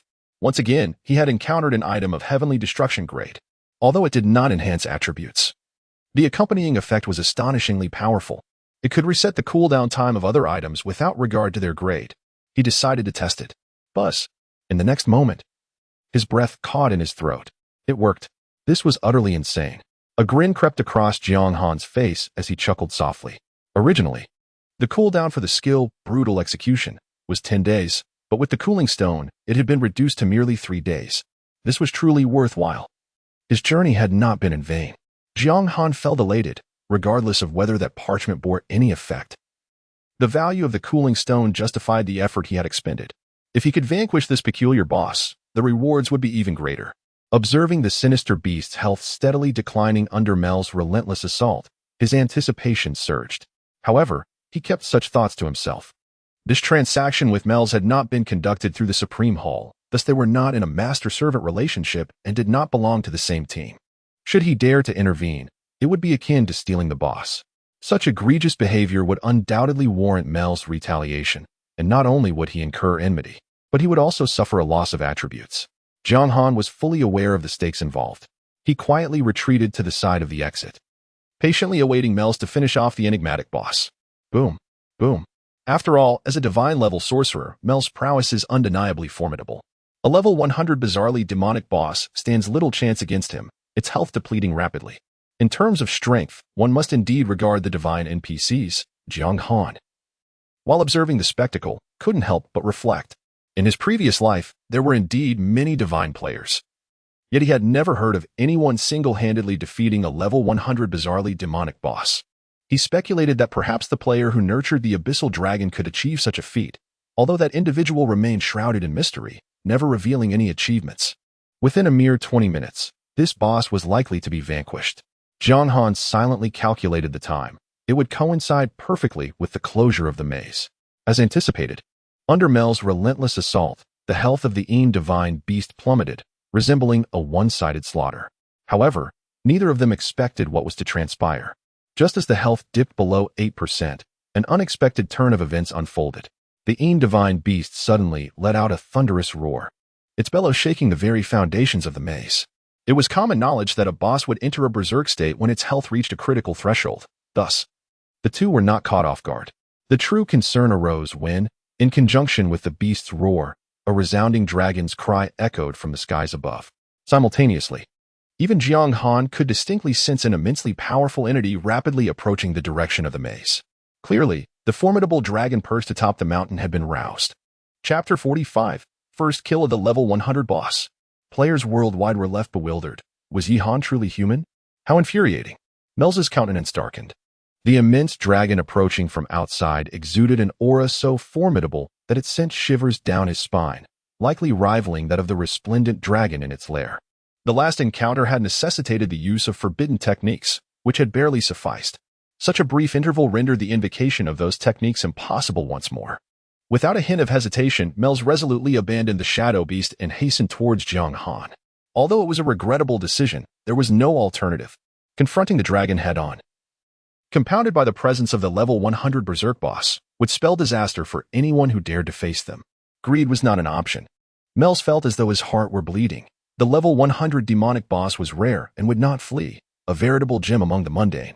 Having expended considerable resources and scrolls to encounter this creature within the labyrinth, just as victory was within his grasp, calamity struck. A grievous loss, indeed. Yet, in the end, one's life held greater significance. Was he to abandon the demonic boss so easily?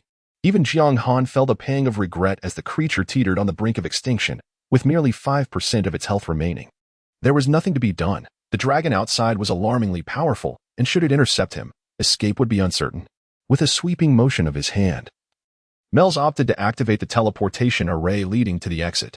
A flash of white light signified the array's activation. Congratulations, you have found the labyrinth's exit. Infuse magical energy to initiate the teleportation. Mel's knelt, placing a hand upon the array, and a torrent of magical energy surged forth. Initiating countdown, 60. 59. The system's alerts echoed in his ears, akin to a death knell. With merely a minute to spare, a sense of urgency washed over Mel's aged visage. A stark contrast to his usual demeanor. Despite his rapid infusion of magical energy, the relentless speed of the dragon outside surpassed his efforts. In contrast, Jiang Han remained composed, an unsettling thrill flickering in his eyes. The arrival of this dragon was nothing short of fortuitous. He licked his lips, his gaze shimmering with anticipation. Master, allow me to confirm once more, you're relinquishing responsibility for this shadow beast, correct? Young man, do not dwell on such matters, Mel's replied in a grave tone. What we ought to concern ourselves with is the sluggish pace of that colossal creature outside. Otherwise, it is quite possible that we may meet our end here. As for the shadow beast, you should fervently hope it remains oblivious to our escape. If it were to interfere, we would find ourselves in dire straits. A thunderous roar erupted, as if to validate Mel's apprehensions, as the shadow beast charged towards their exit with reckless abandon. Mel's expression shifted dramatically as he raised his hand to conjure a protective barrier. Master, surely your words carry weight, Jiang Han remarked, bemused by the irony of their predicament.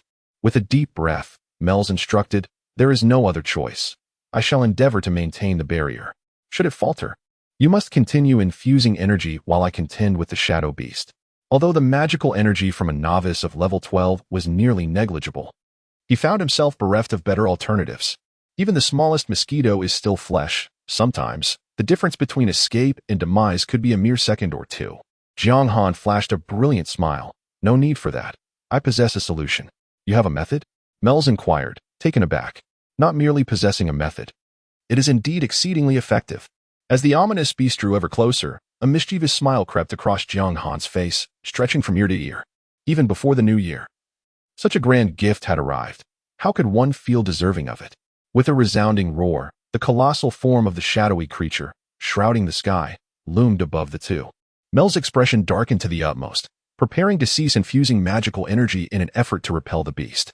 In a fleeting moment, however, a crimson light ensnared the creature's body, descending gently. The inflicted damage was somewhat disconcerting for a boss of this caliber. It was akin to the sting of a mere mosquito. Yet the crux of the matter lay not in this damage, but in the ensuing cascade of immense, pitch-black numbers. In an instant, the shadowy beast's remaining health was obliterated, its massive form collapsing with a thunderous crash. Brutal and merciless. With the target's health plummeting below 20. The instant death effect was forcibly triggered. Ding. Congratulations, you have successfully slain the level 100 aberrant, demonized boss, the Shadow Beast. Ding. Congratulations, your level has risen to LV 13. Ding. Congratulations, your summoned beast Little Gray has reached LV 13. Ding. Congratulations, your level. Ding. Congratulations, your level has risen to LV 20. Ding. Congratulations. Your summoned beast Little Gray has reached LV 20. Ding. Your level has reached its limit. Further advancement is currently unattainable. A dazzling array of notifications swirled incessantly before Jiang Han. Even the little gray creature ascended to level 20 alongside him. To vanquish a demonic boss, a full 88 levels higher, is certainly a feat unparalleled across the entire continent. The rewards reaped from such an achievement are equally monumental, were it not for the constraints imposed by the Ascension trials. Jiang Han surmised that this singular event could have propelled him up by another 10 or so levels without difficulty. Meanwhile, Mel's, standing beside the youth, was utterly dumbfounded as he witnessed the radiant white light emanating from his companion. What had he just witnessed? A bizarre demonic boss, boasting a staggering level of 100. One capable of reigning supreme within the Dragon Phoenix Empire, had been dispatched by a mere novice of level 12? Where was the law? Where was the order? Simultaneously, a notification reverberated across the realm. Ding. World announcement. The player Knight Cold from the Great Xi'an Nation has successfully slain the level 100 demonic boss Shadow Beast, achieving the first kill of this extraordinary boss, earning 1,000 reputation points and 100 attribute points. The Great Xi'an Nation's war zone gains 1 point. This is a formal announcement. Ding. World announcement. The player Night Cold from the Great Xian Nation has successfully slain the level 100 demonic boss Shadow Beast, completing the first kill of a demonic boss, earning 500 reputation points and 50 attribute points. The Great Xian Nation's war zone gains 1 point. This is a formal announcement. Ding. The two messages suddenly exploded in the ears of all players, broadcast 3 times before ceasing. Silence enveloped every novice village, as all remained mute, their expressions reflecting sheer astonishment as they absorbed the weight of these announcements. A gentle breeze swept through, carrying a hint of chill. Yet it could not dissipate the fervor that enveloped them. Moments later, the players within the world of Apocalypse erupted into a cacophony reminiscent of tossing a prized delicacy into a mound of dung. Damn it, here we are. Countless players, men and women, young and old, perhaps several 100 million of us trembling in the novice village, ensnared by slimes and goblins, too fearful to venture outside. You turned around and dispatched a level 100 boss? Could you possibly be any more outrageous? Chapter 46. Sensation. Jiang Han is undoubtedly cheating. Goodness. Is it truly feasible for a mere mortal to achieve a first kill on a level 100 boss? This is utterly absurd. This situation is beyond comprehension. Are we truly engaged in the same game? I suspect there must be some exploit at play, or perhaps Jiang Han is not even a player at all. There must be some foul play involved. Typically, I do not harbor feelings of admiration for others, but at this moment, I can only express. I kneel before you, Jiang Han. By all that is holy, if you would accept me, I would gladly swear fealty as your adopted child. My word. You all seem to have discarded your dignity. Do you not have fathers of your own? Why must you seek to claim others as your own? And why attempt to usurp my true father? A single ripple stirred a torrent of waves, as players from the Daxia Kingdom engaged in fervent discussions, their attention wholly captivated by this extraordinary event. Many of their comments could only be described as extraordinary. However, this is by no means mere idle talk. After witnessing the horror of the monsters and the extraordinary nature of the doomsday, the vast majority have come to realize that the world has irrevocably changed. In such an environment, if merely kneeling and calling out Father could earn one the favor of the top-ranking player, there would be enough people in line to circle the earth thrice. Goodness. Jiang Han has soared to level 20. The disparity in levels is not merely a chasm, but a veritable abyss. This is astonishing. How has he achieved such a feat? Does this fellow possess knowledge of some hidden bug? Might he share this insight? The possibility seems substantial. Otherwise, how could a level 12 player exhibit such outrageous prowess? Before long, others began to notice the fluctuations in the leaderboard. Though only Jiang Han remained on the list, his level had inexplicably risen to 20. Many initiated a rational analysis of the situation, ultimately concluding that Jiang Han had likely exploited cheats or certain game loopholes to achieve such an extraordinary result. Regardless of their analyses, they could not conjure any other plausible explanation. While a rapid ascent to level 12 might be attributed to exceptional skill or a unique profession, the leap from defeating an 88-level foe to vanquishing a 100-level boss defies any reasonable justification. This is far from the normal progression of the game. If there were no underlying mysteries, even the dogs would not believe it. Moreover, what is this war zone point? It seems to confer significant advantages to our Great Xian Nation. Having added 2 points consecutively, could this not imply a newfound advantage? It is highly probable, especially considering the previous world announcement, which directly resulted in an additional hour of gameplay. This time should also prove beneficial for us. Having a prominent figure to lead the way is indeed delightful. Regardless of whether they resort to cheating or not, it matters little since they cannot be found. What is important is the advantage. We shall delve into the intricacies once someone emerges from the novice village. Meanwhile, the attention of the internal testers is firmly focused on the battlefield.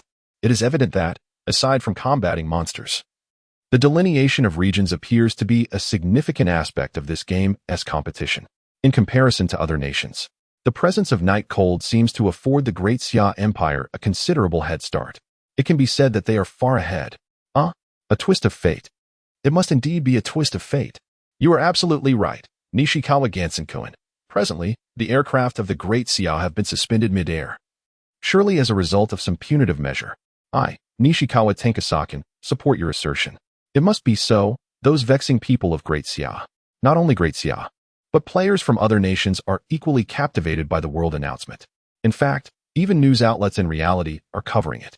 Although tonight, the Doomsday event is confined to Great Xia, players from other countries can still freely enter and exit the game and interact with the players from Great Xia.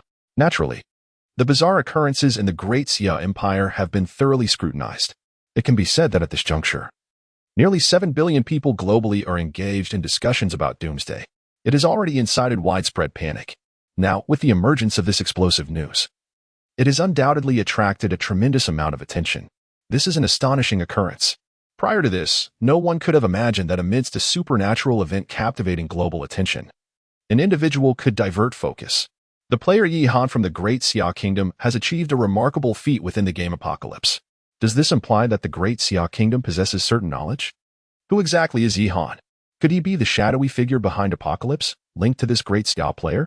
From firmly holding the top position on the leaderboard to vanquishing a level 100 boss, does Jiang Han truly possess knowledge of something significant? Media from the Korean peninsula have proclaimed Jiang Han is one of our esteemed compatriots.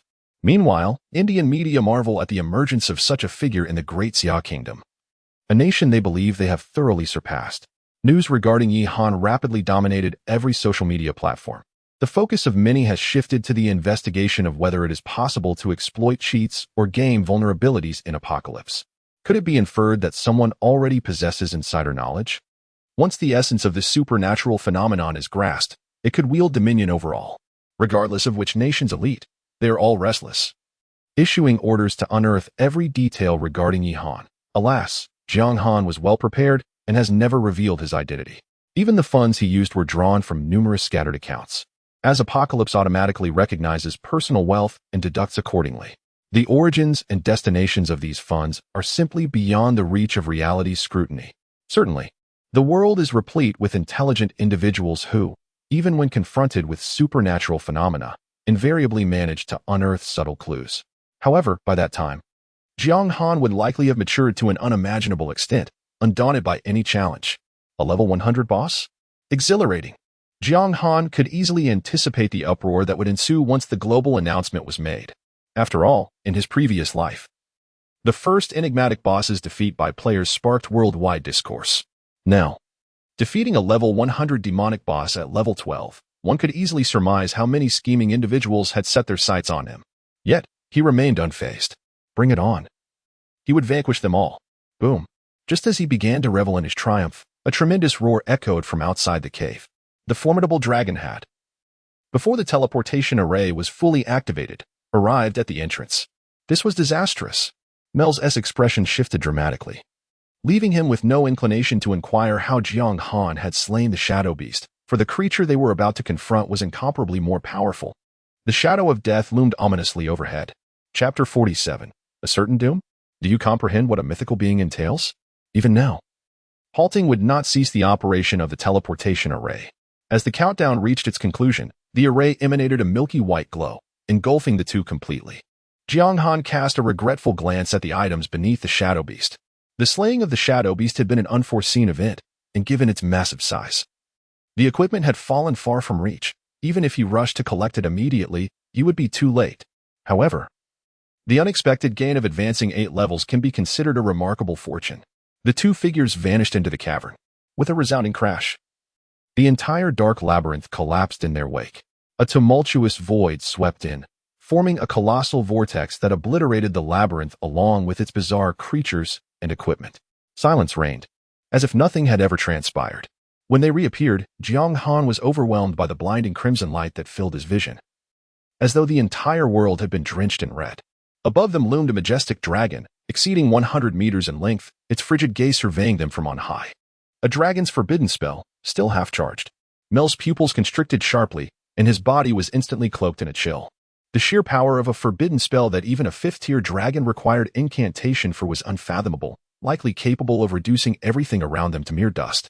To withstand such an onslaught and remain intact would be nothing short of miraculous. Even if he were to transform once more into his formidable form, he could only expect to be left as a robust corpse. Moreover, the flames were so intense that they formed a massive cage, severing all connection with the outside world. There was no possibility of escape. Perhaps a defensive forbidden spell might offer a glimmer of hope for survival. With a thunderous roar, rocks shattered and magma surged. It was as if an earthquake had struck, causing everything in the vicinity to tremble violently. As searing magma erupted from the ground, soaring into the sky. It transformed into towering columns of fiery crimson light, an awe-inspiring spectacle. The scorching heat even caused Jiang Han's health to dwindle. At this pace, within no more than half a minute, his health would plummet. This was merely a disturbance caused by the forbidden spell. Jiang Han raised his gaze towards the colossal crimson dragon, whose length exceeded 100 meters. Holy Judgment, Heavenly Fire Dragon, level, unknown, attribute, unknown. Indeed, it was yet another Holy Judgment dragon. Xiaohui. Jiang Han called out, and Xiaohui leapt forth from the beast-taming space. He could barely withstand the elemental upheaval. Even if Mel successfully cast the forbidden spell, it was unlikely he could endure the might of this heavenly fire dragon. At that moment, even the slightest residual force could reduce him to ashes. Although the heavenly fire dragon was not an aberrant creature, and death by a forbidden spell could offer a chance of revival, passively waiting was never Jiang Han's style. Even when faced with a fifth-tier dragon, he would not relent. Master, is there a way to send my beast before the heavenly fire dragon? Xiaohui raced towards the dragon, while Jiang Han turned to Mel's with a glance. What do you intend to do? Mel's furrowed his brow. Jiang Han smiled broadly. I wish to see if I can interrupt the forbidden spell. Mel's remained silent for merely a second before withdrawing the forbidden spell from his hands. Had anyone else said such a thing, he would have deemed it madness. What a jest! To think one could interrupt a forbidden spell being chanted by a holy judgment dragon, not to mention the dragon's incomprehensible magic resistance. Such a formidable creature could withstand a forbidden spell with mere physical prowess. After all, even a divine being like Mel's was powerless against it. All that could be done was to employ a final life-saving skill, to make one last desperate attempt. However, in the presence of this young man, Mel's was willing to take a chance, for he had witnessed too many miracles that day. Moreover, Mel's gazed at the young dragon racing ahead. This little creature was far from ordinary. How should one proceed? He calmly spoke, having already entrusted the power of life and death into Jiang Han's hands. It seemed somewhat absurd, yet the reality remained unchanged. Abandoning the casting of forbidden spells, even one as formidable as Mel's would inevitably succumb to the oppressive might of the celestial fire dragon. It's not too difficult. Find a way to bring it within 20 meters of that celestial fire dragon, Jiang Han stated solemnly. Agreed, Mel's nodded, raising his hand to summon a small teleportation array beneath the feet of the little gray dragon, trapped within the fiery realm. He could not escape as he had done before with rare artifacts. However, this limited-range displacement was still feasible. With a flash, the little gray dragon vanished from its original location. Moments later, this dragon, still only at level 20, burst into the fiery realm constructed by the celestial fire dragon. The scene was utterly astonishing. As a creature at the pinnacle of the apocalypse food chain, the dragon's oppressive aura was immensely powerful. Other beings, not only incapable of confronting it directly, but even getting too close, would instinctively kneel in submission, trembling in fear. Yet the little gray dragon remained unaffected, facing the celestial fire dragon without a hint of trepidation. It even seemed eager, ready to charge forward for a formidable challenge. World-shattering dragon might. Whoa! Jiang Han and Xiaohui shared a profound understanding, their thoughts intertwined without the need for words. Raising its diminutive head, Xiaohui let out a resounding roar that pierced the heavens. Though small in stature, it was undeniably a creature of mythic caliber, the sovereign of the dragon clan. The oppressive force emanating from the very essence of its soul rapidly spread throughout the vicinity. In this realm, all beings were compelled to submit beneath its might, including the celestial fire dragon. The awe-inspiring dragon, nearly divine in its presence, fell into a stupor for a span of 15 seconds. Overwhelmed by the sheer might of the dragon's authority, in an instant, the elemental turmoil ceased, the lava extinguished, and the fiery realm crumbled into disarray. The colossal form of the celestial fire dragon, having lost control, began to descend slowly towards the ground. The incantation of the dragon's forbidden spell, reaching its culmination, was abruptly interrupted. Remarkable! Mel's eyes widened in astonishment, nearly pulling out his beard in disbelief. A creature scarcely half a meter tall, barely larger than an ant in the presence of the celestial fire dragon, had managed to unleash such a thunderous roar. The shock of this spectacle was beyond the capacity of mere words. Truly, it was a pity that such a golden voice was not chosen as a spokesperson. Even more astonishing, Xiaohui was not yet satisfied. With a swift motion, it exhaled once more, sending forth a breath of dragon fire in pursuit. Dragon's Fong, a 5-second mandatory silence. Jiang Han swiftly issued commands. Although Xiaohui's rank was high, the disparity in levels was significant. For now, it was merely relying on 2 extraordinary skills to catch the opponent off guard. Nevertheless, that was sufficient. Having reached the divine tier, Mel's was no fool. Well done. Bang. Seizing the fleeting moment of the flame world's disappearance, Mel's placed a hand upon Jiang Han's shoulder and shattered the teleportation scroll. In a flash of brilliance, the two vanished, successfully escaping the Dragon Mountain range. Chapter 48. The Friendship from a God-tier NPC, Preparing for Class Change. No, this cannot be. Only then did the celestial fire dragon comprehend what had just transpired, fixating its gaze upon the direction from which the two had departed. Its immense vertical pupils reflected sheer astonishment. Just a single roar had disrupted my incantation, rendering me momentarily unconscious. With a thunderous crash, its colossal claws cleaved the surrounding boulders as if they were mere tofu. The celestial fire dragon cast its gaze down at its own talons. Even now, it found itself unable to wield magic, suppressed to the point of losing all temper. Yet, dragons are inherently the nemesis of magic, particularly the supreme holy judgment dragon, an entity perched at the apex of existence. It had always been the one to strip other beings of their magical essence. Never had it encountered such an experience. However, neither the enforced stupor nor the suppression was what astonished the celestial fire dragon most. Rather, it could distinctly sense the aura and lineage emanating from the young beast. A familiarity that resonated deeply within. They were of the same bloodline. Without a doubt, that young creature was also a dragon. The oppressive force that even I cannot withstand. Could the legends truly be authentic? The celestial fire dragon murmured to itself, pondering whether an entity not of this realm's highest existence would ultimately herald hope for destruction. With a mighty flap of its wings, the celestial fire dragon ascended slowly into the sky, the wind howling around it. He cast a lingering gaze towards the distant Windleaf City before departing from the mountain range that had long been entrenched for over a millennium. Certain matters necessitate verification. In the distance, a magical formation suddenly illuminated, and two figures appeared in an instant. Mel's inhaled the fresh air deeply, nearly overwhelmed with emotion to the point of tears. It was a close call. His life truly hung by a thread on that Dragon Mountain. Jiang Han, in contrast, maintained a semblance of calm, though he too felt a flicker of excitement within. Even he hadn't anticipated that such a formidable entity would be so thoroughly intimidated by Little Gray, rendered incapable of self-sufficiency. It was nothing short of extraordinary. Typically, bosses possess an array of despair-inducing enhancements and attributes resistant to control. Yet, how vast is the realm of the apocalypse? With billions of global players, coupled with the local NPCs, such an immense population inevitably gives rise to a few extraordinary beings.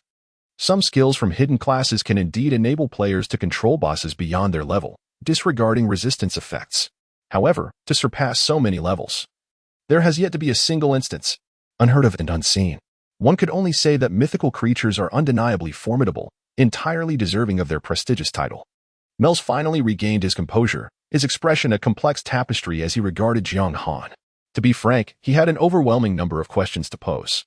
After all, the events of today were utterly astonishing. He, a god-level sorcerer, a being revered by the royal family as an esteemed guest, had been unexpectedly propelled by a level 12. Oh no, it should now be level 20, fledgling. Had it not been for his still formidable attributes, Mel's might have doubted his own intellect. Ultimately, with a heavy sigh, he buried all his myriad worries deep within his heart. Jiang Han could vaguely discern the thoughts of the elderly man before him. Yet he chose not to elaborate. After all, the objective was achieved, so let the old man speculate as he wished. With a smile, Jiang Han inquired about the location of the sacred spirit spring and the 100 million gold coins, wondering when they would be required. Mel sighed, his expression intricate as he replied, "The sooner we obtain the location of the sacred spirit spring, the better. As for the 100 million gold coins, let that be, for I feel unworthy of such a reward. Were it not for your beast, I might have been uncertain of my very survival." "That is a grave misstatement," Jiang Han countered, shaking his head.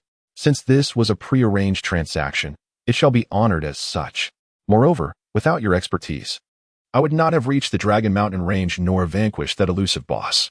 "You are far too modest," Mel's exclaimed, astonished. Simultaneously, a surge of admiration welled up within him. It was indeed rare to encounter a junior with such remarkable abilities, who remained humble and adhered to the spirit of the agreement. "It is merely the truth," Jiang Han replied with a gentle smile. This was not mere humility. Given his current level, he would find it challenging to ascend the mountain, let alone address subsequent matters. The pre-established goal was to acquire the labyrinth's artifacts. And now that it had been achieved, there was no need for reluctance. Of course, Jiang Han was not motivated by a desire for superficial honor or virtue in this matter. The deeper reason lies in the fact that, in comparison to 100 million gold coins, he values the friendship of Mel's far more. A master sorcerer is a rare gem, one that cannot be easily encountered. It is a connection that will prove invaluable in the future. Moreover, spending 100 million gold coins also grants one 100 attribute points. In summary, the essence of the matter is this: while you may reap substantial rewards, I shall never incur a loss. Therefore, I shall graciously accept this offer. Mel's, too, displayed no reluctance, nodding in agreement. Ding! You have gained Mel's friendship. In the next moment, the system's notification chimed. A subtle smile crept across Jiang Han's lips. As expected, the two swiftly finalized their transaction. It was evident that his yearning for the spring of sacred spirits ran deep within his very bones. Next, he would seek out Sophia. Jiang Han raised his gaze to the towering city walls, his eyes gradually igniting with fervor. After toiling for half a day, risking the possibility of being slain by the enigmatic, had all led to this moment. The hidden class awaited. Soon, Jiang Han arrived at the Duke's residence. You truly acquired the items from the labyrinth. At the sight of the parchment, astonishment nearly overflowed from Sophia's beautiful eyes. Faced with this youth who continuously brought her surprises, shock seemed to have become a regular occurrence. He had infused her monotonous life with vibrant hues. Now, the pressing question remained: how to unlock the hidden class. Jiang Han, devoid of any pleasantries, directly inquired about his concerns, noting that this parchment did not seem to be a class transfer scroll. Indeed, it is not. Sophia pondered for a moment before speaking, her lips parting slightly. According to Uncle Stir, the items from the labyrinth do not inherently possess the ability to facilitate class changes. What does it mean? Jiang Han furrowed his brows. Potential, Sophia softly replied. This parchment can activate your inherent potential, thereby unlocking a career uniquely tailored for you. Activate potential? An intriguing notion, Jiang Han remarked, raising an eyebrow. Does this imply that the profession I acquire through the parchment will be a formidable one, custom-made for me? One could interpret it that way, Sophia nodded.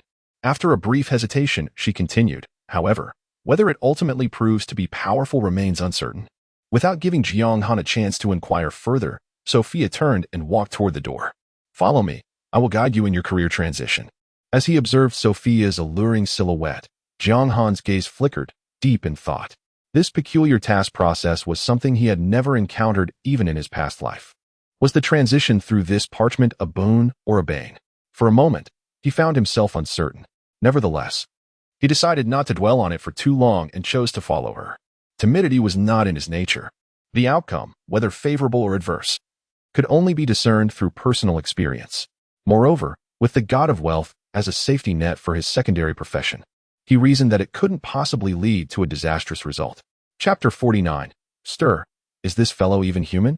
Soon, Sophia led Jiang Han into a dimly lit chamber, where darkness enveloped him, rendering his hand invisible before his eyes. Sophia bent down to ignite a candle, its flickering flame casting a faint glow in the chamber. As the candlelight illuminated the space, a figure resembling a middle-aged man gradually emerged above the flickering flame. Jiang Han turned to Sophia and inquired, "Is this?" A middle-aged man, adorned in a flowing white robe and exuding an air of aristocracy, smiled gently and introduced himself with a hearty voice. "I am the esteemed Stir." Jiang Han nodded in acknowledgement, feeling a slight shock within. Yet another divine NPC. Stir then asked, "I hear you have obtained the parchment?" "Indeed," Jiang Han replied, retrieving the parchment from his inventory and presenting it to Stir. "Truly remarkable. I had thought that such a means of class transition had vanished from this world." Stir mused, visibly impressed.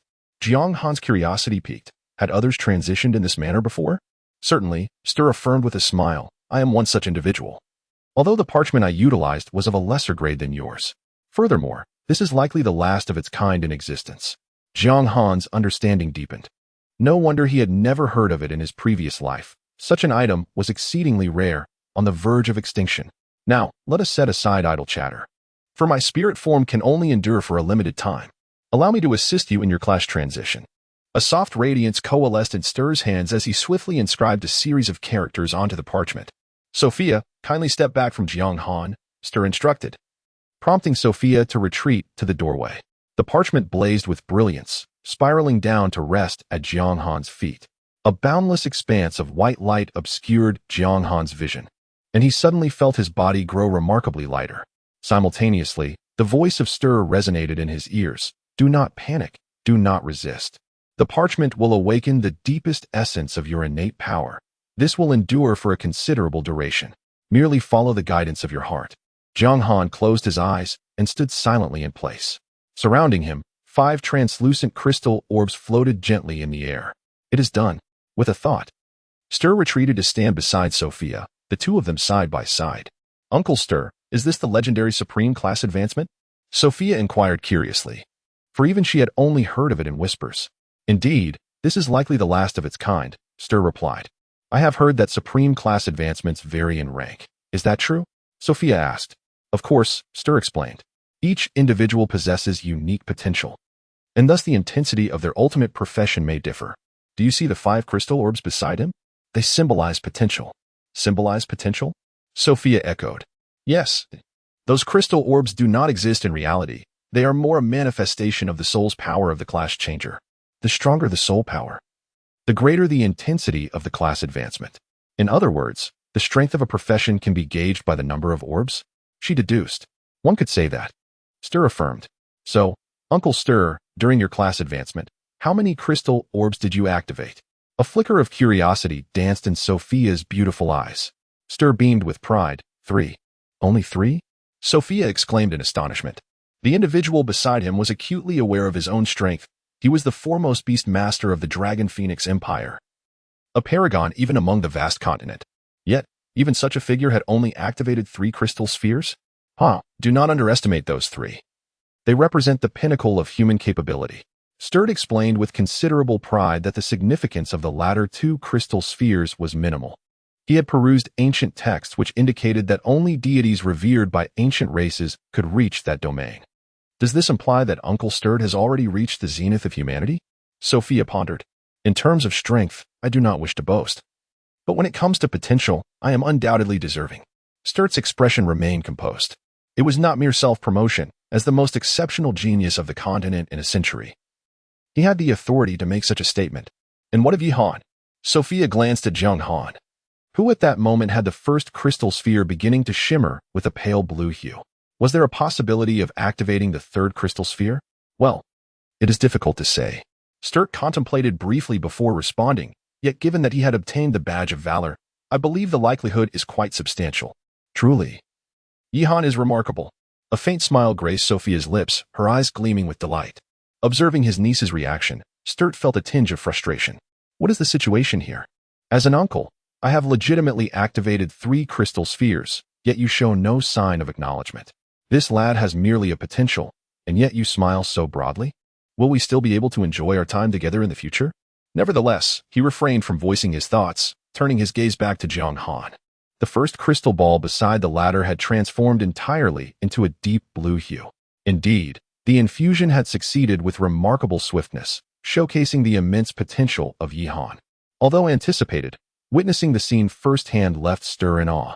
Sophia pressed her crimson lips together, choosing not to elaborate, yet the brilliance in her eyes intensified. As time passed swiftly, the second crystal ball ignited, yet there was still no indication of cessation. The 3 crystal balls shimmered resplendently, bathing the room in a cerulean glow. He truly accomplished it. Sophia was overwhelmed with excitement. Even the well-versed Stir could not suppress a smile, thinking, soon we shall await his activation of the profession. Our Dragon Phoenix Empire gains yet another talent. How much longer might it take? Sophia inquired. Mid-sentence, Stur's smile abruptly froze. His expression akin to that of a ghostly encounter, eyes filled with disbelief. The 4th and 5th crystal balls, illuminated simultaneously. This. Sophia's rosy lips parted slightly, her face a canvas of confusion as she gazed at Stur. Was it not said that humans could not activate the remaining 2 crystal balls? Stur was utterly baffled. Do not ask me. I am at a loss. The crystal balls, clearly, had begun to rotate. Stur was certain his vision had not yet deteriorated to the point of misjudgment. This indicated that the soul's power had been fully absorbed, marking the end of the ritual. Yet, why had the infusion process recommenced? It was akin to retracing a path already traversed. Moreover, and perhaps more significantly, the crystal orb, rumored to be activated solely by ancient deities, is now brimming with energy.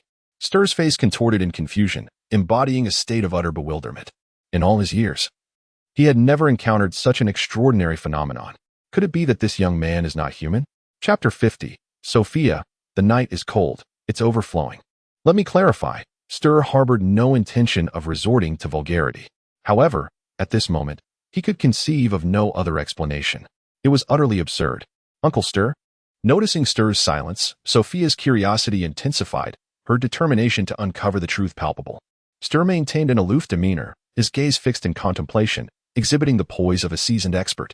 Dear lady, I implore you, refrain from further inquiries. If I were privy to the reason, would I truly appear in such a state of astonishment? So, Uncle Stir is also in the dark. Who claimed that? Stir felt a surge of irritation, although it indeed touched upon his area of ignorance. As the esteemed chief beast master of the royal court, surely his words should carry weight? I don't know.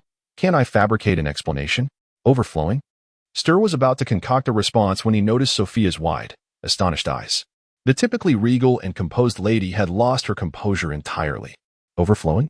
Upon turning his head, Stir beheld the vibrant cerulean hue, emblematic of a transmuter's soul energy, spilling forth from the crystal orb.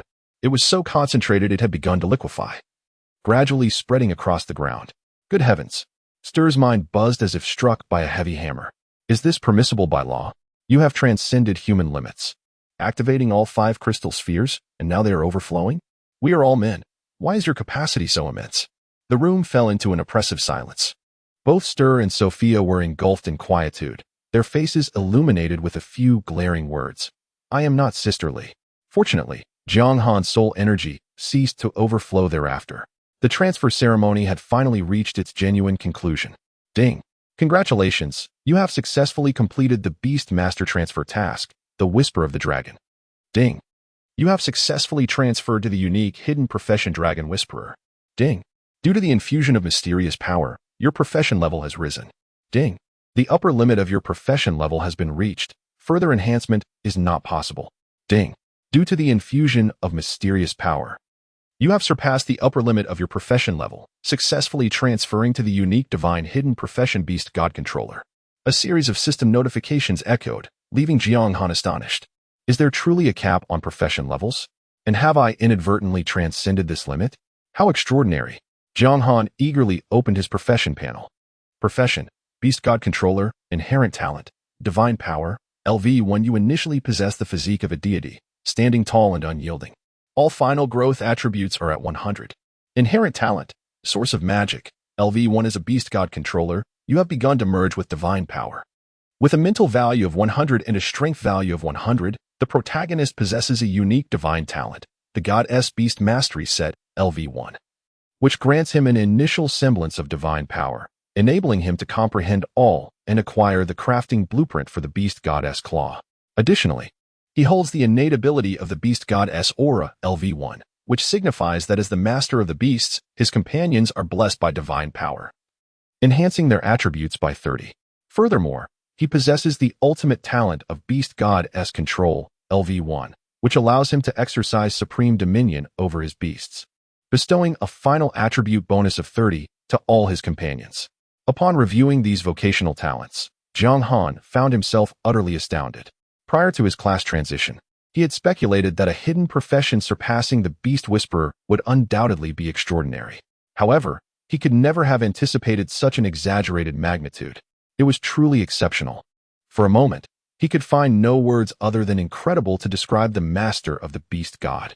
Some of these talents, particularly the final bonuses, belong to the highest priority category of attributes, surpassing even percentage-based bonuses. Take the talent of Divine Power as an example. Having successfully passed the Abyss-level advancement trial, Jiang Han's growth attribute bonus is inherently 100. This means that with each level he ascends, he gains an addition of 20 attribute points. The calculation of the final bonus occurs after the percentage calculations, implying that Jiang Han now receives an astonishing 40 points for every level gained. This is an explosively remarkable figure, and as he continues to pass further advancement trials, this value will only escalate. As for the other talents, the glaring numbers left Jiang Han feeling dizzy. A strength and spirit enhancement of 100 is nothing short of extraordinary, even with an ensemble of epic-grade equipment. Moreover, the boost provided by the Beast God Controller transcends mere numerical values. It is fundamentally about the attribute sharing with the summoned beasts, as well as the enhancements granted to the beasts themselves. This is the true essence of a beast master. In contrast, an ordinary beast master offers a mere 5 attribute enhancement to their beasts, while the power of the beast god escalates this to an astonishing 30. With Xiao Hui's current level 20 attributes, this translates to an increase of over 400 in base attributes. When factoring in Jiang Han's own attributes, the augmentation is even more significant. The enhancement is monumental. Jiang Han exhaled a long breath of turbid air and proceeded to open the attribute panel. Player, mythical. Class, God of Wealth, unique. Beast God Controller, unique. Level, 20,000. Base status, Health, 990. Mana, 15640. Hunger, 100. Base attributes, Strength, 367. Constitution, 99. Spirit, 1564. Agility, 110. Special attributes, Luck, 65. Charisma, 68. Indeed, under the incredible enhancements of the Beast God Controller, coupled with all level-up attribute points allocated to Spirit, Jiang Han's spirit value has surged past the 4-digit threshold, reaching a staggering 1564. With this attribute, even a journey to the level 10 advancement dungeon would require no effort from Xiao Hui. A single fireball spell could obliterate half of the boss's health. However, while the power of the Beast God is impressive in attributes, it lacks substantial combat skills. Moreover, with the boss's damage reduction, it is undoubtedly impossible to compare the damage with that of the little gray creature. Such is the common affliction of beast tamers, even among the divine professions. However, Jiang Han was thoroughly satisfied. Weakness is relative. Who is one measuring against? Now, with an ordinary player standing before him, who would dare to challenge? A single fireball spell could leave them with a significant deficit in health. The combat prowess of a beast tamer is simply unparalleled. What more could one desire? Turning his attention to the side of the beast god, Jiang Han also recalled that, in addition to the substantial attribute bonuses, the beast god controller came equipped with a set of crafting blueprints, though the attributes remain uncertain. The strength of the other talents suggests that the side of the beast god cannot be lacking in potency. Jiang Han opened his inventory and indeed found a blueprint quietly resting in a vacant slot. Blueprint for the Claw of the Beast God, Growth Type. Rarity, Epic, Chapter 51, Epic Equipment Blueprint, Claw of the Beast God. A piece of equipment that can grow. Starting at the epic level, Jiang Han's eyes lit up. He had faced numerous bosses, yet up until now, none had dropped an epic piece of equipment. The rarity of beast taming gear far surpasses that of player equipment. It can only be crafted. Epic blueprints are a rare find, and even silver-level blueprints are precious commodities. Furthermore, the materials required for crafting, along with the need for a suitable blacksmith, pose additional challenges. Nevertheless, at the very least, there is now a glimmer of hope. Though the materials are rare, having the blueprint means that solutions will inevitably arise. Jiang Han meticulously noted the rare materials required for the crafting, then closed his inventory. Undoubtedly, the creation of this beast god's claw would significantly enhance Xiao Hui's strength. With normal bodily functions, the future appeared promising. Jiang Han approached the door, feeling invigorated. Steer, brimming with questions, found himself unable to voice them before his form began to waver. Ultimately, he could no longer sustain himself, dissipating completely amidst his visible reluctance. Night cold. You are truly astonishing, Sophia exclaimed, clutching her heart with eager eyes. What the esteemed royal beast master could not achieve, this young man before her had accomplished. After a moment of contemplation, Jiang Han inquired, is there anything extraordinary about awakening a hidden profession? Although he did not fully grasp what had transpired, the expressions on their faces suggested that the entire incident was rather unusual. Certainly, if Steer was not mistaken, he had already stepped into the realm of the divine. Sophia, brimming with excitement, explained, the realm of the divine? Jiang Han furrowed his brow. Indeed. She then succinctly recounted the entire process. Is the limit of humanity represented by 3 crystal orbs? Yet, my soul power could not even sustain 5. Jiang Han fell into deep contemplation. Could it be that this was somehow related to his rebirth? An ordinary person's soul power is singular, yet for him, it had become dual. Thus, the original limit of 3 crystal orbs had doubled, necessitating 6 orbs for support. Though the speculation may seem somewhat simplistic, Jiang Han instinctively felt a connection between the two matters. Nevertheless, he decided to dismiss such thoughts for the time being, resolving to inquire with Site when he arrived in the imperial city. Shaking his head, he cast aside the notion. recognizing that dwelling on these matters would only serve to increase his unease. With the transition now complete, his immediate focus shifted to the level 20 advancement trial. As for whether to forge the claw of the beast god first, after some contemplation, Jiang Han ultimately chose to forego that endeavor. On one hand, the materials were scarce, and on the other, the rarity of the claw of the beast god blueprint meant that many aspiring blacksmiths would undoubtedly seek to acquire it. Although selling it to a blacksmith shop would likely yield a handsome profit, Jiang Han found himself relatively unconcerned about his gold reserves. He resolved to save the blueprint for a future opportunity to establish a shop, aiming to recruit formidable blacksmith NPCs. Upon departing from the Duke's residence, Jiang Han made his way directly to the trial location. Meanwhile, the 9-hour deadline had finally elapsed. In the Great Xia Kingdom, all players except Jiang Han were forcibly ejected from the game. Various modes of transport that had been halted resumed their operation, and an array of instruments and devices began to function once more. Reality seemed to return to its rightful course, rendering the preceding events akin to a mere dream. However, those who had perished multiple times within the game had, in fact, lost all signs of life in reality. Bus drivers, factory workers, high-ranking officials, and wealthy merchants, many among them held critical positions. Consequently, during that same period, numerous incidents unfolded across the Great Xia Kingdom, the exact number of which remains unknown. Having departed from the game, new casualties nevertheless emerged. Undoubtedly, amidst the sorrow, Doomsday has captured the attention of all, as society begins to function anew. Media and online platforms fervently discuss the matter.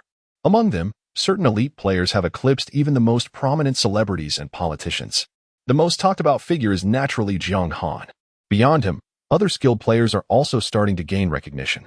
Good news, the second-ranked level 10 player has surfaced in our Great Xia Kingdom, known as Tiger God, who has previously led guilds to victory in 3 different online games.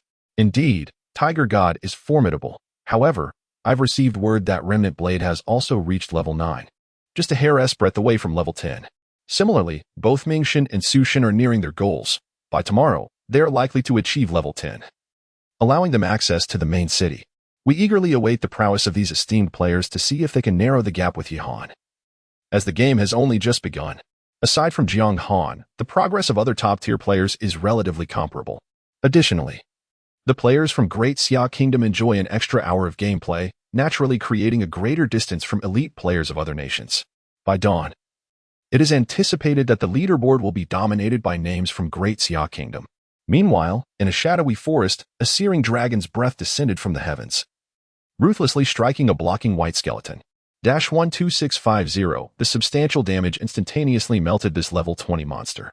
Nickname, Xiaohui, species, celestial dragon, mythical, level, 20,000, status, health points, 39.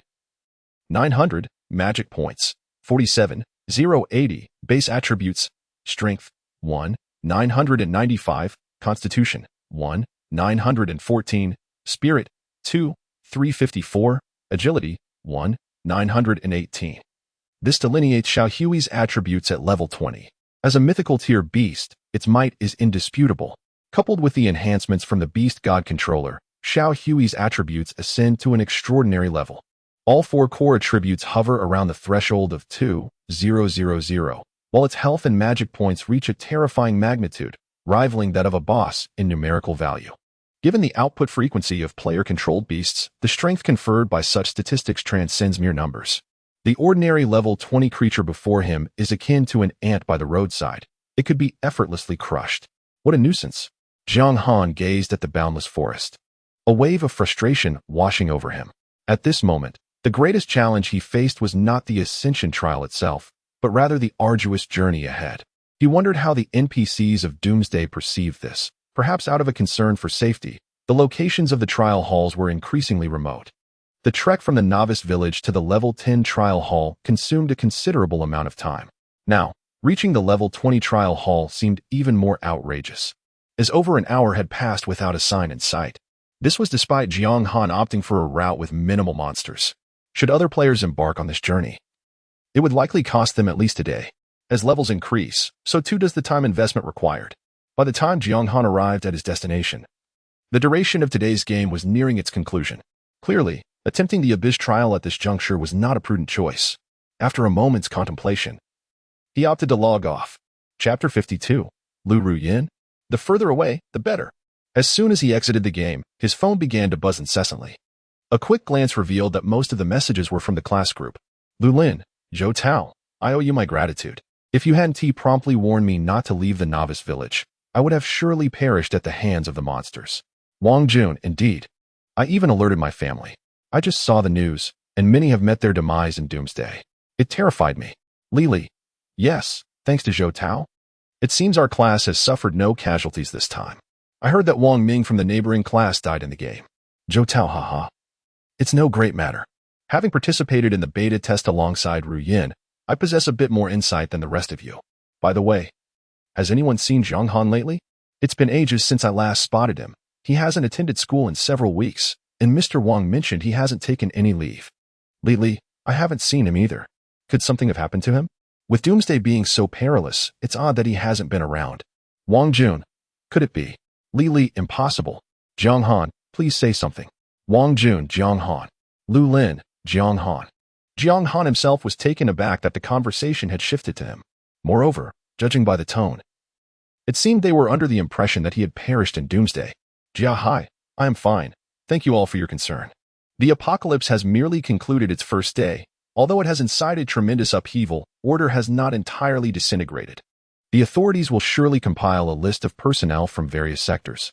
If they remain silent for too long, it is possible that my classmates might genuinely believe they have escaped scrutiny and submit their names. If the officials take notice, it would undoubtedly result in complications. The rest is inconsequential. It is best not to cloak this matter in secrecy. For now, however, Jiang Hai did not anticipate that, upon his initial appearance, someone would emerge. Jia Hai, Liu Ruyan, are you out of your mind?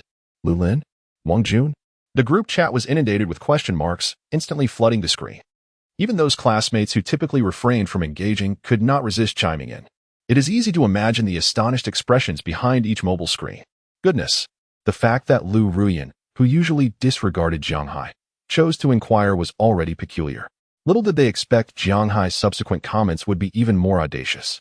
The old homeroom teacher is still alive, yet you dare to be so brazen in the class group. In the realm of verbal sparring, I would deem you the strongest.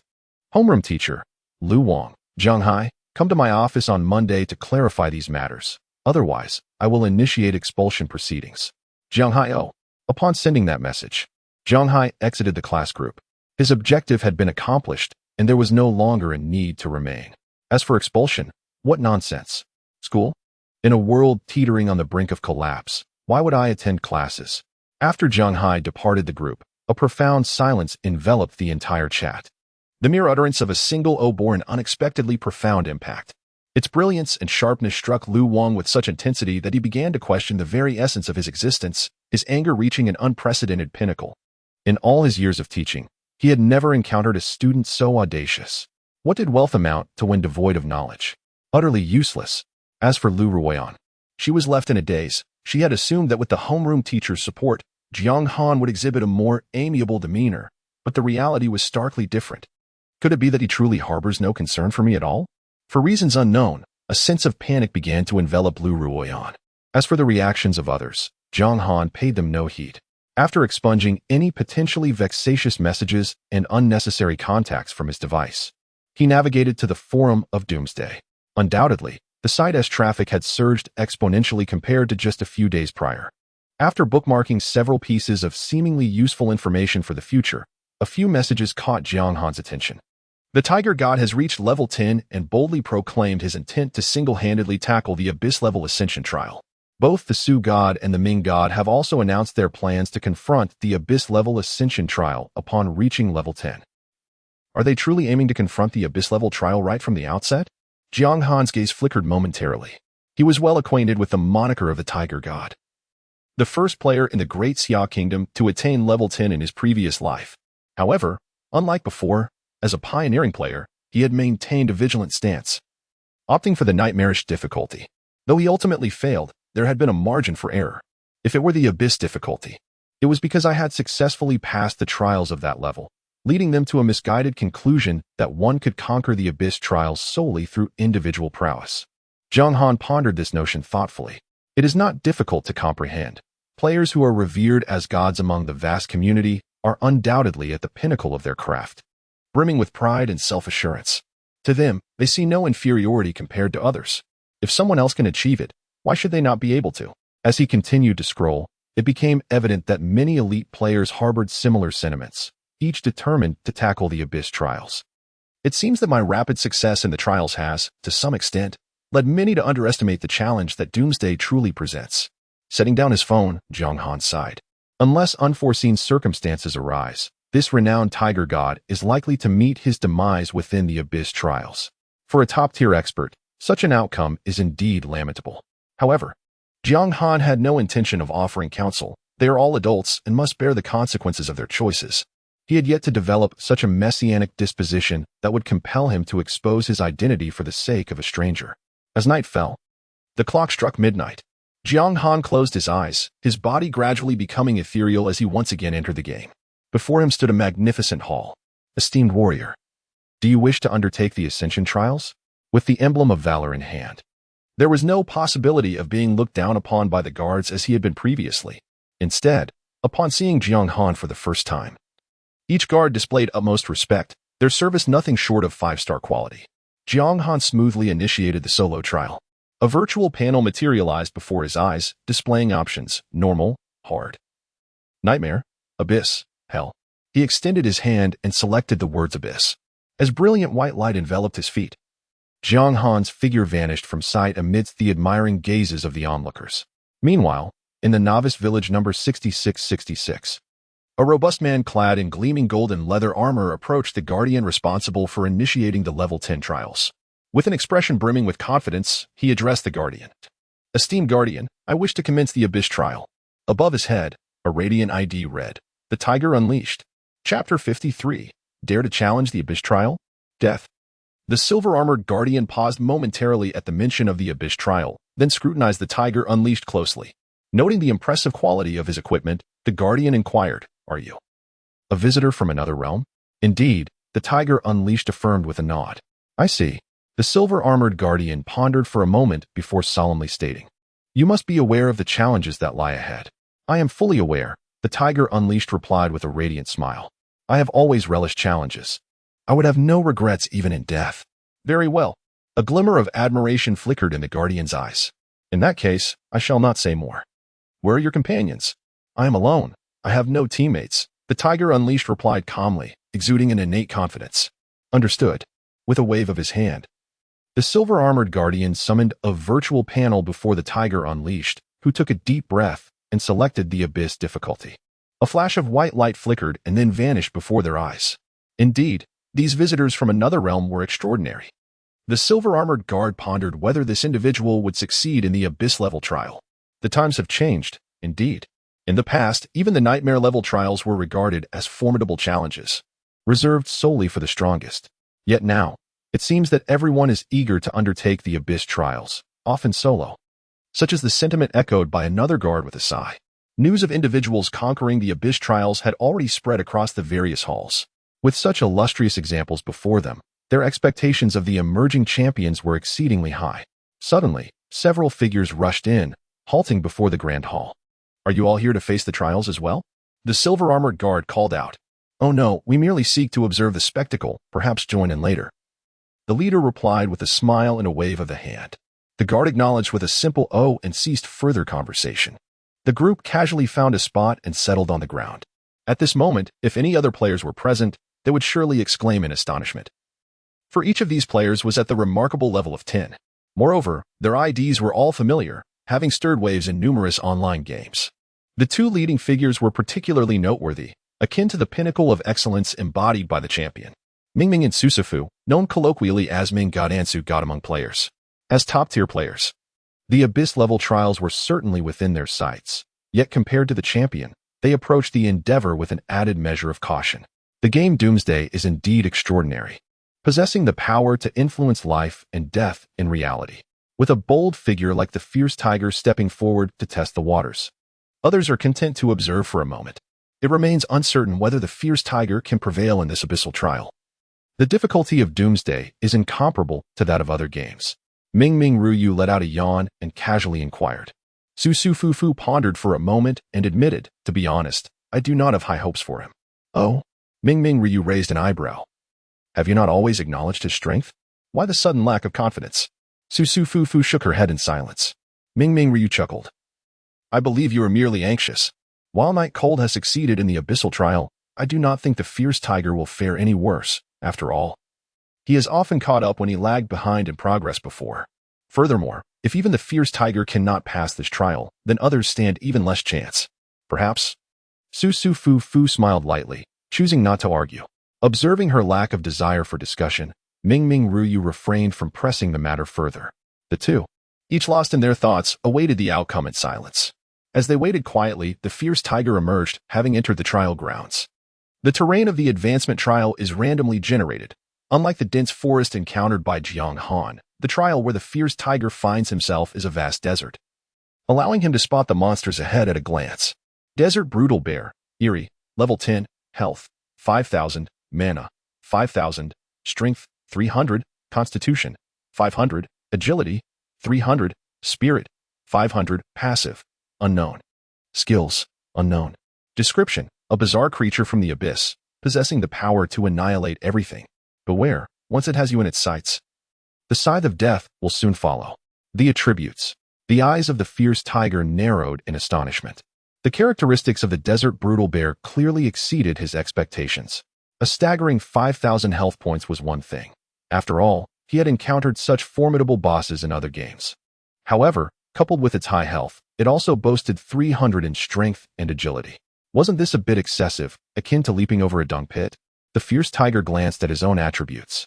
As an unparalleled expert, he had eschewed the conventional distribution of points that ordinary players favored, instead opting for extremity by allocating all his points to strength. This decision had resulted in a meager base constitution of merely 10 points. Even with the lavish assistance of his guildmates and adorned with 2 pieces of golden equipment alongside several silver ones, his constitution had only reached 50 points. When combined with other bonuses and modifiers, his health was capped at 560. Simply put, he could not withstand even a couple of slaps from this Desert Brutal Bear. Moreover, what was this eerie creature? He had never encountered anything like it before. The fierce tiger furrowed his brow, and truthfully, uncertainty began to creep into his mind. Roar. Without granting him much time for contemplation, the Desert Fury Bear swiftly detected his presence and lunged forward with a ferocious roar. How swift! The tiger, unleashed, startled, found himself with an agility of 300, yet devoid of any cover, rendering it nearly impossible to evade the onslaught of the Desert Fury Bear through mere movement. He could only brace himself. In a defensive stance, the damage reduction was substantial, yet even so, a single normal attack nearly halved his health. The tiger, unleashed, felt a prickling sensation at the nape of his neck, but drawing upon his extensive combat experience, he seized an opportunity amidst the bear's assault. Crescent slash. The blade transformed into a graceful arc, landing accurately upon the head of the Desert Fury Bear. Then, an astonishing damage value gradually ascended. For a fleeting moment, the tiger, unleashed, questioned his senses, wondering if he had perhaps consumed too many mushrooms and was now hallucinating. As a character specializing in maximum stat allocation, bolstered by equipment, his strength reached an impressive 150. Coupled with the crescent slash, his explosive potential undoubtedly surpassed 200. This was the very foundation of his audacity to challenge the Abyss trials. However, that confident strike turned out to be a complete dud. Was he to fight a clam instead? The ultimate blow failed to breach the Desert Fury Bear's defenses. Yet ironically, it was he who found himself vulnerable. Could a mere human truly conquer such a monstrous entity? Despair washed over the tiger, unleashed, as confusion clouded his thoughts. He could not fathom how Yuan had triumphed over such a grotesque beast. It was utterly absurd. Yet, the Desert Fury Bear offered no respite for contemplation or regret. As the sound of rushing wind heralded another powerful strike, this time, it was clearly a skill unleashed. Bang! In the chapter titled The Return of the Fierce Tiger, a remarkable announcement reverberates across the globe. Night Cold has once again conquered the Abyss trial. In Hangzhou, the esteemed Tiger Roaring Studio, one of the premier gaming studios in the Great Xia Kingdom, flourishes under the leadership of the formidable Tiger Unleashed. Within the studio, a bustling team of over 100 individuals is engrossed in their work within an expansive villa. The reason for this fervor is straightforward. Tiger Unleashed is presently embarking on a monumental challenge to ascend the Abyss level trials. Accordingly, the operational members of the studio are fervently promoting this endeavor across the internet. As the second player worldwide to reach level 10, the attention surrounding Tiger Unleashed is palpable, with over 1 billion players keenly observing his every move. Indeed, our leader's choice this time is remarkably astute. Regardless of whether the challenge is successful, we shall undoubtedly garner immense attention, yielding substantial benefits. Remarked a young man clad in a suit, reclining on the sofa, his face alight with glee as he surveyed the soaring statistics. Indeed, should he triumph, I am confident I can manage the operations effectively, elevating our leader's prestige above that of Night Cold. Another chimed in enthusiastically. At that point, it will all depend on you. Regardless, I firmly believe in our leader's capabilities. It's merely a trivial abyss trial. Surely, we shall soar. The suited young man laughed heartily, filled with optimism for the future. However, a sudden change swept over another individual, his jovial expression morphing into one of horror, as if he had glimpsed something he ought not to have. Eastsea, what has befallen you? The young man in a suit, taken aback, followed the gaze of the other person. In the next moment, he abruptly leaped onto the sofa, his face etched with sheer terror. For in the corner of the studio, 3 enormous claw marks had inexplicably appeared across his chest, blood gushing forth in torrents, the metallic scent of blood rapidly permeating the villa. Boss, what happened to you? Call an ambulance. Hurry. To be slain by an enigmatic creature signified a ferocious beast unleashed into the realm of reality, leading to utter obliteration. This top-tier player, renowned across multiple online games, ultimately paid a grievous price for his overconfidence. Meanwhile, Mingming, Ryue, and the others remained blissfully unaware of the unfolding calamity. Simultaneously, in the level 20 Abyss trial, a vast chasm roared with howling winds and flying debris. Suddenly, a searing breath of fire descended from the heavens, crashing violently onto the rocky giant at the valley's bottom. The staggering damage instantly registered. A petite gray figure darted swiftly, leaving a trail of sharp claw marks across the rocky giant's body. In comparison to this towering behemoth, nearly 10 meters tall, the diminutive gray form resembled nothing more than a fly. Yet, this seemingly innocent and undernourished silhouette inflicted pain that rendered the rocky giant nearly lifeless. With a swift strike landing on the giant's head, this guardian of the Abyss trial, whose strength rivaled that of a level 20 corrupted boss, had its health completely depleted. Its body, composed of stone, erupted violently, transforming into boulders that tumbled to the ground. Well done, Little Gray. With a smile, Jiang Han encouraged Awu. Little Gray flapped its wings and landed beside him, lifting its small head with an air of haughty pride. Of course, it was a noble dragon. This clumsy giant could never be its match. Jiang Han intended to pat Little Gray's head, but unexpectedly, the little creature tossed its head away, displaying a nonchalant demeanor. Nonetheless, it was undeniably powerful. The rock giant before them boasted a staggering base health of 20,000. Although it paled in comparison to the Wanderer, it was still a boss of royal caliber. For a level 20 attribute, that health was formidable. This peculiar, corrupted boss didn't last even 3 seconds under Little Gray's assault, disintegrating under a breath of dragon fire and several basic attacks, perishing without a hint of defiance. Defeating such a similarly tiered corrupted boss was far swifter than others faced when battling lesser creatures. As anticipated, the rock giant dropped 2 pieces of dark gold equipment. Rock Giant's Great Sword, Two-Handed Sword, Grade, Dark Gold, Effect, Not Yet Identified, and Cracking Warhammer, Grade, Dark Gold. Effect, Not Yet Identified. Quite remarkable, bosses in other areas did not possess such a high drop rate.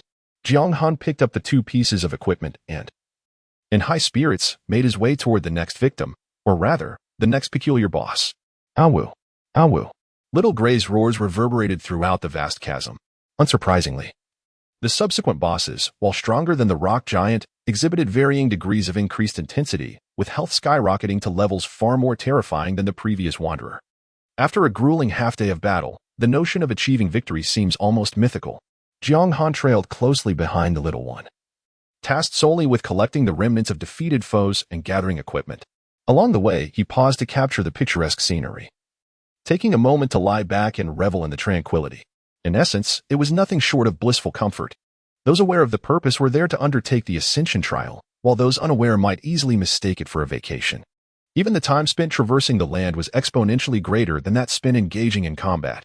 Under such efficient extermination, 4 demonized bosses fell one after another, After half an hour, they finally encountered the ultimate adversary.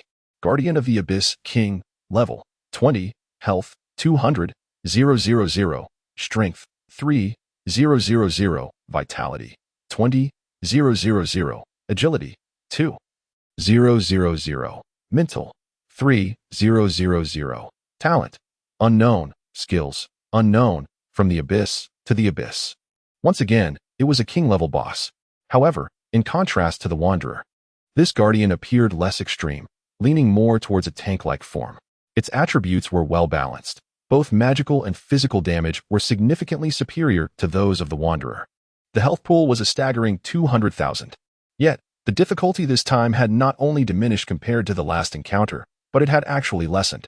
This was not solely due to the growth of the little gray one, but also because Jiang Han had acquired a divine-class profession. For this tank-type boss, it was merely a matter of serving as a punching bag. Let the battle commence. As Jiang Han issued his command, Xiao Hui fearlessly charged towards the Watcher. Outside the trial temple in the novice village 6666, Mingming Ryu and a few others sat languidly in front of the grand hall. It seemed that the difficulty of the Abyss trial was indeed formidable. Half an hour had passed, yet the fierce tiger had yet to emerge, suggesting he might have encountered some trouble. Su Su and Fu Fu glanced at the time, lost in thought. After all, it was the highest level of difficulty. It was only reasonable to wait a little longer. Let us give it 5 more minutes. If there is no news by then, I shall venture into the Abyss trial myself, Mingming Ryu declared. Time was precious. They couldn't simply wait indefinitely, as conquering this trial might indeed take a significant portion of the day. That's true, Su Su and Fu Fu agreed wholeheartedly. They had experienced similar situations in the past, where vanquishing a single boss required an extensive duration, inflicting great torment both physically and mentally. Clearly, the Abyss trial was no trivial matter. Suddenly, a sharp notification tone pierced the air beside Mingming Ryu, who sent a message in such haste. Is your little girlfriend urging you for your share? Su Su and Fu Fu teased playfully. Enough. It's someone from our guild. They must have something important. Mingming Ryu retorted with a chuckle before answering the message. However, Su Su and Fu Fu soon observed his complexion draining of color, turning pale as if devoid of blood. What's wrong? She inquired anxiously. Mingming Ryu's voice was somber as he replied, the fierce tiger has perished in the Abyss trial. Failed? Su Su and Fu Fu's brows furrowed. It seemed this trial was indeed challenging, but such an exaggerated expression appeared unwarranted, did it not? No, I mean, in reality, the tiger has perished. Mingming Ryu's expression darkened. Is that even possible? Su Sufufu abruptly rose, her complexion shifting dramatically. Are you suggesting that the tiger died due to failing the challenge? Yes. Mingming Ryu nodded solemnly, adding. Moreover, the people from their studio mentioned that he died half an hour ago, as if he had been viciously attacked by some creature, his entrails laid bare. If that is indeed the case, it implies that he had scarcely entered the Abyss trial before meeting his demise within. Su Sufufu's face was a mask of disbelief. How could such a thing happen? I am well aware of the tiger's prowess. He is undeniably among the elite. Yet, even someone of his caliber has fallen so tragically in the Abyss trial? How did Jiang Han manage to pass the Abyss trial? The disparity is simply too vast. Su Sufufu felt a wave of despondency wash over her. The mere thought of her earlier desire to venture into the Abyss trial now filled her with trepidation. I am uncertain, but it is evident that our current level would undoubtedly lead to our own demise. After a brief pause, Mingming Ryu speculated, furthermore, I suspect this matter is not as straightforward as it appears. Given the tiger's capabilities, it is improbable that anyone could have misled him to such an extent. Jiang Han's success in the Abyss trial might have stemmed from exploiting certain loopholes. Replicating such a miracle would be exceedingly difficult. Su Sufufu offered a bitter smile. Who can say? It is also possible that he is simply too formidable, operating on a dimension far beyond ours. The likelihood of this possibility is slim. However, the cause of the tiger's demise must be unraveled. Mingming Ryu took a deep breath, stating, I shall descend first. I will refrain from undertaking this trial for the time being. You may proceed as you wish. Su Su and Fu Fu shook their heads, acknowledging that in light of such an event, who would dare to take risks? The two reached a consensus and prepared to leave. Just then, the system's crisp mechanical voice abruptly resonated. Ding! System announcement. The player Jiang Han from the Great Xia Kingdom has successfully completed the level 20 Abyss trial, becoming the first ever hero to achieve this feat. Reward. Epic Item Stone of Valor. 1 point for the Great Xia War Zone. This is hereby announced. Su Su and Fu Fu exchanged bewildered glances, their expressions a mixture of shock and confusion. In that moment, they were at a loss for how to react. As top-tier players, they had weathered countless storms. Had they heard such news under ordinary circumstances, they would have been astonished and skeptical. But certainly not in such a state of disarray. Yet, with the tiger's recent death fresh in their minds, they were convinced that no one could accomplish this trial. The very next second, reality delivered a resounding blow to their assumptions. Jiang Han had indeed passed the level 20 abyss trial. Ming Ruyan exhaled deeply, her gaze complex, pondering the nature of such strength and comprehension. Terrifying. Su Su Fu Fu remarked with a bitter smile, it is indeed frightful. This individual is akin to a player from another dimension. Ming Ruyan sighed.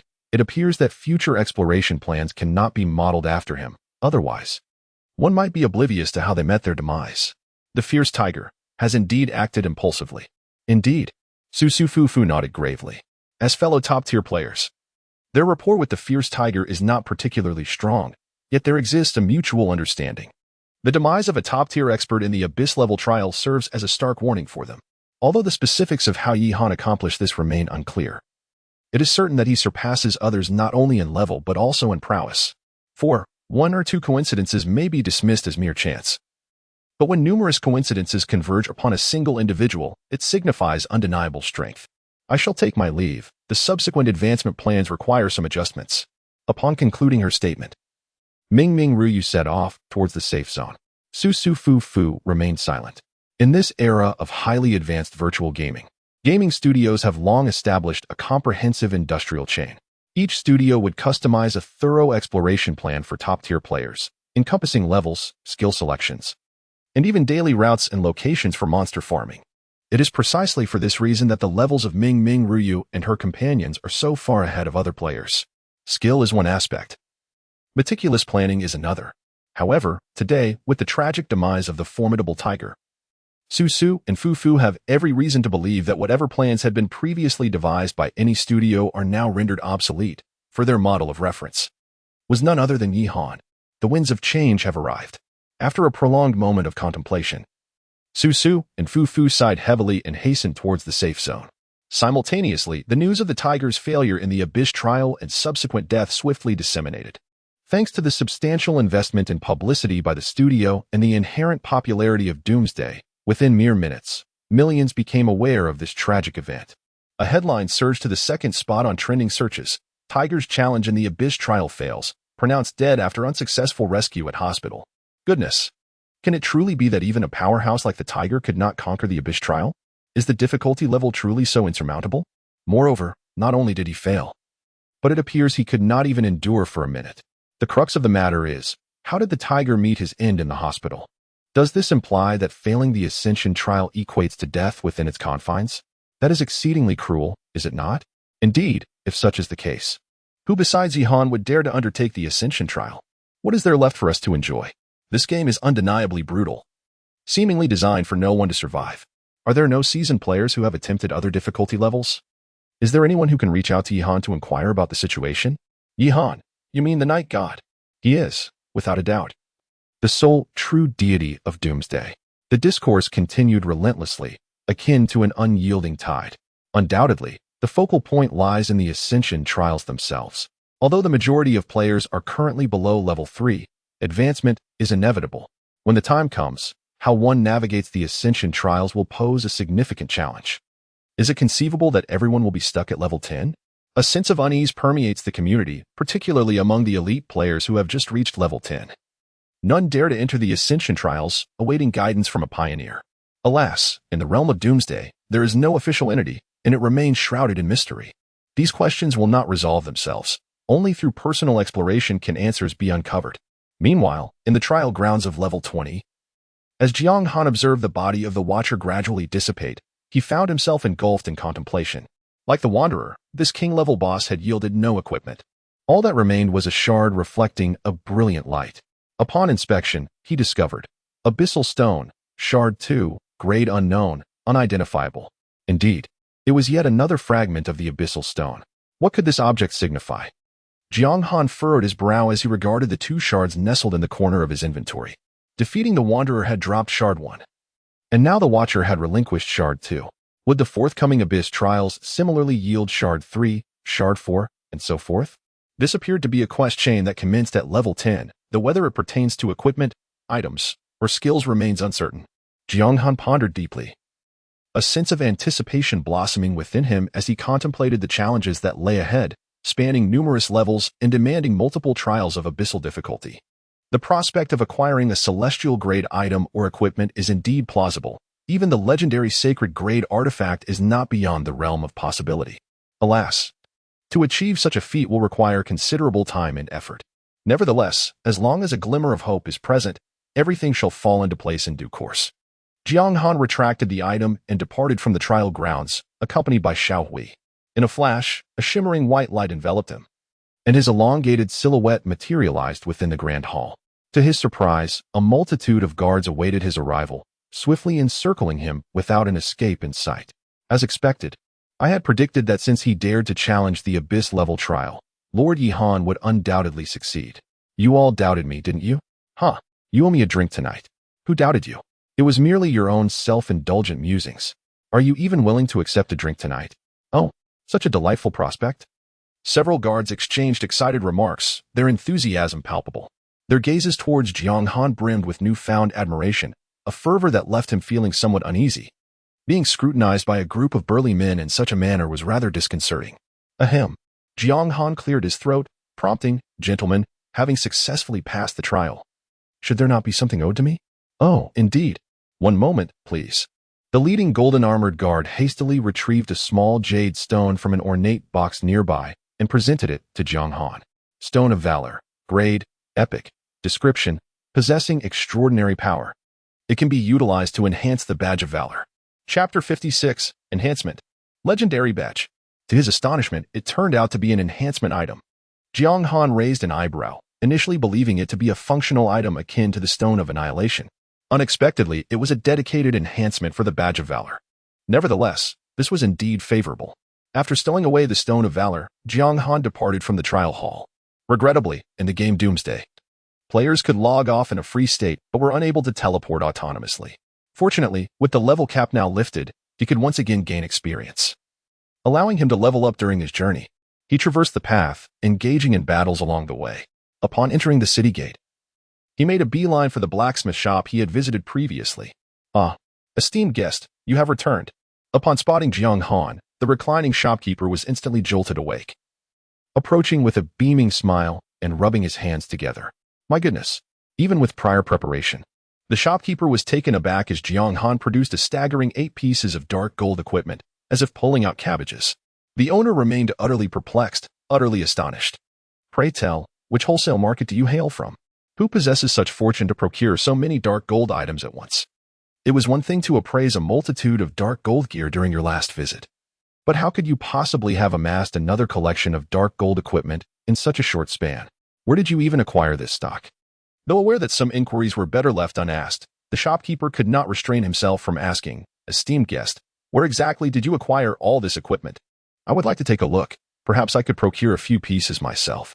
In the Ascension trial, I effortlessly vanquished a few demonized bosses, and fortune smiled upon me. Jiang Han remained unfazed. The shopkeeper, however, was silent, diligently commencing the appraisal of the equipment. Unable to learn. Ding, ding, ding. Perhaps due to an overly tense disposition, the shopkeeper's success rate in appraisals saw a slight decline this time. 8 pieces of dark gold equipment were appraised a total of 11 times. Nevertheless, it was of little consequence, merely 100 gold coins. Moreover, 2 pieces of equipment proved to be quite suitable, a dark gold ring and a dark gold cloak. Desert Robe, LV 20, Grade, Dark Gold, Mentality 20, Constitution 100, Damage Reduction 3. Desert Ring, LV 20, Grade, Dark Gold, Strength 60, Critical Hit Rate 5, Critical Damage 5. The Desert Robe, as one can discern from its attributes, is undoubtedly tailored for magic-based professions. As for the Desert Ring, it is more suited for physical classes, boasting attributes that can only be described as exceptional. Although the strength attribute falls slightly short, it can still be effectively shared with Xiao Hui through Beast Goddess Reigns, rendering it acceptable. Adorning myself with these 2 pieces of equipment resulted in yet another surge in attributes. Furthermore, there was this. Jiang Han then produced the emblem of valor and the stone of valor. What is the success rate for enhancement? Yes. What is the probability of enhancement? Jiang Han inquired. 100%. It is undoubtedly 100%. The shopkeeper was so overwhelmed with excitement that he nearly drooled. He truly never anticipated that in his lifetime, he would have the chance to witness such a remarkable item. He had previously thought that dark gold level equipment was the pinnacle. However, the young man before him presented something of a far greater magnitude. Was it possible that his ancestors' graves were emitting green smoke today? 100%? Jiang Han was taken aback, somewhat skeptical. If dark gold level items had an 80% success rate, could an epic level item truly be 100%? The shopkeeper quickly clarified. Esteemed guest, you may not be aware. For equipment of this caliber, as long as one possesses the corresponding enhancement items, failure is simply not an option. All it requires is a basic level of forging skill. Understanding dawned upon Jiang Han. Although he had encountered such exclusive enhancement items in his previous life, the highest he had ever seen was silver level. Epic level items. It was likely that no player in the world had ever come across one. What about the appraisal fee? He inquired. No need, no need, the shopkeeper exclaimed, brimming with enthusiasm. Items of this level greatly benefit the forger's expertise. And the process is remarkably straightforward. There are plenty of individuals eager to conduct appraisals. I see. Jiang Han pondered, stroking his chin. If I were to take it to someone else, could I possibly request a bit of gold from them? Well. The shopkeeper suddenly found himself at a loss for words, awkwardly responding. In theory, that is indeed the case. Understood. Jiang Han tucked away the two items. Do not. Please, do not. The shopkeeper immediately panicked, exclaiming, Esteemed guest, should you choose to authenticate here, I shall waive all fees for the appraisal of other equipment. Jiang Han, however, remained oblivious, continuing on his path. Damn it. After a brief moment of hesitation, the shopkeeper gritted his teeth and shouted, From now on, all appraisal fees shall be entirely waived. Now that is more acceptable, Jiang Han replied with a radiant smile. Turning back to him, I shall not press you then? Not at all, not at all. The shopkeeper managed a strained smile, though his heart bled at the thought. This was indeed a significant concession, yet he was but a step away from elevating his appraisal skills to the next level. Thus, he deemed this transaction not a loss. Of course, this was merely his perspective. Many years later, someone inquired of the renowned master blacksmith Dar, who was celebrated across the continent, about the greatest regret of his life. The elderly man, well past 70, was so overwhelmed with emotion that tears streamed down his face as he recounted, it was indeed that transaction in Windleaf City. Damn that heartless capitalist. He treated people as mere beasts of burden. He lamented, I must have lost at least 5 years off my life. Very well, let us commence. Jiang Han produced the emblem of valor and the stone of valor. Rest assured, I will not disappoint you, esteemed guest. Dar licked his lips, his gaze ablaze with fervor. Ding. Soon, a brilliant golden light erupted, heralding the success of the enhancement. Emblem of valor, legendary grade. Description, a testament to the valiant. It can only be acquired through the trials of the Inferno level, representing the supreme honor of the Empire. Enhanced by the Stone of Valor, it has become even more formidable. Base attributes, 50, all attribute resistance, 5, charisma, 3, valor's might, passive activated when health drops below 30. Increases strength by 10 and spirit by 10, lasting for 5 minutes. Chapter 57, leveling up twice in a day, securely claiming the top position in my lifetime. I have achieved something remarkable. Darl was overwhelmed with emotion, tears welling in his eyes. As a blacksmith, witnessing an item of such caliber was a rare blessing. Furthermore, it was he who had authenticated it. In that moment, he felt that his previous decision had been utterly correct. He had ascended directly. Even Jiang Han was taken aback. He had anticipated an enhancement in the attributes of the Emblem of Valor, yet the magnitude of the improvement was astonishing. Simultaneously, this marked his first encounter with a legendary grade item. So far, it seemed he had yet to come across the fabled Holy Severance grade artifacts, which he considered an accomplishment in itself. Adorning the Emblem of Valor, Jiang Han cast a glance at his attribute panel. Player Yihan class, God of Wealth, unique. Beast God Controller, unique. Level, 21,000. Base stats, health, 2,500, mana, 16690, hunger, 100, basic attributes, strength, 556, constitution, 250, spirit, 1669, agility, 165, advanced attributes, critical hit, 25, critical damage, 215, damage reduction. 3, other resistances. 5, dark resistance. 10, special attributes, luck. 65, charm. 68, particularly noteworthy is the health, which has more than doubled. To be honest, even if Little Gray does not participate, with his current panel, he far surpasses other players by an astonishing margin. A single fireball can easily inflict damage exceeding 2,000, and should a critical hit occur, it would deal 4,000 damage. Of course, this is in an ideal scenario. When accounting for the enemy's damage reduction buffs, the damage would be somewhat lower, yet still remarkably impressive. After leaving the forge, Jiang Han proceeded directly to Misty Valley. Initially, the plan was that upon reaching level 20, there would indeed be several hidden quests in the vicinity that could be activated. However, for Jiang Han at this moment, the rewards from these quests are rather inconsequential, even if luck were to favor him. The best reward obtainable would merely be dark gold tier equipment. Given the considerable time investment required for each quest, such meager benefits are evidently not worthwhile. It would be far more prudent to focus on leveling up. The mist swirled around him. A breath of dragon fire flashed by in an instant, striking fiercely against a half-human, half-rat creature, entirely cloaked in darkness. Under the weight of immense damage, the fearsome level 30 monster was instantly reduced to ashes, howling in delight. Little Gray cheered. For him, the process of leveling up felt more akin to playing a game. Jiang Han, with a leisurely demeanor, strolled with his hands clasped behind his back, occasionally casting a fireball spell, utterly content, reflecting on his days in the game. It seemed he had not genuinely dedicated himself to leveling up. Most of his time was spent either traveling or engaging in activities like stealing dragon eggs and navigating mazes. In truth, the total hours spent on leveling could be counted on one hand.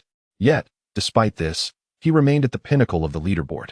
It is noteworthy that other players devoted a full 8 hours a day to the grind of leveling. The disparity in efficiency was indeed staggering. Boom, boom, boom. Under the relentless barrage from one player and one dragon, the level 30 zone of Misty Valley descended into chaos. Monsters perished while others fled. And even the bosses that typically ruled this domain were rendered terrified. Alas, while ordinary monsters had a chance to escape due to their sheer numbers, Jiang Han was determined not to let the formidable, high-reward boss monsters slip through his fingers. For hours later, an intense dragon breath erupted as Little Gray flapped his wings, his tiny claws carving arcs through the air. A series of terrifying damage emanated from a colossal, blood-red python, rapidly depleting the health bar of this level 30 mutated boss. With a resounding notification, it announced, "Congratulations, you have successfully defeated the level 30 mutated boss, the Mist Serpent King." Another notification followed, "Congratulations. Your level has risen to level 21. Yet another chimed in, "Congratulations, your beast companion Little Gray has also reached level 21. With a grin, Jiang Han gathered the several items dropped by the boss. Fortune smiled upon him as he obtained a piece of golden-grade equipment and a secondary skill book for physical classes. However, what truly captivated Jiang Han was the experience gained from defeating the boss itself. The experience accrued from vanquishing a mutated boss at a higher level was staggering. In merely 4 hours, his experience bar surged by 90%. This achievement placed him at an exceptional level. Even the most elite players, under meticulous planning within professional teams, could typically rise only one level every 2 to 3 days. Yet, here he was, experiencing a 90% increase in just 4 hours, coupled with his daily gaming hours, which totaled a remarkable 13. Even accounting for the time spent seeking out bosses, he could easily attain 2 levels in a single day. This rate of advancement was at least 6 times that of other top players. In less than 5 days, he could attain level 30. Onward he continued. Allocating all 30 attribute points from the upgrade to Spirit, Jiang Han exhaled a long breath of stale air and continued his quest for other wilderness bosses alongside Little Gray. As time passed, over 4 hours swiftly elapsed. Ding! Congratulations, you have successfully slain the level 30 mutated boss, the Earth Shatter Rock Tiger. Ding! Congratulations. Your level has risen to 22. Ding! Congratulations, your beast companion Little Gray has also reached level 22. With the fall of yet another mutated boss, Jiang Han's level ascended to 22. Glancing at the time, he noted that his gaming duration was approaching its limit. Little Gray, it's time to go. With Little Gray by his side, Jiang Han hastily departed from the Fog Valley. In the game Doomsday, unless situated in specific areas, players can log out at will while in a free state. Theoretically, even surrounded by monsters, as long as they are not targeted, one can log out directly. However, any rational person would avoid such a foolish choice, for one cannot guarantee what perils await upon the next login. Should one unwittingly encounter a passing boss and be struck down in a single blow, there would be no opportunity to protest the injustice. In truth, many players, carried away by the thrill of leveling, often neglect proper time management, resulting in being forcibly ejected from the game mid-battle. Upon logging back in, they find themselves besieged by monsters, leading to their demise. Logging out in a safe zone is the most prudent course of action. However, the distance from the fog valley to the safe zone is considerable, prompting Jiang Han to seek a relatively secure location to log out. Chapter 58. Has the city lord of Z City set their sights on Night Cold? Following the customary practice, I glanced at the trending topics on the forum. The headline read, "The player Tiger Unleashed has perished. Just how terrifying is the Abyss-level trial? What does the future hold for ordinary players?" Unsurprisingly, the news of the demise of Tiger Unleashed, who had boldly declared his intent to challenge the Abyss trial yesterday, caught my eye. Jiang Han had anticipated this outcome and felt no emotional upheaval. He lacked even the desire to click into the details, his fingers continuing to scroll. Night Cold's level has once again fluctuated, soaring 2 levels in a single day, maintaining his position at the top of the leaderboard. Who can thwart him? Level 22 is as effortless as eating and drinking. Unbelievable. Does a higher level truly mean easier ascension? Is there a master willing to enlighten us? After the Great Xia Kingdom, the United States has also been enveloped by doom. Experts speculate that this supernatural phenomenon of a game will inevitably sweep across the globe. Upon falling asleep, one enters the game. Doom has become an issue that humanity must confront. Where does the future lead? The subsequent updates merely relayed new developments regarding Doom and discussions surrounding Night Cold's rapid progression. Clearly, as the gap between him and other players continued to widen, Jiang Han's influence was on the rise. However, as the subject of this discourse, he found little interest. Instead, a particular message below piqued his attention. Player Breezy Bamboo leads a team to conquer the challenging Ascension trial, claiming in a live broadcast that dying in the trials does not directly affect reality. The answer lies within the livestream. Breezy Bamboo? Jiang Han furrowed his brow. This ID seemed somewhat unfamiliar. After searching through his memories, he was certain that there was no such individual among the elite warriors of the Great Xia in his past life. After a moment's contemplation, Jiang Han entered the live broadcast room. At this moment, a beautiful female host was interviewing a youthful, handsome man, Qi Feng Sueju. As the first to successfully navigate the arduous Ascension trial, and also the first player to do so after Yi Han, what are your thoughts at this moment? Honestly, I have no profound thoughts to share. I can only say that I was fortunate. Moreover, I must clarify that I did not clear the Ascension trial alone. Rather, I led my team to triumph by sheer luck. Qi Feng Sueju humbly smiled. I see, the host nodded. However, I noticed your choice of words. You mentioned fortunate and by sheer luck. Does this imply that the difficulty of the arduous Ascension trial was quite significant for you? Qi Feng Sueju's expression immediately turned serious. It was not just difficult for me, it was a challenge for all players. To speak frankly, while I may not compare to the likes of God Su and God Hu within the realm of the Great Xia, my skill level is undoubtedly among the elite. The other members of my team are similarly skilled, yet despite this, we still faced casualties during the challenging trial. I do not exaggerate. I hope all players thoroughly assess their abilities when facing the challenges of Doomsday. Its difficulty is far from superficial. The host could not contain her surprise. Your team suffered casualties? In reality, rest assured, Qi Feng Sueju smiled gently, stating that in real life, they were perfectly fine. It was merely that their gaming attributes had indeed diminished significantly. So that is the case, the host finally breathed a sigh of relief. Qi Feng Sueju continued, moreover, we have engaged in extensive dialogue with the NPCs in the trial hall.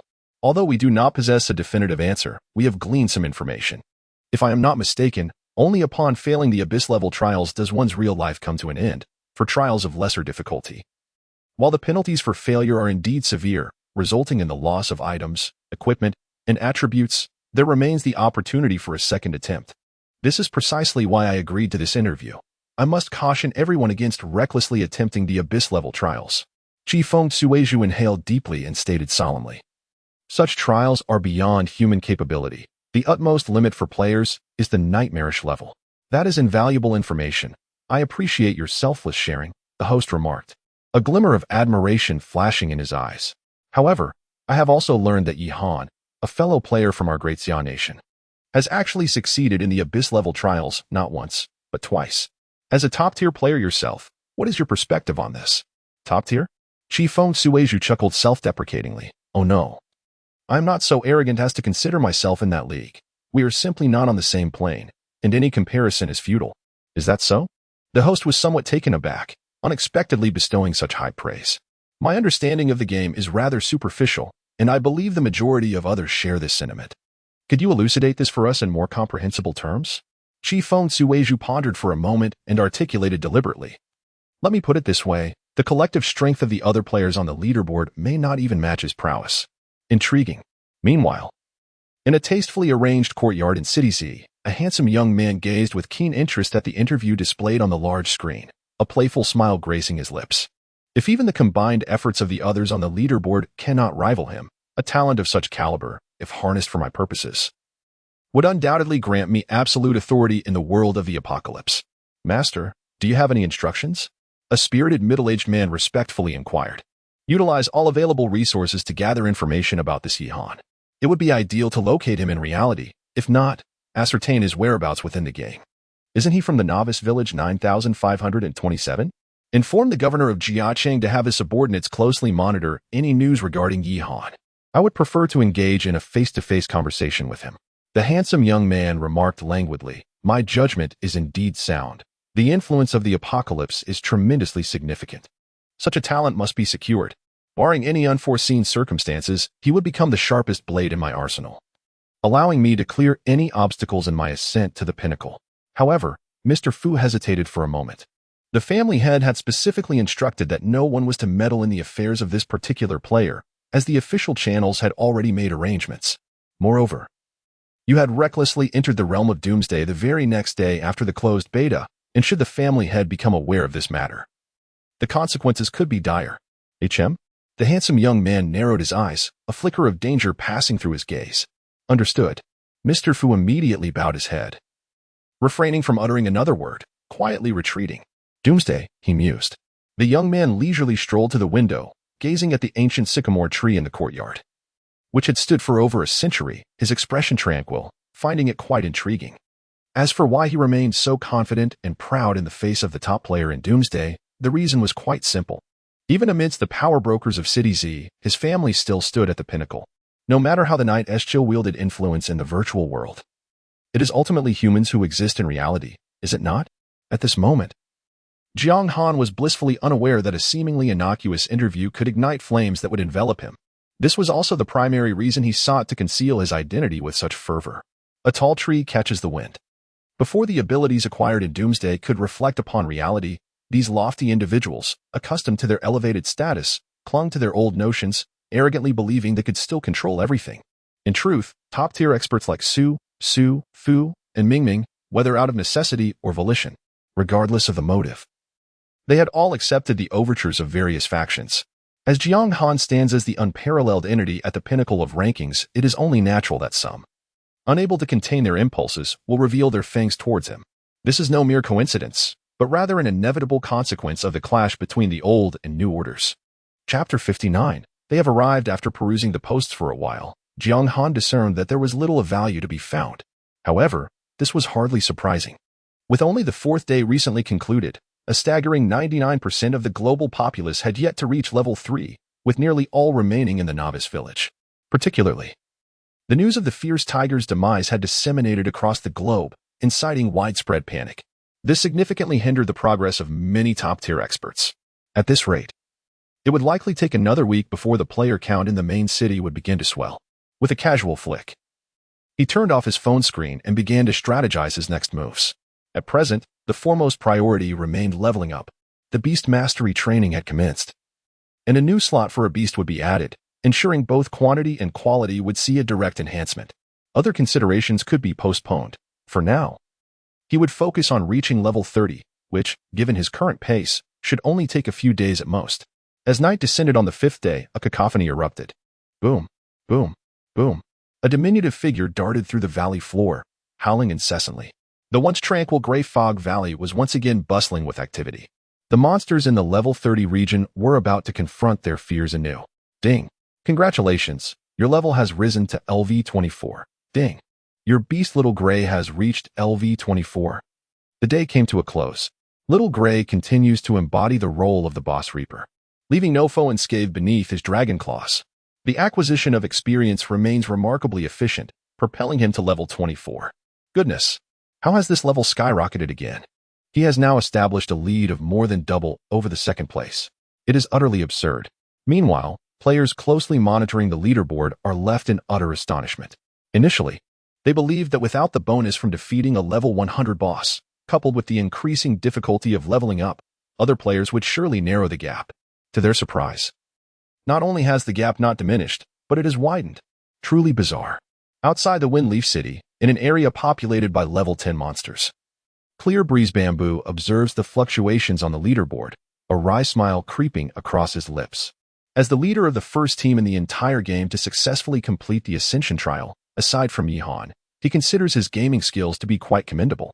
In reality, leveraging the advantage of being the first to exit the novice village, the 5 members of his team have diligently leveled up, firmly securing positions from 2nd to 6th on the leaderboard. Although this fleeting glory is indeed a remarkable achievement, it pales in comparison to the first place. Clear Breeze Bamboo glances at his experience bar, LV10, 53. After 9 hours of arduous effort in a single day, he has only attained half of the progress. Compared to the average of 3 levels gained per day during his time in the novice village, the difficulty now is on an entirely different scale. Once again, I reiterate, our adversary has never been the Night Cold. Reaching this level, my esteemed leader, you have already demonstrated remarkable excellence. The other members of the team discerned the despondence of the gentle breeze and lush bamboo and offered soft words of consolation. After all, while we may fall short in comparison to some, we certainly excel beyond others. Contending for second place is commendable in itself. Moreover, we still possess the prowess of the 3rd, 4th, 5th, and 6th positions for the time being. Indeed, the gentle breeze and lush bamboo smiled in acceptance, adopting a balanced mindset. With such formidable individuals present, the others may vie for second place. Before departing the village, I perceived this figure as a towering edifice, necessitating one to gaze upward in admiration. It was only upon leaving the village that I recognized it as the resplendent stars in the luminous moon, forever beyond reach. The deeper one delves into the understanding of the apocalypse, the more one can truly grasp its boundless and terrifying essence. Amidst the fervent discussions among numerous players, it was evening at the newbie village numbered 9527, within the dragon's lair. 2 colossal figures lay prostrate. One radiated a brilliant golden light, while the other shone with a fiery red brilliance. Yet, what they shared was an overwhelming dragon majesty akin to the great sun. The Holy Judgment, Radiant Dragon, and the Holy Judgment, Fire Dragon, these 2 venerable beings of the dragon clan, who had not laid eyes upon each other for over a millennium, now converged here for a particular reason. This implies that the egg has been missing for several days. And yet you remain here, nestled in this shadowy corner, sleeping soundly? The Radiant Dragon remained unfazed, its voice reverberated, causing stones to tremble and fall. Fear not, Astar. Have you not sensed the repugnant aura emanating from that human? Are you suggesting the loathsome deity? A deep disdain flickered in the eyes of the Fire Dragon. Indeed, the Radiant Dragon spoke. I am not as foolish as you imagine. This is a choice of destiny. So, this so-called destiny is merely placing hope in a humble reptile? The Radiant Dragon scoffed, asserting that even with divine power, a reptile remains a reptile, pitifully weak. It raised its claw and asked, what if this divine power were to be doubled? Doubled? A flicker of astonishment crossed the eyes of the Fire Dragon, which then erupted into laughter, its voice reverberating through the cavern as if it might collapse, shaking the earth. Huh? How could a mere reptile possess such capabilities? Astar, do you think you are speaking to whom? The Radiant Dragon rose, exhaling a scorching breath. I am the prophet. I can see through souls and perceive further than you, allowing no room for your doubt. The Fire Dragon fell silent. In terms of strength, it considered itself equal to any of its kin. However, when it came to the understanding of the primal soul, even one as proud as it must concede that Scott, before them, was truly unparalleled. Isn't this too hasty? You should consult with us, the Fire Dragon said gravely. There is no time left, Astar, the Radiant Dragon sighed. In my dreams, I have seen darkness transcending time and space, consuming all. Our homeland has been utterly buried. Now, we must act. Otherwise, even the last vestige of hope will vanish. The Fire Dragon's gaze turned somber, realizing the gravity of the situation had escalated to such an extent. Worse than imagined. The Radiant Dragon's whisper, they have arrived. Chapter 60, is this a transgression of celestial law? The lair is enveloped in silence, save for the heavy breaths of the dragons, which transform into a tempest, sweeping away sand and stone. After a prolonged silence, I understand. The voice of the fire giant dragon resonates deep. Even though it belongs to the proud dragon race, and despite its disdain for humanity, nothing holds significance in comparison to those bizarre entities capable of annihilating everything. Well then, since you have come, accompany me in search of him. The radiant dragon, Scott, proclaimed. Who? That human. What do you intend to do? I seek to forge the final dawn.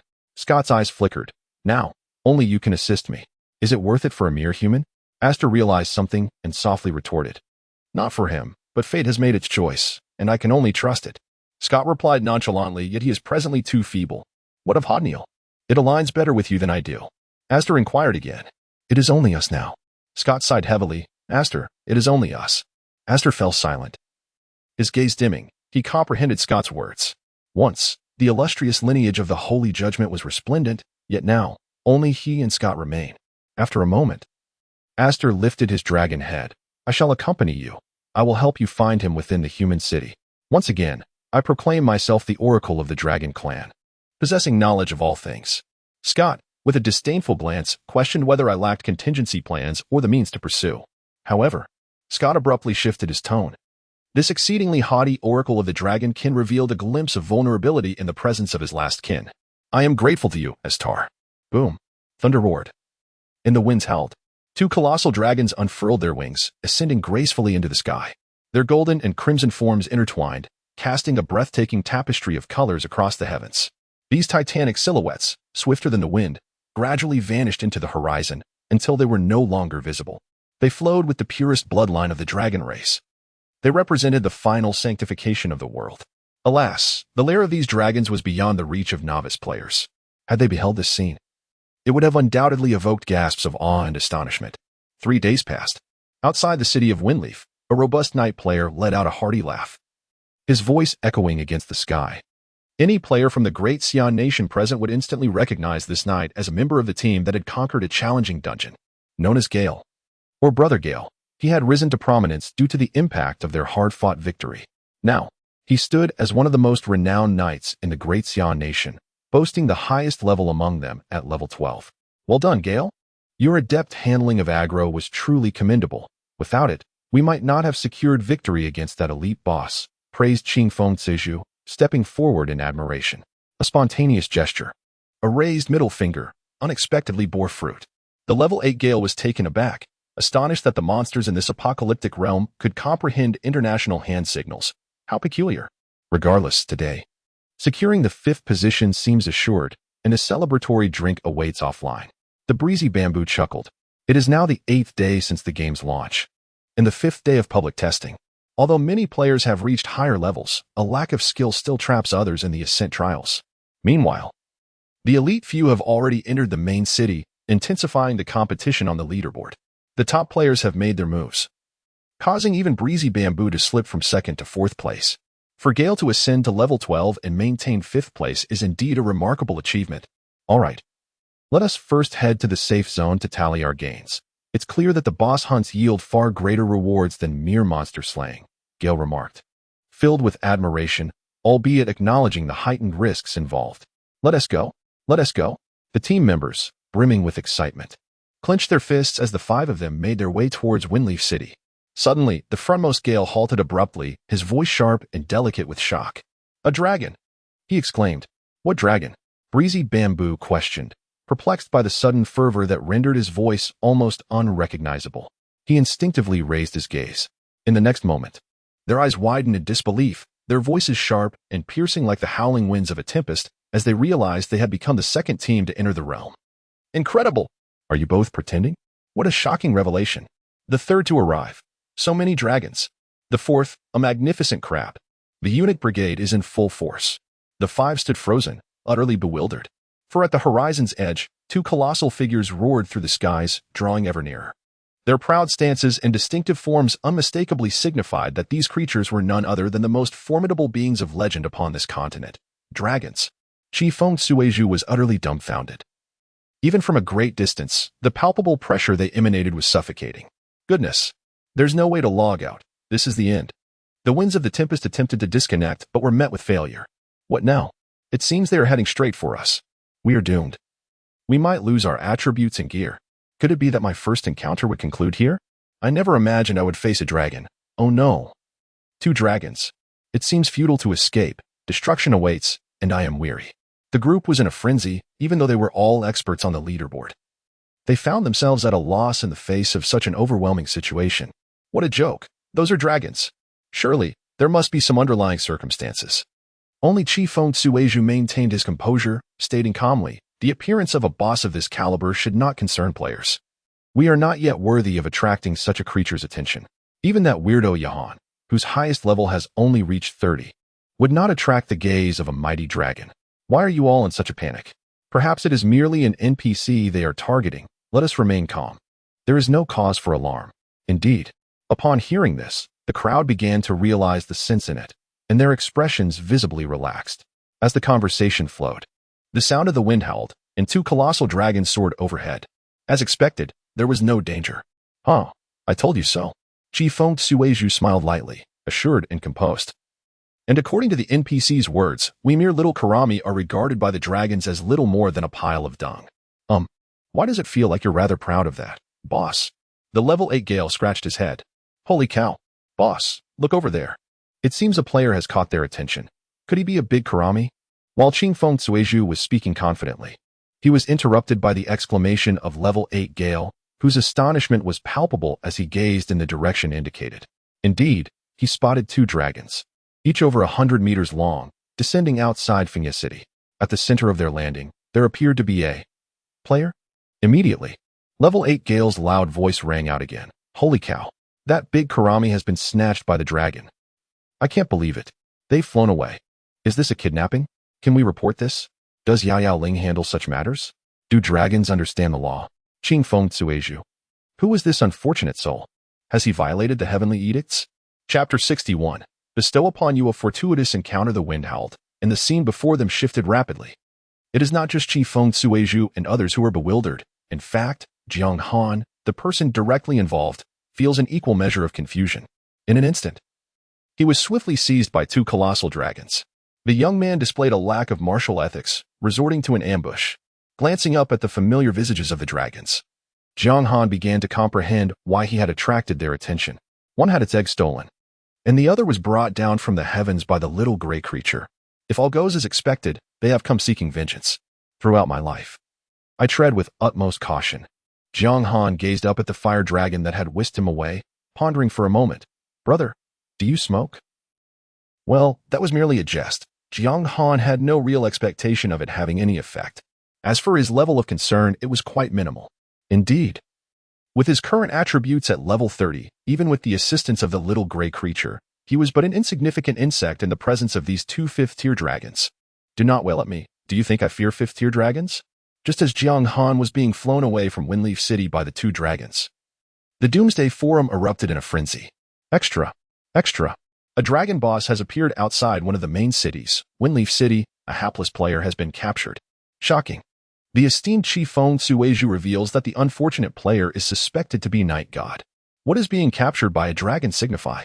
Ordinary players say this.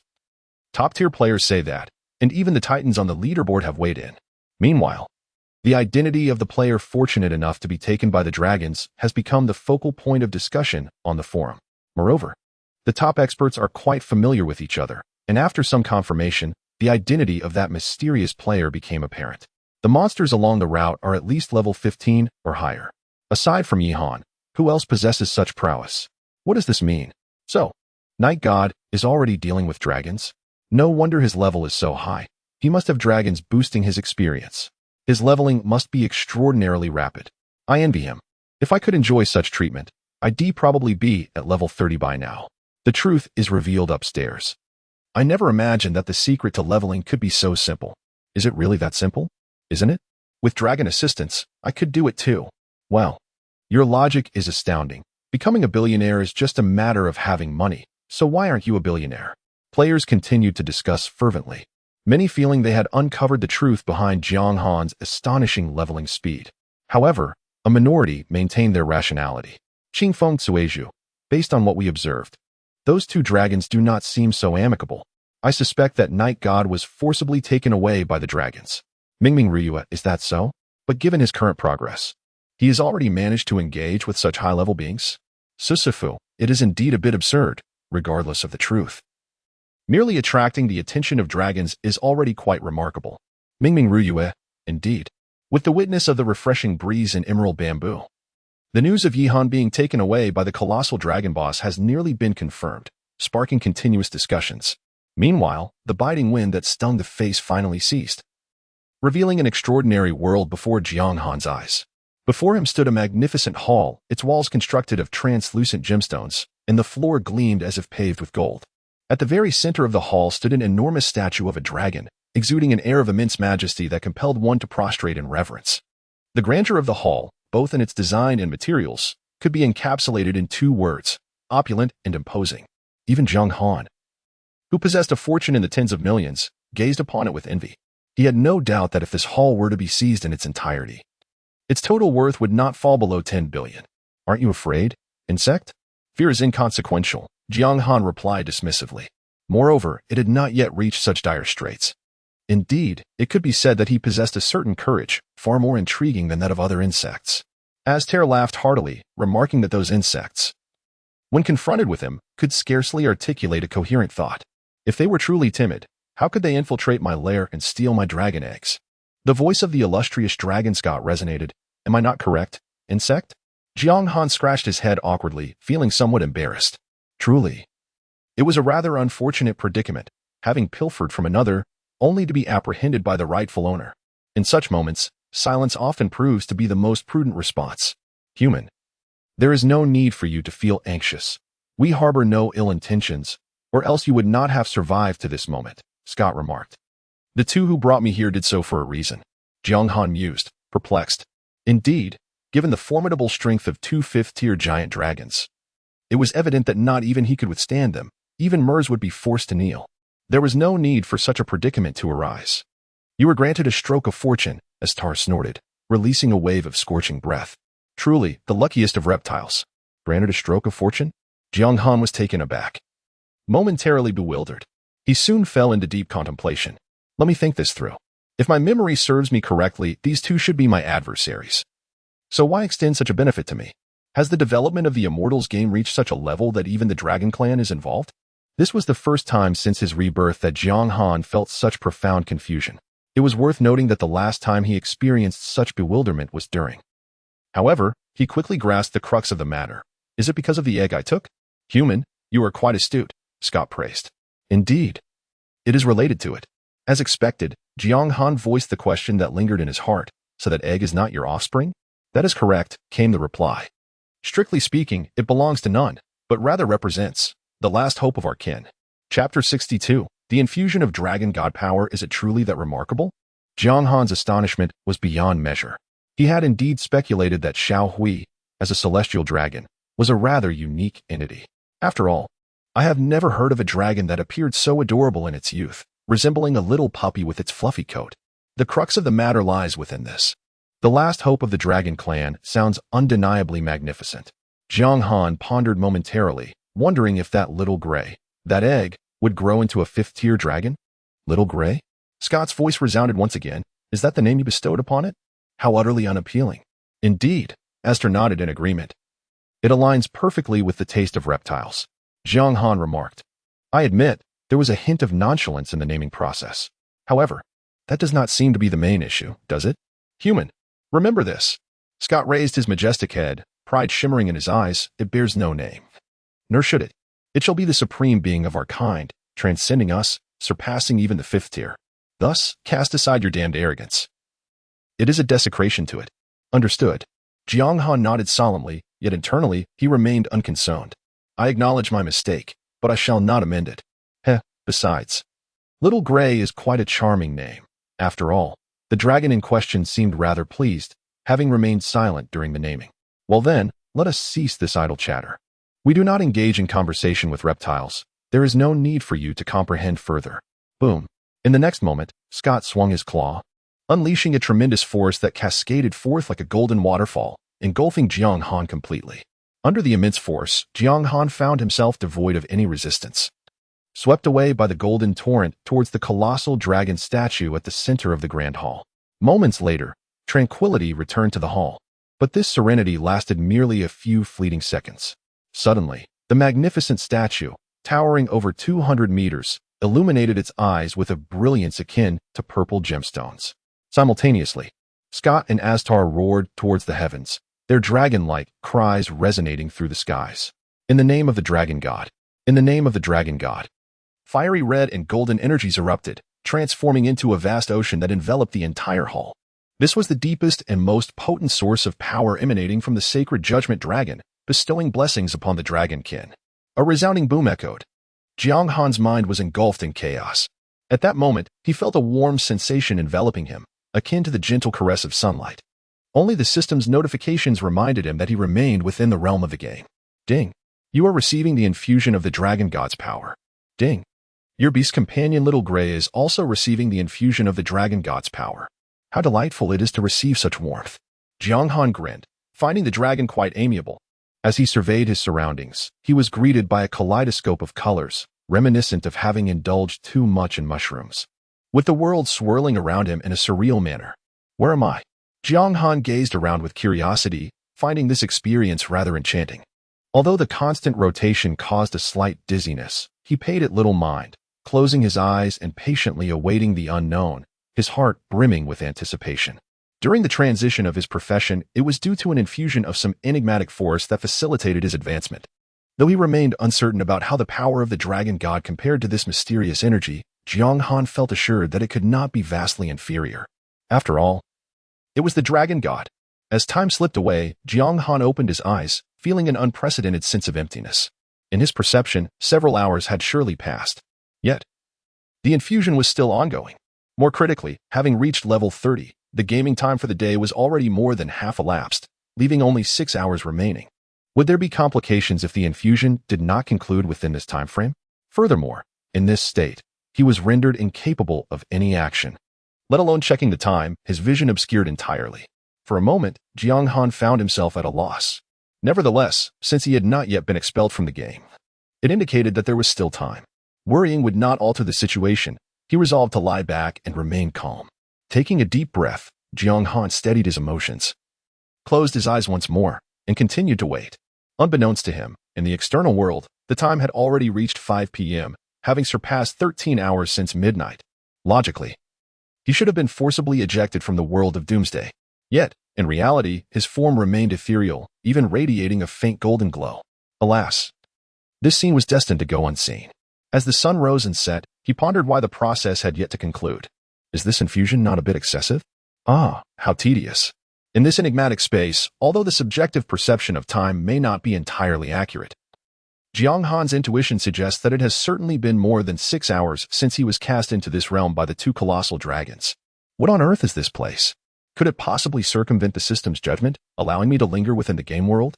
One must understand that even in such a peculiar location as the Ascension Trial, once the gaming time reaches its limit, players are immediately ejected from the game. With the trial deemed a failure, other areas function similarly. Jiang Han had never heard of anyone remaining in a specific zone indefinitely. Even tasks that span several days or even months must be abandoned as soon as the daily gaming time concludes. This is precisely why the peril associated with large-scale missions is exceedingly high. The repeated logging in and out poses a significant challenge for players in terms of time management. Yet, this mysterious space seems to evade the enforced logout. Of course, it could also be a mere illusion, creating a false sense of elapsed time. Regardless of the explanation, it undeniably attests to the uniqueness of this place. Moreover, the sensation of being trapped in a confined area, unable to engage in any activity, is truly tormenting, akin to being confined within a coffin, suffocating. I sincerely hope the eventual outcome does not disappoint me. Jiang Han exhaled a long, heavy breath, forcefully suppressing the agitation within. This prolonged wait is unprecedented in its length.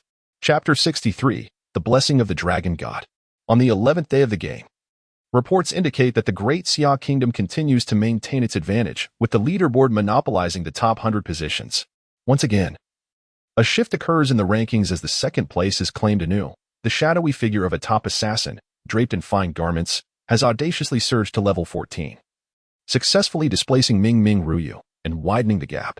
Yet, Yihan remains atop the leaderboard. Though his level has stagnated for 3 consecutive days, has a new deity fallen? Ever since being taken by the mighty dragon, Jiang Han has lingered at level 30 for over 3 days. What secrets lie behind this phenomenon? The fervor surrounding Apocalypse continues to ascend at an astonishing pace. Undoubtedly, this game, capable of influencing reality, has permeated human society, establishing itself as the undeniable second world. Television stations, live broadcasts, and media outlets have all dedicated special segments to this phenomenon. Among the stories capturing the greatest attention in recent days, those concerning Jiang Han remain paramount. As of now, the first place on the leaderboard has remained unchanged for 3 days. That glaring level 30 seems firmly affixed to its position. Esteemed players, does anyone possess insight into the current predicament? What has transpired with Night God? It is perplexing, as this esteemed figure has always been elusive, appearing only briefly. However, based on his previous pace, it is likely that some unforeseen circumstance has arisen. Goodness, being seized by a dragon, could this be the prelude to an extraordinary spectacle? Is it possible that the dragon has a penchant for such encounters? Is it true that the Night God has engaged in some clandestine dealings with the dragon, allowing the latter to enhance his abilities? Now that his level has risen, it seems the time for retribution has arrived. I must say, could it be that your acquaintance possesses insider knowledge? Which friend are you referring to? Even the likes of Mingming and Ruo Yue, who are esteemed deities, claim ignorance. So who is your friend to possess such wisdom? Pfft, I cannot elucidate this for you. Your perspective is too narrow. Are you aware that true masters often reside among the populace, and those so-called top deities are merely a facade? With such a significant gap in levels, it is hardly worth consideration. If you are so remarkable, why do you not ascend yourself? It is laughable. I never claimed to possess such abilities. I was merely speaking of my friends. Is it not valid to critique an appliance that fails to cool? Opinions abound. Some offer rational analysis. Others seek amusement, and still, there are those who take pleasure in the misfortunes of others. There are even a number of self-proclaimed sages who purport to know the truth. However, the specifics remain elusive to all. The players most affected by this situation are undoubtedly those on the leaderboard, although they may be reluctant to admit it. The apparent downfall of Jiang Han feels akin to a mountain being lifted from their shoulders, allowing them to finally breathe and gaze upon the world's pinnacle. Meanwhile, in a mysterious realm, Jiang Han has emptied his mind entirely, akin to a monk in deep meditation. Having faced life and death, he transitioned from initial ennui to existential doubt. He has since endeavored to adjust his state of mind, seeking tranquility. Now, he has reached a point where he can disregard this eerie environment. Let things unfold as they may. He is weary. Congratulations! You have received the blessing of the Dragon God, and you have become even more formidable. Suddenly, a clear notification sound echoed. Finally, Jiang Han abruptly opened his eyes, a glimmer of brilliance flashing within them. In the next moment, the environment around him shifted rapidly. When his vision regained clarity, Jiang Han found himself in a desolate wasteland. It appeared he had been carelessly cast into the wilds. Jiang Han surveyed his surroundings. It was eerily quiet, and the 2 fifth-tier dragons had vanished without a trace.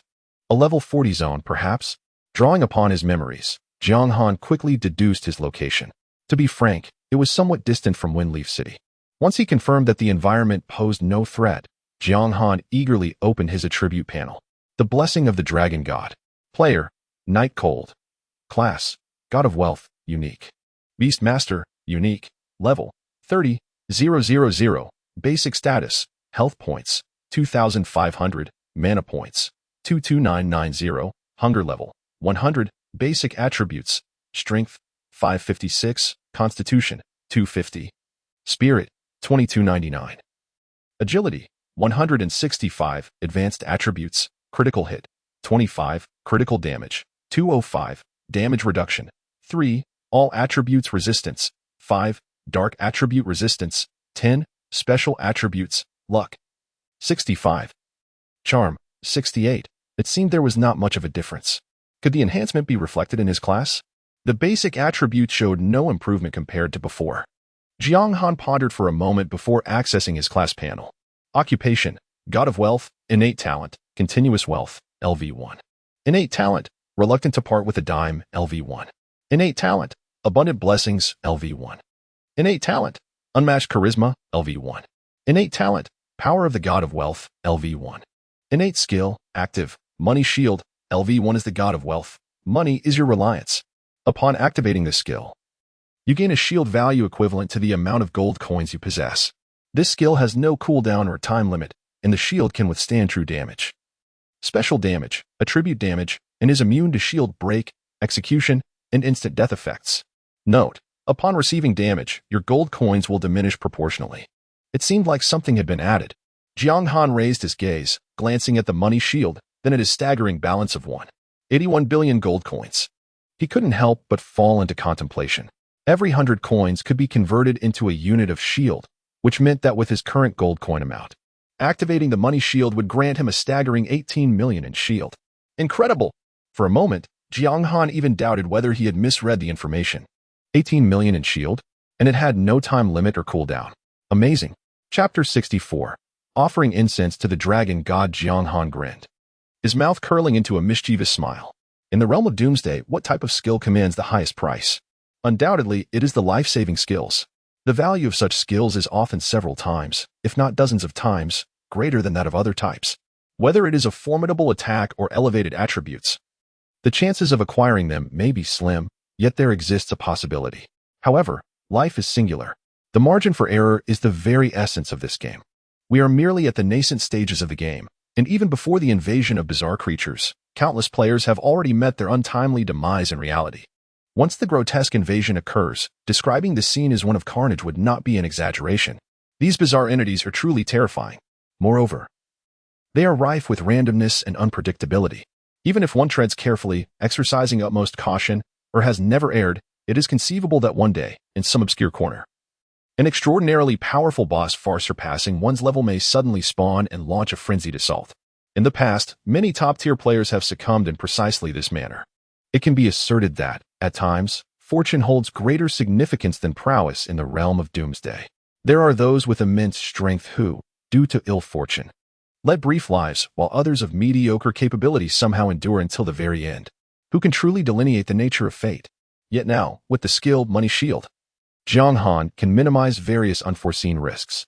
Had this skill been available earlier, there would have been no need for such arduous efforts to conquer the level 10 trial. Jiang Han reflected deeply.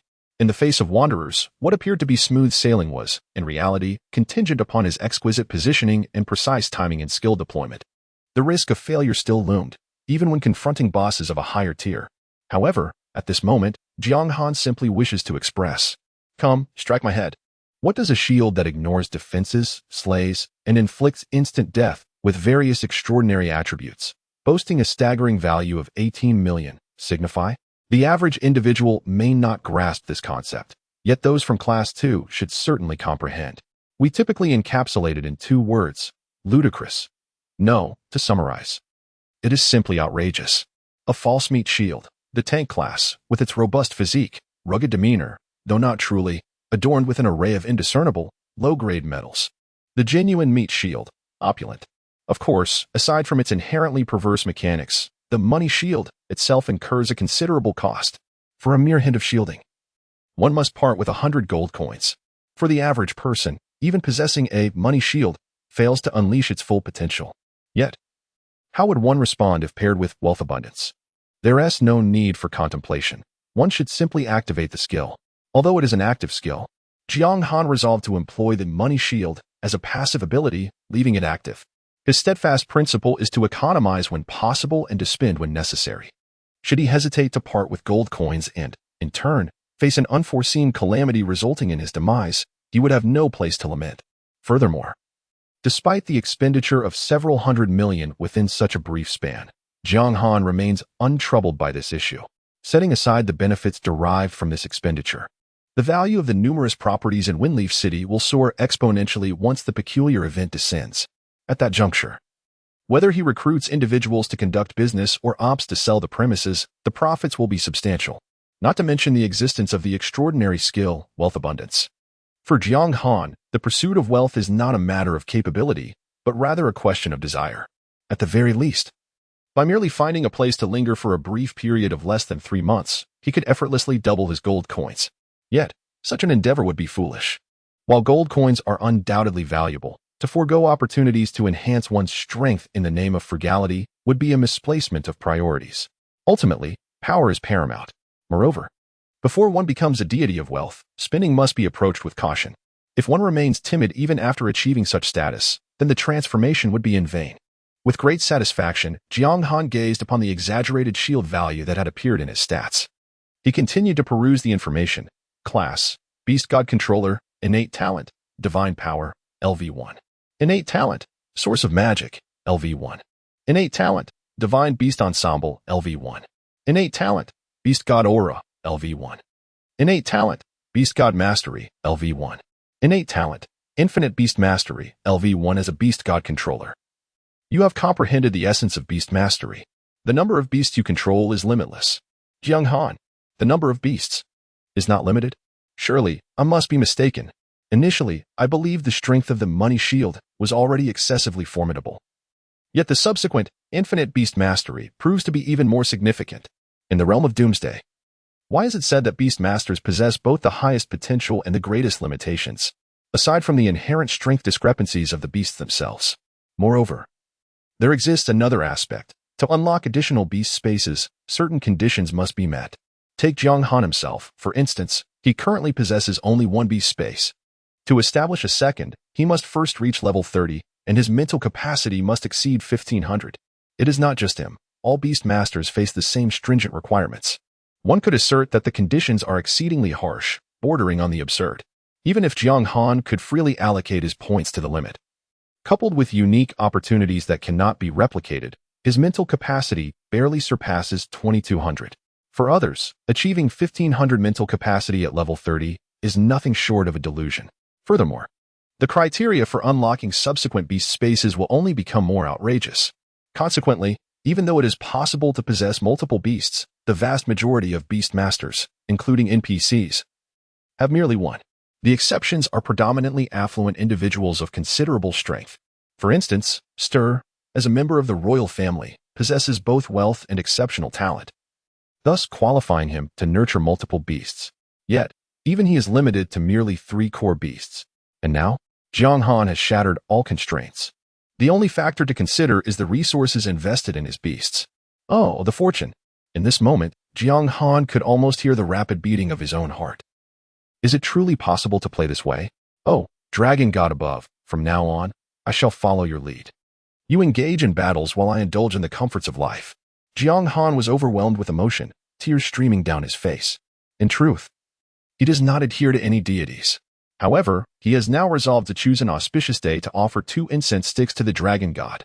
Remarkable. Chapter 65. Little Gray evolves again. The mythical beast's potential begins to emerge. Calmly, after a considerable time, Jiang Han finally patted his face to steady his emotions. The 2 skills bestowed by the Dragon God are nothing short of divine. If the money shield provides a stable safeguard, then infinite beast control offers an unparalleled potential. However, both share a common trait. They are costly. Activating the money shield to mitigate damage requires funds, and nurturing beasts also demands considerable financial resources.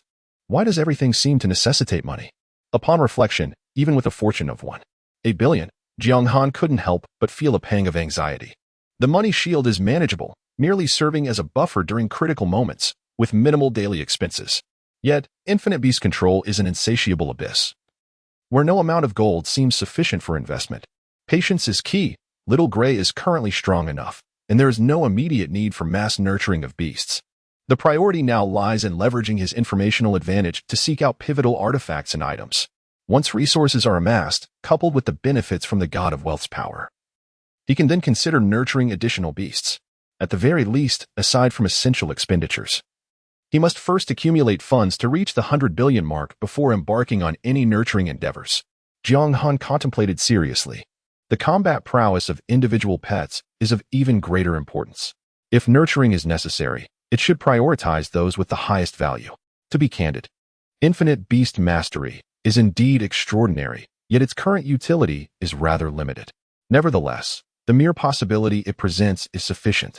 Just imagine the spectacle when a substantial number of elite beasts are truly cultivated. Moreover, with the skill, wealth of the God of Fortune that enhances attributes through expenditure, Jiang Han's own attribute growth is formidable. When this enhancement is transferred to the beasts, it is as if he is a root deeply embedded in the ground, continuously channeling vitality upwards. Yet, the expenses. Who would have thought that I, the illustrious God of Fortune, would experience a shortage of funds? Jiang Han could not help but exclaim. It can only be said that it is not that the God of Fortune lacks strength, but rather that infinite beast mastery is exceedingly powerful. By the way, there is also Little Gray. He suddenly recalled something. The ability to accept the dragon god's blessing was indeed thanks to this little creature. Given that the two skills have reached such heights, it stands to reason that Little Gray, who carries the hopes of the dragon clan, would not be lacking either. A sudden, childlike roar echoed. Before Jiang Han could react, a small figure emerged from the beast's space, proudly sitting with its head held high. Jiang Han? If memory serves me right, I have not yet activated the beast's space. How did this little creature manage to come out? Moreover, it seems to have grown just a tad. Its fur gleams brightly. Judging by its expression, it appears quite pleased with itself. Jiang Han glanced at Little Gray and called, "Come here." Ah well. Little Gray swiftly turned its head away, adopting a haughty demeanor as it looked elsewhere. Still as indifferent as ever. Oh well. Jiang Han felt an overwhelming sense of fatigue and immediately accessed the data panel of Little Gray. This rebellious offspring. Nickname, Little Gray. Species, Celestial Dragon, Mythical. Level, 30,000. Status, Health Points, 202, 500. Magic Points, 208, 470. Base Attributes, Strength, 7, 066. Constitution, 6, 975. Spirit, 7, 589. Agility, 6, 949. Talent, Absolute Suppression. As a mythical beast, the Celestial Dragon possesses an innate ability to suppress lower-tier creatures, becoming even stronger after inheriting the fortune of the dragon lineage. It inflicts 30 damage on mythical beings and 50 damage on beings below the mythical tier. All damage received is reduced by 50. Dragon Sovereign. As the supreme entity of the dragon race, the Celestial Dragon has received the blessings of the dragon god, establishing itself as the unequivocal leader. It exerts innate suppression over dragon-type creatures, inflicting 100 damage on them while reducing damage taken from dragon-type attacks by 50. Skill, World-Shattering Dragon Might, a group intimidation skill. The Celestial Dragon unleashes a thunderous roar that causes the world to tremble. All hostile creatures within a radius of 50 meters, regardless of tier or type, are forcibly stunned for 2 seconds. Cooldown, 30 seconds. Cost, 5 magic points. Dragon Emperor's Breath, a single target skill. The Celestial Dragon breathes forth searing flames that scorch all, dealing 500 true damage based on strength and spirit to the targeted foe, which cannot be evaded. Cooldown, 5 seconds. Cost, 2 magic points. Dragon Emperor's Fangs, as the nemesis of magic, the Celestial Dragon, as the sovereign of its kind, silences all forms of sorcery, inflicting 500 points of magical damage based on strength upon the 5 nearest enemy units, while forcing them into a state of magic suppression for a duration of 10 seconds. Cost, 10 mana. Cooldown, 30 seconds. Wrath of the Dragon Emperor, a unique innate skill. The Celestial Dragon enters a state of extreme fury, determined to annihilate everything within a radius of 500 meters, dealing 10,000 points of indiscriminate true damage based on strength and constitution. Cooldown, 30 days. Upon activation of this skill, attributes are permanently reduced by 5. And the Celestial Dragon falls into a slumber for 5 days. Dragon Goddess Power. The Celestial Dragon has received the blessing of the Dragon God, enhancing all attributes by 100. Jiang Han. Even with prior mental preparation, upon reviewing the panel of Little Gray, Jiang Han's mind still struggled to comprehend the situation. A comprehensive enhancement. The fundamental attributes, skills, and even the suppression of other beings' various amplifications of attributes were not trivial. The strength had escalated to an entirely different echelon, with a staggering 200,000 hit points and exaggerated 4-dimensional attributes. The sheer numerical advantage in attributes alone utterly overshadowed numerous bosses. It is essential to note that due to the resurrection mechanism following death, the base values of player-trained familiars are comparatively diminished when juxtaposed with wild bosses. The greater strength is primarily manifested in skills and the familiar training function, which is unlocked only at level 30. This explains why Little Gray, despite being a mythic-level creature, exhibited inferior attributes to monarch-level bosses at level 20. After all, the little one still possessed baseline attributes. After a period of cultivation, the overall strength will naturally enhance, and the extent of growth ultimately depends on the training. But what about now? With merely the base attributes, it is already alarmingly formidable. Chapter 66, A Powerful Return. Is it not akin to child's play to eliminate a king-level boss at this stage? Observing the nonchalant demeanor of the little gray creature, Jiang Han could not help but exclaim in admiration. Initially, he He believed that the significant attribute bonuses from the Beast God Controller and various equipment would at least allow him to benefit from the residual power of the Little Gray. However, it seems he was overly naive. Even a fifth-tier dragon holds such a revered position. It is indeed remarkably powerful, aside from its adorable appearance. All other attributes are top-tier. No wonder the little creature appeared so proud upon emerging. It has been waiting for this moment, hasn't it? To be fair, the prowess of the Little Gray is impressive. Jiang Han retracted his status panel and sincerely praised, "Little Gray, I shall rely on you from now on." How? The Little Gray proudly let out a cry, unexpectedly granting Jiang Han a glance of acknowledgement. Naturally, the Abyss trial awaits. Jiang Han, filled with enthusiasm, could scarcely contain his eagerness to witness the combat prowess of the Little Gray. 2 hours later, Jiang Han arrived at the trial hall for level 30. "Esteemed Lord Knight Han, may I inquire if you wish to undertake the Abyss-level trial once again?" Before he could respond, the hall's guard approached respectfully, admiration evident in his gaze as he looked upon the valorous emblem on Jiang Han's chest.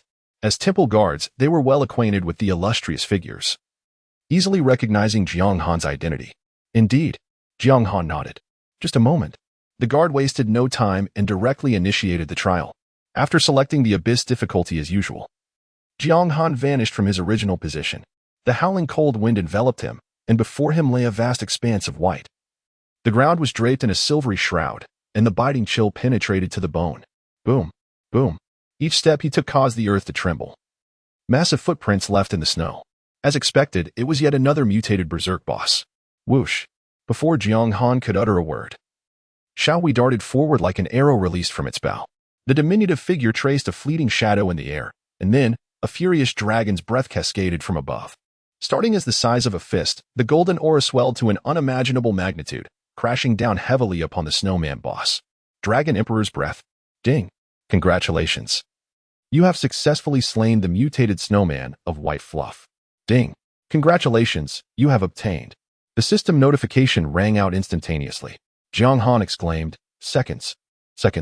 I didn't even get a chance to see the boss's attributes. Is it really necessary to be this efficient? Ugh, this is no fun. That giant was hardly a challenge. And yet, here we are playing. The corner of Jiang Han's mouth twitched. He and Xiaohui shared a deep connection, allowing him to understand the little one's thoughts. However, this single skill had utterly obliterated the boss, making it scarcely different from mere play. In fact, it had been less satisfying than playing with mud. Xiaohui looked at Jiang Han with a hint of confusion, as if to say, hadn't they always played this way before? Play to the fullest. There are still 4 more giants left for you to entertain yourself with. Jiang Han seldom spoke. Not because he lacked words, but rather because it was often a struggle even to touch the little creature. He felt an overwhelming urge to rub the little gray head until it shone. Such a delightful, yet formidable companion was hard to come by. The only drawback was that this rebellious child was somewhat disobedient. Together, they surged forward with unyielding momentum, as if unstoppable. Although the difficulty of the trials was meant to escalate gradually, their efficiency in defeating the bosses surpassed that of the previous 2 Ascension trials. It could only be said that the growth rate of Little Gray was astonishingly rapid. It had already reached a stage where it could effortlessly annihilate even a corrupted boss with a single skill, as if dispatching mere minions. Boom, boom, ding. Congratulations. You have successfully slain the Snowfang beast. Ding. Congratulations. You have successfully slain the Icefield Nine-tailed fox. Congratulations. With no hint of difficulty, the 4 corrupted bosses fell one after another, offering no resistance. Finally, the ultimate boss revealed its true form. Abyssal Seeker, Monarch, level 30, health 400, 000, strength 6, 000, constitution 40, 000, agility 6, 000, spirit 5, 000, talent unknown, skills unknown, from the abyss to the abyss. The Seeker. Jiang Han narrowed his eyes. Indeed, it was yet another boss from the Abyss series. As with the previous encounters, the information did not emphasize that this was an eerie being, yet Jiang Han was utterly certain that should the Seeker claim a life, the reality would inevitably follow suit. How? Without needing Jiang Han to speak, Xiaohui dashed out. In truth, there was no need for Jiang Han to direct, given Xiaohui's current attributes. The Seeker was destined to be overwhelmed. A king-level boss? It was merely that. In less than a minute, with the Seeker's defeat, a world announcement echoed. Ding. System announcement. Player Jiang Han of the Great Xia Kingdom has successfully completed the Abyssal Level Ascension Trial, becoming the first ever to pass the 30-level Abyss Trial, and has obtained the epic item, Heroic Radiant Stone, earning 1 battle zone point for the Great Xia Kingdom. This is hereby announced. Ding. System announcement. In an instant, players worldwide erupted in excitement. Oh my, I can't believe it. I told you you shouldn't have been silent all these days for a reason. You didn't believe me, but here it is. Our deity from the Great Xia Kingdom, tremble before us, mortals. No way, this is impossible. All eyes were swiftly drawn to the top of the leaderboard. The forum buzzed with unprecedented fervor. Meanwhile, outside Fengye City, a figure chuckled. How amusing. I said. How could such a person meet an early demise? As expected, to pass the 30-level Abyss trial, this individual's potential is indeed unfathomable. Once I bring him under my command, the true excitement of this game will begin. Understanding dawned on the young man beside him, a complex expression reflected in the eyes of an assassin player who nodded. If other players had glimpsed this assassin's ID, their jaws would have surely dropped in astonishment. In the blink of an eye, he vanished. One of the foremost assassins of the Great Xia Kingdom, now also ranked among the top 30 masters, astonishingly shows profound respect towards a youth of inferior rank. Clearly, the identity of this handsome young man is far from ordinary. Chapter 67. It's confirmed. Indeed, it's the esteemed Night Cold. Level 30 Abyss Trial. The roars and carnage ceased, leaving the entire snowy realm enveloped in silence, with only the delicate snowflakes gently descending from the heavens. With a single gesture, Jiang Han caused the milky white light on the ground to vanish. Abyss Stone, Fragment 3, Grade Unknown, unidentifiable, as expected, just like the previous 2 times. The only item procured by the Seeker remains a fragment of the Abyss Stone, the 3rd piece. Exhaling softly, Jiang Han departed from the trial site with little gray. Soon, he emerged. Remarkably swift. Was it merely within an hour? He has successfully passed the Abyss trial. Truly, he is the most exceptional hero in history, indeed impressive. This prowess surpasses the rumors. Observing the youthful figure that appeared in the grand hall, several guards whispered amongst themselves, their eyes filled with admiration and astonishment. Accustomed to such fervent gazes, Jiang Han approached the leading guard, inquiring about the rewards for passing the trial. Very well, please hold on. The guard, without any objection, swiftly moved aside to retrieve a smooth jade stone from a sandalwood box, presenting it to Jiang Han. Heroic Radiant Stone. Grade, Epic. Description, a rare material infused with the radiant power crafted within the Heroic Radiant Stone, capable of further enhancing the heroic emblem. Only formidable heroes are worthy of possessing it. Likewise, it is still the exclusive enhancement item of the Badge of Valor, capable of providing yet another boost. Jiang Han felt quite pleased with this reward. The Badge of Valor, having already been enhanced, was now a legendary grade item with formidable attributes. And now it could be further improved. Please take care, he said, as he departed the grand hall amidst the respectful gazes of numerous guards. After leaving the trial hall, Jiang Han headed straight for Windleaf City to Dao's Forge. Compared to the previous desolation, the atmosphere here was now bustling with activity. Although only a select few players had qualified to enter the main city thus far, given the vast population of the Great Xia Kingdom, even the rarest of talents could amount to tens of thousands. In just 2 short days, a significant influx of players had poured into Windleaf City, bringing considerable business to various shops. Even outside Dao's once quiet forge, a lengthy queue had formed. After all, in comparison to larger establishments, the prices here for both crafting and appraising were considerably lower, making it a pure volume-based type of shop. Jiang Han had no intention of wasting time. He bypassed the queue and approached the forge directly. Such brazen queue-cutting naturally aroused discontent among many onlookers. What a lack of manners, some murmured. However, no one dared to confront him. After all, having navigated this world for so long, they were well aware that players who disregarded the unspoken rules and cut in line could quickly find themselves expelled by NPCs. If things escalated, they might even attract the attention of the guards, leaving one to discover the true meaning of consequences. At this moment, the sound of the hammer echoed, sparks flying in every direction. Boss, I need to identify my equipment, Jiang Han spoke softly. Get in line and stop bothering me. Darl, overwhelmed with work, raised his voice in irritation, ready to unleash a torrent of curses. Wait, why does that voice sound so familiar? Realizing something was amiss, Darl halted his actions and looked up abruptly. What he saw was a familiar figure. I didn't realize it was you, esteemed guest. My apologies, I've been so busy that I didn't notice. Darl smiled broadly, resembling a withered chrysanthemum, repeatedly apologizing. You wish to identify your equipment, correct? Listening to their exchange, the other players were left bewildered, a series of question marks appearing above their heads. This was not right. According to the original storyline, this interloper should have been swiftly dealt with, thrown out like a dog. Yet here they were, observing the scene as if witnessing a reunion with a long-lost father. Indeed. Jiang Han nodded, a playful smile gracing his lips. With such a demeanor, I thought you might be reconsidering. No.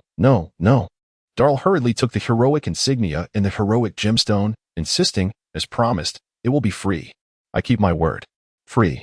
The few players waiting behind cast incredulous glances at Jiang Han, wondering who this extraordinary individual was that could render such a proud NPC so subservient. We are all commoners. Why should this be the case? Suddenly, someone had a revelation. Indeed, there was one person in Apocalypse who was not a commoner. Could it be?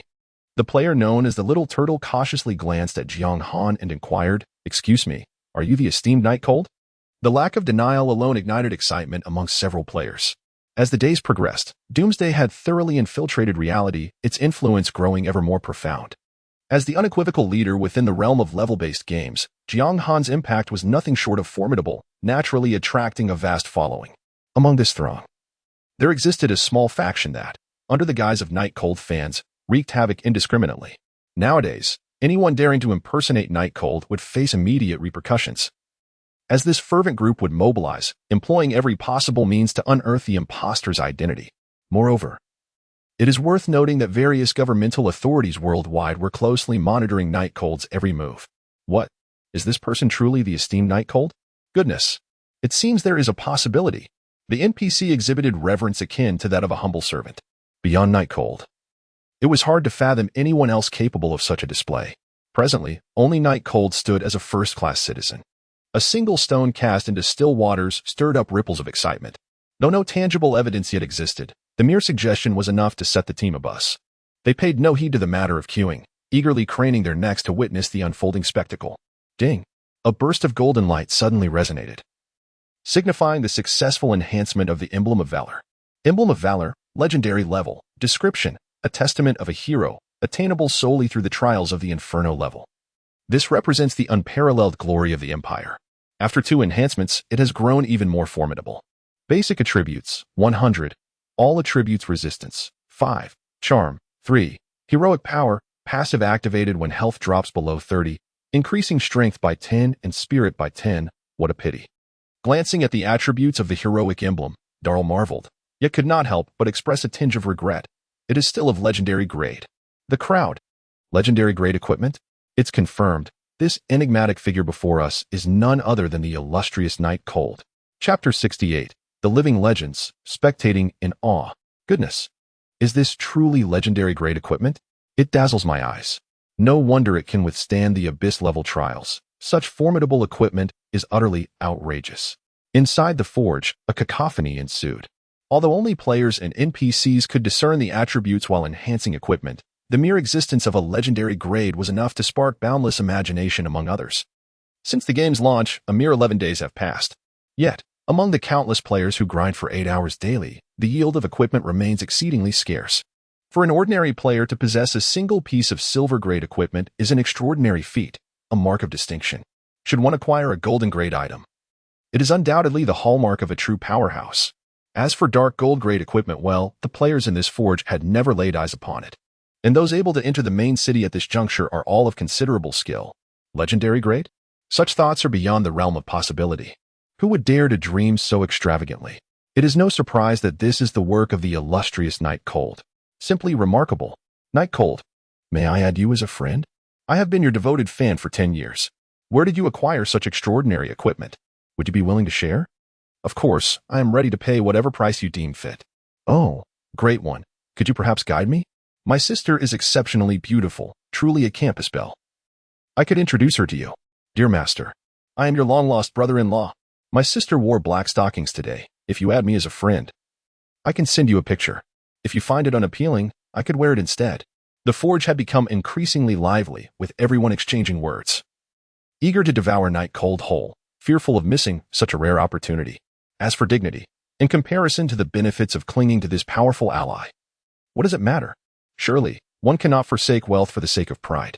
Jiang Han directly disregarded the fervor of others, nonchalantly retrieving several pieces of dark gold equipment he had recently acquired from the Abyss trials and placing them before Darl, asking him to appraise them as well. That is entirely feasible, Jiang Han affirmed, nodding. TSK. Darl sighed, shaking his head in disbelief. Behold, this is what it means to restock. However, he was not idle himself, beginning to cast his appraisal magic. Ding, ding, as the melodic sounds rang out. One dark gold piece of equipment after another was successfully identified. After appraising the badge of valor, Darl's identification skill level increased significantly, achieving a 100 success rate for identifying dark gold equipment. Incredible! These are all exceptional items. My heart is racing, unable to withstand the intensity of the scene. The other players in the shop were left in awe, their eyes wide with astonishment. How enticing! Esteemed player, you must have some equipment that you no longer require. Would you consider selling it? Unable to resist the temptation, one individual inquired. Ah, esteemed player, you are being too formal, the man replied, his brow arching with intrigue. This could be promising. He confidently patted his chest, declaring, my father owns 3 publicly listed companies, money is not an issue. I only accept transactions in in-game gold. Jiang Han replied coolly. He had no intention of revealing his identity and certainly would not engage in offline transactions. Moreover, while he had invested 2 billion into the game, he had retained a considerable amount, so he was not currently in need of funds. Gold. The wealthy heir furrowed his brow, conceding. That could work, but it might take some time to gather. Let us discuss it later, and besides, these items are all level 30. You wouldn't be able to use them anyway, Jiang Han replied nonchalantly. He had no use for equipment from other professions, and simply holding on to them served no purpose. He had no intention of forming a guild, so selling them held little significance. Indeed, the wealthy heir sighed, a hint of disappointment in his voice. The disparity was too great. Even if the equipment were given to him for free, he would be unable to utilize it. It is a stark reminder of the glaring differences between individuals. Meanwhile, the excitement spread like wildfire. Oh my goodness! The esteemed Knight Han has appeared in Windleaf City, flaunting an array of dark gold equipment. Everyone, come and pay homage to the esteemed player. Is the news credible? Tai? Last time, someone claimed that Knight Han had shown up, but when I rushed over, I found a mere imposter, which nearly caused me to have a stroke from frustration. Indeed, more authentic than gold itself. Observe these images. Captured by someone on-site at a certification shop located in the eastern part of the city. News of Yihan's appearance spread with astonishing rapidity, invigorating many who had long awaited news of this eminent figure. Particularly, players from Fengya City, eager for excitement, hastened towards the city. In a tavern within the city, a striking young man, who had chosen the elite assassin known as Fleeting Shadow as his personal bodyguard, smiled with an air of self-assured mastery. Rising with composure, he declared, let us proceed. The location is not far from here. After today, our guild shall welcome true masters in every sense of the term. The remaining companions followed silently in his wake. Once all equipment had been thoroughly appraised, Jiang Han prepared to head to the Duke's residence. At level 30, it was the pivotal moment for the second job transfer. Only after completing this transition would the Beast Master class unlock the ability to cultivate their beasts. For a Beast Master, the significance of this second transfer far surpassed that of other classes. However, since the Beast God Controller is a hidden profession, Jiang Han remained uncertain whether the standard NPC transfer methods would be applicable. This matter would require consultation with Stir. Glancing around, he noted the increasing number of players gathering, reminiscent of a famous star holding a concert. Yet, he paid little heed to it. Their presence bore no impact on him, and he chose to disregard it. In truth, the thought of traveling such a distance merely to witness the top of the leaderboard seemed rather foolish. Yet these players are far from foolish. In other games, it might be acceptable, but this is the realm of the apocalypse. The disparity in strength is monumental. To dare provoke others here is to court vengeance. Should they encounter one another in the wild, only death awaits. There lies no alternative. They cannot linger indefinitely in the main city, can they? Even if they could survive in such a manner, remaining cooped up and unable to level up would render them nearly useless. Thus, while they may enjoy the spectacle, everyone is acutely aware of their limits and refrains from crossing the line. However, in this world, there are always those who perceive themselves as exceptional, or perhaps simply arrogant. Before Jiang Han could proceed much further, a group of about 10 suddenly obstructed his path. Chapter 69. Yet your pretense is unappealing to me. Goodness. Are there truly those who lack foresight? To dare block the way of the esteemed Night Cold, did they wish to forfeit their standing in the game? This is absurd. Surely, a confrontation upon exiting the city is inevitable. What kind of folly is this? The onlookers were left dumbfounded, though they might boast of single-handedly taking down Night Cold. Such bravado was merely for amusement. No one anticipated that there would actually be fools bold enough to encircle him. Ajahn, are you serious? The crowd was collectively taken aback by this blatant display of ignorance, and many began to contemplate contacting a mental health facility. How were these individuals even allowed to roam free? Wait a moment, that fleeting figure, he too is an esteemed player. And the young man accompanying him. He is a prominent figure in reality. However, recognition soon dawned upon some, leading to astonishment. I know that fleeting figure, a prominent figure in reality? What nonsense is this? Beside them, someone inquired further. Even if they joined forces, they wouldn't stand a chance against Night God, would they? That is undoubtedly true. Yet the crux of the matter lies elsewhere. Night God excels solely in the realm of gaming.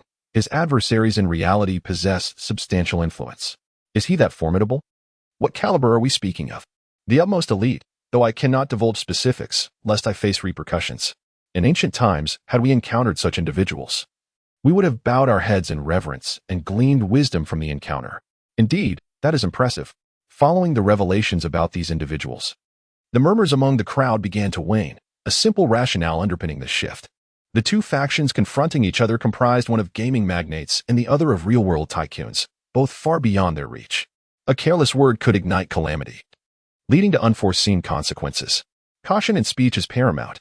Meanwhile, what do you mean? Jiang Han narrowed his eyes, a glint of sharpness flickering within. Please, do not misconstrue our intentions. A clear voice resonated, as the individuals in front parted to reveal a strikingly handsome youth who approached with measured steps. We harbor no malice towards you. Does this appear devoid of ill intent? Jiang Han's demeanor remained composed, yet his tone inadvertently turned colder. Alas, your sheer enigma compels me to adopt an unconventional approach. I hope for your understanding. The handsome youth offered a faint smile. In truth, I have come to propose a transaction. A transaction? Jiang Han's brow furrowed. Dark gold equipment? That could be one way to describe it. The elegant youth smiled faintly and said, Trust me, I can offer you a deal that you simply cannot refuse. Jiang Han retorted, If you can produce over 10 billion gold coins to purchase these dark gold items right now, then indeed, I would have no choice but to acquiesce. Over 10 billion gold coins. The refined youth paused for a moment, then a smirk graced his lips. It seems your perspective is still confined within the realms of this game. To be honest, I find that somewhat disappointing. Jiang Han thought to himself, how is it that a mere stroll can lead to an encounter with someone so pretentious? Does anyone truly understand? He cast a casual glance around, his mind racing to recall any relevant memories of the youth before him. Yet, it was a blank slate. It appeared that this individual was not a top-tier player. However, the figure beside him was indeed familiar, a fleeting shadow, one of the foremost assassins of his past life. This fleeting shadow had always been proud and solitary, refusing to align with any faction. Yet now, he followed closely behind the youth. Thus, the latter's identity was not difficult to surmise. He was likely a scion of some powerful family, indulging in the game for his own amusement. The elegant youth continued. To be honest, when I first saw you outpacing others by such a margin, I believed you to be a person of great potential, destined for greatness. However, it appears that you have yet to realize the immense benefits that your ability to command this game could yield in the real world. Jiang Han remained silent. But the opportunity still lies within your grasp. The elegant young man smiled faintly, stating that while you possess dominion in the game, he possesses certain resources in reality. He asserted that through collaboration, you could attain everything. He added, without delving further into trivialities, that he was not one to indulge in grandiose promises, be it wealth, status, or women. Whatever you desire, he could provide. He emphasized, even today. I'm not interested, Jiang Han sighed softly, though he had contemplated encountering such individuals. The impact was still somewhat overwhelming when imagination transformed into reality. He had never felt this speechless even when captured by a dragon. Let us not dwell on that woman, he thought, dismissing the topic. It's evident that you are resistant. The young man smiled faintly, questioning if Jiang Han perceived him as arrogant, to the point of discomfort. Jiang Han found this to be quite true. It appeared that the young man had not yet reached a level of foolishness beyond remedy. Perhaps, the young man shrugged indifferently, revealing that he had once attempted humility, only to be met with compliments about his politeness. Yet, He pondered, what purpose did that serve? Such humility was utterly meaningless. What he spoke were mere truths, as the world was rife with mediocrity, incapable of accepting reality. From the moment of his birth, he was destined to forego humility, for it bore no significance and offered him nothing of value. A sudden wave of reflection washed over the young man. When had he come to this realization? When I was around my teenage years, I chanced upon a charming actress on television, and I casually remarked about her. To my surprise, she appeared that very day, radiating joy and grace. Thus, I implore you to set aside your biases and engage in conversation. The dashing young man chuckled, saying, although I am aware that many harbor disdain towards me, I am not as disagreeable as I seem.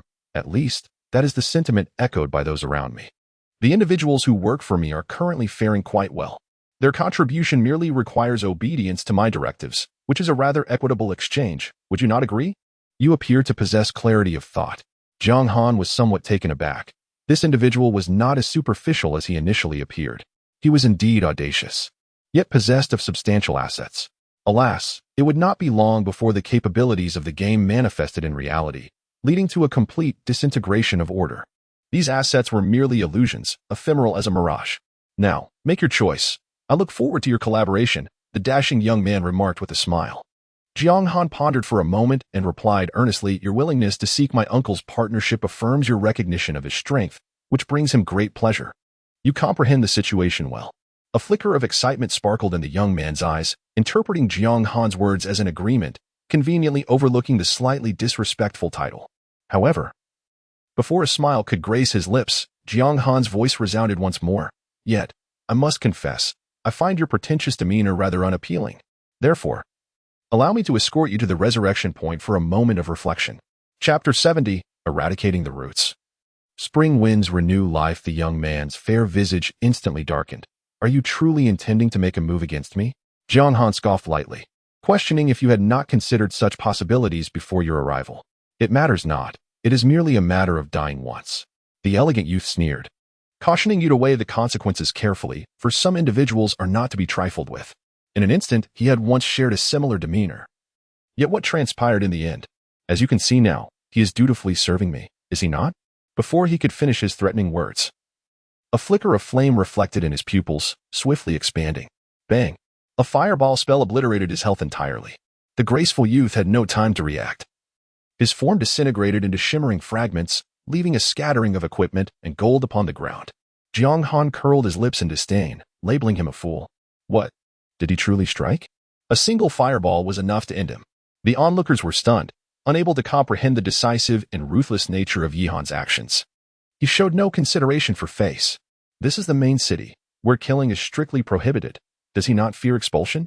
Or perhaps the Great One possesses a strategy for such repercussions. Surely, there must be a solution, however.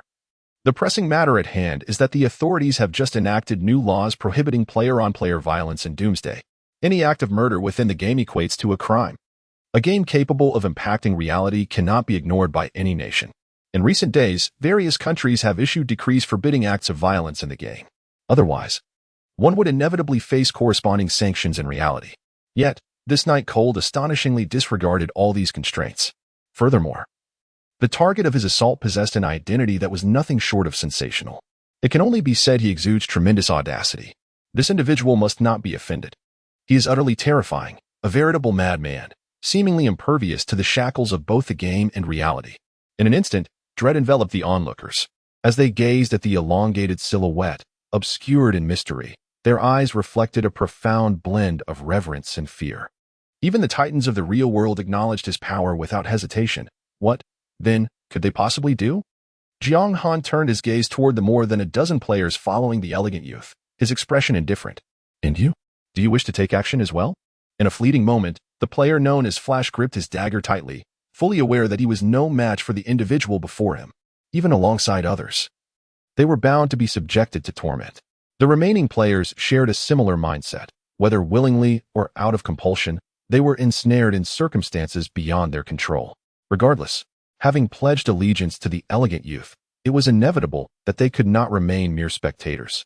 Offended, Flash gritted his teeth and activated his stealth ability. Lunging toward Jiang Han. How courteous! Jiang Han sighed, gently calling out, Little Gray. Oh, whoa. Little Gray leapt forth from the beast's base. Earth-shaking dragon might stunned all adversaries within a 50-meter radius for 3 seconds.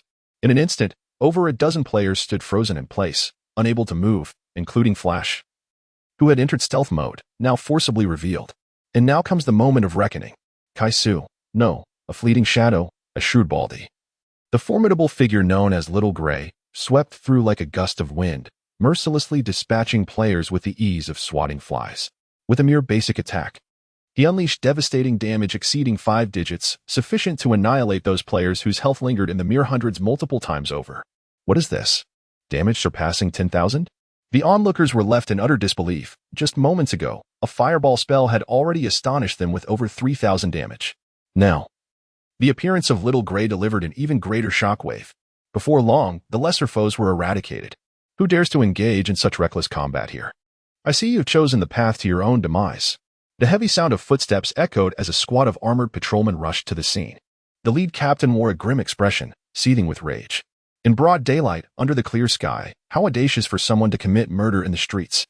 It is as if they do not regard me, when Tylai, the thunderous hand, at all. Let me see what is transpiring here. It is I. Jiang Han turned calmly, his demeanor as tranquil as a still pond.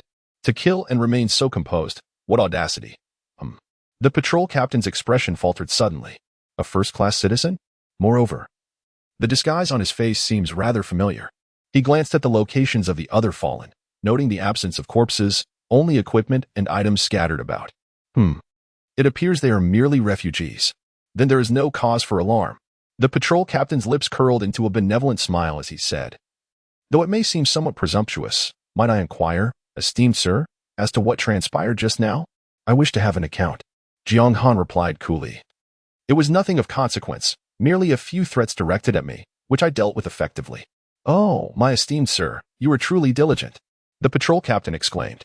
To take it upon yourself to address those who dare to speak ill of a citizen, regardless of your standing, is a testament to your noble spirit. I extend my utmost respect to you.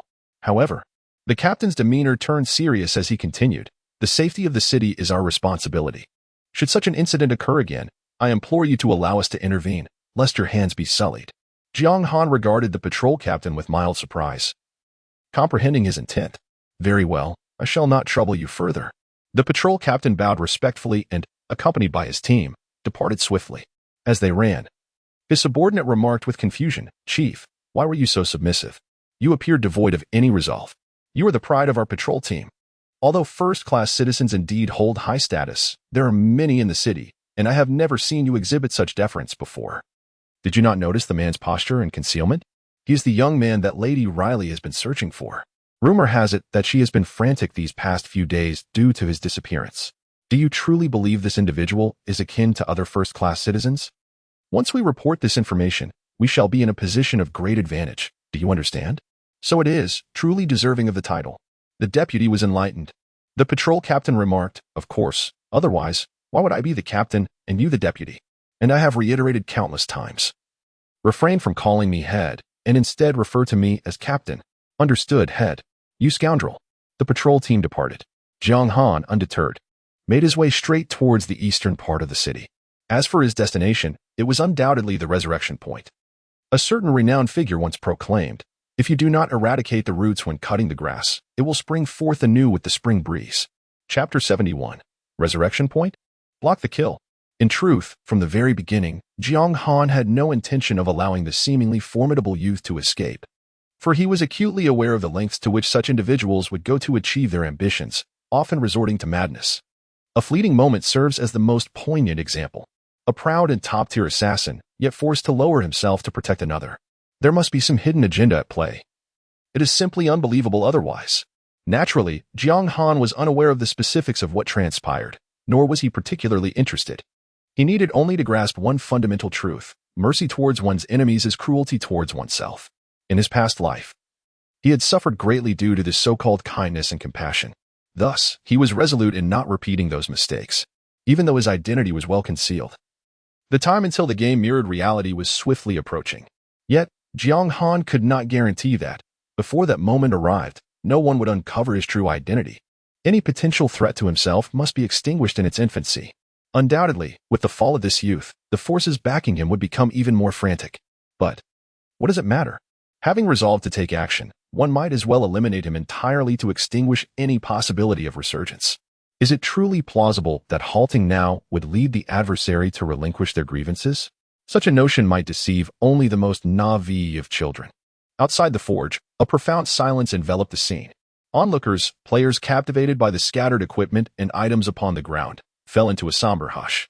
Even though the quality of the gear was commendable, with several pieces boasting a golden tier, the allure was overshadowed by a palpable fear. None dared to collect the spoils. The reason was simple. They lacked the resolve to confront the formidable powers that be. To entertain any treacherous thoughts would only lead to dire consequences when the reckoning arrived. Not everyone possesses the audacity of Jiang Han, unencumbered by any reservations. Within the opulent confines of the Duke's residence, the air was perfumed with the luxurious scent of expensive incense, evoking a sense of pleasure. Yet, the atmosphere remained devoid of any emotion. She fidgeted restlessly, her slender fingers adorned with crimson nail polish, betraying her agitation. Ever since the real estate in the West District had been sold, she had been secretly monitoring Jiang Han, with informants both inside and outside the city providing timely updates. However, just days ago, communication had suddenly ceased. Subsequent inquiries revealed the startling news that Jiang Han had been captured by a dragon. Sophia was all too aware of the dragon's terrifying nature, which only heightened her anxiety. She sought every means to uncover information, even attempting to reach out to the Supreme Hall to inquire if Mel's had any news regarding Jiang Han. Unfortunately, her efforts bore no fruit. Heavens, are you toying with me? After all these years, I had thought fortune had finally smiled upon me, only to find. Sophia sighed deeply, her brow etched with an indelible sorrow. Madam, madam. At that moment, Mona's voice echoed from outside the door. What is it, Mona? Sophia replied with a tone devoid of enthusiasm, her interest in anything seemingly extinguished. Mona exclaimed, There's news about Lord Nightcold. In the next instant, a vibrant light ignited within Sophia's beautiful eyes. At the fourth resurrection point, radiant beams of light flickered repeatedly as players revived one after another. Observing the crowd emerging from the resurrection point, the handsome youth's expression grew increasingly grim. I'm sorry. Young Master May, he is quite formidable. We are no match for him. A fleeting sigh escaped him as he explained, even combined, it would not suffice. Useless. A bunch of useless fools. The youth, known as young Master May, gritted his teeth and growled. His audacity in taking action was nothing short of brazen. Did he not realize that, in reality, crushing him would be as effortless as squashing an ant? The crowd fell into a heavy silence, none daring to respond. After a prolonged moment, young Master May forcibly suppressed his emotions, his eyes flickering with uncertainty. Well, perhaps I have overreacted. After all, he has reached level 30 in the game. It is only natural that you are not his match, as I had anticipated. However, perhaps it is this very high level that has fostered within him the delusion of being my equal, blinding him to his own limitations. But soon, I shall make him understand how foolish it is to offend me. May Jibois. Young Master May, do you have any instructions? A fleeting figure inquired. Nightcold possesses a pet that can nullify my stealth. It seems problematic, he responded. In a fleeting moment, Ishanjiji shook his head. May Jibois calmly remarked. That is your concern. I only focus on the outcome. After a brief silence, Ishanjiji, with a grim expression, replied, Understood. With that, he activated his stealth ability. There was no need to proceed. I had retrieved my equipment, but it appeared he would not require it. At that moment, a deep voice resonated. May Jibois's expression changed drastically as he looked up to see Jiang Han rushing towards him. Suddenly, a fireball descended from the heavens, crashing down upon him. Just as May Jibois had resurrected, his form vanished once more.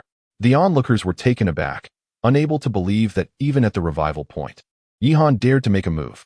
The alert level here was several times that of the main city. Even NPCs refrained from engaging in battle in this so-called absolutely safe zone. This lunatic truly disregards everything, doesn't he? I advise you all to remain still, otherwise, it won't just be him who perishes. Jiang Han surveyed everyone present, shrugging. Killing one is the same as killing many. I am indifferent. Upon hearing this, Ishanjiji and over 10 other players became visibly tense, remaining motionless. At least they recognized the gravity of the situation. Jiang Han smiled faintly, believing that grievances should be settled with their rightful owners. Though he did not consider himself a paragon of virtue, he was certainly not one to indiscriminately slay the innocent. Jiang Han, what are your intentions? Do you wish to kill me once more at the revival point? After a while, A bright light illuminated the area. And Mei Jibua resurrected again, his countenance exceedingly grim, now pale and devoid of color. Having faced death twice, his attributes had diminished by a staggering 40%. Should he perish another 3 times, his existence would be irrevocably extinguished. Jiang Han grinned, correcting him. Actually, it's 4 times. Mei Jibua's expression shifted, and he retorted sharply. I advise you to reconsider your approach. Do not push matters to the brink. Believe me, should anything befall me, it will not only be you who suffers. Even those around you, your family, friends, and lovers, will all pay the price alongside me. With death looming, he still maintained his defiance. Jiang Han raised his hand, casting yet another fireball spell. Mei Jibua's health bar was once again obliterated. This threat held no power over me. Observing the dissipating white light, Jiang Han smiled nonchalantly. He was utterly alone, devoid of any connections to others, if one were to consider it. The only ties he had were with those treacherous relatives vying for company and stock rights, and Liu Ruyan. Should he seek vengeance, it could only be directed at them. Wait, is there such a fortunate turn of events? Chapter 72, A Lesson to Others, players exclaim. Knight Han is too ruthless. In that moment, Jiang Han found it somewhat ironic. Despite the threat, it struck him as an entirely different extremity, even as death approached. The thought that occupied his mind was still about fulfilling tasks for me. How considerate of you. It was surprising that Jiang Han felt an aversion to eliminating Mei Jibua. Once more, the white light illuminated the scene. Mei Jibua resurrected for the 2nd time, fully aware that should he die 2 more times, his real-life self would meet the same fate. His demeanor was visibly transformed for the better.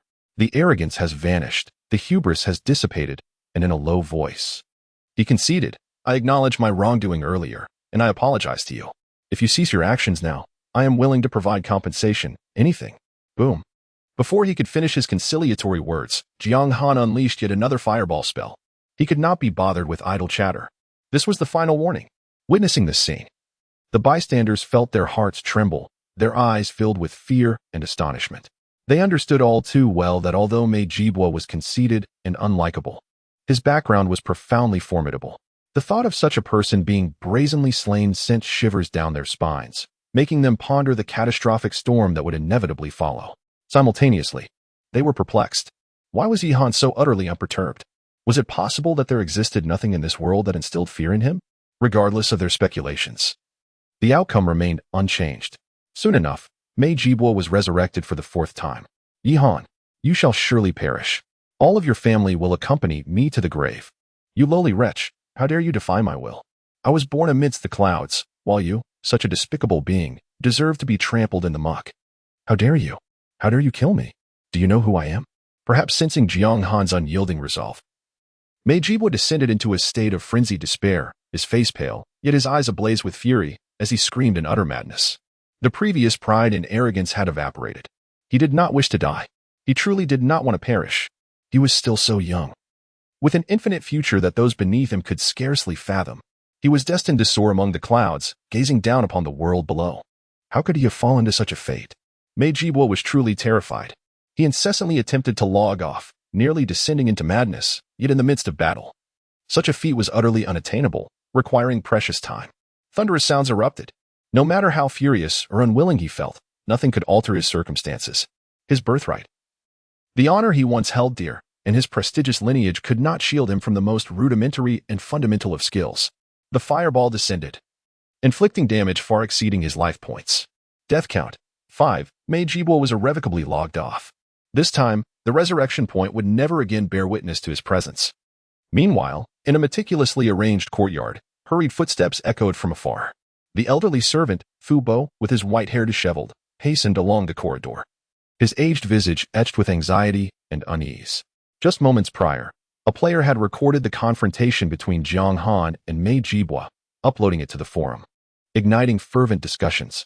On one hand, players marveled at the formidable prowess of the top-ranking contender. On the other hand, many speculated about the audacity of Mei Jibua in the face of Jiang Han. What hidden depths did he possess?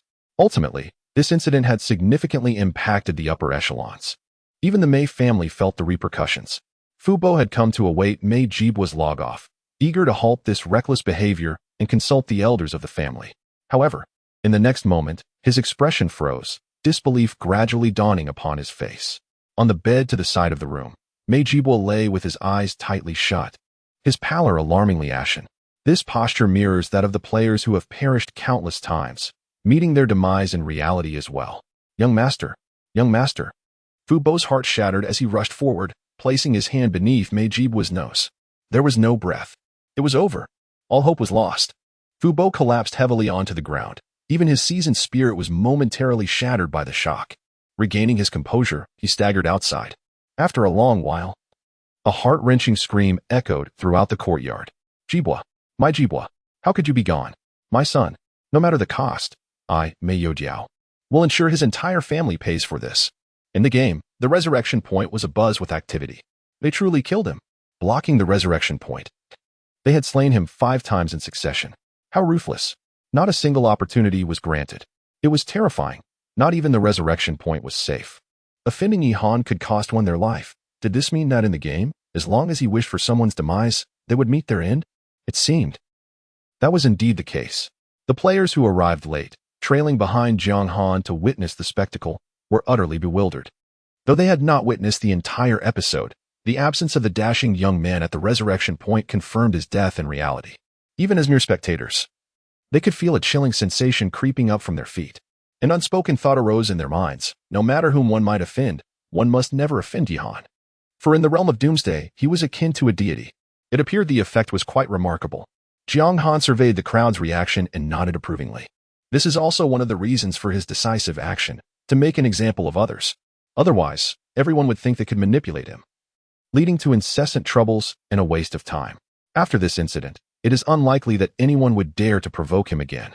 Night Cold, as a distinguished citizen of the Dragon Phoenix Empire, why do you violate the rules of Windleaf City and instigate conflict here? However, the attention on the revival point was not solely from the players. A high-ranking NPC arrived, wearing a stern expression. He was the enforcer of Windleaf City. Only NPCs of such rank possess the authority to judge a first-class citizen. Otherwise, how could matters have been allowed to linger? The guards assigned to this area lack enforcement powers. Upon noticing any anomalies, their only recourse is to report. The enforcer, clad in a black robe, spoke coldly. Considering that you have only slain a vagrant, and this is your first offense, you may be spared the death penalty, but you cannot escape punishment. I hereby declare that you are to be banished from the Eastern District for life and may not return. Indeed, Jiang Han felt a stirring in his heart, though he was not surprised. Even as a first-class citizen, openly committing murder here would warrant consequences. However, since Jiang Han was aware of this yet chose to act, he must have had a solution in mind. He smiled and began to speak. Esteemed enforcer, the reason is. But at that moment, a voice filled with infinite intrigue suddenly interrupted. Esteemed enforcer, Night Cold killed merely a vagrant who dared to affront his dignity, both in sentiment and reason. His actions were justified. Is this punishment not excessively unreasonable? Chapter 73, Born as a Human, I apologize at the sound of the voice. Everyone turned to see a woman gracefully approaching, flanked by her guards. Dressed in a fiery red gown, she was strikingly beautiful, unlike her usual composed elegance at this moment. Sophia appeared transformed, regal and proud, akin to a queen surveying her subjects. Her gaze was piercing, imbued with an indescribable air of nobility. As the delicate heels of her shoes clicked against the ground, resonating in the hearts of all present, the enforcer removed his hat and placed it over his heart. Bowing respectfully, Madam, Enforcer Eider extends his greetings to you. There is no need for such formalities, Sophia replied with a natural grace, lifting her delicate hand slightly. Her tone was calm as she continued. Lord Jiang Han is my friend, and I do not wish for him to suffer any injustice. What say you, Lord Eider? Eider hesitated for a moment before conceding. Madam speaks the truth. I was indeed too hasty earlier and failed to grasp the full context of the situation. According to the laws of Fengye City, if a commoner offends a first-class citizen, they are subject to the death penalty.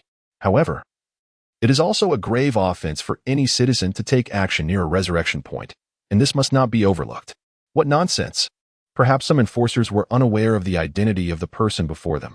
Yet, as a seasoned resident of Fengye City for over a decade, Eider understood all too well that, apart from the city lord, the individual one must never offend in this realm was Lady Riley, for she embodied the esteemed royal lineage. Moreover, the so-called Duchess, upon her arrival at the tender age of adolescence, found that the esteemed Duke had long since departed this world. One could surmise the unparalleled status of Lady Riley merely by considering the circumstances. It is fortunate that she harbored no ambitions for power or control, choosing instead to reside in the desolate West District in tranquility. Otherwise, the sway over Windleaf City might have fallen into entirely different hands. Have you not observed how even the city lord treats others with utmost respect? The position of the executive officer is indeed lofty. Yet to behave boisterously in the presence of such individuals is to blur the lines of rank and authority. You are quite astute, Lady Riley remarked with an air of calm. Is there anything else that remains unresolved? Nothing further, my lady, came the reply. I shall take my leave now. Ida, recognizing the moment, bowed and turned to depart. Damn it. Had I known I would encounter such a situation, I would have resolutely delayed my arrival. I had anticipated reaping some small achievements with a minor task. I nearly overwhelmed myself in the process, drenched in perspiration. After swiftly dismissing the esteemed executive officer of the city with mere words, Sophia turned her gentle gaze toward Jiang Han. Knight Han, are you all right? Jiang Han shook his head. I'm fine. This little trouble poses no threat to me. However, thank you, Sophia. Just a simple act. Sophia replied with a slight smile, then with genuine concern added, but I meant your encounter with the dragon. It did not harm you, did it? Every misfortune bears a silver lining. I have indeed gained somewhat from the experience, Jiang Han replied with a grin. That is reassuring. Sophia let out a long sigh of relief. The weight that had been hanging over her heart finally lifted. However, curiosity sparked within Jiang Han as he inquired. How did you end up here? To be honest, Sophia's unexpected arrival took him by surprise. She replied with a smile. After you were captured by the dragon and vanished for so many days, I could not gather any news about you. Mona mentioned you were here, and I felt a bit concerned, so I came to check on you. Thank you, Jiang Han said, his expression slightly peculiar. Considering the time since his rebirth, it seemed as though no one had shown such genuine concern for him in over a decade. Even when facing two fifth-tier dragons with unwavering composure, he found himself at a loss for how to respond in this moment. Sophia sensed that her words might have taken on an ambiguous tone, so she smiled lightly and clarified. We are friends, are we not? Indeed, Jiang Han nodded. If someone who rushed over at the first hint of news could not be deemed a friend, then what could? Now that he saw her safe and sound, his worries were assuaged. I have some matters to attend to, so I shall not linger, she concluded, fully aware that continuing the conversation might reveal her hidden feelings. She concocted a casual excuse and turned to leave. Oh, wait. She paused in her steps and turned back to say, since we are friends, do visit me at my residence someday. You are always welcome. Certainly, Jiang Han nodded, dismissing it as mere pleasantries. Besides, the thought of engaging with minor bosses and leveling up seemed far more appealing than idle social calls. Sophia's smile radiated like a blooming flower as she turned away and swiftly departed, leaving behind an elegant and composed silhouette. The gentle breeze stirred a few strands of hair at her temples, causing her skirt to flutter softly. However, the slight tremor of her fingertips betrayed her underlying anxiety. On the surface, she appeared unperturbed, yet she had no prior romantic experiences, and her heart nearly leaped from her throat. Jiang Han, too, paid no heed to this minor episode and departed. As the two figures receded into the distance, an eerie silence enveloped the scene, leaving onlookers in stunned disbelief. Did they truly just walk away? In such a pivotal location as the Resurrection Point, they brazenly eliminated a player of considerable background and strolled off without a care, seemingly untouched by any repercussions. Even after dispatching a mere mosquito, one would typically wipe the blood from their hands. Is this truly just? Absurdity reigned supreme. When the enforcer appeared, I thought the formidable Knight Han would finally face justice, yet it seemed I had underestimated the situation. It became evident to me that within this game, Knight God could act with impunity, slicing through adversaries at will. Henceforth, I shall steer clear of his path. Alas, one cannot help but feel sympathy for the young nobleman, who met his end in such an inexplicable manner. Xie Baoqing, what provocation did you dare to present to Li Yunlong?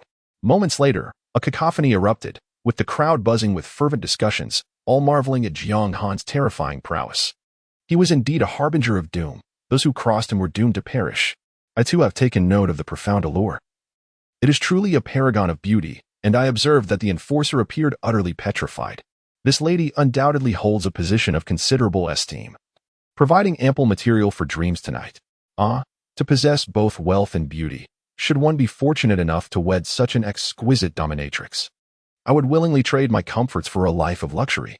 Yet here you are, indulging in both consumption and acquisition. How absurd.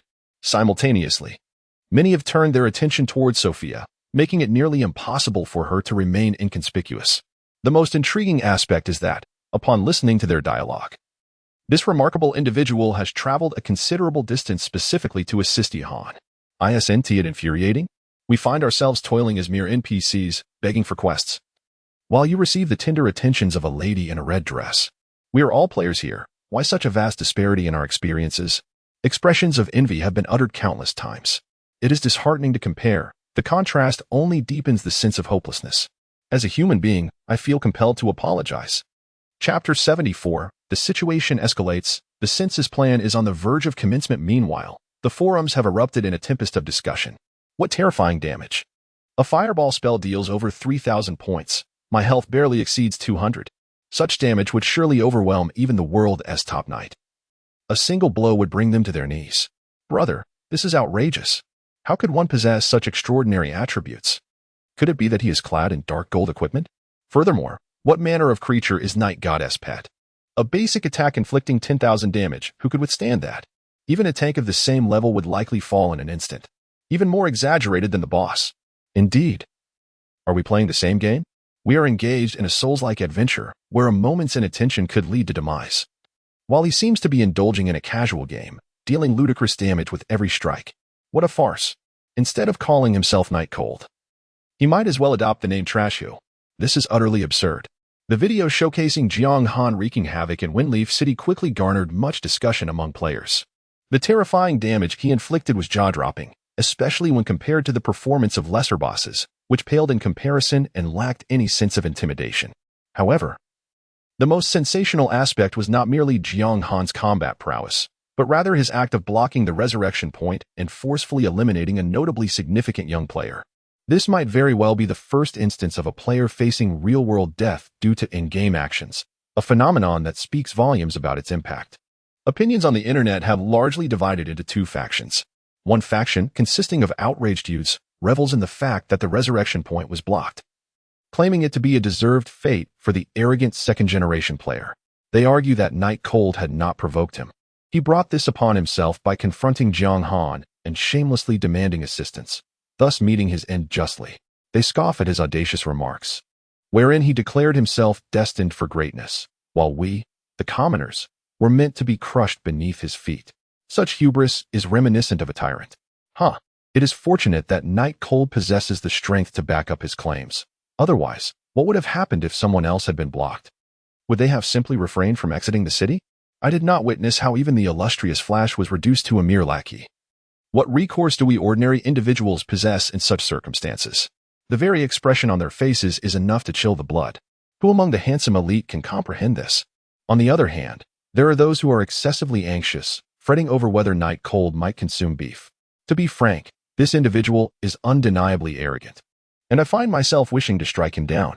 Yet, the troubling reality is that Night Cold can kill at will, even at the resurrection points. Isn't that a tad terrifying? If he desires someone's demise, does it not imply that death is inevitable for that person? Theoretically, indeed, it is quite alarming. What then shall we do? If we inadvertently offend him, are we not doomed? Goodness, your words are rather naive. If he were truly that kind of person, he would have acted long ago, rather than waiting.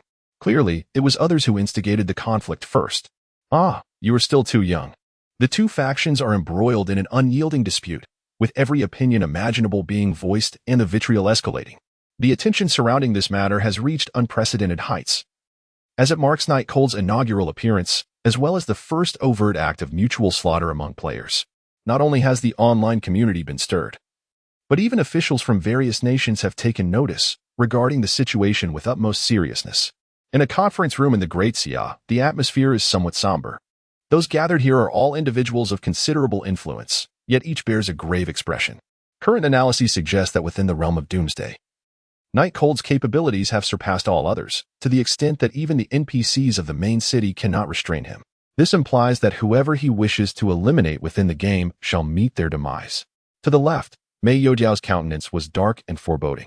The death of his only son had filled him with rage. Moreover, to this day, information regarding the perpetrator remained alarmingly scarce, although he was reluctant to admit it. It was indeed regrettable. This posed a significant problem. The middle-aged man beside Mei Youjiao furrowed his brow. Despite being the uncle of Mei Jibua, he felt little sorrow over his nephew's death, After all, he was somewhat aware of the latter's underhanded dealings and bullying behavior. However, the crux of the matter was, if such an individual existed in the world, someone capable of arbitrarily taking lives, it was utterly intolerable for him. This was akin to a ticking bomb. Unpredictable in its explosion, it was certainly troublesome. A resolution must be sought to mitigate this threat. An uncontrollable top-tier player had now transformed into the ultimate assassin. And thus far, no one knew his true identity, which was the most perilous aspect. This represented an exceedingly unstable element. The others present also voiced their agreement, compelled to consider the ramifications of such an exaggerated player on the stability of society as a whole. Therefore, the immediate priority should be to thoroughly ascertain Jiang Han's identity information.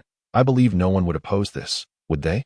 At that moment, Mei Youjiao spoke up, and the others remained silent, tacitly agreeing, although they were acutely aware that this individual had suddenly raised the matter out of a desire for personal vendetta. The urgency of the situation was undeniable. The death of Mei Jibo had sounded an alarm. It was not only Jiang Han who remained unaware of the identities of certain players within the game. A considerable number of others shared this ignorance. However, they lacked the capabilities that Jiang Han possessed. Yet, as time progressed, who could predict what might transpire in the future? These hidden dangers would inevitably erupt one day. What should we do? Someone inquired. Mei Youjiao cast a glance at his elder brother and calmly replied, Yudan, take it from here. Mei Yudan rose and spoke in a low tone. The solution is rather straightforward, a census. Everyone must register their in-game IDs. Otherwise, real-life consequences will be enforced. A census? That presents considerable challenges, and many individuals are likely to resist, creating substantial opposition, someone remarked with furrowed brows. They had indeed contemplated this approach, but first, with the advent of the apocalypse, a significant number of individuals had perished, leading to societal unrest that kept them utterly preoccupied. Secondly, there were numerous dissenters against mandatory registration, who deemed it unnecessary. Mei Yudan gestured towards the screen, which was filled with fervent discussions among netizens regarding this issue. He spoke solemnly. Jiang Han's actions not only disregard the law, but have also instigated considerable panic. To quell this unrest, a census is essential, and the corresponding resistance will significantly diminish. This is the opportune moment. I hereby formally propose the initiation of a plan to synchronize identities in the game Apocalypse with real-life identities and to implement it without delay. Ladies and gentlemen, let us cast our votes. The remaining individuals fell into a brief silence before expressing their agreement one by one. I concur. I too concur. I. Not a single voice opposed the sentiment. This was not merely a gesture of goodwill towards Mei Yudan. In matters of this nature, personal gains and losses are utterly inconsequential. It is simply the inevitable progression of events. Once the plan is set into motion, within a mere 6 months, everyone's identities will be laid bare. Chapter 75. Is the master present? Xiao Chun, promptly inform the others and thoroughly investigate this matter, a composed middle-aged man declared with gravity. Understood. The bespectacled, refined young man nodded before swiftly departing with the documents in hand. Soon, an order was disseminated, and many became exceedingly busy. The term census data, consisting of just 4 simple words, belies the unimaginable complexity behind it. Without even considering the manpower and resources involved, the mere task of verifying the authenticity of player identities presents a colossal challenge. Moreover, a significant number of individuals may be reluctant to cooperate. Yet, the world is never short of clever minds, always finding a way. However, time remains a crucial factor. Amidst the whirlwind of industrious workers within the game, Jiang Han was blissfully unaware of the tumultuous events unfolding outside. After a series of twists and turns, he found himself back at the Duke's residence. Initially, he intended to seek out Sophia for information regarding Stir, but the unexpected interference from the second generation nearly made him forget his purpose. Second transition mission? A voice of astonishment emanated from the wristband Sophia wore. Knight Han, you've reached level 30 so swiftly? Indeed, Jiang Han replied. How terrifying it is. Truly. One worthy of possessing the soul's power to fill 5 crystal spheres. Stir pondered, expressing his feelings of inadequacy in the face of such rapid advancement. He sighed and continued. However, it is regrettable that even I am uncertain about how to complete your second job transfer mission. Even you, Master, do not know? Jiang Han furrowed his brow. Taken aback by this revelation, he was aware that hidden class transfer missions were rather unique and often challenging. But encountering a situation where even an NPC lacked knowledge of the transfer method was unprecedented. To be candid, There has never been a being as extraordinary as you in the entire Dragon Phoenix Empire, and I truly lack understanding of the transfer process. Stir admitted with a wry smile. Moreover, I am confident that not even traversing the entire continent would yield anyone capable of providing you with a definitive answer. The realm of the divine is exceedingly enigmatic. What shall we do then? Does this mean that Jiang Han cannot complete his second job transfer? Before Jiang Han could respond, Sophia spoke up with urgency. Do not fret, Sophia. I understand your concern for him, but the reality is indeed as I have stated, Stir said solemnly. However, during my recent inquiries into ancient texts, I have gleaned some insights. Please, Master, do share, Jiang Han urged swiftly. After a moment of contemplation, Stir elaborated. I once came across writings indicating that a person who bears the power of the divine must gain the deity's approval to activate their full potential. Thus, does it mean that in order to complete the second job transfer, I must seek out a divine entity? Jiang Han found himself in a quandary. The so-called deities and divine NPCs are not synonymous. They are ethereal entities rumored to possess the power to annihilate the heavens and the earth. Where could one possibly find such beings? It is not quite as exaggerated as it seems. Steer explained that gaining the acknowledgement of a deity does not necessarily require an encounter with the divine itself. One merely needs to locate the fabled lost temple, where the presence of a deity might be felt. A thought struck Jiang Han. Are you referring to the lost temple? Steer gasped in surprise. Astonished that you were aware of it. I have heard tales of it, Jiang Han replied. Among the myriad mysterious locations in the game Doomsday, the Lost Temple surely ranks high. Unlike other structures, the Lost Temple lacks a definitive location. It appears randomly, akin to a mirage. It may be right before your eyes one moment, only to vanish without a trace the next. Whether one can enter depends largely on fortune. In a past life, many had glimpsed this temple, yet only one person ultimately gained entry. That individual was merely an ordinary player at first, but upon emerging, he soared to greatness, ultimately attaining divine status. This secret was only divulged after he ascended to such heights. According to his account, the reason he was able to access the Lost Temple was due to guidance from a lost race. However, the specifics of that race and the mysteries contained within the Lost Temple were never fully revealed. It now appears that this matter may indeed be related to the deities. Knowing about the Lost Temple, Jiang Han, you truly are well versed in various matters, Sophia remarked, her beautiful eyes sparkling with admiration. Stir. This method and the temple are both my proposals. What do you mean by praising him? Is it a matter of bending one's elbow outward? Sophia, the Lost Temple was my idea. I put it forward. Stir emphasized with a hint of annoyance. I possess a wealth of knowledge, so what is there to commend? Then, do you know the location of the temple, uncle? Sophia inquired curiously. Well, Stir hesitated, suddenly recalling that he had forgotten to turn off the gas before leaving. Let's not discuss this for now. With a decisive snap, he severed the connection. Ding. You have accepted the quest to find the Lost Temple. The system notification shined. It seems this is indeed the task. Jiang Han pondered thoughtfully. The advantage of being a player lies in the ability to discern matters that NPCs cannot through quests. However, the clues remain elusive. A lost race, perhaps? Jiang Han mused quietly. The continent is home to a myriad of races, yet those that can be classified as lost are exceedingly rare, all of which have propagated since ancient times. To Jiang Han's knowledge, there are only two such races, the elves and the dwarfs. As for the dragon race, it is uncertain whether it counts, especially since the fire dragon and the radiant dragon seem to have vanished without a trace, leaving no leads to pursue. Don't lose heart. I believe you will surely find a way. Sophia gently consoled upon noticing Jiang Han's silence, thinking he seemed somewhat disheartened. You have already created so many miracles, haven't you? You are right, Jiang Han replied with a smile. Indeed, even with the experiences and insights from a previous life, it remains exceedingly challenging to locate the lost races. Furthermore, this endeavor cannot be pursued actively. The element of randomness is simply too potent. However, the initiation of the Clash Transition quest has provided a goal, and for the rest, one must take life step by step. As long as one's resolve does not waver, there are always more methods than obstacles. Thus, one must simply proceed. After departing from the Duke's mansion, Jiang Han did not hasten to leave the city. Compared to leveling up, he had far more pressing matters to attend to. On the 12th day of the apocalypse, the first bizarre invasion is anticipated, tomorrow. In the face of this terrifying catastrophe, he must prepare thoroughly. Jiang Han retrieved the token of the Supreme Hall from his inventory. Hello? Is the master there? Master? Chapter 76, The Arrival of the Bazaar. Meanwhile, in the Supreme Hall, Mels, clad in a deep blue robe and wearing a mage's hood, reclined in a rocking chair basking in the sunlight. Upon receiving news of the Holy Spirit spring, he hurried to the designated location. After expending considerable effort, he finally secured the last crucial item. At present, both his power and status have seen significant enhancement. It must be said, the joy of the Quill family is unparalleled, especially when facing the fire dragon, despite the seemingly smooth escape. A mere moment's delay could have resulted in being struck down by a forbidden spell. He certainly wishes to avoid such an ordeal again. However, it is rumored that after the two dragons made an appearance in Windleaf City several days ago, they have not been seen since. Given the nature of dragons, it is likely that those two have relocated.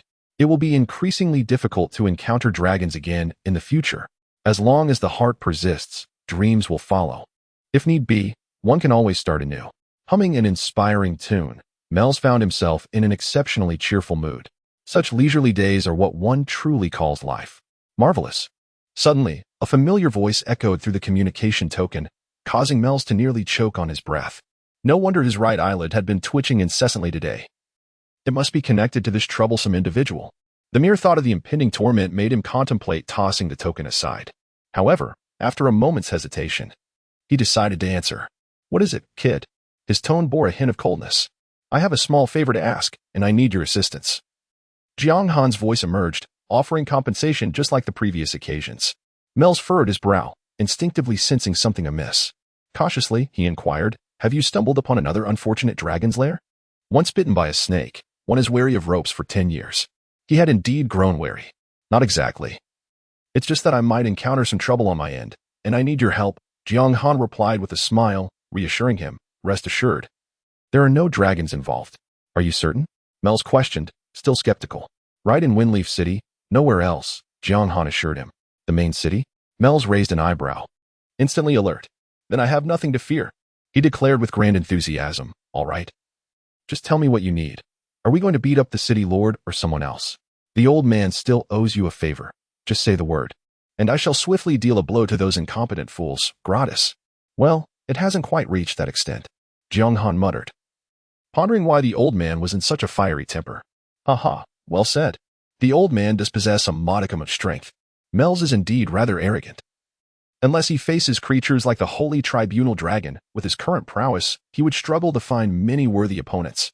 Let it be thus. Arrive at the western district of Fingye City before tonight, and after tomorrow, Master, you may take your leave," Jiang Han declared. "No problem. The old man shall come forth at once." Mels stood up abruptly, his demeanor brimming with arrogance. "By the heavens, if I cannot contend with dragons, then surely it is child's play to bully the weak. Consider it done." Within the city, Jiang Han felt at ease as he stowed away the token. With such a formidable entity by his side, confronting the peculiar invasion expected tomorrow should be a matter of certainty. Moreover, if one were to solely contemplate personal safety, even without Mel's intervention, he could remain unscathed thanks to the money shield. After all, during the initial wave of bizarre invasions, the main forces were preoccupied with the NPCs of Fingye City, and the majority of assaults directed at players were from elite bosses. However, Jiang Han placed greater importance on the integrity of the shops in the Western District. With assets worth billions at stake, it would be far more reassuring to have Mels oversee them. Level up. Before long, the clock struck 1 p.m. Nevertheless, even with a single day's passage, he maintained an astonishing efficiency, advancing to level 31. Until now, the player ranked second remains at level 14, a staggering difference of 3 levels. After logging off, he habitually opened his phone to browse through messages. The news reported that Yi Han had ruthlessly slain other players 5 times at the resurrection point, resulting in their real-life demise. Such terrifying prowess begs the question, does it imply he can act with impunity? An unidentified powerful individual blatantly flouting the law poses a direct challenge to societal order, reflecting a stark disregard for human life. The urgency for genuine identity verification is palpable. Apocalypse should not become a realm for players to indulge in lawlessness. As players, should we not advocate for the authentication of game identities and offer our full cooperation? Unsurprisingly, various media outlets are clamoring to report on the conflicts occurring in Fingye City. Jiang Han keenly observed that the public discourse seemed to be manipulated by an invisible hand, directing all attention towards him. Under this overwhelming tide of opinion, he appeared to be sculpted into the image of a remorseless killer. Many players have begun to express concerns regarding the safety within the game. Clearly, someone is fanning the flames. Are they preparing to create a spectacle and seize the opportunity to uncover my identity? Jiang Han scoffed, casting his phone aside. A clever notion, but alas, it is unfeasible. It is not that the authorities lack the capability, but rather that time is insufficient. By tomorrow, when the eerie occurrences descend, who knows how many players will perish? Society will descend into chaos, leaving no one with the luxury to attend to such matters. Moreover, following the strange invasion, the advent of the game into reality was imminent. Players would acquire extraordinary abilities based on the attributes and levels within the game. The tenuous social order that had been maintained would inevitably collapse. Thus, Jiang Han harbored no concerns about revealing his identity. Furthermore, even if his true identity were to be uncovered, what would it matter once the game had fused with reality? The roles of predator and prey would be a matter for debate. As time elapsed, the hands of the clock pointed to midnight. The machinery came to a halt, and the steam ceased to billow. In that moment, it felt as though time itself had suspended throughout the Great Xia Kingdom. Just as during the game's public beta, all players were once again forcibly drawn into the world of Doomsday. The option to log out had vanished once more. Doomsday, the game that altered the trajectory of human existence, finally revealed its terrifying fangs on this day. Chapter 77. Mel's. He truly has me in tears. What is happening? I haven't even slept yet, and I'm already in the game? Another forced entry into the game? This is exactly like the day of the public beta. This is disastrous. The log out button has disappeared again. Are we really going to be forced to stay for 9 hours? The players were in an uproar, many of them panicking as they recalled the terror experienced during the public beta. Last time, the arrival of Doomsday had already claimed numerous lives. What would happen this time? Nevertheless, a considerable portion of players remained unfazed.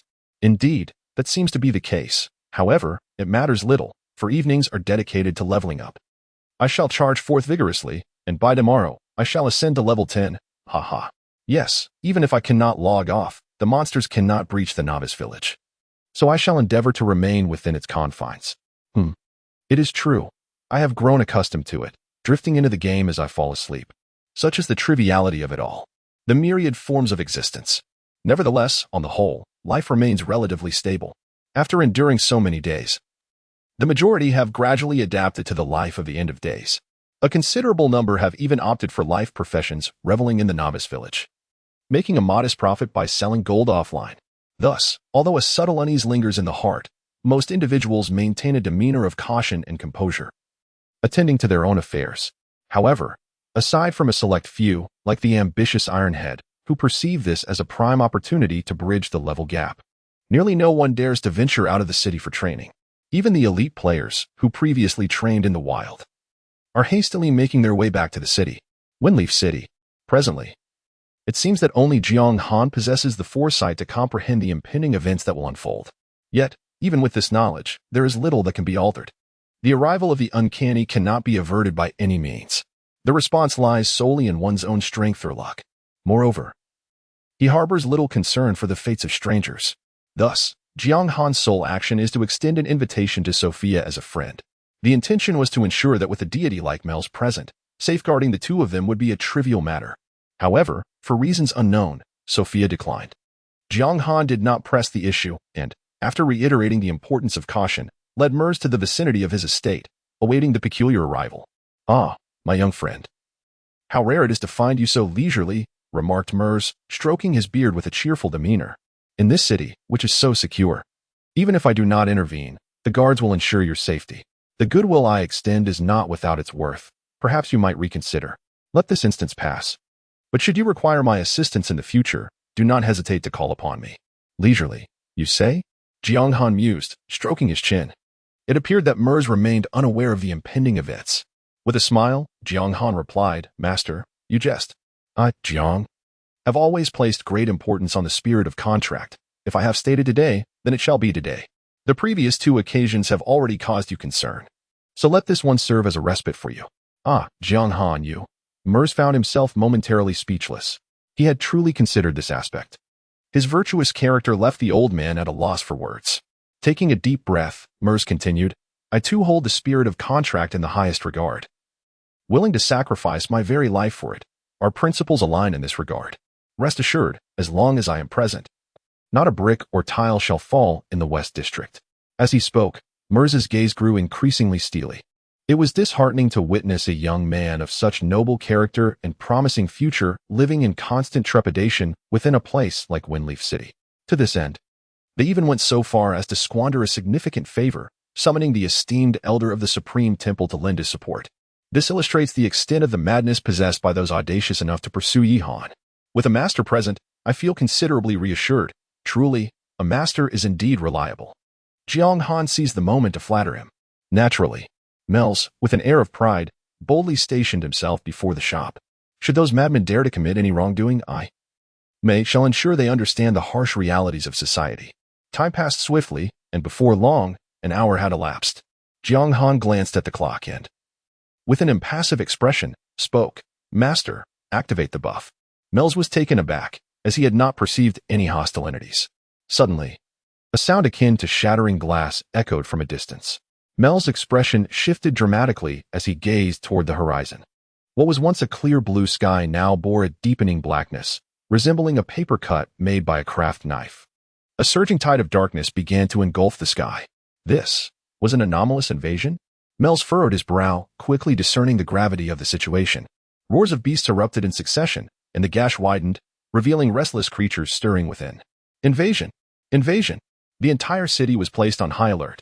Everyone exercised extreme caution.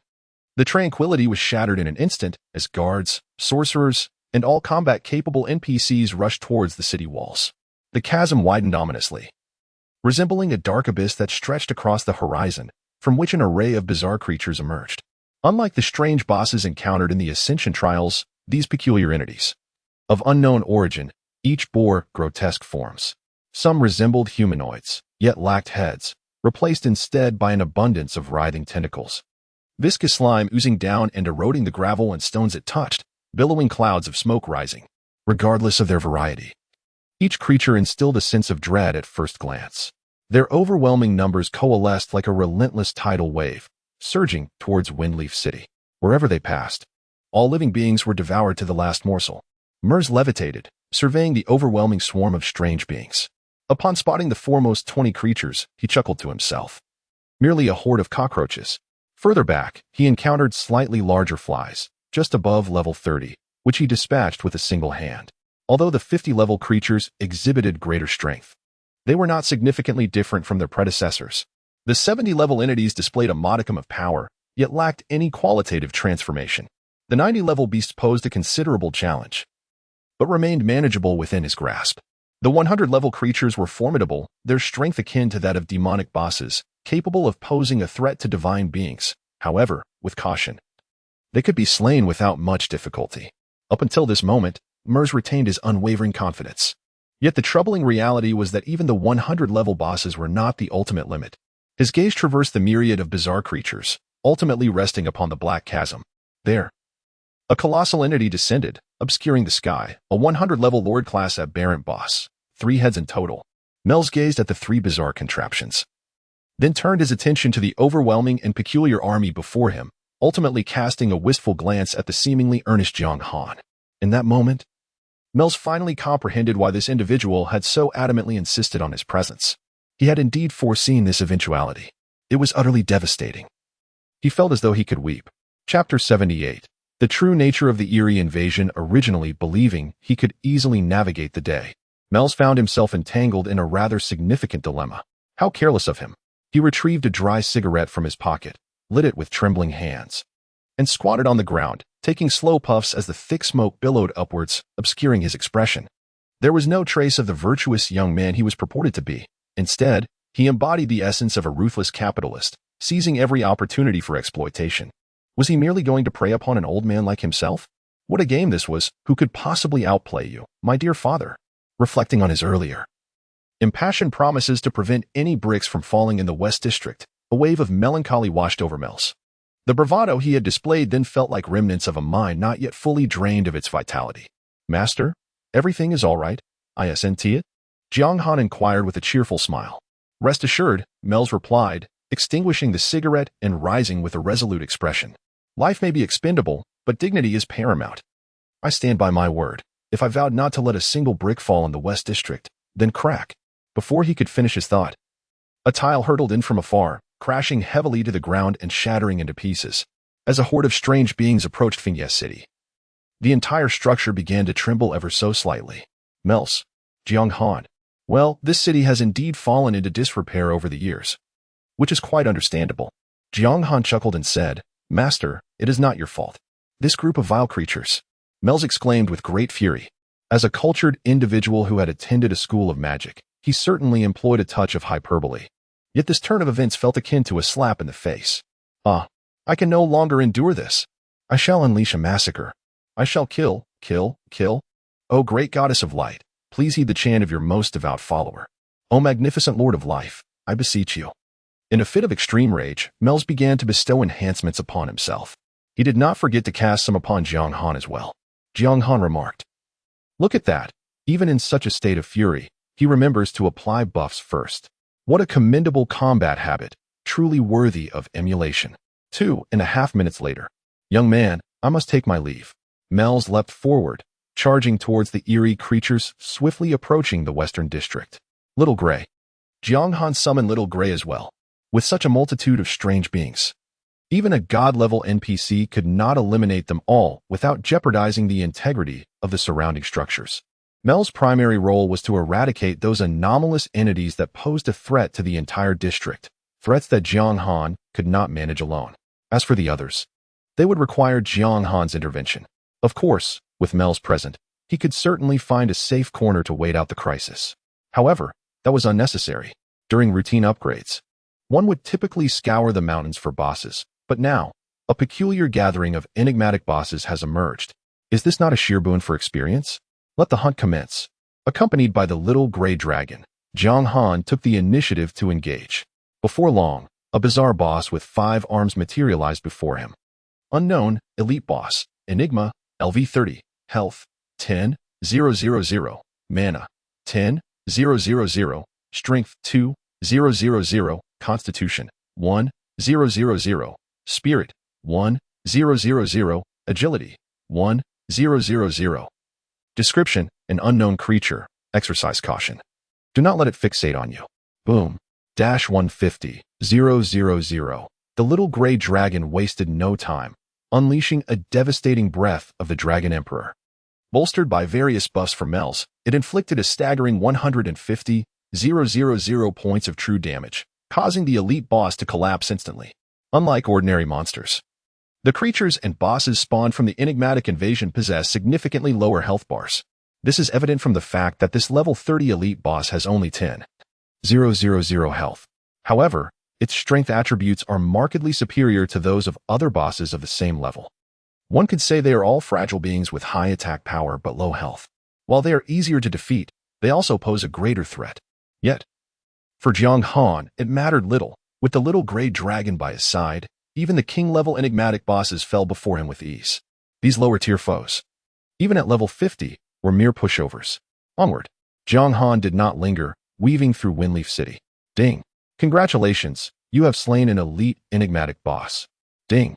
Congratulations on defeating the ordinary level bizarre boss. The system's notification chimes incessantly. Little Gray, akin to the Grim Reaper wielding a scythe, effortlessly dispatches bosses of any caliber with but a breath of the Dragon Emperor. Even when besieged by other NPCs or players, a single use of world-shattering dragon might suffices to immobilize all bizarre bosses, allowing for their sequential demise. Navigating through a throng of anomalies, not a single leaf touches him. Under this incomprehensible efficiency of annihilation, the chime of the system announces, "Congratulations, your level has risen to LV32. With this melodious notification, his level ascends. Remarkably, less than an hour has elapsed since the bizarre incursion began. Indeed, the relentless slaying of bosses has significantly enhanced the efficiency of experience acquisition. Jiang Han smiles knowingly. Generally, bizarre incursions do not persist for an entire day. If the target is not thoroughly eradicated, they will retreat after 5 hours. This implies that, conservatively speaking, before the cessation of the bizarre invasion, he could reach at least level 36. And this is merely the minimum. Moreover, Jiang Han's ambitions extend far beyond this. In his recollection, during this particular bizarre incursion, the losses in Windleaf City have been particularly devastating compared to other main cities. Not only has a significant portion fallen, But many formidable NPCs were also overwhelmed and slain at the last moment. The number of high-level bazaar bosses is alarmingly vast. Amidst the chaos, if he can fell a few, achieving level 40 would be far from arduous. It is widely understood that stealing a boss from an NPC is an act of profound immorality. One that not only invites relentless pursuit by the NPCs, but also earns the disdain of various factions. Such a disgraceful act in the realm of Doomsday bears consequences far graver than mere homicide. However, during an invasion of the bazaar, when NPCs are preoccupied with their own survival, should you unexpectedly emerge and vanquish a boss with a single strike, you would undoubtedly be hailed as a heroic savior. This opportunity is too precious to disregard. With the possession of such formidable tools, your capacity to eliminate bosses becomes terrifyingly unparalleled. Yet, patience is key. Jiang Han cast a glance outside the city, where an array of magical elements dazzled the eye. Numerous NPCs were fiercely engaged in battle against 3 level 100 bazaar bosses. Clearly, both sides were in good form. At this juncture, merely enduring the onslaught would be the order of the day. Although the financial shield afforded a measure of protection, surviving in such a manner hardly qualifies as seizing an opportunity. It would be far more gratifying to unleash a brutal annihilation when the boss's health nears depletion. This is the quintessential strategy for confronting bazaar invasions. With the next target firmly in mind, Jiang Han, accompanied by Little Gray, gradually advanced from the fringes of the battlefield towards the heart of the conflict. Overall, the assault on the West District proved significantly less severe than in other areas, primarily concentrated on the periphery. Coupled with Jiang Han's exceptional combat instincts, the duo of man and dragon stirred the tempest, moving with unimpeded force. One by one, the bazaar bosses fell like straw before them. Congratulations on successfully defeating the level 30 enigmatic boss. Ding. Congratulations on successfully defeating the level 45 enigmatic boss. Ding. These bosses, ranging from level 30 to 50, not only bestow upon Jiang Han a substantial experience boost, but also drop an array of equipment. In a mere 2 hours, Jiang Han has acquired 7 pieces of dark gold equipment, while the quantities of gold and silver gear, along with skill books, are even more abundant, scattered everywhere. At this point, he finds himself disinterested in picking up anything below the gold tier. Although he spent gold to expand his inventory to its maximum capacity upon entering the game, the total number of slots is merely 200.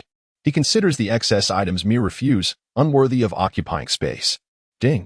Congratulations on successfully defeating the level 40 enigmatic boss.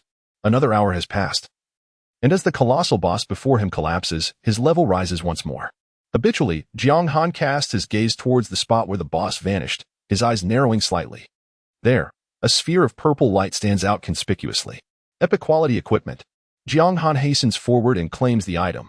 Ring of the Devourer, grade, epic, effect, not yet identified. At last, a smile graces Jiang Han's lips. This marks the first epic-grade equipment he has acquired. The number of demonized bosses that fell at his hands surely exceeds 3 digits, especially considering Jiang Han's luck, which far surpasses that of other players. He has already garnered 20 to 30 pieces of dark gold equipment. Yet, despite such fortune, only this one piece of epic gear has emerged. It is evident that such a level of equipment is exceedingly rare. Moreover, it is primarily obtainable through crafting or completing quests. Suddenly, an unexpected windfall invigorated Jiang Han, prompting him to hasten towards the front lines of battle. In stark contrast to Jiang Han's leisurely plunder, the experiences of other players painted an entirely different picture. No, no, no. I do not wish to perish yet. Who can rescue me? What on earth are these vile creatures? The cacophony of clashing and cries melded into a tumultuous symphony. The bazaar boss, making its inaugural appearance, was not particularly formidable, especially with the NPCs countering its assaults. However, only a minuscule fraction managed to breach the defenses. Yet, for the average player, it remained an insurmountable challenge, compounded by the sheer abruptness of the event. Leaving no time for preparation, even a seemingly ordinary bazaar boss could effortlessly claim the lives of players. Particularly alarming was the realization that players slain by these monstrous entities could no longer respawn, which escalated the panic to unprecedented heights. Do not flee. These monsters do not possess excessive health. If we unite, we can surely repel them. The more you run, the faster you perish. Do not run. Do not run. Even though a few players managed to retain their composure and called for a rational response, those who had completely lost their wits were beyond hearing reason. Flee became the singular thought echoing within the minds of all. Only a small number of players, driven by the anguish of witnessing the demise of their loved ones, have bravely initiated a resistance. Yet, in the end, it merely results in another lifeless skeleton. The death toll continues to rise, accompanied by incessant cries of despair. Desperation and oppression envelop the atmosphere. It is destined to be a day drenched in blood. In Windleaf City, a voice filled with dread echoes, "Boss, what shall we do? We can't hold on much longer. The output from this boss is exceedingly high. If this continues, we will undoubtedly perish." Outside Windleaf City, a group of 5 stands resolute, with the knight, known as Level 8 Gale, shouting in despair. Their endurance in the besieged Windleaf City has already proven their formidable strength. In fact, these 5 still hold a position on the leaderboard, with particularly notable mention of Clear Breeze and Green Bamboo, who remains within the top 10. However, the sheer number of invading creatures is overwhelming. Even though the attacking entities are merely ordinary monsters of level 10 or so, their vast numbers, coupled with the sporadic emergence of elite bosses, create pressure far exceeding that of conquering a challenging upgrade dungeon. Moreover, they have witnessed firsthand the brutal reality of players vanishing from their friend lists after being slain by these creatures. Being killed by these beings is no mere game. It is a stark reality. It is on this day that they truly comprehend the inherent cruelty of this game. No, this is not a game. It is the genuine apocalypse manifesting in an extraordinary manner. Boss, I am in so much pain. I truly cannot endure any longer. Unlike other monsters, the attacks of these strange beings inflict genuine sensations of agony. The level 8 Tempest has endured until now, not only due to its formidable attributes, but also because of an unwavering will. Constantly subjected to harm, yet perpetually healed, it finds itself in an infinite cycle of suffering. Even the most resilient individual reaches their limits. Surrounded by bizarre creatures, the Tempest feels as if countless sharp blades are carving into its flesh, inflicting pain that penetrates to the very core. Tempest, step back. Allow me to bear the burden. Chi Feng Sueju, with reddened eyes, understands the anguish from experiencing the creature's attacks, though his suffering pales in comparison to that of the Tempest. Grasping his sword, he valiantly strikes down the strange beings before him and hurries forth. Boss, do not approach. This boss's attributes will obliterate you. The level 8 Tempest's face is ashen, yet it musters its spirit, roaring defiantly. I am the knight, the strongest man in the nation. With a fierce cry, a heavy shield crashes to the ground, metal scraping against the earth, creating a shower of sparks accompanied by an odd clanging sound. In that instant, Chi Feng Sueju and his companions feel an unmistakable reduction in the pressure exerted by the surrounding monsters. However, the peculiar creatures do not shift their focus without reason. Their diminished pressure signifies that someone must shoulder this enmity, and that individual is none other than the level 8 Tempest. The resonant clamor is the knight's 10th level skill, Shield Slam Taunt, drawing the ire of all hostile units within a 5-meter radius. In the next moment, the Tempest bellows, Boss, you must flee. Take Little Fish and the others with you. I can only mock these beasts for 5 seconds, before redirecting my hatred. At most seizing 15 seconds to escape. We must break free. Move. Chapter 80. I pray to the divine the howling winds, and the verdant bamboo roared in fury, launching a frenzied assault against the strange creature that had shifted its focus. The 2 individuals beside me were equally frantic, attempting to halt the creature's advance. 5 seconds. You can endure this. Do not act foolishly. We are a team. If we are to depart, we shall do so together. If we are to perish, let it be as one. Yet, even though she possessed a formidable hidden class, she found herself powerless in the face of this dire situation.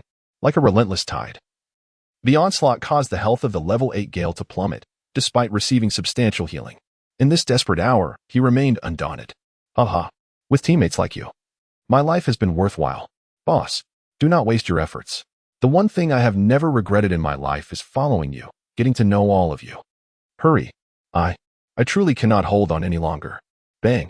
The elite boss struck the shield of the level 8 Gale with tremendous force, shattering the barrier and sending him hurtling backward as if he were a kite severed from its string. The level 8 Gale's face turned pale as he wearily closed his eyes. In his current state, even a mere minion could take him down. He could only await his demise. A profound despair engulfed him in an instant, especially for the healer, the fish swimmer, who, despite being the team's priest, could only watch helplessly as the level 8 Gale was torn to shreds by the strange creature. The suffocating sensation, oppressive as a mountain, rendered her limbs icy and compelled her to shut her eyes, unwilling to witness the impending brutality. Other than praying for a miracle, she felt utterly helpless. There was no hope left. Suddenly, a resounding crash reverberated through the air. In an instant, a staggering amount of damage obliterated the once mighty elite boss. The abrupt turn of events left everyone momentarily stunned, their gazes instinctively drawn towards the descending breath of the dragon. Above, in the sky, their eyes filled with despair. Reflected a diminutive figure, akin to a meteor, a radiant beam piercing through the darkness, plummeting downwards. Although uncertain, its form resembled that of a young dragon. With a fierce roar, the young dragon had yet to touch the ground when its piercing cry echoed, causing the surrounding bizarre creatures to succumb to dizziness. Then, that seemingly adorable little being flickered and weaved swiftly among the grotesque monsters, its sharp claws slicing through the air, leaving trails of white arcs. Wherever it passed, explosive damage erupted, effortlessly dismembering the strange beings that had ensnared them in despair. Before they could fully comprehend the situation, a vacuum zone had been cleared around them. They were safe. The heavy burden dissipated in an instant. The level 8 gale touched various parts of its body in disbelief. The expression of the gentle breeze and bamboo was one of complexity. In the eyes of the swimming fish, a brilliant light ignited. "Oh, God! Have you truly heard my prayers? Little Gray, let us go," a deep voice resonated. As the crowd turned towards the sound, they beheld a shadowy figure approaching from the west. The night god? Yu Yuer was momentarily taken aback, recognizing the identity of the visitor, Jiang Han. "Thank you." Qing Feng Chui Zhu inhaled deeply. No one could fathom the emotion swirling within them at that moment. Just as they were on the brink of being swallowed by despair, this man had pulled them back from the abyss. "No need for thanks for such a great favor. If you ever have need of me, Qing Feng." Jiang Han interjected. "What did you just say?" Qing Feng Chui Zhu hesitated. "No need for thanks for such a great favor?" Jiang Han waved his hand dismissively. "No. I meant to say one thing." Qing Feng Chui Zhu found himself at a loss for words. The others reacted in disbelief. "So, what you care about is this?" Regaining his composure, Qing Feng Chui Zhu earnestly bowed. "You jest, esteemed one. That was not my intention. In any case, should you ever require my services, I shall face any peril without hesitation." Yu Yue followed suit with a bow. "Through fire and water, I will not falter." The remaining two chimed in. "Into the den of tigers and wolves, I would not regret it. Into the dragon's lair and tiger's den, I would face death without remorse." A mighty gale of level 8 rumbled forth, the land of fish and rice. No, a smooth expanse. Also not right. A favor returned with enmity. Even more incorrect. W? Me too. The crowd responded. "No need to concern yourself. It was merely a matter of convenience." "Ah, indeed. The Xiqing district is relatively safe now. If you prefer not to continue battling the boss, you may venture there." Jiang Han waved his hand dismissively and turned to leave, with Xiao Hui bouncing joyfully in pursuit. After a considerable time, when Jiang Han had completely vanished from sight, the level 8 Gale sighed. "Truly worthy of the top-ranking brother, he is extraordinarily powerful, undoubtedly my idol from now on. Even Tony Leung must take a back seat. Look at your lack of ambition," Yu Yuer remarked disdainfully while healing Gale. "He just saved our lives, and you respond with a mere me too." Gale retorted defiantly. "I'm a level 9 noob, so what? And you dare to criticize me? Can't you see how others are staring at you with envy? Humph, as if I care. All right, enough bickering. Let us gather the equipment and items and hasten to Xiqing district," Qi Feng Suizhu said with a helpless smile. These individuals could bicker endlessly. However, he felt fortunate to have encountered such companions with whom he could share life and death. "Okay, the leader has spoken." Gale waved his arm, feeling no pain. "Damn, these bizarre creatures actually inflict pain. It's terrifying. I wonder how the great Knight Han deals with them." Qing Feng Suizhu shook his head. "Is there really a need for dealing with them? One could simply crush them. I suspect the Great One doesn't even regard these monsters as a threat, unlike us. Battling for our lives." Indeed, the level 8 Gale, deeply convinced, recalled how the esteemed one had just inquired whether we should continue to challenge the boss. Who among ordinary folk would pose such a question? Wait a moment. Could it be that he genuinely perceives the boss as merely a minor adversary? Everyone was momentarily taken aback, subsequently descending into silence. It seemed entirely plausible. I must check the leaderboard. Surely, the esteemed one is not truly utilizing this opportunity to grind bosses for leveling up, is he? The level 8 Gale hastily opened the leaderboard. And then a gasp escaped him. Goodness, what level has he reached? Several inquired with curiosity. The level 8 Gale stammered. TH35. Chapter 81. You rascal. Are you attempting to seize the boss again? Undoubtedly. Qing Feng Zizhu pondered for a moment and remarked, "If my memory serves me right, the esteemed one was at level 31 yesterday." Indeed, the level 8 Gale nodded. Given that these monsters had appeared only about 4 hours prior, it suggested an average of 1 level gain per hour. The more Qingfeng Cuizhu calculated, the more absurd he found it. Just how many bosses must one defeat to achieve that? The level 8 Gale was utterly bewildered. Let's not dwell on it. Qingfeng Cuizhu sighed. The more you calculate, the more it stings. You must understand, we mere mortals cannot comprehend the ways of the esteemed one. He is merely grinding experience in a dungeon. Meanwhile, Jiang Han remained oblivious to the clandestine discussions about him. He lacked the sentiment of compassion to specifically save anyone. His intervention was merely a coincidence, as he had just happened to pass by and effortlessly dealt with the boss. Even without the presence of Qingfeng and Cuizhu, that elite boss would have met its demise. Nonetheless, he felt a deep sense of reflection. Having endured the brutality of the apocalypse in a previous life, he understood how precious it was to find individuals who would remain steadfast in such dire circumstances. If there were more such people, the world would indeed be a far more intriguing place. Jiang Han smiled and said, "Let's go, Xiaohui." Calculating the time, it was indeed time to head to the front lines. Roar!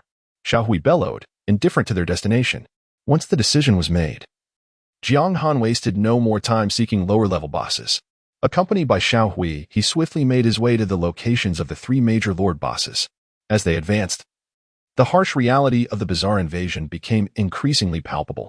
The main forces of Fingya City were completely occupied by the 3 lord bosses. Even with a divine powerhouse like Mel's present, his domain, primarily the Western District, required his attention to subdue one of the lord bosses, leaving little room to ensure the safety of other districts. Fingya City was simply too vast. Despite the valiant resistance of the guards, which bought precious time for the women and children to flee, many still fell victim to the grotesque creatures. Towering buildings lay in ruins, and the once thriving city had transformed into a landscape of shattered walls.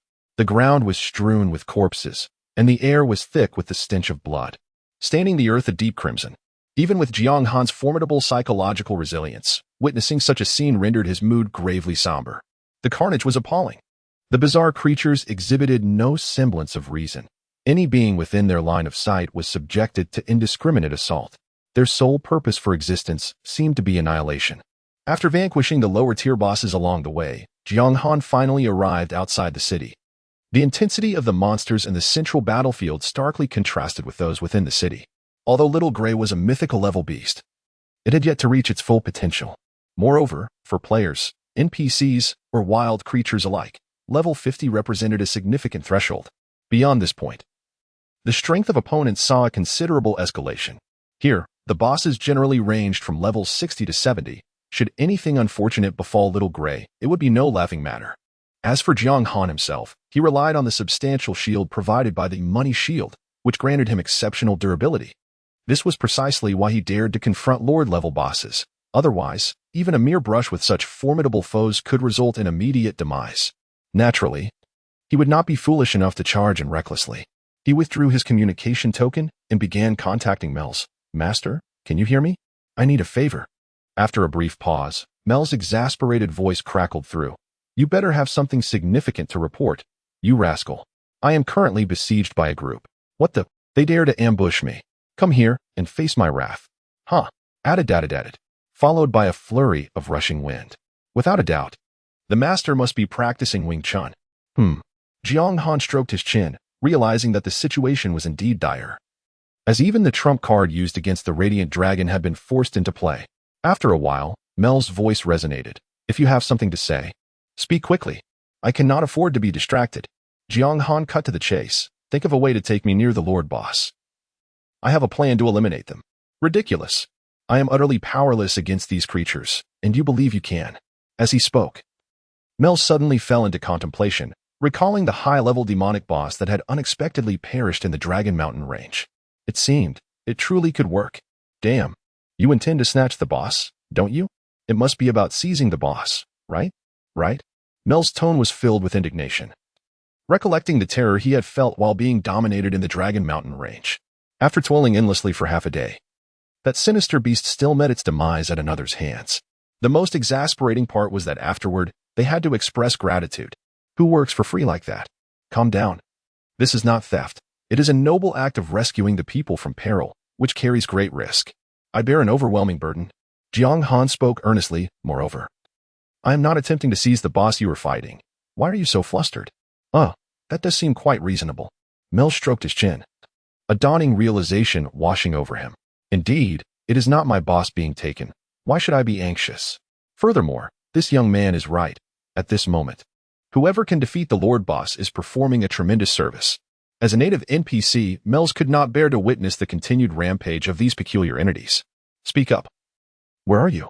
Provide me with your coordinates, and I shall carve a path of starlight for you. The coordinates are. Jiang Han swiftly relayed his location. On my way. Here I come. Following this, Jiang Han heard a series of muffled thuds from a distance. Approximately a minute later, the muscular old man, bare-chested, descended from the heavens, his formidable strength causing the ground to crack beneath him. Indeed, faced with the seemingly endless army of anomalies, even Mel's had to reveal his trump card. Extend your head, and I shall grant you several buffs. Without hesitation, he began to chant. Soon, Jiang Han was enveloped in a plethora of enhancement spells. Now, who shall we target first?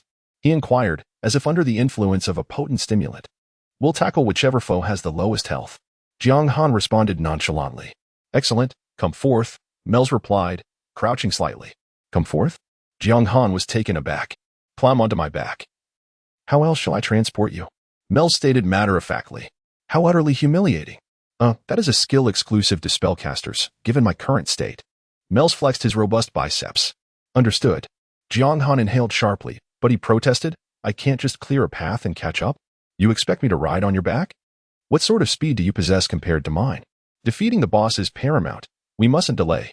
Every minute wasted could cost countless lives. For the sake of the level 100 Lord-level boss, I shall bear the burden. Jiang Han contemplated for a moment before leaping forward. No. Do not perch upon my head. Am I to serve as your living steed? Very well. Mers, too, was disinclined to linger on such trivialities. With a powerful leap akin to that of a lion, he descended, shattering the surrounding grotesque creatures into a mist of crimson. Now, it is time for these wretches to experience the fervent wrath of our combined skills. Chapter 82. Encircled Slay. Exterminate this horde of beasts.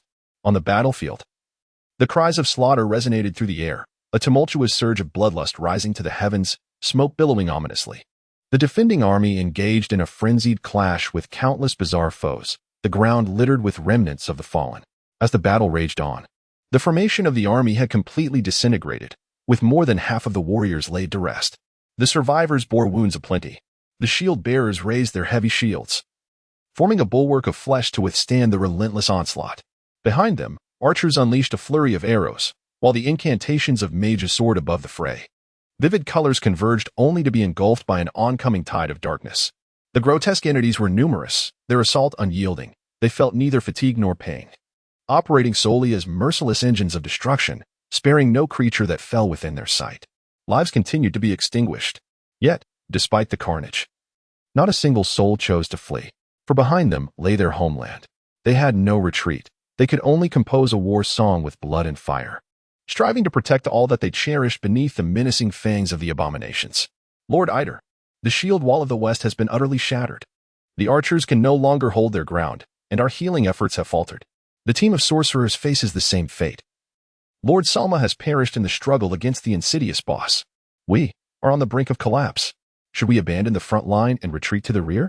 Lord Eider, please give your command. At the front, Eider, clad in a crimson robe, listened to the reports echoing in his ears, his heart weighed down to the utmost degree.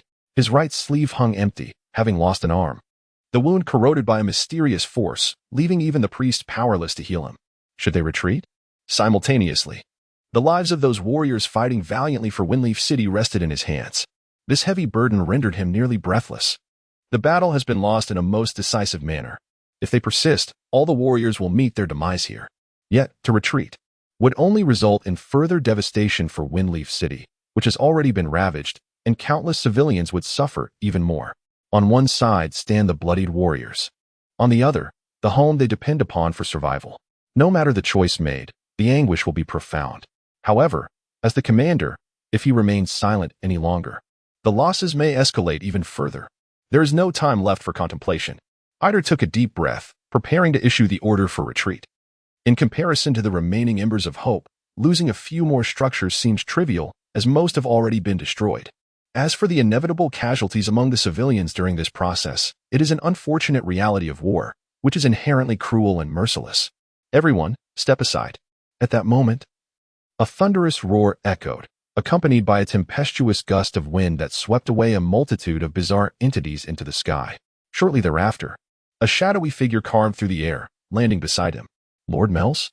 Ida's expression turned peculiar. He recognized the individual before him, a godly powerhouse from the Supreme Hall. Thanks to his intervention, a portion of the city had been safeguarded, and he had managed to restrain a formidable boss, allowing Windleaf City to endure thus far. However, the pressing question lingered. Why was there a person perched atop his head? Ida's gaze instinctively drifted upward, locking onto Jiang Han. Yet another familiar face. Nonetheless, confronted with Lord Mel's, he refrained from probing further. What commands do you have, my lord?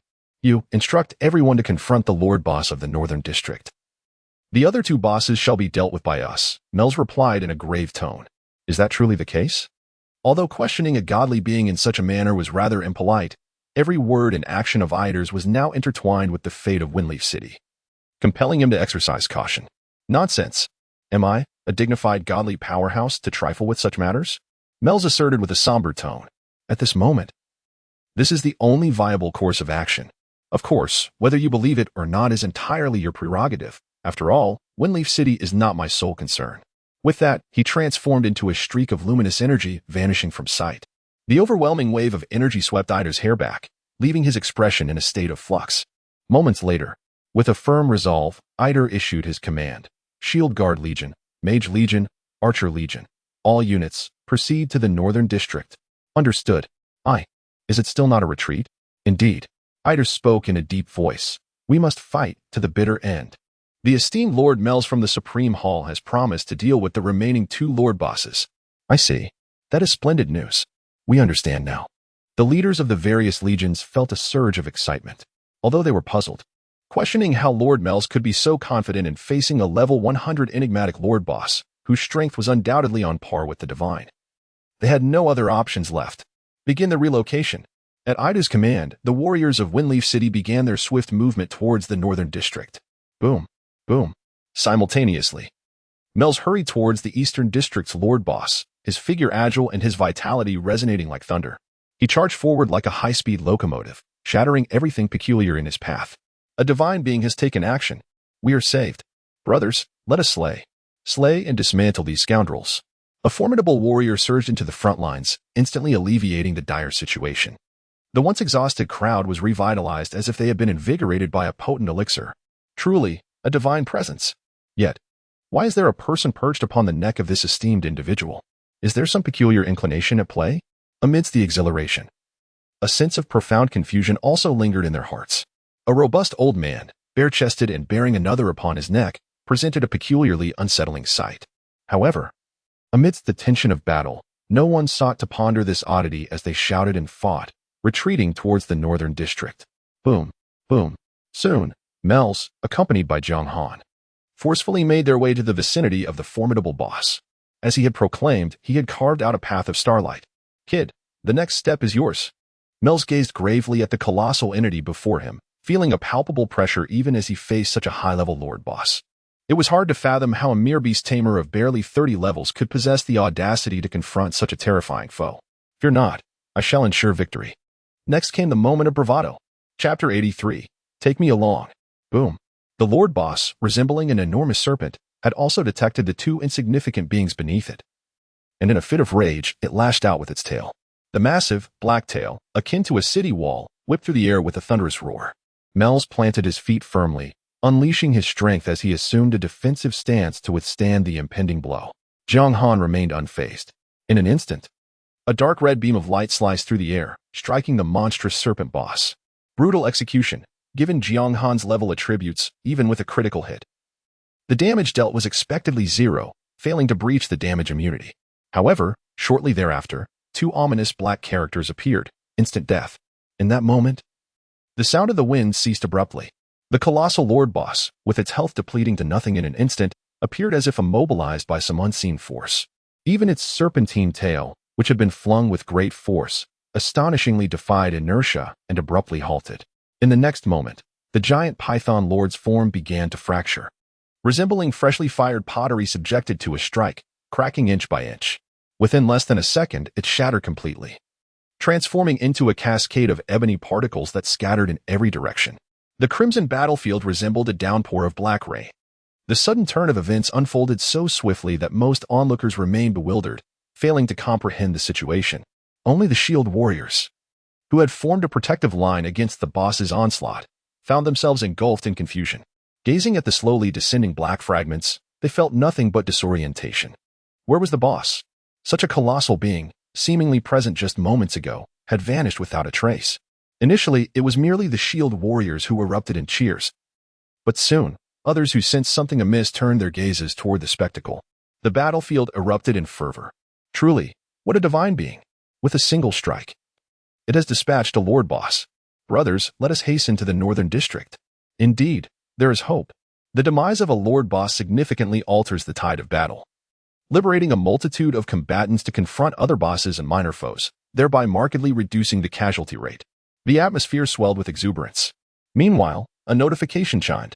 World announcement. The player Night Cold from the Great Xia Kingdom has successfully slain the level 100 Lord Boss, achieving the first kill of this formidable foe.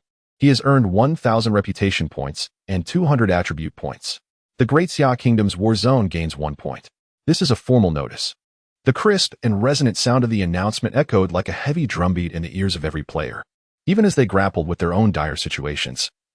Facing the constant threat of being mysteriously slain, the abruptness of such an extraordinary proclamation left them in a state of astonishment.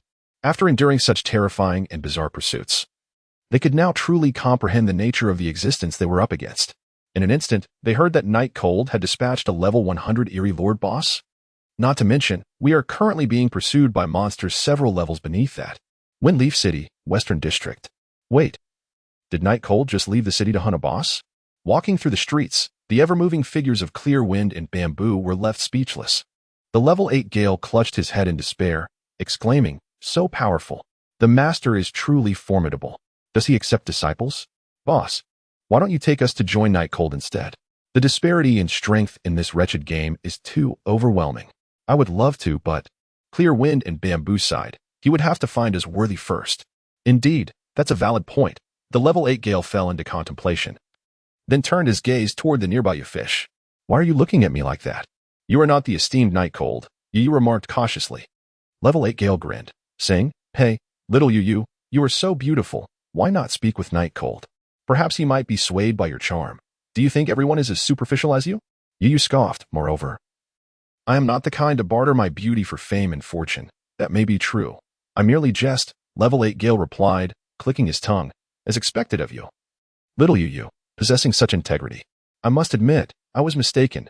Before he could finish his sentence, he saw you cradling her face, bashfully suggesting, however, if it were Night Cold, it might not be impossible, hee. Level 8 Gale exclaimed, little you, I truly misjudged you. Night Cold saved your life, and you contemplate repaying kindness with ingratitude. Such a lack of honor. Go away.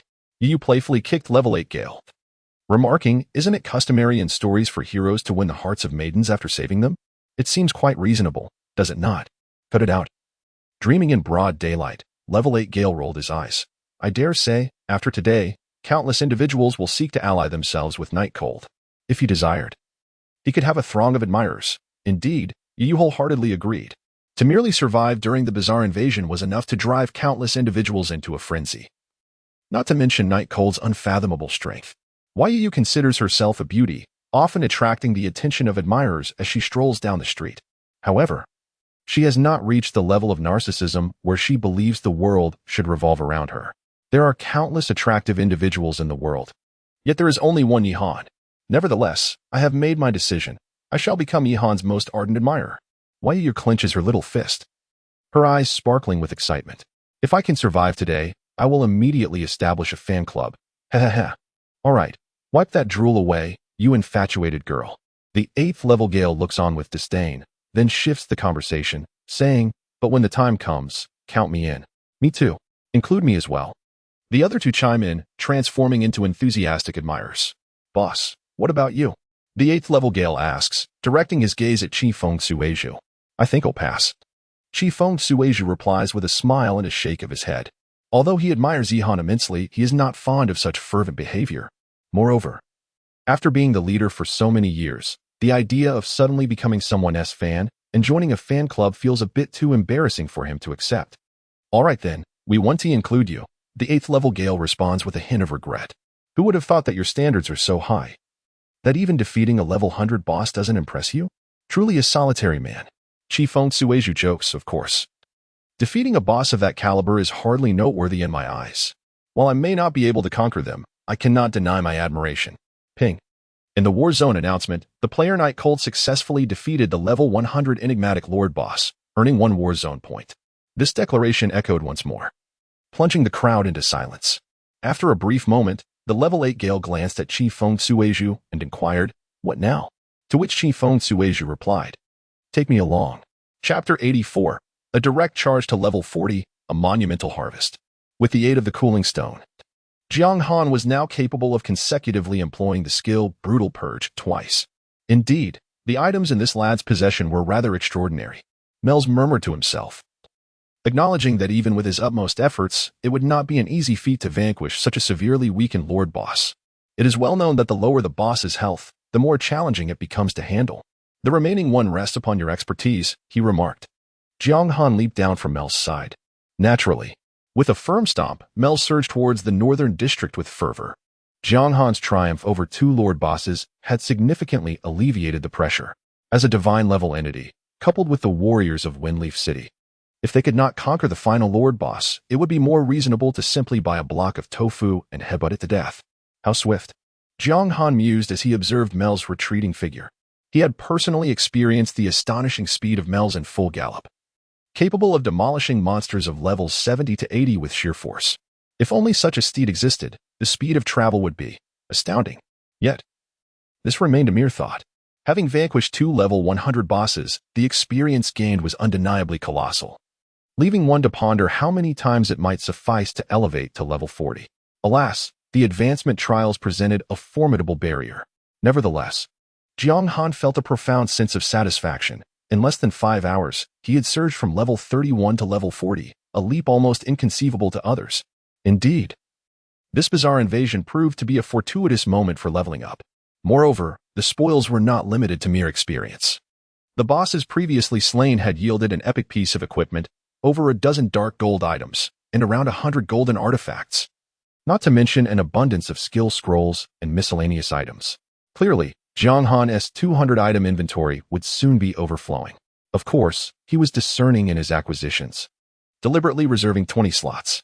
As for their intended purpose, Jiang Han's gaze ignited with fervor as he fixated on the spot where the level 100 Bizarre Lord boss had vanished. There, several pieces of equipment shimmered with a resplendent glow. Surely, there would be no dragons to obstruct him from claiming the dropped items this time? Should he fail to collect them again, Jiang Han would be driven to a point of malevolence. Who would dare stand in his way? Even a dragon would not deter him, he declared. Given the circumstances, it seemed unlikely that any unforeseen events would transpire. After all, though he had been swiftly guided to this location by Melz, the loot from the first Lord boss remained undisturbed. These strange creatures were solely preoccupied with carnage, while the other NPCs were not foolish enough to attempt to seize the items. With a being of Mel's caliber present and Jiang Han having decisively slain the Lord boss, he had earned their respect. Though the demise of the first Lord boss went unnoticed, the fall of the second was witnessed in vivid detail. It was not the formidable Lord Melz who dealt the fatal blow, but rather a mysterious man, whose visage was obscured, wielding an extraordinary artifact. Might we inquire, esteemed sir, what name do you bear? A bloodied knight, having vanquished the peculiar creatures surrounding him, respectfully posed the question to Jiang Han. Night Cold, Jiang Han replied without reservation, disclosing his identity. Ah, the esteemed Lord Night Cold. The knight exhaled a sigh of relief, and with a solemn demeanor, performed a knightly salute. Your immense benevolence, I, Knight Ode, shall forever hold in my heart. Jiang Han merely smiled in response, choosing silence as he turned towards the site of the boss's demise. Did you manage to inquire? Came an eager voice from the crowd, their curiosity piqued regarding the enigmatic figure who had effortlessly dispatched the Lord boss. We did. This noble gentleman is known as Night Cold, Night Ode stated gravely. He has saved our lives. Indeed, it is Lord Night Cold who has preserved our existence. Echoed a companion, inhaling deeply, his tone serious. As knights, Their duty was to withstand the boss's onslaught, and in the precarious situation they had just faced, a mere strike from the Lord Boss could have claimed their lives. At that critical moment, the emergence of such a formidable individual to annihilate the Lord Boss was a cause for profound gratitude. Remember, it is Lord Night Cold who has spared our lives. That night, the name of Jiang Han spread like wildfire among the NPCs of Windleaf City, transmitted from one person to another, from 10 to 100. It traversed the battlegrounds of the Eastern District, reaching even the North District. It could be said that every resident of Windleaf City involved in the battle, including the executor Eider, had etched this name into their memories. However, Jiang Han remained oblivious to this phenomenon, as his attention was fully captivated by the few items he had just acquired. Shield of the Divine Protector, Shield, Grade, Epic, Effect, not yet identified. Staff of the Star Caller, Staff, Grade, Epic, Effect, not yet identified. Stone of Scorching Heat, Material, Grade, not yet identified.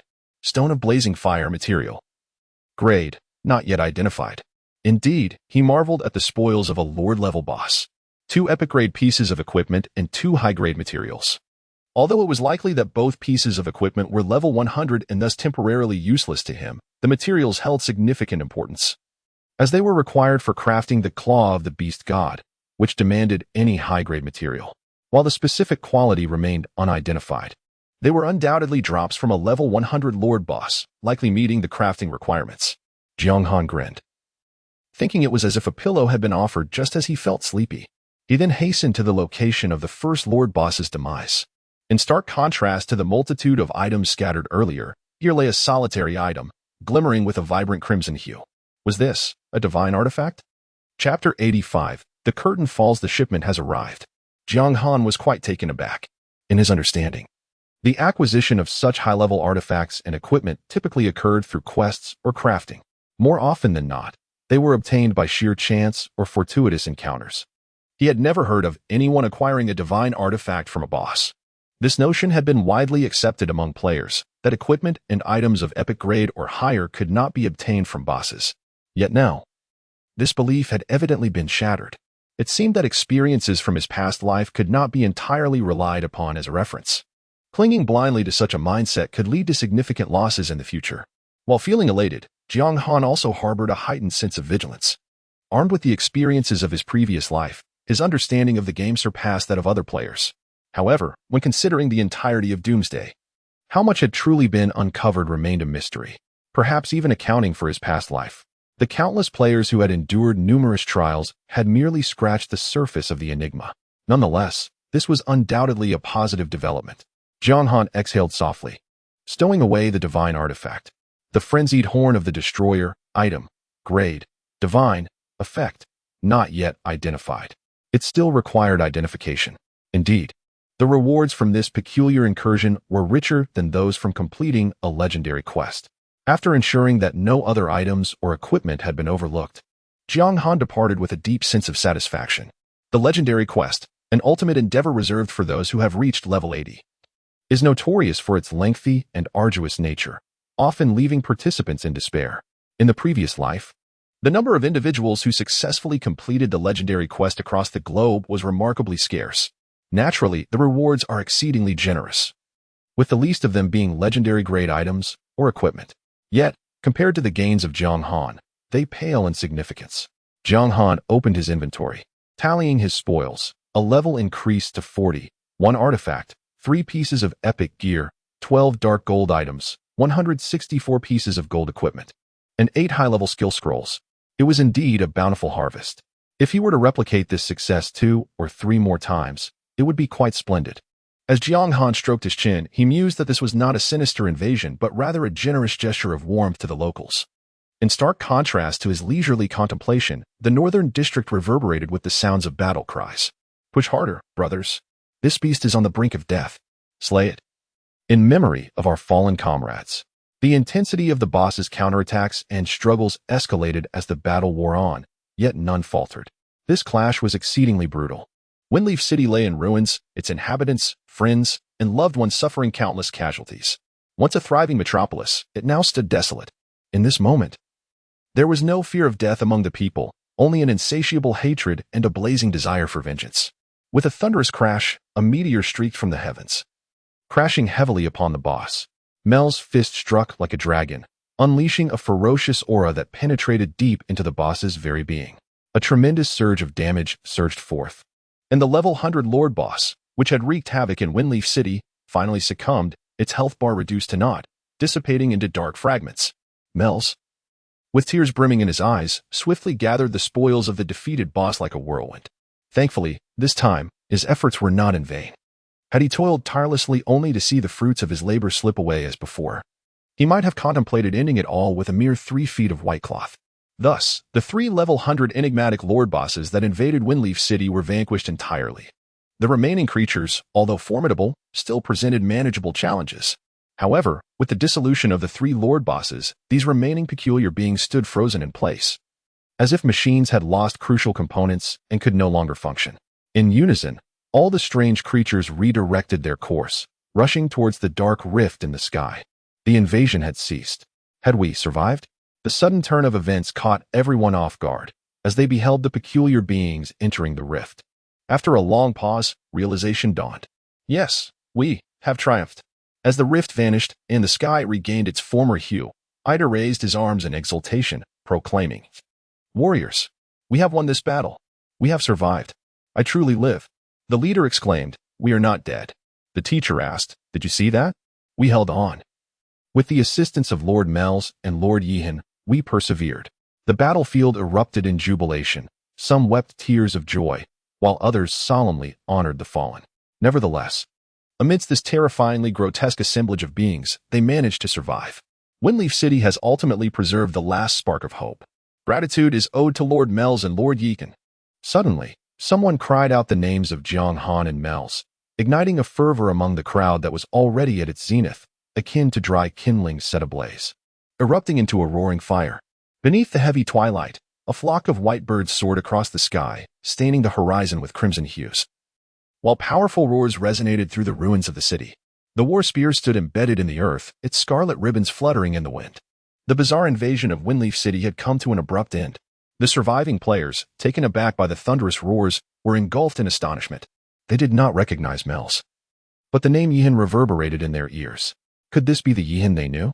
The enigmatic figure who had firmly held the top position on the leaderboard from the very beginning, possessing such esteemed renown even among those formidable NPCs? As they felt the gentle breeze, the atmosphere, which was strikingly serene amidst the clamor, left some players, still lost in the aftermath of survival, fumbling to check the rankings. To their astonishment, they discovered that at the pinnacle of the leaderboard, the number had changed to 40, while the second position had not even reached half of that. Was this truly the real world? Or was today's nightmare merely an illusion? One individual gazed vacantly at the desolation surrounding him, caught in a profound ambiguity between sorrow and joy. Why, amidst the frenzy of chaotic flight, are there still those who can tread upon the heads of their foes, ascending ever higher into the clouds? Half a day later, in a chamber within the Xiqing district. "Gentlemen, are you willing to accompany me to death?" A strikingly handsome middle-aged man abruptly sat up in bed, gasping for breath. His mind plagued by the haunting images of 3 formidable figures, their overwhelming power bearing down upon him. Those damned, eerie Lord bosses. Aaron's complexion darkened as he looked up, only to find himself momentarily stunned. The soft glow of the light illuminated the quaint room, which was evidently a residence. Yet, as the Lord of Windleaf City, he should have been leading his troops in battle against the bosses during this perilous invasion. Why then, after enduring a direct blow from the boss, was he still unscathed? Lying on a soft bed? No, something was amiss. Aaron's breath quickened as he suddenly grasped a chilling possibility. Could it be? I have been reborn. Chapter 86. Whatever the matter, discuss it with him. Aaron examined his body, recalling the moment he had withstood the blow from the eerie boss. Feeling as though his bones had shattered and his limbs were broken, even the finest healer in the city could not restore him to such pristine condition. The only explanation, then, was that something incomprehensible had transpired. Regardless of what had occurred, I shall not allow those beasts to breach Windleaf City. Clenching his fists, Aaron leapt from the bed. Creak. A young man suddenly burst through the door. "My lord, you are awake." Upon witnessing Aaron awaken, the young man felt a mixture of joy and surprise. Turn. What year is it? Aaron slightly raised his gaze towards the young man. Turn, taken aback, thought to himself, "Oh no, could the Lord's mind have been affected?" "The year is 666, he replied. Aaron couldn't help but fall into contemplation. No reincarnation? Then what is the exact time? He inquired further. My lord, it has been only an hour since the invasion of the aberrant creatures, Tern respectfully answered. The invasion has concluded? Aaron's eyes widened. Indeed, he had not been reborn. I have traversed worlds. Tern, how could you remain so leisurely during such a critical moment? With a cold snort, he stormed out, declaring, Follow me to battle. This time, even if it costs me my life, I shall not allow those beasts to breach the city. My lord, what are you saying? Tern suddenly realized, of course, you were unconscious, so you were unaware. With the assistance of Lord Jiang and Lord Mels, the aberrant creatures have been repelled. There is no need for such concern. Aaron paused, unable to contain his astonishment. What did you say? I said that with the help of Lord Jiang and Tern swiftly recounted the events to Aaron. I see. So this is how it transpired. The aberration has been repelled, and my wounds were healed by Mels. Remembering his earlier thoughts of reincarnation and traversal, Aaron felt an embarrassing urge to dig his toes into the ground. Aaron exclaimed, I never anticipated that, apart from Lord Mels, there exists another extraordinary talent capable of salvaging my Windleaf City from peril. Tern, where is Night Cold at this moment? I must meet him in person to express my gratitude. My lord, that is precisely the purpose of my visit, Tern replied respectfully. Among those waiting in the hall are Night Cold and Lady Riley, along with other esteemed guests, convening to discuss the reconstruction of Windleaf City. Lead the way, Aaron commanded, not delving further into the matter, moving with decisive urgency. Soon, under Tern's guidance, the two arrived at an expansive hall. Seated within were the surviving high-ranking officials from the battle, numbering just over a dozen in total. At the center, 3 individuals stood out. Among them, 2 were familiar to Aaron. Lady Riley, her royal lineage aside, possessed a breathtaking beauty that rendered her the focal point wherever she appeared. The other was Mels, a formidable being who had joined the resistance against the bizarre creature invasion. Thus, the identity of the remaining individual became evident. Aaron approached briskly, his expression earnest as he slightly bowed, expressing his gratitude to the 2 for their gallant intervention. Otherwise, the fate of Windleaf City would have remained uncertain. On behalf of all the residents, I extend my heartfelt thanks to you both. From this day forth, you shall be eternal friends of Windleaf City. Notification. Affection from Aaron increased by 20. Notification. You have earned the respect and recognition of the Lord of Windleaf City, receiving the title of Friendship of Windleaf. 2 system notification sounds echoed in Jiang Han's ears as he opened the title panel. Friendship of Windleaf. You stepped forward in a moment of crisis, aiding Windleaf City in overcoming its challenges, thus gaining the acknowledgement of all its residents.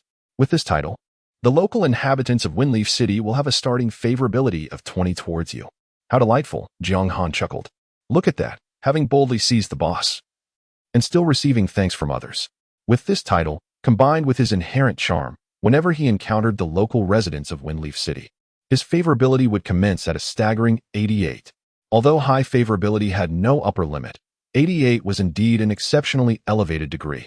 It could be said that as long as Jiang Han refrained from engaging in any underhanded deeds, he could navigate Windleaf City with ease. Mers, though visibly weary and worn, maintained a facade of nonchalance, waving his hand dismissively. I am merely fulfilling a commission. It is my duty. Otherwise, I would not have stirred this murky water. If gratitude is to be expressed, let it be directed towards this young man. He gestured towards Jiang Han. Such words are unnecessary, my lord. I shall always cherish your kindness, and as for Lord Jihan, a flicker of gratitude passed through Aaron's expression, reflecting the same sentiment. Ding. Favorability from Aaron increased by 10. Clearly, although out of respect and courtesy, Aaron did not emphasize whose kindness was greater. Mers's words had indeed made an impact. Jiang Han smiled and said, There is no need for the Lord to concern himself with such matters. It is far more important to discuss the pressing issues at hand. Your Excellency, you truly possess a broad-mindedness, Aaron exclaimed in admiration before taking his seat. With the arrival of the Lord of Windleaf City, all the influential figures of the city had gathered. As for the matter that Jiang Han referred to, it naturally pertained to the reconstruction following the war in the city. At present, a significant portion of Windleaf City lay in ruins, with the once prosperous eastern district particularly devastated, while the remaining intact structures were predominantly located in the western district. Thus, the essence of this meeting was quite straightforward, the question of the ownership of the western district. Aaron first accepted the data that Tern had meticulously compiled, poring over it intently. After a considerable pause, he lifted his gaze to Sophia and pondered, Madam, if my memory serves me correctly, most of the properties in the western district are currently unoccupied. Might these idle resources be put to use? Of course. I do not mean to request them outright, but rather suggest a potential transaction. Have you considered the possibility of selling these properties? I am afraid, Aaron, that I do not possess the authority to make that decision at this moment, Sophia replied, shaking her head. Aaron was taken aback, then responded, Madam, I understand that the Western District is your domain, and I hold the utmost respect for that. However, Windleaf City is in a perilous situation at present. Might you consider extending your generosity? As for the price, we could negotiate. Before he could finish, Sophia interrupted him, her lips parting slightly. Aaron, you know I have never been one to concern myself with monetary matters. What I mean is that the majority of the properties in the Western District do not legally belong to me, hence I cannot make decisions regarding them. What do you mean? Aaron furrowed his brow, as if shrouded in mist. Sophia turned to Jiang Han, a glimmer of intrigue dancing in her beautiful eyes, and softly remarked, Currently, half of the ownership in the Western District belongs to Yi Han. Therefore, if you have any plans regarding the vacant properties you wish to acquire, you must discuss them with him. Upon hearing this, Aaron shifted his gaze toward the indistinct figure of the man, his mouth slightly agape, rendered speechless by the revelation. Chapter 87 Sophia stated, I have finished speaking. Who is in favor, and who is against? Aaron's mind was in disarray. The ownership of the Western District had always resided with Lady Riley. How could such a significant change occur so suddenly? When did this transpire? With a serious demeanor, Aaron inquired, If I may be so bold, Lord Yi Han, does the majority of the property ownership in the Western District now rest under your name? Jiang Han nodded. Aaron could not help but take a deep breath. Goodness, the major buildings in other districts were few and far between. With the Western District being the only one to survive, its future reconstruction would undoubtedly center around it. Just think of the value of such a commercial hub. Even the former Eastern District could not boast such an exaggerated status. And yet, Yi Han had managed to secure most of the profits from Lady Riley, who represented the royal family. This was simply astonishing. So, might you be willing to disclose a hint regarding the properties? How much are you prepared to part with, so we may have a reasonable expectation? Aaron's expression grew markedly more serious, although it was still a negotiation. The current circumstances appeared rather bleak. Lady Riley has always been rather indifferent to fame and fortune, harboring little desire for wealth or power. Acquiring property from such a person would undoubtedly be considerably easier. As for His Excellency Nightcold, to be honest, Aaron's initial impression of him is quite favorable. After all, his willingness to step forward during the perilous times of Windleaf City speaks volumes. However, we are all adults here, and Aaron is not naive enough to believe that everyone shares Lady Riley's disposition. Furthermore, righteousness and business must not be conflated. Having presided over Windleaf City for many years, Aaron is acutely aware of the future value of the Western District. Upon introspection, if the Western District were under his ownership, he would certainly be reluctant to sell off much property, perhaps not even a single piece, because it represents an inexhaustible source of wealth, ripe for continual extraction. A one-time transaction may be gratifying, but it lacks sustainability. Aaron was taken aback. Before he could speak, an elderly gentleman clad in opulent robes rose excitedly. Your Excellency Nightcold, I must have misheard you, right? You mean to retain only a small portion of the Western District's properties? Yes. You are not jesting with us, are you?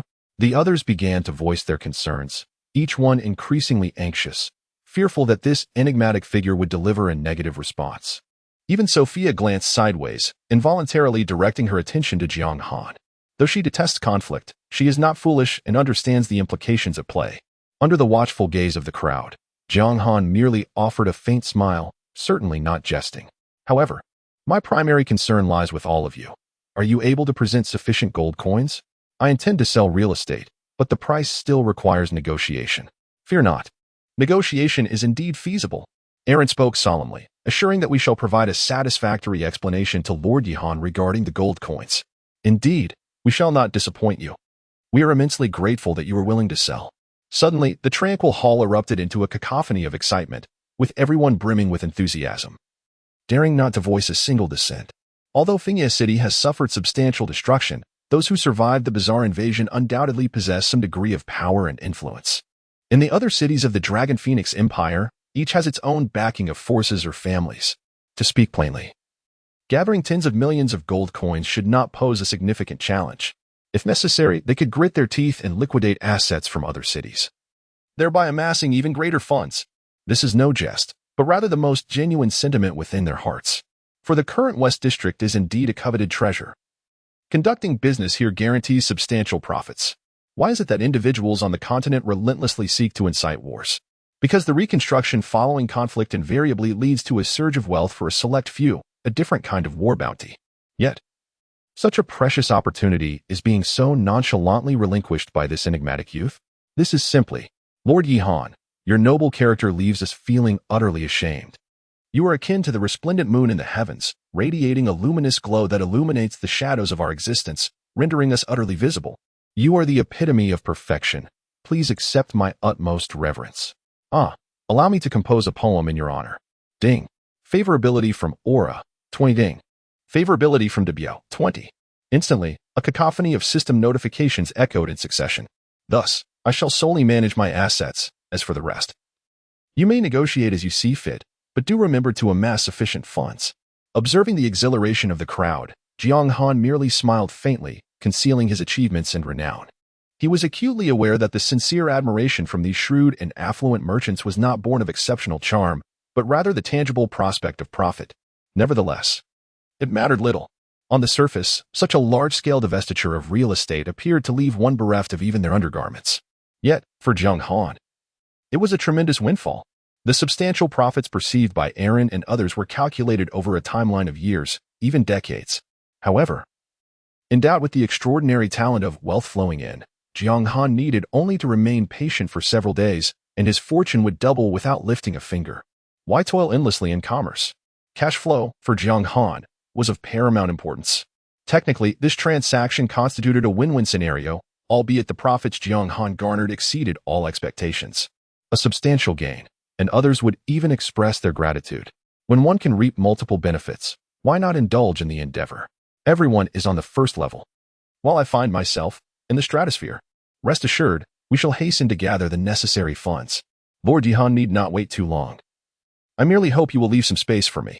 The crowd, naturally, nodded with cheerful agreement, for as long as they could acquire real estate, all would be well. Thus, I shall take my leave to raise the funds. You may continue. So shall I. Subsequently, several individuals exchanged pleasantries before preparing to depart. The core of this meeting concluded with an astonishing harmony. Everyone, please hold on. At that moment, the previously silent Sophia suddenly parted her lips, as if she had something to convey. Madam, do you have any matters to discuss? The respect for the royal family was still paramount, especially since they would all be conducting business in the West District. It was prudent to maintain a favorable relationship with this influential figure, prompting curious glances in her direction. With an air of calmness, Sophia addressed them. It pertains once more to the division of real estate. There are certain matters that require your support. Please, go ahead, madam. Aaron responded. It is not a significant issue. Sophia replied nonchalantly, regarding the upheaval in Windleaf City. I have already reported the situation to the royal family at the earliest opportunity, and I trust you have all witnessed Lord Jiang Han's valiant performance during this bizarre invasion. He displayed extraordinary courage, joining forces with Lord Mels to vanquish two formidable lordly foes, thus safeguarding the last flicker of hope for Windleaf City. Subsequently, he unhesitatingly sacrificed his own interests, decisively selling off his properties. Such fortitude and noble character deeply moved me. A youthful hero possessing both virtue and courage. I believe he deserves superior treatment and status. Thus, I have resolved to petition the royal family to bestow a title upon Jiang Han. Having articulated my thoughts, I now ask for opinions. Who is in favor, and who is opposed? Chapter 88. What is happening? A title? The hall was abruptly enveloped in silence once more. Apart from Jiang Han, everyone else, including Aaron, stood in stunned disbelief, unable to comprehend the situation. Did they hear correctly? A title? It is vital to recognize that in the Dragon Phoenix Empire, which places immense value on lineage and status, a title signifies an abundance of privileges. Most importantly, it grants the legal right to possess one's own territory. Furthermore, the esteemed status associated with such a title is something these affluent merchants covet immensely. Despite their considerable power and wealth, none can claim a title. The sole exception is Aaron. However, even he has deep ties with the royal family, which is why he inherited his title. This only underscores Aaron's understanding of the challenges involved in acquiring a title. It demands not only credible strength and substantial contributions but, most crucially, the royal family's recognition. Now, Jiang has unexpectedly received such a recommendation. Upon reflection, it appears he fulfills all these criteria. Aaron glanced at Sophia's flawless visage, then turned to Jiang Han, an unprecedented glimmer of curiosity flickering in his eyes. He felt a twinge of curiosity about the relationship between the illustrious Lady Riley, renowned throughout the Dragon Phoenix Empire, and the distinguished Lord Jiang, which could inspire such zealous recommendations. The half-master of the Western District? A fleeting thought crossed Aaron's mind, recalling a remark made by Sophia earlier. He cast a sly glance at the two, a surge of envy swelling within him. To be honest, even as a lord of a city, he felt a pang of jealousy towards Jiang. To conquer such a figure of formidable background would undoubtedly spare one 300 years of arduous struggle. Moreover, the crux of the matter lay in the fact that she was an exquisite beauty. I have no objections. I wholeheartedly support this matter, Aaron declared with a slight smile, fully aware that had it not been for Jiang, he might have met a grim fate. This alone made opposition impossible. I share the same sentiment. Lord Jiang undoubtedly deserves this honor. Agreed. The others echoed in unison. What a jest it would be to disregard their benefactor, Jiang Han, especially given Sophia's esteemed position. Moving forward in the Western District would require one to tread carefully. Who would dare voice dissent, thereby inviting trouble upon themselves? The assembly consisted of astute individuals, all too wise to act as dissenters. Instead, one after another, they offered their praises. Lord Jiang is, in my lifetime, the most exceptional individual I have encountered, deserving of this title. If the royal family requires my cooperation, I shall not hesitate to oblige. If even Lord Jiang lacks the qualifications, then I dare say there is no one else in the world who possesses such merit, not even the esteemed Mike A.S.E. Indeed, excellent. It appears that everyone holds a sense of gratitude. Sophia nodded, a subtle smile gracing her lips as she gazed at Jiang Han. So, Jiang, do you have any objections? None, Jiang Han replied, shaking his head, naturally devoid of any reasons for dissent. However, to speak candidly, his own astonishment mirrored that of the others, for even in his past life, he had never encountered an NPC suddenly bestowed with a title, let alone a player. The magnitude of this privilege left Jiang Han in a state of bewilderment. Thank you, Sophia. Jiang Han exhaled a long breath, his expression earnest. In that moment, he finally comprehended the true essence of a wealthy patron's influence, although he remained uncertain about the outcome. The mere possibility was already sufficient. This is what you rightfully deserve, Sophia said with a gentle smile. Without you, Lord Mel's could not have arrived in the West District. And the current state of Fengye City in the West District remains unclear. Speaking of which, I ought to express the Empire's gratitude on your behalf. With that, Sophia gracefully performed a curtsy. The conferral of titles, while fueled by her personal motives, was fundamentally grounded in Jiang's own qualifications. The valiant hero who can traverse the abyssal trials, a formidable beast master seemingly endowed with divine power, stands as a beacon of hope for the beleaguered Windleaf City. Each of these attributes merits the royal family's earnest consideration. It is the convergence of various factors that emboldens her to propose this suggestion.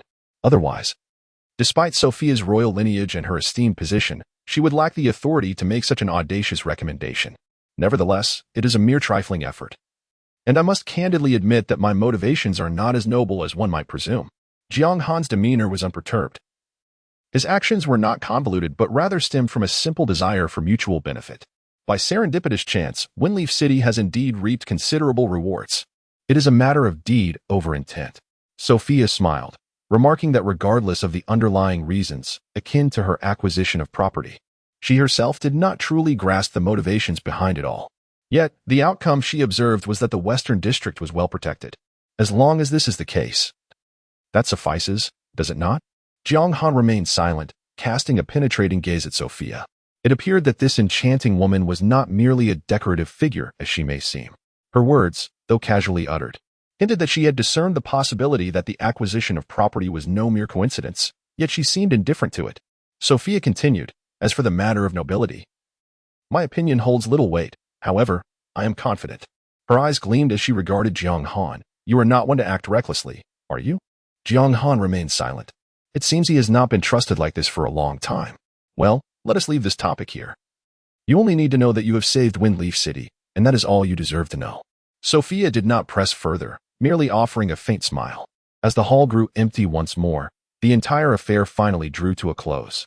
Chapter 89. Strategic Preparations. The recruitment plan begins in Windleaf City. Two figures strolled down the street, one old and one young, as a cool breeze whispered through, bringing a touch of melancholy. Mel's gazed at Jiang Han with a peculiar expression, unable to articulate the emotions swirling within him. He found himself both a participant and an observer in this strange incursion. From the initial strategic layout to the bizarre invasion, and ultimately to the proposal of granting titles for the sale of shops, he had witnessed Jiang Han's actions firsthand. To suggest that all of this was mere coincidence would be a claim no one would believe. A monumental crisis that nearly led to the downfall of Windleaf City had not only failed to pose a threat, but had instead allowed the young man before him to profit immensely. The thought of his own tireless struggles and battles, yielding far less than Jiang Han's fortunate windfall, brought tears to Mel's eyes. In comparison, I feel as naive as a fledgling chick just breaking free from its shell. Suddenly, Jiang Han paused, proposing, I have a suggestion. I refuse, Mel's replied without hesitation. His expression impassive. Though he was uncertain of Jiang Han's intentions, he was well aware of the young man's nature and harbored no illusions about his motives. I shan't fall for that trick. What a pity, Jiang Han began, but Mel's merely scoffed dismissively. Ah, are you attempting to play the game of feigned indifference with me? Am I the sort to be so easily swayed by such tactics? The two of them walked in silence, leaving the West District without exchanging a single word. Eventually, Mel's could no longer contain himself and murmured, Young man, do enlighten me about your intentions. Jiang Han smiled faintly. It's nothing much. The West District requires some attention. Given your formidable strength, I believe you would be an excellent choice. Mel's pondered for a moment. Are you suggesting that I, an elder of the Supreme Hall, should work under your command? Not quite so exaggerated, Jiang Han replied. It would merely require a title, a means to instill some apprehension. Mel's chuckled dryly, his eyes brimming with skepticism. It sounds simple enough, but what if a formidable dragon emerges unexpectedly? Would I truly face such a situation again? My status as an elder of the Supreme Hall means that my presence in Windleaf City already contravenes the Hall's regulations. To take on a title would be rather inappropriate. A sense of helplessness lingered in the air, yet Mel's added, however, should there be a need for assistance in the future, we could arrange for a transaction. It was clear that Mel's was reluctant to wade into these murky waters, and he hastily crafted an excuse. Jiang Han calmly responded at the right moment. I shall bring forth some significant news, such as information regarding the Sacred Spirit Spring. Please, allow me to join your team. Mel stepped forward, trembling as he grasped Jiang Han's hands. Why did you not mention this sooner? With such valuable information at your disposal, why wait? You tease an old man's emotions, leaving me unable to resist at a critical juncture. What a game you play. Jiang Han hesitated for a moment, pondering the regulations of the Supreme Hall. A collection of antiquated decrees devised by a group of bored old men merely to vex others. Let them go to the devil. They are as heedless as dogs. Mel's exclaimed irritably. That's reassuring. Jiang Han nodded, a smile gracing his lips. However, Master, I must preface my words with a caveat. My abilities are limited, and the timing of acquiring such information is uncertain. Mel's was taken aback. Are you suggesting I would be working for free? Jiang Han replied with righteous conviction. How could it be deemed free labor? This is a spirit of selfless dedication. Of course, I am not one to impose upon others if it feels inappropriate. You need not feel obligated. No obligation, indeed. Mel's chuckled. I am, after all, quite the paragon of altruism. You have a discerning eye. Yet, Mel's thought to himself, I would believe a ghost before I believe you. Claiming limitations when all you wish is to bait a hook. Despite recognizing Jiang Han's intent, Mel's chose not to confront it. This was an overt scheme he could not decline. However, the potential gains were equally substantial. The sensation of pain intertwined with joy perhaps encapsulated this experience. Trapped in this entanglement. In that case, Master, I shall rely on your guidance henceforth. Jiang Han said, a subtle smile playing on his lips. He had not brought this up on a whim. Although he had never intended to join or rely on any faction, some endeavors could not be accomplished alone. For instance, the search for a lost race would be fruitless if undertaken by a solitary individual. Additional support was undeniably essential. Gold can resolve 99% of matters. Yet there remains a singular exception. Certain unique items necessitate personal craftsmanship to fulfill bulk demands. In the wake of the bizarre invasion, it is indeed time to commence these plans, with the recruitment of NPCs being a crucial component. The two parties, amidst a relatively harmonious atmosphere, successfully concluded yet another transaction. Meanwhile, in reality, more than half a day has elapsed since the peculiar incursion, and nearly everyone has withdrawn from the game, too fearful to remain. The entire world has plunged into chaos, with cries echoing in every corner. In a mere 5 hours, countless lives have been lost. In the face of terrifying anomalous creatures. It matters not whether one is a lofty politician, a wealthy tycoon, or a beggar on the street. All distinctions dissolve in the face of horror. It is only at this moment that everyone realizes their prior understanding of the apocalypse was woefully superficial. This is not the second world that people yearn for, but rather a hell bent on the destruction of humanity. Prior to today, although the apocalypse posed dangers, many remained optimistic, believing that as long as they stayed within the novice village and refrained from venturing out, they would be safe. But what of now? Those horrifying, relentless creatures can ravage every nook and cranny, and even the formidable NPCs and wilderness bosses are powerless to withstand their onslaught. What chance do the frail players have? Should you continue to jest in such a manner, I shall be quite displeased. In a room with walls worn and weathered, Liu Ruyan curled up in a corner, her body trembling uncontrollably, and her once proud visage, akin to that of a swan, was now marred by panic and dread. It had been a full 6 hours since the bizarre invasion had ceased, and even Liu Ruyan, despite her lack of intellect, had come to grasp a harrowing truth. Zhou Tao is dead. He had perished amidst this horrific calamity. Chapter 90. The chaotic reality. Fengye City became the target. It was over. All was lost. What should I do? What can I possibly do? Since Jiang Han had ceased to acknowledge her, and she lost her source of funding, she could no longer maintain her previous standard of living. Initially, she relied on selling some of the valuable gifts Jiang Han had bestowed upon her. Although her circumstances were far from what they once were, they were still bearable. However, it wasn't long before a professional legal team approached her, claiming to be acting on behalf of a client, demanding the return of the valuable gifts and money Jiang Han had given her. Naturally, Liu Ruyan was unwilling and haughtily ordered them to leave. The outcome? A court summons soon followed. If she could not repay these debts, she would face imprisonment. Liu Ruyan was left dumbfounded, forced to frantically sell everything that could be sold to raise funds. The exorbitant rent of the affluent neighborhood became unmanageable, and she moved into a dark, dingy rental. The days when she could simply open her mouth for food and extend her hand for clothing, when she could buy whatever she desired, were long gone. Even Zhou Tao had become indifferent towards her. She began to worry about her daily meals. It was during this period that Liu Ruyan began to realize just how blissful her life had been with Jiang Han by her side. Regret enveloped her. Yet she could not comprehend why, despite her inaction, Jiang Han had suddenly chosen to ignore her. However, she found herself unable to locate him. Fortunately, perhaps even the heavens could no longer bear witness to her dismal plight, as the repayment deadline approached. The lawyer overseeing her case unexpectedly met his demise within the game apocalypse. The substantial fortune in her possession no longer required restitution. With just enough funds left to sustain her living expenses, Liu Ruyan converted all her assets into gold coins through offline transactions. Subsequently, she procured a formidable set of equipment for Zhou Tao. The two, brimming with confidence, aimed to carve out a splendid future and conquer the novice village. Little did they anticipate the imminent, bizarre invasion. Zhou Tao was brutally slain, his entrails spilled upon the ground. Zhou Tao, you wretched fool, worthless piece of trash. You took so many gold coins and equipment, yet you couldn't even contend with a mere anomaly. May you suffer a terrible fate. Liu Ruyan screamed in anguish. In truth, she cared little for Zhou Tao's life or death. What truly stung was that the equipment he wore had been purchased at her expense. All that investment down the drain. What was she to do now? Gazing at her dilapidated, squalid dwelling reminiscent of a slum, Liu Ruyan felt utterly lost, devoid of direction. She had initially believed that, even in Jiang Han's absence, her capabilities would effortlessly propel her to the pinnacle within this opportunity presented by Apocalypse. Yet the stark reality was that, even now, their combined levels had not surpassed 10. This crushing reality finally delivered a resounding slap to her face, illuminating the harshness of existence. Jiang Han. Yes, I can still seek out Jiang Han. Zhou Tao, that worthless individual, has vanished without a trace, and I now realize I had misjudged him. He led me astray, otherwise I would not have found myself in this predicament with Jiang Han.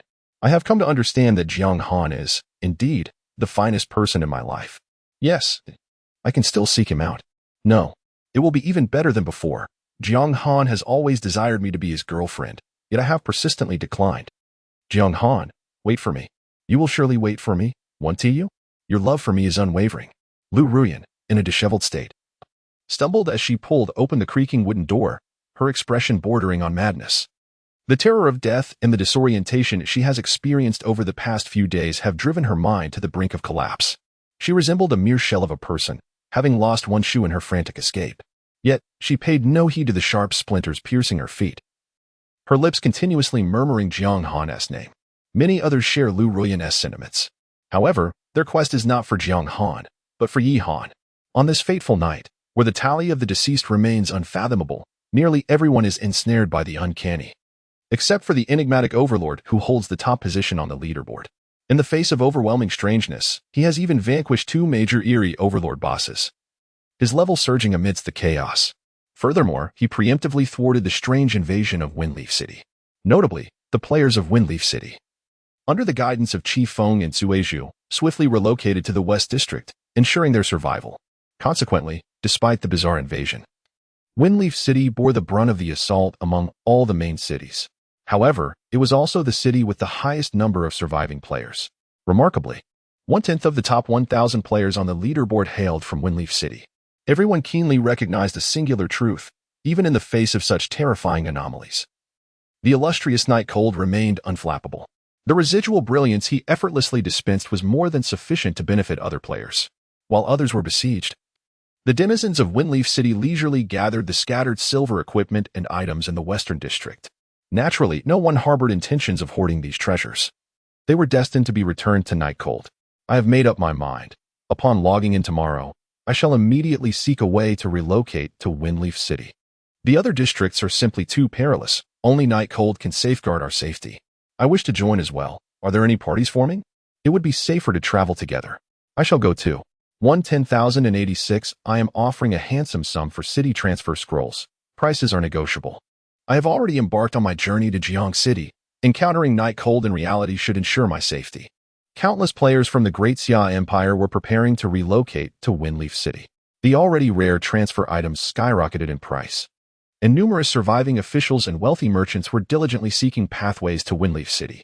As numerous players converge upon a single city, the majority of whom are esteemed nobility, it is inevitable that Fengya City will experience a significant enhancement in value. The most evident manifestation of this is the soaring real estate prices. Chapter 91, An Unidentifiable Artifact? At this moment, Jiang Han remains oblivious to the uproar outside, as everyone clamors to secure a passage to Fengya City. With only 2 hours left until the game's conclusion, it is clear that venturing to the trial hall is no longer feasible. Soon, a robust figure, Darl, comes into view. Lord Yihan. Upon noticing Jiang Han's approach, Darl, who had been resting on the steps, rises abruptly, his face filled with admiration. Jiang Han's exploits have become the talk of the town, and Darl has certainly heard of them. You have come for. I have some equipment that I wish to identify, if that is agreeable. Jiang Han replies with a smile. Of course, it is my honor to serve you. Darl puffs up his chest, but then his tone shifts, however. My forge has been destroyed, and without the appropriate anvil, the efficiency will be greatly diminished. Not a problem. I have a solution for the anvil. Jiang Han waves his hand dismissively.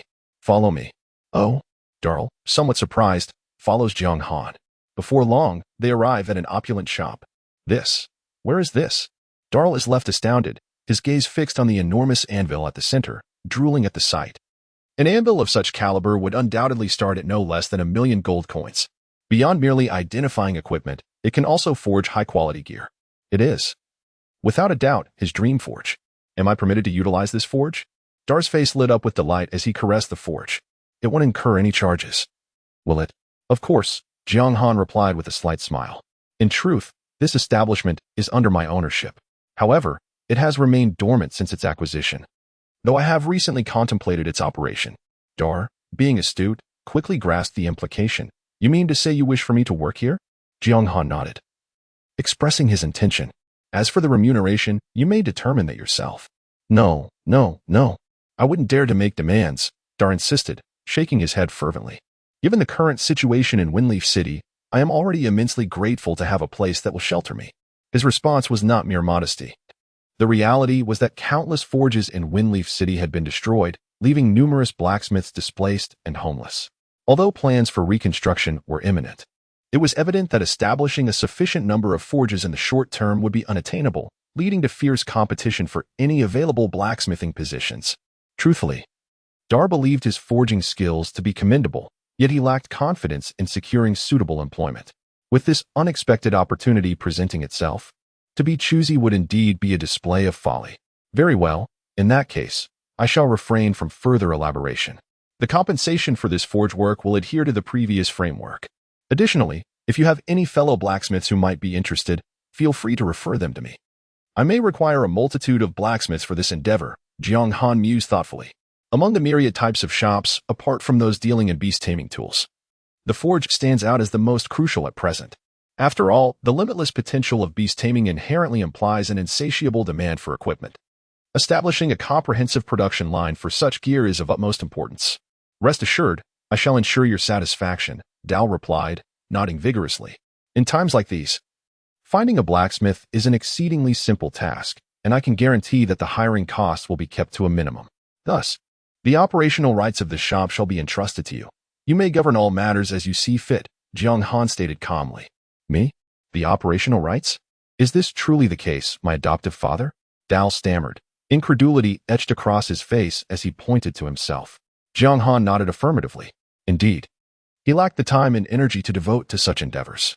The decision to sell off a significant portion of his properties was not solely motivated by the desire to reap the benefits of abundant wealth, but was also an essential factor. It seemed prudent to appoint someone he found agreeable to oversee these affairs. As for the profits, he was indifferent, as long as he could utilize the forge when the need arose. This applied not only to the forge but also to other types of shops. Yet, the mere thought of these intricate matters momentarily caused Jiang Han a headache.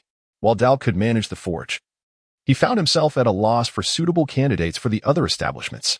It appeared he would need to find an opportunity to consult Sophia regarding these matters. Sometimes, possessing an abundance of assets can indeed be a source of vexation. But for now, he decided to set these concerns aside and focus on appraising the equipment. Jiang Han gathered his thoughts and retrieved the fury horn of the destruction god from the inventory. Is there any certainty in identifying this piece of equipment? Darl first scrutinized it closely, and then his expression abruptly froze as he exclaimed, "Is this a divine artifact?"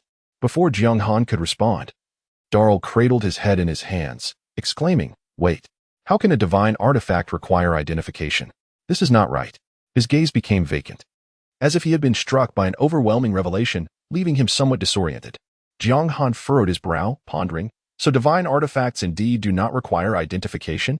Darl took a deep breath, attempting to regain his composure, and stammered, "Yes, my lord Yahan. This is a universally acknowledged truth among all blacksmiths.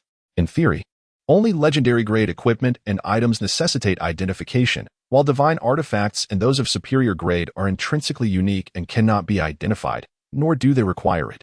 Thus, I find myself perplexed. Your equipment is evidently of divine artifact grade, yet why do its attributes remain concealed, and why does it require identification?"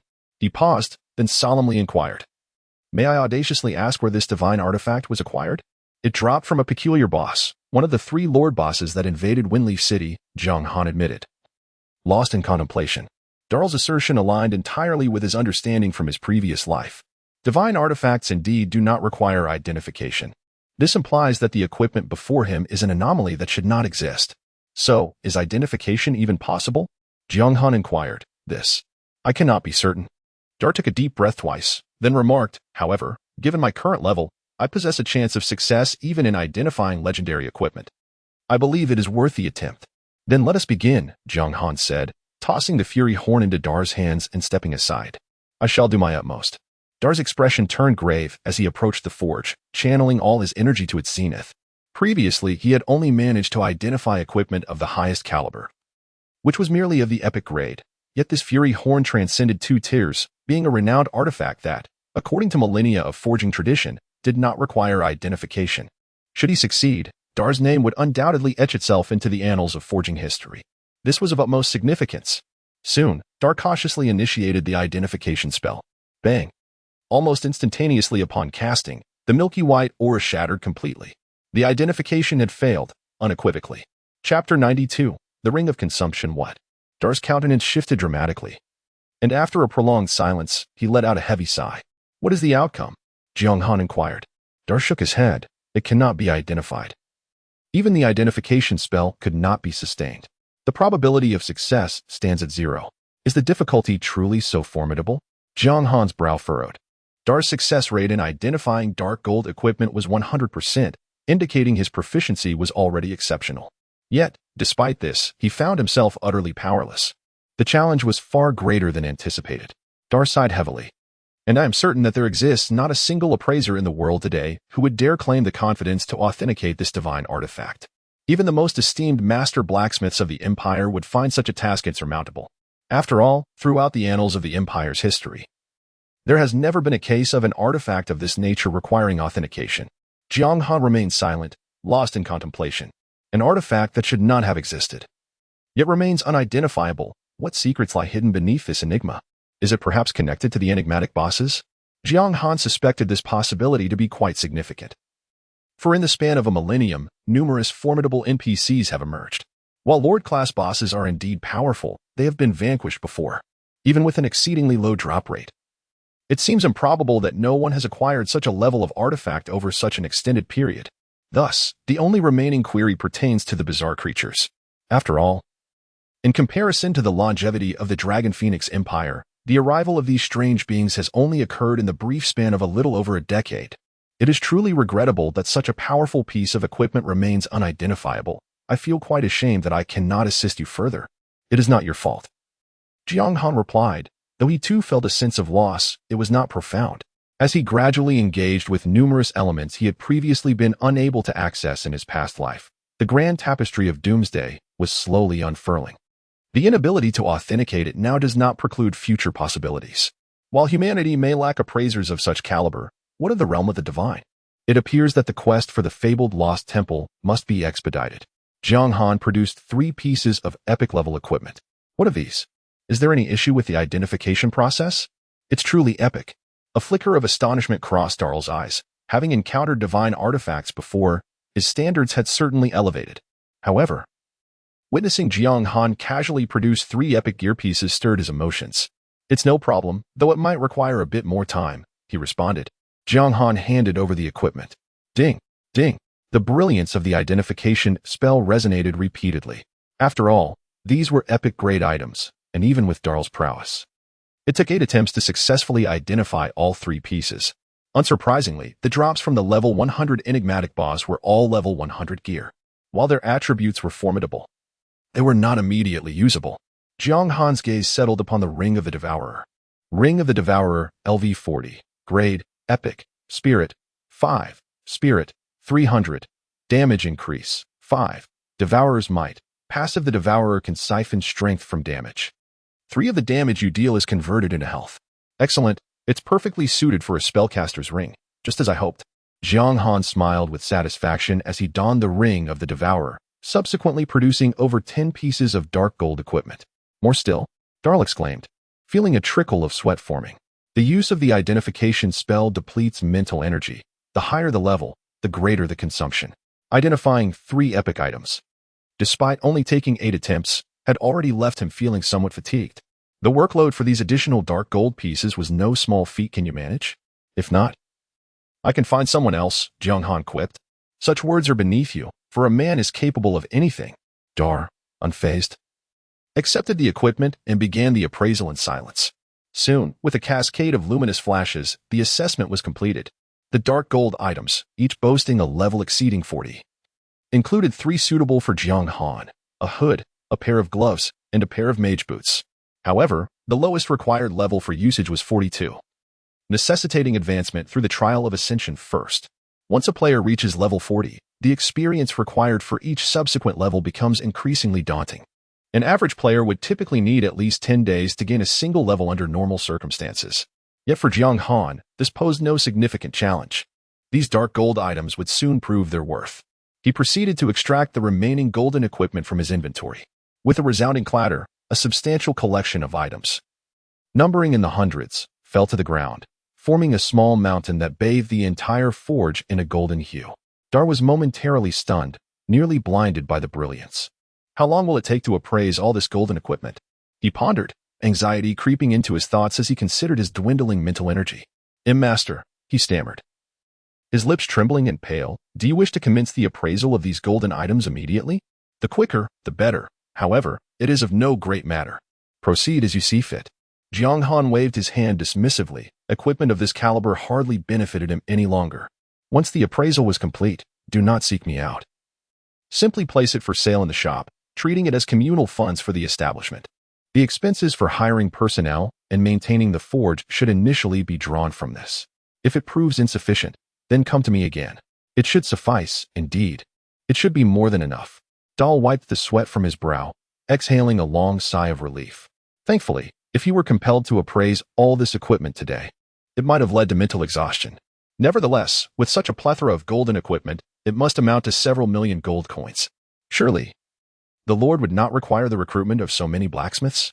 Not for the moment, but in the future, that remains uncertain. Jiang Han retrieved the crafting blueprint for the claw of the beast god from his inventory. Can this be crafted? Let me see. Dal took the blueprint. And his expression faltered. An epic-level blueprint? Moreover, it was for a piece of equipment with growth potential. In that instant, Dal felt as though he could hear his own heart racing. This is utterly unscientific. Is there a problem? Jiang Han furrowed his brow. Indeed, epic-level equipment is rare. Yet in his past life, others had crafted such items without witnessing NPCs react so fervently. And no problem? It's just that I never imagined a blueprint that supposedly requires no crafting medium could truly exist. It is simply astonishing. Dal stammered slightly. Crafting medium? Jiang Han asked. Puzzled. It refers to the blueprint itself. Dal explained. Oh, right, you're not a blacksmith, so you might not be aware. Generally speaking, the essence of forging blueprints lies in the knowledge embedded within them. Once a decision to learn is made, the blueprint itself will vanish, akin to a consumable item. Subsequently, the blacksmith will acquire the medium contained within the blueprint. By investing the appropriate materials based on this medium, one can forge equipment. However, your blueprint lacks such a medium. Chapter 93. Searching for the lost race, so what? Jiang Han pressed for clarification. Dal took a deep breath, his excitement palpable. This means that after learning from this blueprint, it will not disappear. What it encompasses is a complete set of forging knowledge. Any blacksmith, provided their forging level is sufficient, can study this blueprint. As long as there are adequate materials, they can forge equipment directly. Of course, the ultimate success still depends on the blacksmith's skill. I understand now, Jiang Han realized. In simple terms, while ordinary forging blueprints are akin to quick fixes, the Claw of the Beast God blueprint is a comprehensive curriculum. It's the difference between giving someone a fish and teaching them to fish. Thus, the value of this blueprint is immensely high. The absence of a medium signifies the potential for mass production of epic-grade equipment. Undoubtedly, it is a talent befitting a divine profession, truly extraordinary in its strength. Initially, he had thought that among the various talents possessed by the beast god as controller, this was relatively weak. However, it now appears that the value of this talent is roughly comparable to that of infinite beast mastery. Naturally, the materials required are abundant. Dal, with his excitement palpable, gestured animatedly. You may learn from this blueprint, but a contract must be signed. The master has the final say. As long as I can acquire such a skill, I would sign a life-and-death contract without hesitation. Dal did not even inquire about the nature of the contract and nodded in agreement without a moment's pause. For a blacksmith, the optimal pathway to enhancing one's forging skills undeniably lies in crafting high-quality equipment. Excellent, Jiang Han nodded. Such a precious item would not be carelessly discarded. If one wishes to learn, one must pay an equivalent price. Therefore, complete the appraisal of these golden equipments as soon as possible. And I shall return tomorrow to discuss further matters. After instructing Dal, Jiang Han departed from the appraisal shop, leaving Dal to face the daunting task of assessing a mountain of equipment with a face full of despair. Soon, Jiang Han arrived at a residence not far from the Duke's manor. The eastern district had nearly been obliterated, and the core figures of Windleaf City had mostly relocated to the western district. This residence was the temporary abode of the city lord, Aaron. Oh, young friend Knight Han. What brings you here unexpectedly? Aaron, who was attending to affairs, immediately set aside his work upon seeing Jiang Han. There are certain matters that require the city lord's assistance. Jiang Han got straight to the point. I am in search of a lost race. A lost race? Aaron was taken aback. The difficulty was considerable. It was rumored that the lost race had not been seen for over a century, akin to searching for a needle in a haystack. I understand, Jiang Han replied calmly. But we must make an attempt.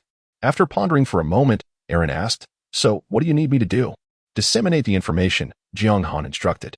Whether among the residents of Windleaf City or other wandering souls, the broader the reach, the better.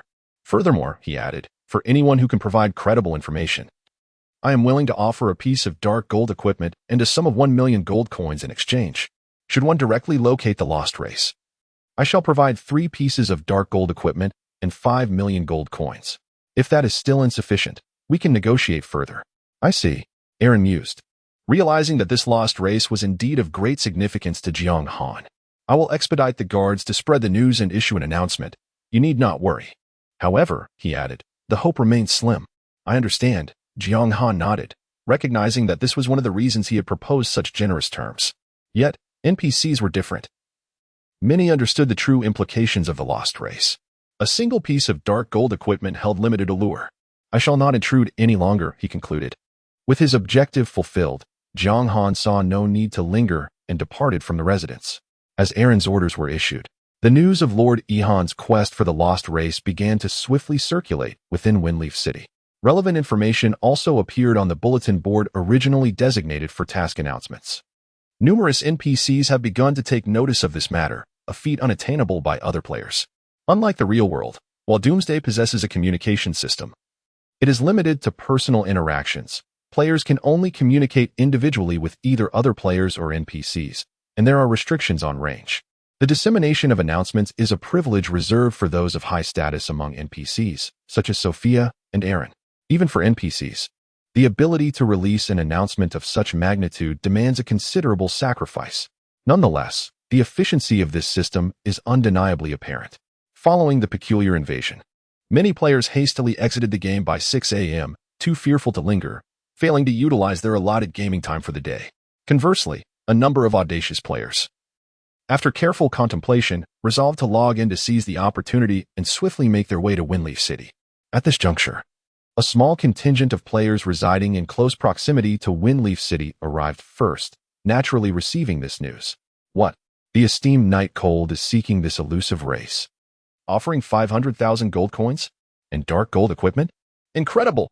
Truly befitting of a formidable figure, the rewards are astonishing. If I could locate this lost race, wouldn't that lead to prosperity?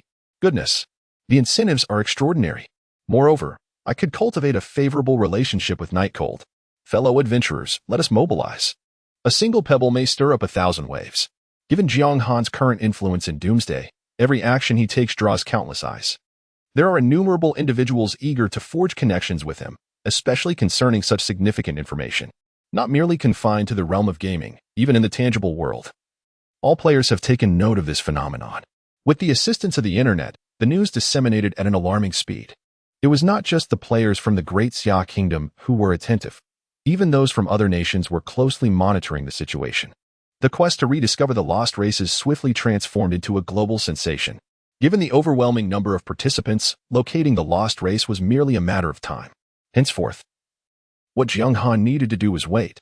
Chapter 94. Unexpectedly, a clue has surfaced. The following day, after formally signing the contract with Dar, Jiang Han proceeded directly to the level 40 trial hall. 2 hours later, the system announcement resounded. Ding. System announcement. Player Knight Cold from the Great Xia Kingdom has successfully passed the level 40 Abyss trial, becoming the first ever hero to achieve this feat. Reward, epic item, heroic radiant stone, 1 point for the Great Xia War Zone. This is hereby announced. As the system's proclamation echoed, it came as no surprise that Jiang Han triumphantly passed the Abyss trial. Following the blessing of the Dragon God, the foundational growth of Xiao Hui experienced a significant surge. With its attributes exceeding 10,000 across the board and health points nearing 500,000, its extraordinary stats allowed it to effortlessly overpower equivalent-level Monarch bosses, even without prior training. Furthermore, after Jiang Han activated the Money Shield skill, his survivability reached its zenith, effectively compensating for the greatest shortcoming of beast tamers. The Abyss-level trial posed no threat to him any longer. To put it frankly, it felt akin to mere amusement. The 4th shard awaited, as with the previous 3 encounters. This time the final boss, the Abyssal Harbinger, yielded merely a shard of Abyssal Stone. After collecting the completion rewards from the hall's guardians, Jiang Han departed the trial temple amidst the admiring gazes of the onlookers. Meanwhile, the esteemed Knight Cold has once again conquered the Abyssal level trial. Just as I had anticipated. In less than 2 hours, astonishing. I wonder how the pace of leveling will change once he reaches level 40. It must slow down, right? For others, this would be difficult to predict, but for Knight God, I surmise that the time taken to level up will still be swifter than that of the second-place contender. Indeed. Leveling up once every 2 days is hardly a challenge for him. Slaying bosses is akin to child's play, and who knows? He might just take down a couple of 100-level bosses and leap straight to level 50. Undoubtedly, the world announcement sparked considerable discussion among players. However, in comparison to previous occurrences, the reactions were not as fervent this time. They have grown accustomed to it. If a different player were to conquer a hell-level dungeon, they would likely be astonished for a while. But for the Great Knight Cold, having already vanquished 300-level bosses, breezing through the level 40 abyssal trial seems trivial. Alas, one cannot help but feel disheartened when comparing oneself to others. Moreover, Knight Cold is not merely a player, he is the one true deity. We should hasten to Windleaf City. Otherwise, during the next bizarre invasion, we might find ourselves meeting our demise. It is said that I have heard from others that the losses in Windleaf City, particularly among the NPCs, have been quite severe. The current capacity for players is limited, and now the guards have begun to charge an entrance fee. If one delays, the prices are likely to rise. Goodness, is this truly the case? I must hurry. The competition is becoming quite fierce, with life and safety at stake. How could one not feel the pressure? However, this announcement has resolutely strengthened the determination of most to head towards Windleaf City once more. Curiously, while there are formidable NPCs in other cities, none provide the same sense of security as a single player. What could that possibly mean? Suddenly, a startled voice cried out, pointing frantically ahead. Others turned to look, their faces reflecting astonishment.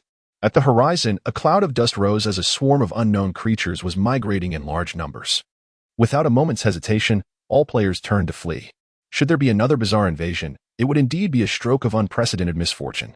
Even if these were not strange creatures, the sheer size of such a horde raises questions about their potential aggression. No one dared to take a gamble on that. Soon, in the blacksmith shop, Jiang Han found Dao. At that moment, his complexion appeared somewhat pale, as though he had rewarded himself with a night of indulgence. And his eyes were slightly puffy. "My lord, what commands do you have?"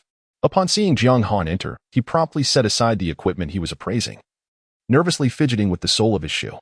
"I have a few pieces of equipment here. May I have them appraised as well?" Jiang Han casually retrieved 8 pieces of dark gold equipment that had just emerged from the Ascension trial and presented them before Dao. Dao, with a woeful expression, remarked, "I knew it. My lord, you indeed possess an overwhelming amount of equipment. May I take a moment to rest?" "Feel free," Jiang Han replied, casting an odd glance at Dao. "Did I not mention that these golden items are of little significance? Gauge your own capabilities. It is not as though I am imposing upon you." Dao scratched his head, somewhat embarrassed, realizing the truth in Jiang Han's words. After all, it was difficult to resist the allure of such an abundance of golden equipment. He chuckled awkwardly, reflecting that he had never fought a battle so affluent in his entire life. His identification experience was surging upwards. For an appraiser, having so many golden items laid out before him was akin to a seasoned patron being granted free entry to a brothel. Which official could withstand such temptation? Jiang Han, unfazed, produced the emblem of valor along with the corresponding enhancement stones. Very well, Dao promptly accepted the 2 items and set to work. Moments later, a radiant golden light illuminated the area as the emblem of valor was successfully enhanced once more.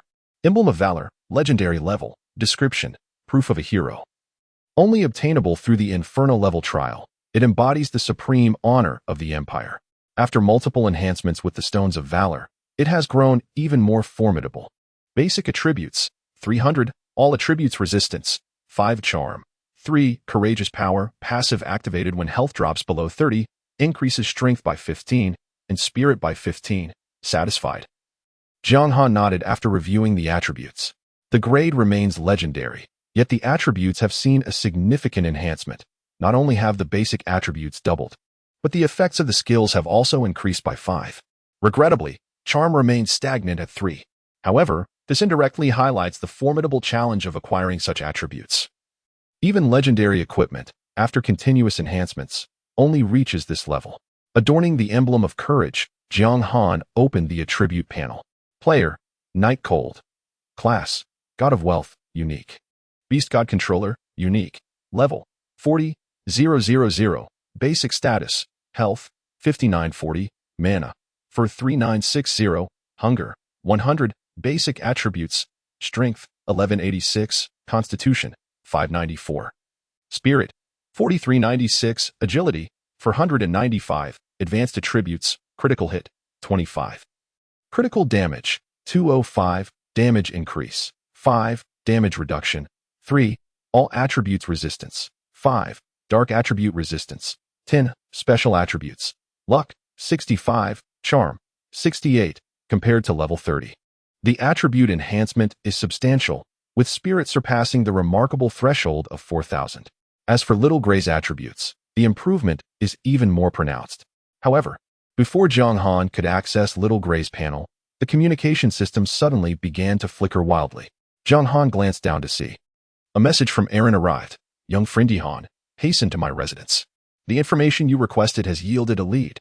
Chapter 95, The Butterfly Effect, The Undying Dwarven Clan. So soon? Jiang Han raised an eyebrow, taken aback. The inquiry he had entrusted to Aaron pertained to the lost lineage. He had anticipated that. Given the multitude of players and NPCs, it would take at least a month to gather any significant information.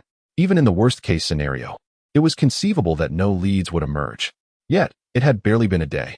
Was it mere coincidence, or was there something more at play? Jiang Han furrowed his brow, slightly incredulous. It seemed almost too fortuitous. Nevertheless, he resolved to ascertain the situation firsthand. Jiang Han proceeded directly to Aaron's estate. Soon, he encountered Aaron. At that moment, besides the esteemed lord of Windleaf City, there stood a guard clad in silver armor within the chamber. Upon seeing Jiang Han, Aaron greeted him with a courteous nod and then signaled to the guard beside him. I have met Lord Han. The silver-armored guard immediately offered a respectful salutation. After a moment of contemplation, Jiang Han discerned the identity of the individual before him and inquired, Have you encountered the lost race? Indeed, your discernment is remarkable, my lord. I do have matters to report, however, I cannot ascertain whether it pertains to the lost race. I beseech you not to take offense, the silver-armored guard replied. His tone respectful yet tinged with apprehension. He subsequently added, however, I still feel it bears a striking resemblance to the descriptions in the book. Otherwise, I would not have dared to come here so recklessly. It matters not, for the lost race has remained hidden for so many years. If it is indeed not them, then there is little that can be done. Jiang Han waved his hand dismissively. But could you perhaps elaborate on which race it is, and where their location might be? The silver-armored guard's expression turned serious. If I am not mistaken, it is likely the dwarven race, residing not far from Fengye City, within a dense forest. In close proximity to Fengye City? Jiang Han expressed his surprise. How fortuitous. Just a few days ago, while on a mission, I lost my way in that very forest and inadvertently stumbled into the territory of the dwarves. However, the dwarven folk are notoriously averse to outsiders, so I remained hidden, afraid to reveal myself. So, does that mean those dwarves are currently within the forest? Jiang Han pondered. Not anymore. The silver-armored guard shook his head. Those enigmatic creatures are exceedingly powerful. The dwarves nearly faced annihilation, and their territory has been ravaged. Yet, for reasons unknown, those strange beings suddenly ceased their assault and retreated. I too escaped during that moment, or else it might not have been just the dwarves who perished, but I as well, at the hands of those otherworldly entities. The silver-armored guard recalled a harrowing experience, a shiver of fear coursing through him. He had narrowly avoided becoming a casualty in that forest. Suddenly retreated? Jiang Han raised an eyebrow. Aaron chuckled. I surmise it is due to the slaying of the three-headed lord, the level 100 enigmatic boss, which has prematurely concluded the bizarre invasion of Windleaf City. The dense forest is not too distant, and the surrounding anomalies have retreated as well. Speaking of which, this matter may indeed bear some relation to you. Otherwise, we might not have received this information at all. It seems plausible, Jiang Han nodded. This explanation is rather reasonable. No wonder there were no reports of lost races in this vicinity during my last life. They likely could not endure until the bizarre creatures withdrew and were annihilated instead. Naturally, there would be no related news. However, now, due to the early cessation of the invasion, a portion has managed to survive. By the way, I must express my gratitude to Lord Han. Not only have you saved Windleaf City, but you have also preserved my life. The silver-armored guard, with a serious demeanor, bowed deeply, insisting on receiving my gratitude. It is merely a coincidence, Jiang Han replied with a faint smile. Let us not dwell on such matters. I am currently more concerned about the whereabouts of the dwarven race. Then let us proceed. Jiang Han did not linger, and the two immediately set off. At this moment, in the northern direction of the city, what the heck? This appears to be a hidden NPC. Their appearance and height resemble that of a diminutive wintermelon. Could they be the legendary goblin race? That seems unlikely. Goblins are usually quite elusive and lack a humanoid form. I believe they are dwarves. Indeed. They do seem to be dwarves, each wielding a hefty hammer, aligning perfectly with the description of their kind. Wait a moment. I recall that these beings are part of the lost races, correct? Alas, it appears to be true. Mother, I have struck gold. You little rascal, do not flee. I discovered this first. Wait for me. Jiang Han. The dark gold gear and the coins are all mine. Numerous players migrating towards Windleaf City have sensed something amiss. As for those with low agility, aware of their inability to catch up, they can only observe from a distance, hoping to glean some benefits from these dwarven beings. It is said that the dwarves excel in forging. If one could devise a way to acquire some fine equipment, perhaps even a legendary artifact, it would surely surpass that dark gold gear, wouldn't it? These are a veritable moving mountain of riches. To not seize the opportunity feels akin to missing out on billions. Many eyes gleam with fervor. They are well aware of the worth of such artifacts. Shortly after the closed beta concluded, a player fortuitously stumbled upon an artifact due to his mother's grave illness and the urgent need for funds for surgery. He auctioned the artifact. The outcome was astounding, as an unknown tycoon in reality spent several $100 million in cash to procure the artifact. This news stirred a great commotion, which is precisely why a multitude of players, undeterred by the risks of death, ventured forth to level up and slay monsters.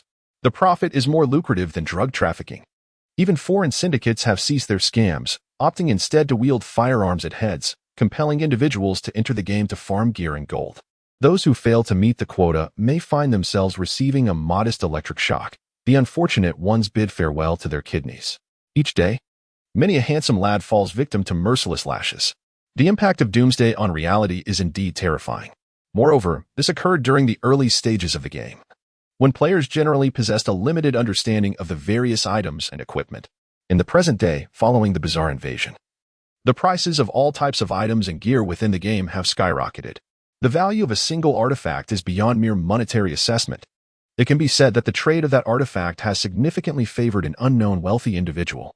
However, for the original owner of the artifact, it was also a lucrative deal, as the proceeds from this transaction enabled him to save his mother's life.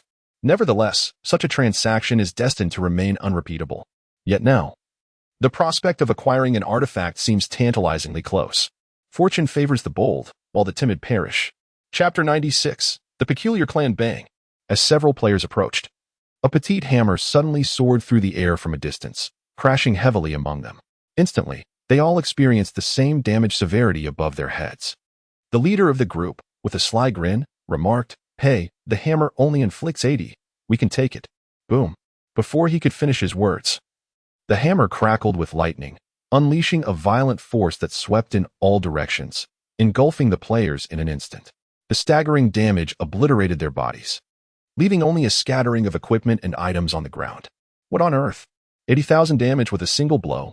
Immediately, the other players, who were also cautiously advancing, halted in their tracks, paralyzed by fear. They were drenched in sweat. With such damage, anyone who dared to engage would meet their demise. These cursed humans, indeed, harbor ill intentions. The mere sight of them fills me with disdain. So, I assert that we should avoid traversing their territory. A robust dwarf clad in golden armor, sporting a thick beard, extended his hand, grasping a hammer with ease.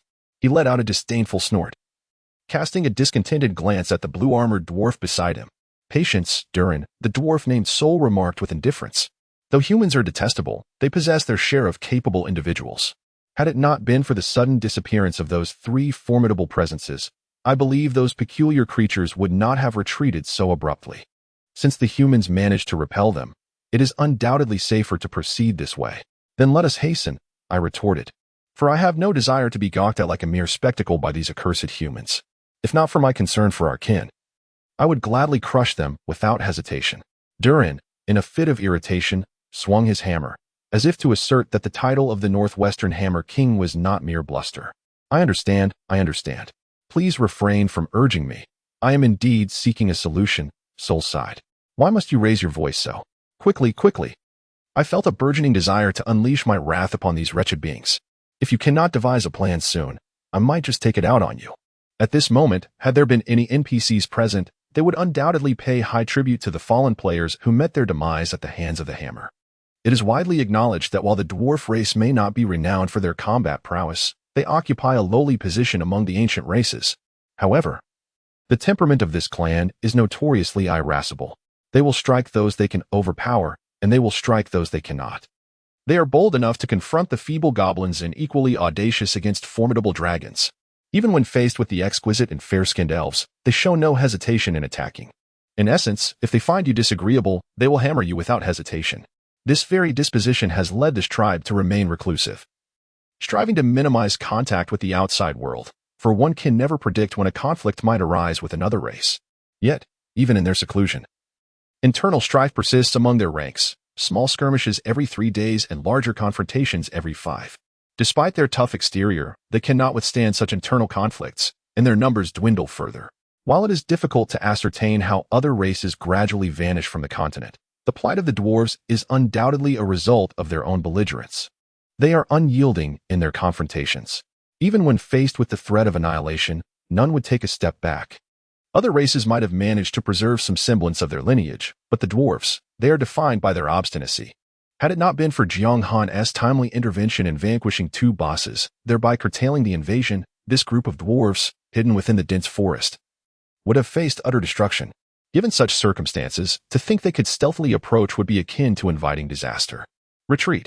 However, learning from past experiences, other players recognized the danger and dared not approach any closer, hastily withdrawing, fearful of when that fearsome hammer might swing their way.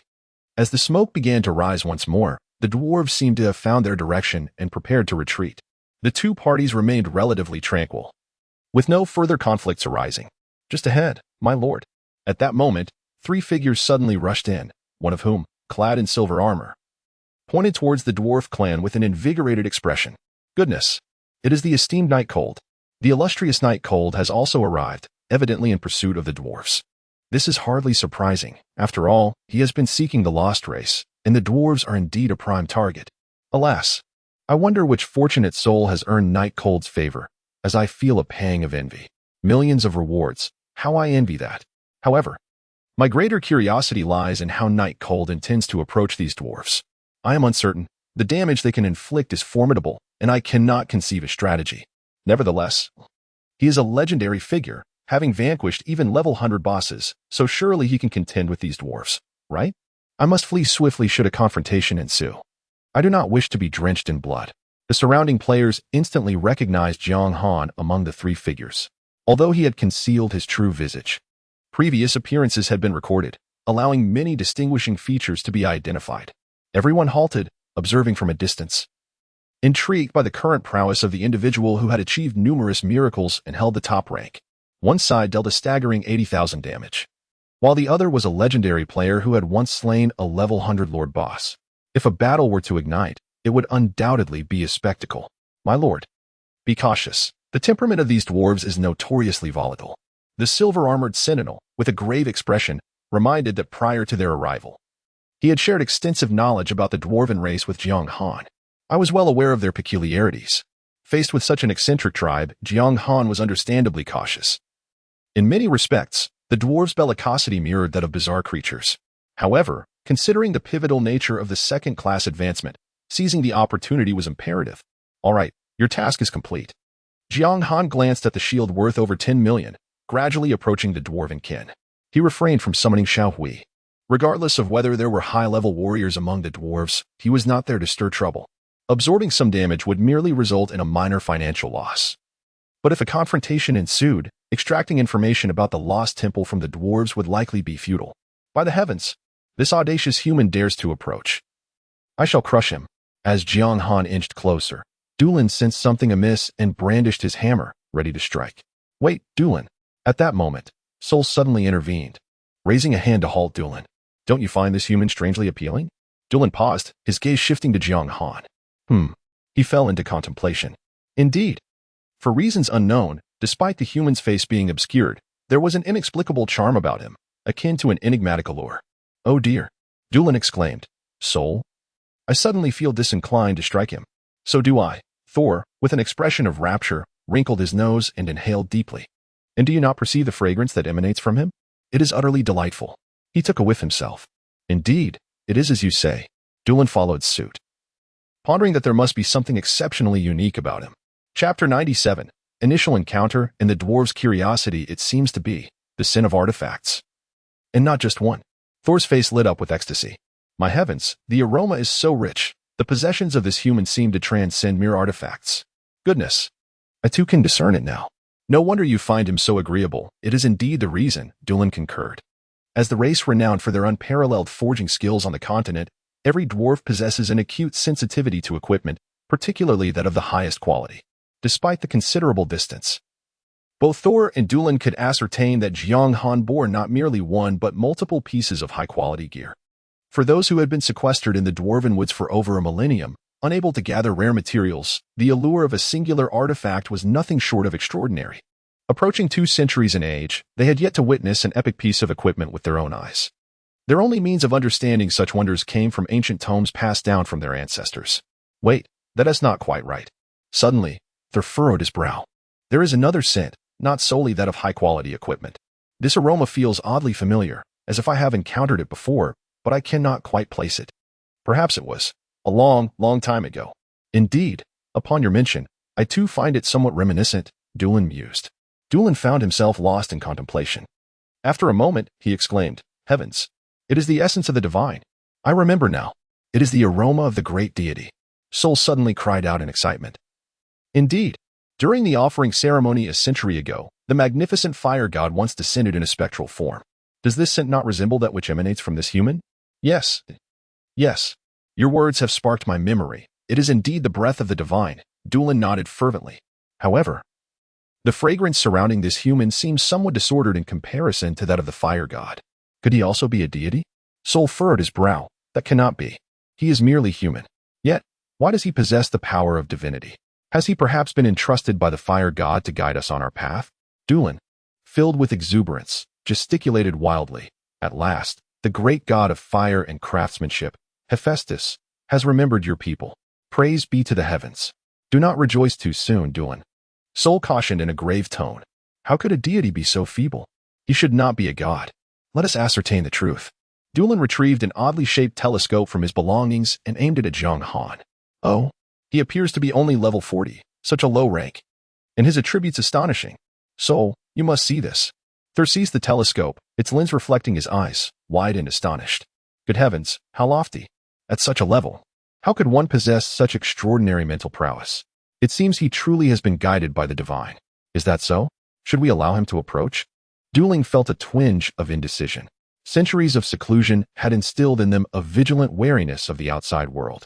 Had it been anyone else, their audacity would have provoked immediate confrontation. Yet, here stood this singular being. Thor hesitated momentarily and suggested, perhaps we should let him come closer and ascertain his intentions. If he means us harm, we can always retaliate later. Indeed, it was peculiar. This human appeared oddly agreeable to them.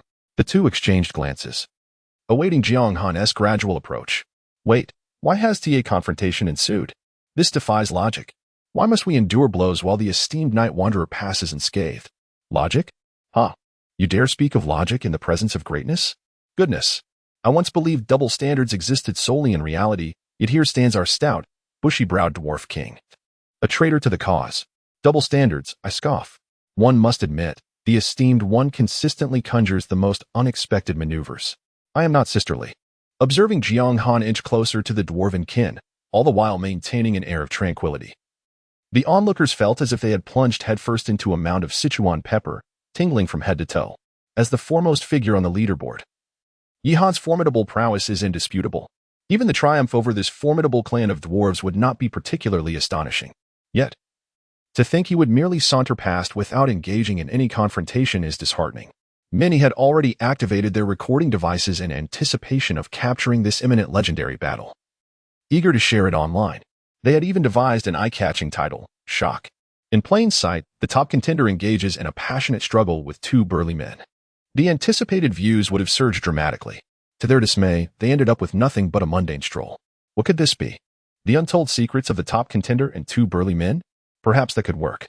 While the title creators contemplated how to garner more attention, Jiang Han had already arrived at the dwarves' encampment. Who are you? One of the dwarves inquired. Human, Yihan, Jiang Han replied succinctly. What brings you here? Dulin's expression was one of caution. After a brief moment of contemplation, Jiang Han stated, I come seeking your assistance. Seeking our assistance? Sol frowned. Do you wish for us to forge a divine artifact? Jiang Han, denying the notion, felt a twinge of surprise. He was aware of the dwarves' exceptional crafting skills, but had not anticipated that they could forge artifacts of such grandeur, truly a clan of walking treasure troves. You do not seek me for the creation of a divine artifact? Sol and Dulan exchanged perplexed glances, bewildered by the turn of events. Then what is your purpose? Sol pressed. I seek to locate the lost temple, Jiang Han replied calmly. Seeking the lost temple? Sol's expression shifted, and he became markedly more vigilant. Duran tightened his grip on his hammer and inquired, What is your interest in this matter? Fear not. I harbor no ill intentions, Jiang Han replied candidly. It is merely that my class advancement quest may require divine assistance, and the only means to connect with the divine at present is through the lost temple. Of course, should there be other avenues to access divine power, I would be open to them as well. A class advancement quest, you say? Upon hearing this, Sol and Duran exchanged glances. Were it anyone else who had uttered such words, they would surely have dismissed them. Yet, this individual before them undeniably bore the aura of a deity. Could it be that he is indeed a messenger sent by the gods? Chapter 98. The Domain of the Divine, the Origin of the Savage Hornwell. After a pause, Sol hesitated. We are likely aware of your intent. But the matter of the lost temple is of great significance. We cannot simply divulge its location without due consideration. Jiang Han furrowed his brow. What must I do for you both to reveal the whereabouts of the lost temple? Sol responded, That would depend on our mood. No. It is only once we ascertain that you are indeed a person of good character that we shall share this information. Understood. Thus, it seems the location of the lost temple is not of paramount importance after all. As long as there exists a method, the conversation may proceed. By the way, Jiang Han suddenly recalled something. Since you cannot yet disclose the location of the lost temple, I happen to possess an artifact. Would you be able to assist me in identifying it? An artifact? Indeed, you possess a relic. Upon uttering those words, Duran's eyes sparkled with a glint of mischief, urging to see it immediately. However, is there truly a need to authenticate a divine artifact? Although Thor was equally exhilarated, he maintained his composure, stroking his beard in deep contemplation. This is something I am not entirely certain about. Jiang Han shook his head, Yet I do indeed possess an artifact that requires authentication. I have consulted other blacksmiths, but none could ascertain its nature. I have always heard that the dwarves possess unparalleled forging techniques. Surely they must have a means to evaluate it, right? Brother, you have a discerning eye, Thor proclaimed, proudly stroking his beard. The dwarves are renowned for their mastery in forging, and those blacksmiths you mentioned are, in our eyes, merely the dregs of the craft. Coming to us, you have indeed sought the right individuals. We are perfectly suited for this task. Duran confidently thumped his chest, assuring that if we cannot decipher this artifact, then no race upon this continent could, unless the great fire god himself were to descend. Please, present the artifact so we may examine it. That would be most advantageous. Jiang Han retrieved the rampaging horn of the god of destruction from his inventory. Thor took the equipment, scrutinizing it closely, and then raised an eyebrow in surprise. This item does not appear to be a forged artifact at all. What do you mean? Jiang Han inquired. Thor meticulously examined the fury horn, his expression grave. After years of crafting, I can tell at a glance that this item bears no marks of forging. It appears to have been naturally formed into a relic of considerable caliber due to its exposure to a certain element. Are you implying that it has attained the status of a relic without undergoing any forging process? What level of material could this be? Jiang Han was taken aback. Thor inhaled deeply, his tone serious. I suspect that this is indeed a horn from the god of destruction. Are you suggesting this is a part of a deity? Jiang Han pondered. Quite possibly. Thor nodded, then curiously inquired. But if the deity is so powerful, who could possibly have severed this horn? Or could it have simply fallen off naturally? Night Cold, from where did you acquire this item? Jiang Han recounted the origins of the fury horn. Thor and Duran were taken aback. What? The disappearance of those 3 terrifying auras was indeed related to you? Yes, Jiang Han affirmed. My goodness. So it was you who aided the dwarves? Thor exclaimed, marveling at the revelation. He forgave the dwarves for their previous lack of insight. If that is the case, perhaps I can provide you with the location of the lost temple. However, I must convene a meeting within my clan, which will take some time. That's perfectly fine, Jiang Han replied with a slight smile, thinking it naive for anyone to believe that his sole intention in retrieving the fury horn was merely to assess its quality. While determining the value of the item would indeed be advantageous, his greater aim was to convey, in a natural manner, that he had indirectly saved the dwarven race. In this manner, neither appearing boastful nor concealing the truth from the dwarves, one can indeed perform good deeds anonymously. However, if one is merely pretending to be humble. What merit is there in such acts? It is essential to subtly nurture one's surroundings without drawing attention. This seemingly unremarkable series of actions, while appearing ordinary, is, in fact, approaching a level of near perfection. Indeed, although the dwarves may possess a somewhat irritable nature, they are not ungrateful like a certain shrimp-headed woman. And they have quickly been brought under control. Yet, the pressing question remains, why has the horn of the god of destruction manifested among the peculiar group of beings? Even if it were to fall naturally, it should not have appeared upon the continent. Durin continued to gaze at the raging horn, pondering whether these creatures had previously ventured into the realm of the deities. Thor hesitated briefly before shaking his head. This seemed highly improbable. However, no other explanation emerged. If one were to propose a theory, it might be that the god of destruction had indeed battled these entities, resulting in the loss of a horn. Durin's expression grew grave, while Thor fell into contemplative silence. Although they had not truly witnessed the might of the divine, the ancient texts bore witness to their formidable nature.